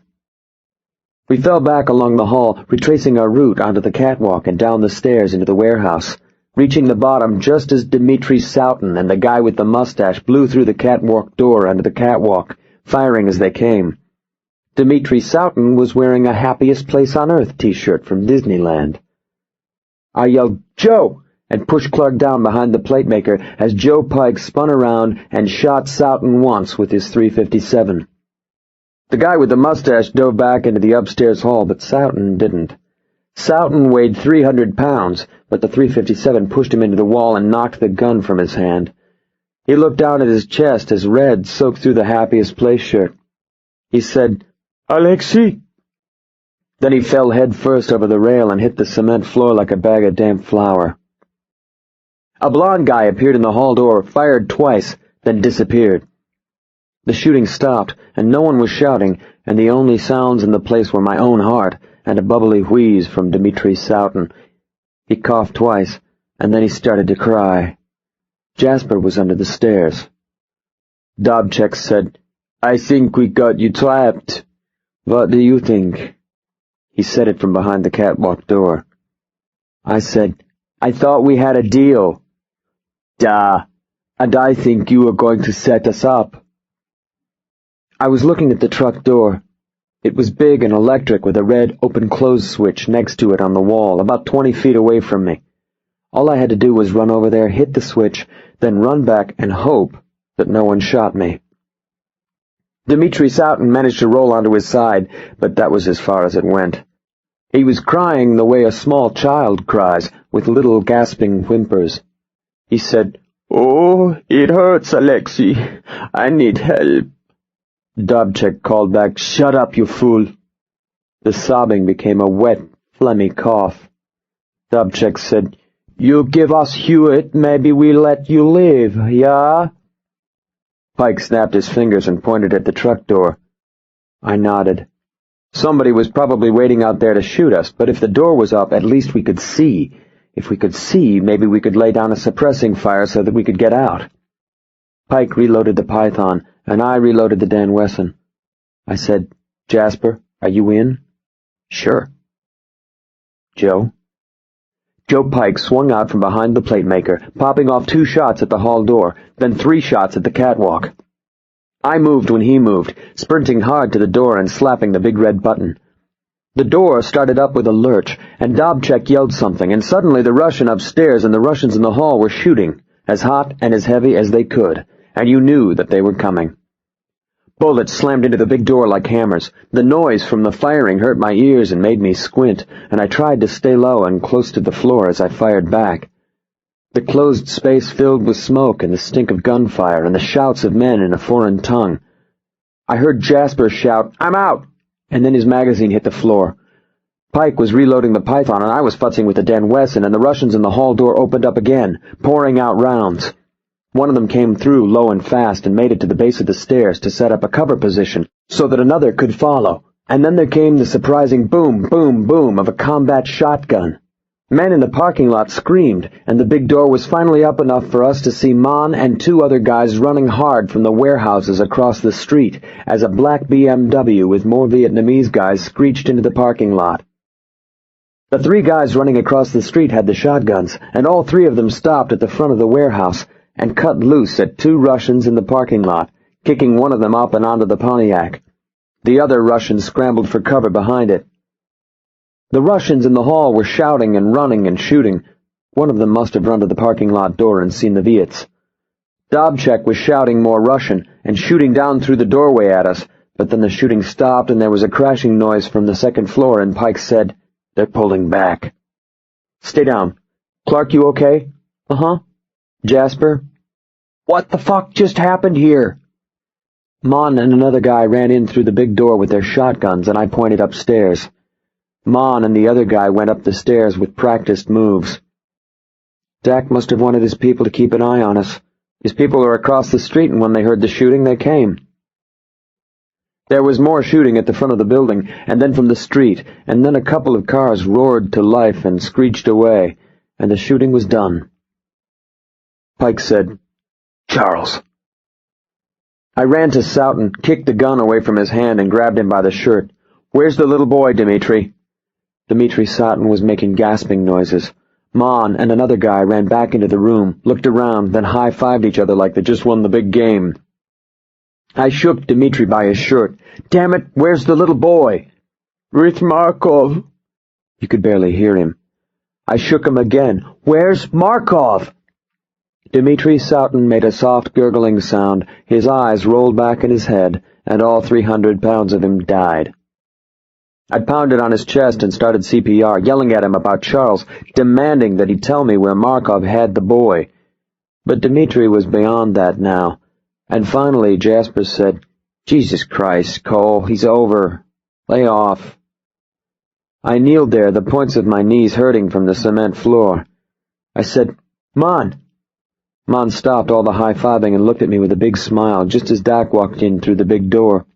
He looked scared. "They leave any cars?" Mon shook his head. "2 cars come, 2 go. We got 3 of the bastards." Pike said, "I'm on it," and trotted out through the big door. I shoved between Mon and his pal. "Get on the phone and describe their cars to the police." Mon's eyes went wide, and he pointed the shotgun at me, and when he did, I slapped it aside and rolled it away from him and hit him in the face with the barrel. I said, "You're safe from the cops, goddammit! Now get on the phone, and maybe we can find those people before they kill the kid." Mon looked like he wanted to kill me, but Doc said something in Vietnamese, and Mon hurried away. Soughton's shirt was wet with blood, and the wet was spreading to his pants and along the cement floor, but I didn't think about it. I rolled his body over and tore out his shirt pocket and then his front pants pockets, hoping to find something that would point toward Markov, but there was nothing. I felt something gritty in my eyes, and I wanted to kick his dead body, but I pushed up out of the warehouse and ran out into the parking lot to help Pike. But Pike had already found it. Pike stepped away from the guy on the Pontiac with a hotel keycard and said, "I know where they are." It was a keycard from the Disneyland Hotel. Chapter 35. Disneyland was 15 minutes away. I used Doc's cell phone to call Marcia Fields, who said that she would contact the Orange County Sheriff's Department as well as dispatch both Secret Service and FBI agents from the Orange County Field Office to the Disneyland Hotel. She told me not to leave the crime scene. I said, "Sure, Marcia." When I broke the connection, Pike said, "If Dobchek tells Markov that it's over, Markov will kill the boy just so he can't testify in a kidnapping beef." "I know. You drive." Jasper didn't like it, but he came too, the 4 of us piling into Pike's Jeep. We cranked hard onto the Garden Grove Freeway, then east to Anaheim. The Garden Grove was a nice straight shoot, but it was heavy with morning traffic, and Pike spent more time on the shoulder than on the freeway, blowing his horn and pegging his brakes, then jumping hard on the accelerator to shoot through gaps in the flow. Reed Jasper said, "Do you have a death wish?" Pike said, "Pretend it's fun." We careened off the freeway at the Harbor Boulevard exit, then turned north toward the park, and pretty soon we could see the peak of Matterhorn Mountain, and then we were at the hotel. An Orange County Sheriff's highway car was waiting beneath the monorail station, both Deps sitting in the front seat with the doors open. One of the Deps was a tall, ropey guy with a mustache, the other a tall, slender African-American woman. Jasper flashed his marshal's badge, and the mustache said, "They told us to wait here for the FBI." "You do that." We went inside. Jasper badged the desk clerk, then gave her the key card and asked for a room identification. Markov had 4 rooms blocked together on the 9th floor, one of them a suite. Jasper said, "Okay, we'll wait for the others." I said, "Come on, Jasper, if he's already taken off with the boy, we're wasting time." Jasper looked worried. "But if he's up there, we should go in with as many people as possible." Pike said, "Forget it, Jasper," and pushed past him. Jasper said, "Ah, hell," and followed. The 4 of us walked fast across the back grounds, past the swimming pool and into the rear building, then took the elevator to the 9th floor. Housekeeping carts were parked along the hall, and Andrei Markov's suite was open, the sound of a vacuum cleaner coming from inside. Markov was gone. We went through all 4 of Markov's rooms, trying to figure out what to do next, when one of the housekeepers smiled at us. "You looking for the man and the boy?" All 4 of us stared at her. She was short and squat and had probably come up from Ecuador. I said, "That's right." She pursed her lips. "They only go a few minutes ago. They said they were going into the park. The big man, he say he want to ride the mountain." The big man. Markov. Clark frowned. "Matterhorn Mountain?" We had her describe how they were dressed as well as she could remember, then we thanked her and went back to the lobby. Clark was making little huffing sounds as we walked back past the pool, and I said, "You okay?" He didn't look at me. "Fine." 2 more Orange County Deps had arrived. along with an FBI agent named Hendricks. They were standing with the manager and a tall blond guy named Bates, who introduced himself as an executive with Park Security. When I introduced Clark, I said, "This is the boy's father." Both Hendricks and Bates nodded, and Hendricks said, "Maybe you should wait outside, sir." "But he's my son," Hendricks said. "Please." Polite. Clark went outside. Jasper and I told them what we knew and what the housekeeper had told us. More feds and Orange County cops were on the way, along with representatives from the Secret Service. Bates was calm and competent, and after we told him what the housekeeper said, he nodded. "If they're going into the park, we own them. We can put people at every egress, then just wait until they walk out."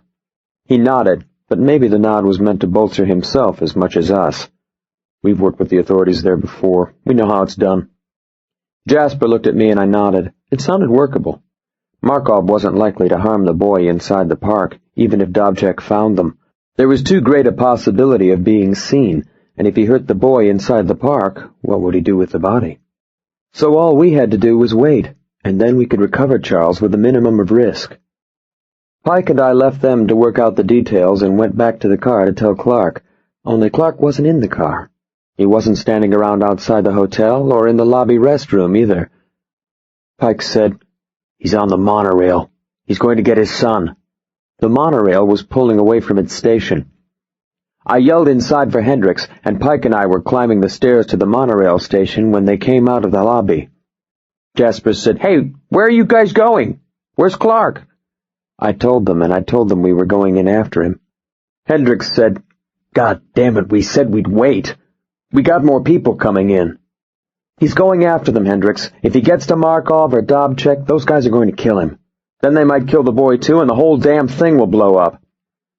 Hendricks ran up the stairs after us, Jasper and Bates and 3 of the Orange County deputies behind him. Bates talked us past the gate guard, and then we stood on the platform, waiting for the next monorail. We waited for 2 minutes that seemed like forever, and then the monorail came and Bates asked the people in the front car to please get off.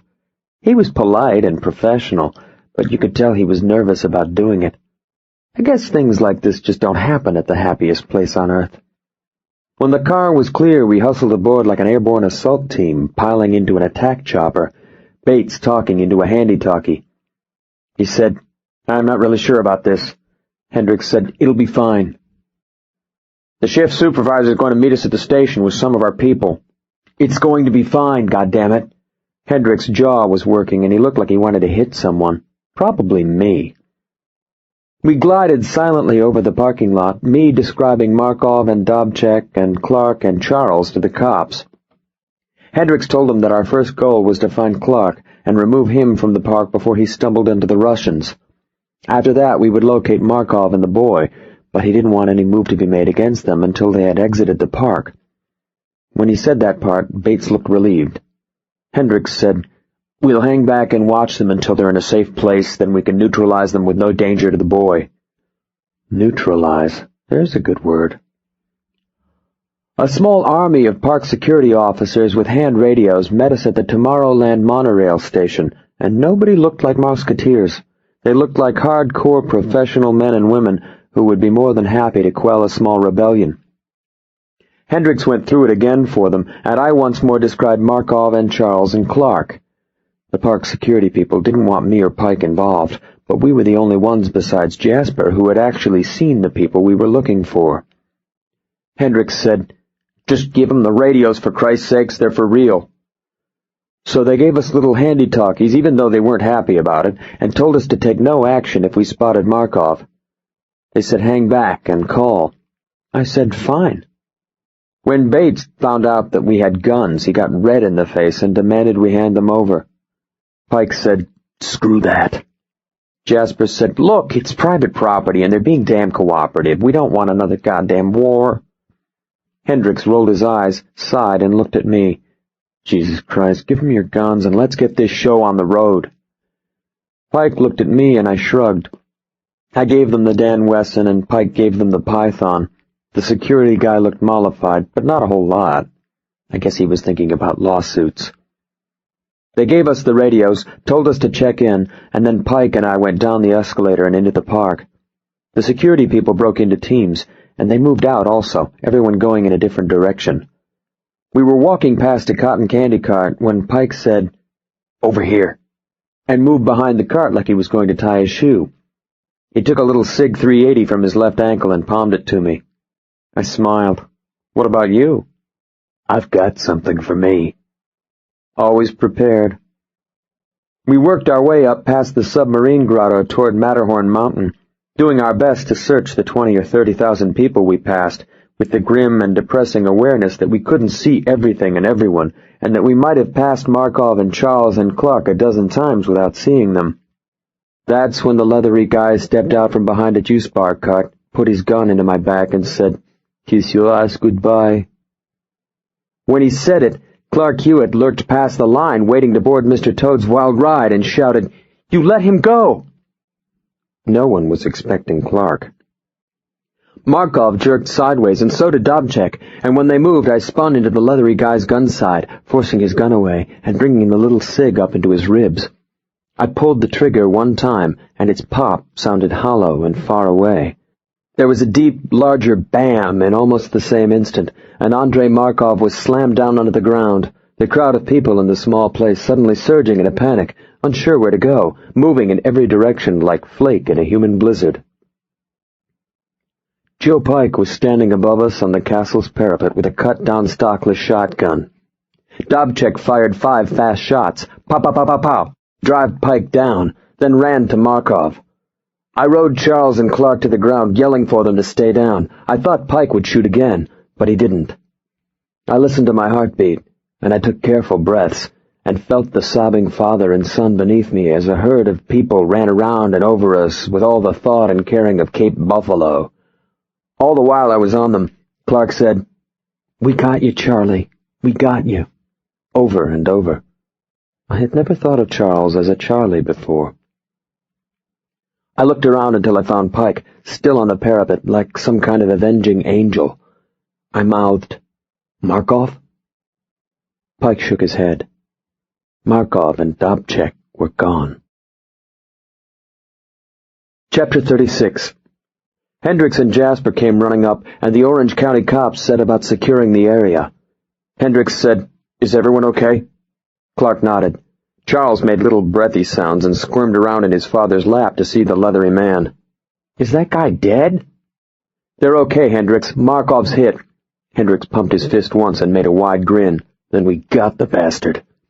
Jasper took out a cell phone. "How bad?" Pike said, "Took a load of number 4 high in the right shoulder. Here." Pike touched his shoulder to show them. Jasper punched a number into his cell phone. "Okay, which way they go?" Pike told him, and Jasper waved over Bates. While Bates was on his way, Jasper said, "I want to be in on this, Cole, but I wanted to thank you." He put out his hand and helped me up. "You did okay." "Thanks. Where are you going to be? I want to give you a call later, talk a little more." I gave him the number at the safe house, then he and Bates trotted away, Jasper talking into the phone as Bates deployed his security people. The clock was ticking, and it wouldn't be long before Markov was had. Hendricks was frowning at me and Pike. "I thought we took your guns." Neither of us answered. Hendricks shrugged. "Yeah, well, I guess it worked out." I took Hendricks aside. "You understand the situation from Marcia Fields?" Hendricks nodded. "We're going to need to talk to the father to make the kidnap case. We'll need the boy, too." "I know that." He looked past me at Clark and Charles. They were still on the ground, Charles sitting in Clark's lap, Clark holding on tight. Clark looked shaken and scared, but Charles didn't. He was flipping off the dead man and making faces at the body. "Hang around a little while longer till we get this wrapped up. It shouldn't take long." "Sure." "You can wait at the hotel you want, get the kids something to eat." "Sure." "I'll get back there as soon as we find this clown." 2 more FBI agents, another half-dozen Orange County deputies, and the representative from the Secret Service arrived. Everyone was smiling and patting each other on the back because they figured Markov was in the bag. Only so many ways out, they kept saying, and all points of egress were covered. One of the cops brought us back to the hotel, but Charles didn't like it much. He said, "I want to go on Space Mountain. I want to ride the submarines. I want to climb the Matterhorn." Some things don't change. I called Teri from the hotel lobby and told her that we had Charles and that everything was fine. Teri passed word to Winona, and they both shrieked and clapped their hands. It made me smile.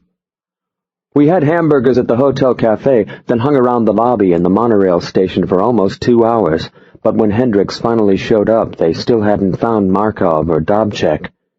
Pike said, "You want me to come back in and find him?" Hendricks scowled. "I think we can manage, but thanks." Pike shrugged. I said, "I want to get these people home, Hendricks. You can talk to them later and arrange the statements." Hendricks said, "Okay," but you could tell he didn't like it. Charles coughed. "Hole." Hendricks glared at him, then walked away, shaking his head. Pike took us back to the warehouse for my car. The FBI and Long Beach cops were still standing around the place, but Dak and his people were gone, and so were the bodies. The big truck door was open, revealing the litho press and the computer and plate maker, but no one seemed to be paying attention. Marcia Fields was there, as was a representative of the U.S. Attorney's Office, both of them talking to a couple of Long Beach PD detective supervisors. When Marcia Fields saw me, she came over, introduced herself to Clark and Charles, then smiled at Joe. "Hi, Joe." Pike's mouth twitched. I guess they knew each other all right. She smiled at him a little longer, then put the smile on Charles. "You're a good-looking little devil." Charles turned a nice plum red. She said, "Mr. Hewitt, we're very anxious to speak with you." Clark nodded. "Of course, any time you want." I took Marcia Fields aside and said, "So, where do we stand with this?"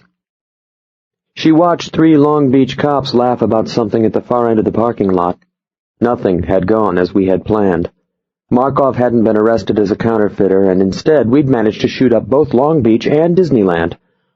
A small army of cops had seen the printing equipment, and each and every one of them knew what it was. The bodies had to be explained, and I still wanted Clark to get his money, and that meant he still had to print for Doc. I told her what I was thinking. Marcia watched the cops laughing and nodded. "We made the deal in good faith, and so did you. We still want Clark's testimony on the kidnapping count." She looked back at me. "A deal's a deal. Just have Clark get this finished, and tell whoever is behind this operation that if they break the law again, I'll make them my hobby. Are we clear on that?" "Clear." I offered my hand, and she took it. I gave her the safe house number, and she said that she would call as soon as she heard anything. I thanked her. Marcia Fields took 3 steps away, then stopped, looked back, and raised an eyebrow. "Dong?" I spread my hands. I wondered how she knew. When I rejoined Pike and Clark and told him that we were free to go, Charles said he wanted to ride home with me. He liked riding the Corvette with the top down, he said. He thought it was cool. It took an hour and 35 minutes to drive up to Studio City, and Charles talked constantly about Marcia Fields and never once mentioned Markov. I didn't mind. He seemed fine, and I guess he had fallen in love. We arrived at the safe house maybe a dozen minutes after Joe and Clark. Charles was disappointed. He said, "What a jip! They beat us." This kid is something, isn't he? When we went in, Teri and Winona scooped up Charles in a big hug, everyone crying. But this time they were happy tears. I got hugs too, and then I asked Pike if Hendricks had called. He hadn't, and that worried me. If Markov and Dobchek slipped through their net, we were back where we started. I didn't think they had, but you never know. I went up to the office and phoned Dak. He wasn't happy to hear from me, but at least he was cordial. He said, "The boy is all right?" "Yes, and so is Clark. I spoke with Marcia Fields about this, and the deal still stands." "The police have been asking questions." "Those questions will go away.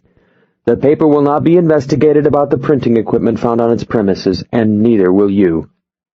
Dak said, "How will we explain the bodies?" "It's already been explained. Employees of the Journal discovered a robbery in progress, and the bad guys drew guns. Your employees acted in self-defense." Dak didn't say anything for a moment. "She can do this?" "It's the government, Dak. She can do anything." Nguyen Dak said, You're a man of your word, Mr. Cole. I have much respect for that. Not me, Dak. Her. I told him that Clark would call tomorrow and arrange for the printing, then I hung up and stared at the phone in the quiet of the room. I could hear the others down below, but up here was peaceful, and the peace was soothing. I didn't feel particularly noble, and I didn't feel like I'd won anything. I felt lucky. I had come very close to being shot. Charles and Clark could have died, and I had killed men whose faces I could not recall. I looked at my hands. Dmitri Soutin's blood was still crusted around my fingernails. I felt myself start to shake, and I closed my eyes and waited for the shaking to pass, and when it did, I went into the bathroom and washed my hands and arms. I had to wash twice. When I went downstairs, Teri said, "We've decided to have a party. We're going to get pizza." Great! The phone rang then, and I thought it might be Marcia Fields, but it wasn't. Reed Jaspers said, Have you heard yet? "Heard what?" We got 'em. Snagged Dobchek and Markov trying to sneak out of a maintenance exit on the north side of the park. I cupped the phone, told everyone that Markov had been captured, and Jasper laughed at the shouts and applause. He said, You guys going to be around? "Sure, we're going to have a little party, then I guess I'll take them home." I want to swing by and talk to Clark. I'll probably head back to Seattle in the morning. "Sure, Jasper, that'd be fine." I gave him directions. We ordered the pizza, and Joe and Winona walked to the little mini-mart for soft drinks and beer. I volunteered to make a salad. The Hewitts wanted to go home after the pizza, and I thought that would be a good idea.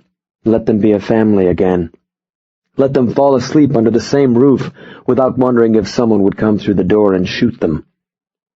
Teri and Charles went upstairs to pack. Clark hovered at the pass-through, watching me mince garlic. I said, "You're going to have to tell them." "I don't know how." He fidgeted like he was nervous. "I've thought a lot about it, but nothing I come up with sounds good." "You just tell them, Clark. You sit them down and tell them you're sick and that you're going to die. Let them cry, and you cry with them. They're so young. They're older than you think." I took tomatoes and a cucumber from the fridge. "You feel bad? Why don't you rest over there on the couch?" He frowned at the couch. "Would you rather help?" "Huh?" He looked surprised. "Would you like to help make the salad?" Clark Hewitt stared at me. "Sure." He came around into the kitchen. I told him to wash the tomatoes and cucumbers, then slice them. As he did it, he nodded. "I get it." "What?" "I could sit on the couch over there and feel bad, or I can help make the salad." I put the garlic in a little jar and added some olive oil. "Yep."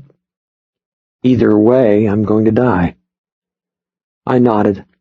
It wasn't anything he didn't already know. The deal with Dak proved that. "Maybe I should tell them tonight." "That would be good. If you want, I could sit with you." He thought about it, then shook his head. "Thanks, but that's okay.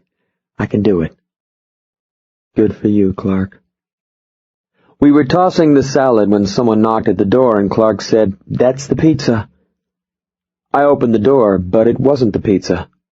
Reed Jasper came in, and Dobchek and Markov pushed in behind him. Dobchek pointed his gun at me, then backhanded me with it 2 hard times, knocking me into the wall.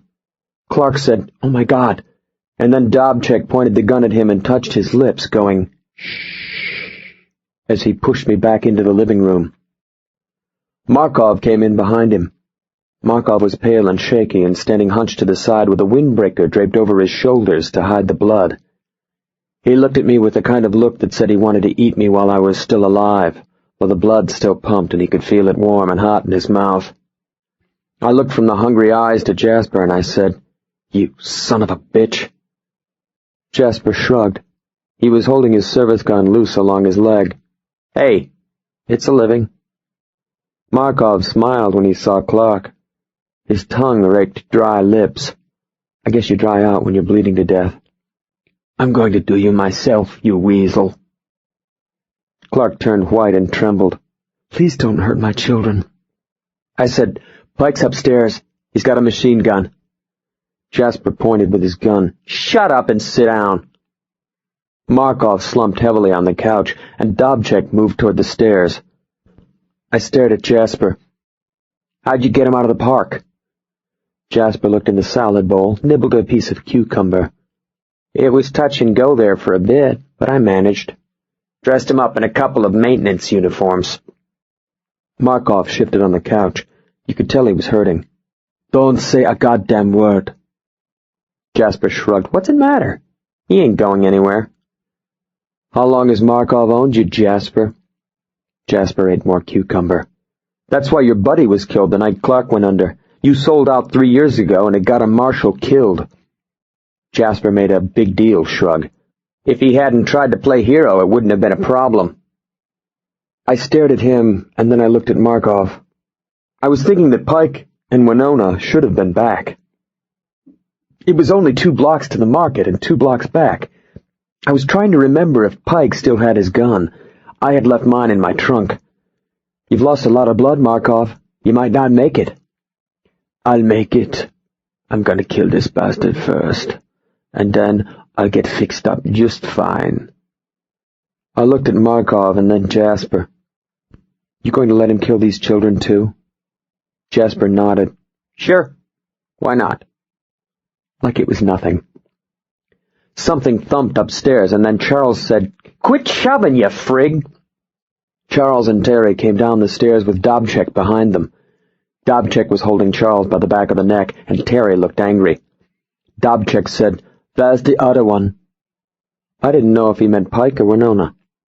Jasper looked irritated. Who gives a shit? Let's just do it and get out of here. Markov said, Duh. When he said it, someone knocked on the door, and Dobchek clamped a hand over Charles's mouth and aimed his gun at Clark. Shh! Jasper went to the door, raising his gun, and Markov pushed to his feet, holding his own gun loosely at his side. Pike and Winona had a key, but maybe Pike had seen Markov and Dobchek coming in. Maybe he'd seen Markov's blood trail leading to the door. Or maybe it was just the pizza man. Jasper peered through the peephole, then frowned and stepped away from the door. I can't see shit. If it was Pike, he would make a move. If it was Pike, the knocking would have been to focus our attention there while he came in from another place. I looked at Teri and Charles and Dobchek. Dobchek was breathing hard and staring at the door with the kids in front of him and the muzzle of his gun maybe 3 centimeters from Charles's head. I stood. I'd give up if I were you. It's the cops. I said it in a normal speaking voice. Dobchek pointed his gun at me. Shut up. Markov waved his gun at Dobchek and hissed, Make him shut up.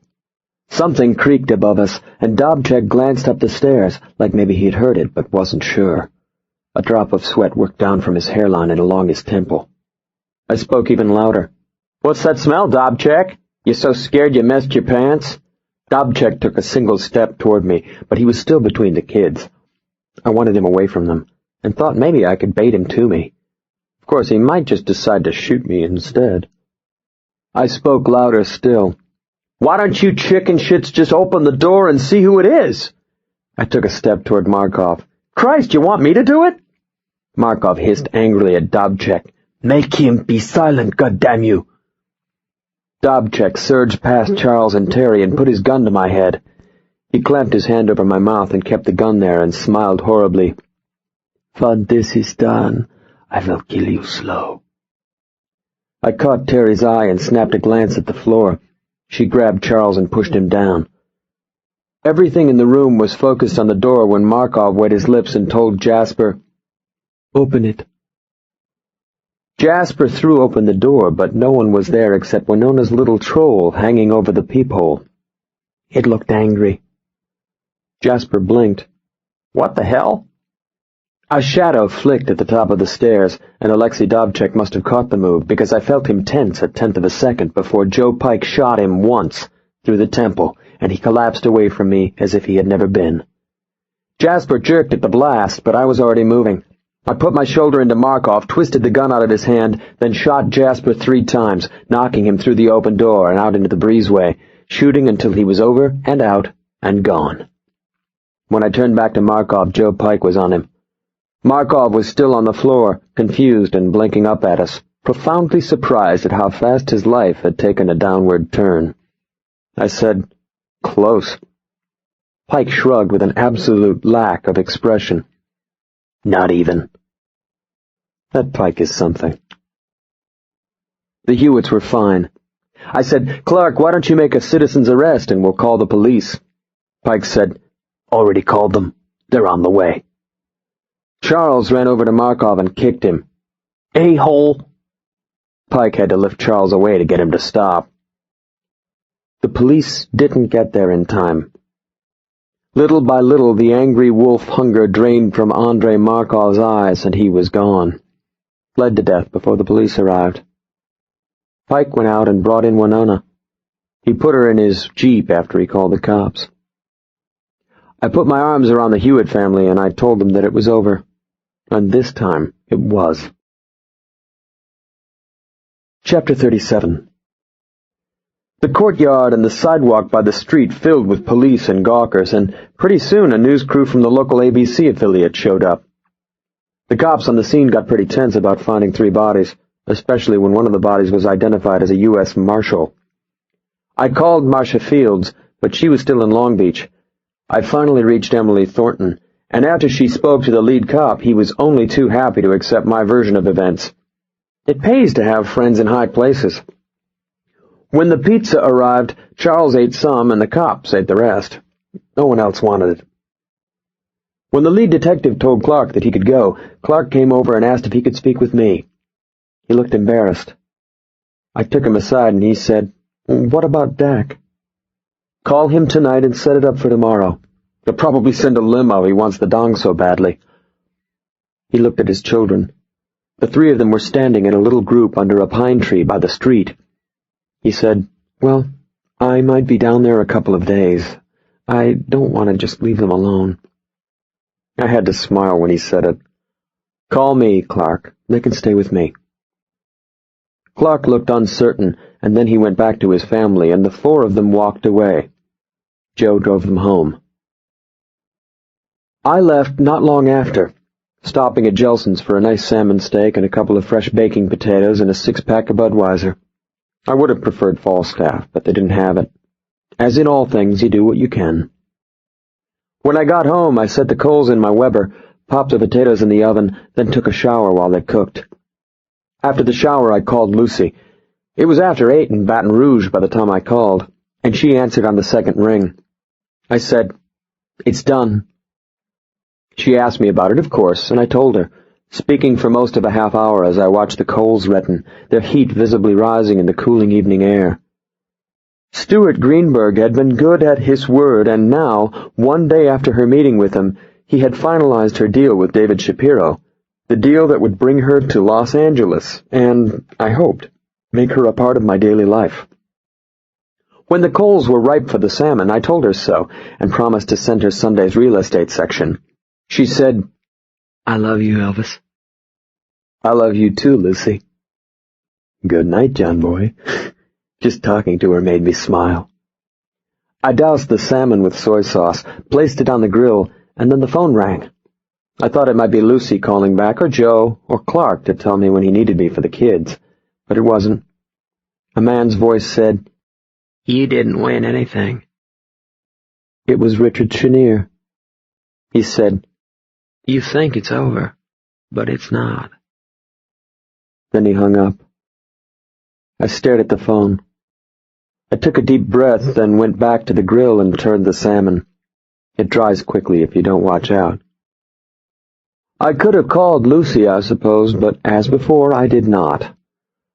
Before, it would have felt like tattling. Now, to call her would have given him more weight in our lives than either of us wanted him to have. I drank the Budweiser and ate the salmon, sitting on my deck in the liquid night, listening to the coyotes singing against the stars and the black cutout shapes of the mountain. Late that night I fell asleep there, thinking how very lucky I was that she loved me and no one else. As Pike said, we could always kill him later. Chapter 38. That same night, Clark Hewitt told his children of his cancer and of his limited time on this earth. He later told me that Teri and Charles had taken it the hardest, but that Winona had borne up the best. I hurt for Teri, but I was glad to hear that she had not denied her pain. I thought of it as progress. By Tuesday of the following week, Clark had printed 100 million dong for Nguyen Doc and his fellow revolutionaries. His fee was $250,000 in U.S. currency. He was paid with $100 bills, none of which were counterfeit. Clark checked each bill to make sure. I guess he's sensitive to such things. The federal government requires you to pay taxes on all income, even income derived from illegal activities like counterfeiting, but Clark had no intention of splitting his money with the feds. His children needed it more than the national debt, the welfare state, or the military-industrial complex. I agreed. I called a friend of mine who was a bank manager and asked for her assistance. Normally, banks are required to report any cash transaction greater than $10,000, but I had once helped my friend's husband out of a very bad jam, and now my friend was only too happy to return the favor. She set up a trust account for Clark's children with me as executor, and together we distributed the money in a variety of conservative equity and bond fund vehicles. No report to the government was filed. Clark offered to pay me, but I refused. Clark had less than 4 months to live, and after carefully weighing the few options available, decided that his children should attend a resident boarding school. Clark asked if I knew about such places, and I said, "Why don't you have Teri look into it?" He did, and after some initial reluctance, Teri researched boarding schools with the same zeal with which she had researched private investigators. She already had her GED, but there's more to learn in school than books. The following Sunday, the 5 of us drove to a place called the Rutgers Boarding Academy in Ojai, California, an hour and a half northwest of Los Angeles. We took the Saturn. Clark sat in the front with me, and Teri, Charles, and Winona sat in the back. Charles said, "Can I drive on the way back?" Teri said, "Don't be stupid." Teri appeared somber on the way out. It was a beautiful, clear day, and the ranches and farms we passed were green from the spring rains. The Rutgers Academy was in the foothills, and as we turned through the gate and made the long drive toward a cluster of modern buildings, Clark said, "This is very pretty." Winona said, "Yeah." Charles said, "Do we get to shoot guns?" Teri leaned forward between the front seats and stared at the approaching buildings. Maybe she knew more deeply than the others that, if they agreed, this would be her home for the next few years. I said, "Well?" "They have stables and horses." "Uh-huh." 3 girls about Teri's age were walking roan horses along a bridle path. "There's supposed to be tennis courts and a pool." "I'm sure they'll show us." The headmaster was a soft-spoken man in his 50s named Adamson. I had phoned ahead, and he was waiting to show us around. He wasn't waiting alone. An attractive, plump woman he introduced as Mrs. Kennedy was with him, along with a couple of 16-year-old students, Todd and Kimberly. We introduced ourselves, and Mrs. Kennedy said, "Why don't I show Winona the horses? Would you like that, Winona?" "Yes!" Kimberly was there to show Charles around, and Todd was there for Teri. Todd said, "I can tell you anything you want to know about this place. I've been here since I was 10. Todd looked like Robert Redford. Young. All 3 Hewitt children went in different directions, and Mr. Adamson said, "We have a strong peer support program here. They're in good hands." Clark said, "I have a lot of questions." "That's why I'm here, Mr. Hewitt. Why don't you and I go inside and discuss your situation?" Clark went inside with Adamson, and I did too, but I didn't stay long. I had already discussed Clark's situation with Adamson, as I had discussed fees and contracts. When Teri had first suggested the place, I had checked it out thoroughly, both through the state and on my own. I am not the world's greatest detective for nothing. The Rutgers Boarding Academy had a fine academic reputation and was known as a safe and nurturing environment. Adamson had a doctorate in education, was married with 3 children, and had been elected Colorado Teacher of the Year twice before assuming headmaster duties at Rutgers. His record was impeccable. There had never been a charge of any adverse nature filed against the school or against any of its teachers or employees. I left Clark to ask his questions and went out into the courtyard and breathed the clean mountain air. A group of kids was sitting in a circle beneath an oak tree that looked 500 years old, talking and laughing. Parents walked with other kids around the grounds, going to or coming from cars. They probably thought I was a parent, too. I liked this place, but what I liked didn't matter a lot. What mattered was whether or not it was right for Teri and Charles and Winona. I couldn't see Winona or Charles, but I saw Teri. She and Todd walked out of the stables toward the three girls with the horses. Todd introduced them. The three girls smiled at Teri, and Teri smiled back. They talked for a few minutes, and then the three girls continued on, and Todd and Teri turned toward a group of buildings I figured were classrooms. Todd said something, and Teri laughed. Todd laughed too, and Teri pushed him. Then they both laughed. They disappeared into the buildings. A little while later they reappeared and joined me at the car. Todd said, "Anything else you want to know?" Teri told him that she didn't think so and thanked him for showing her around. "Any time."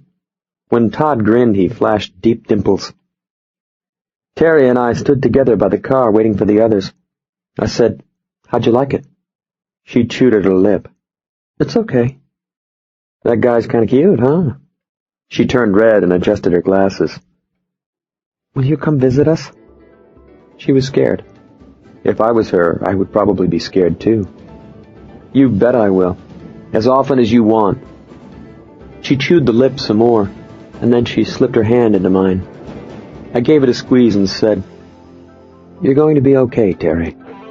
You're going to be just fine." "I know."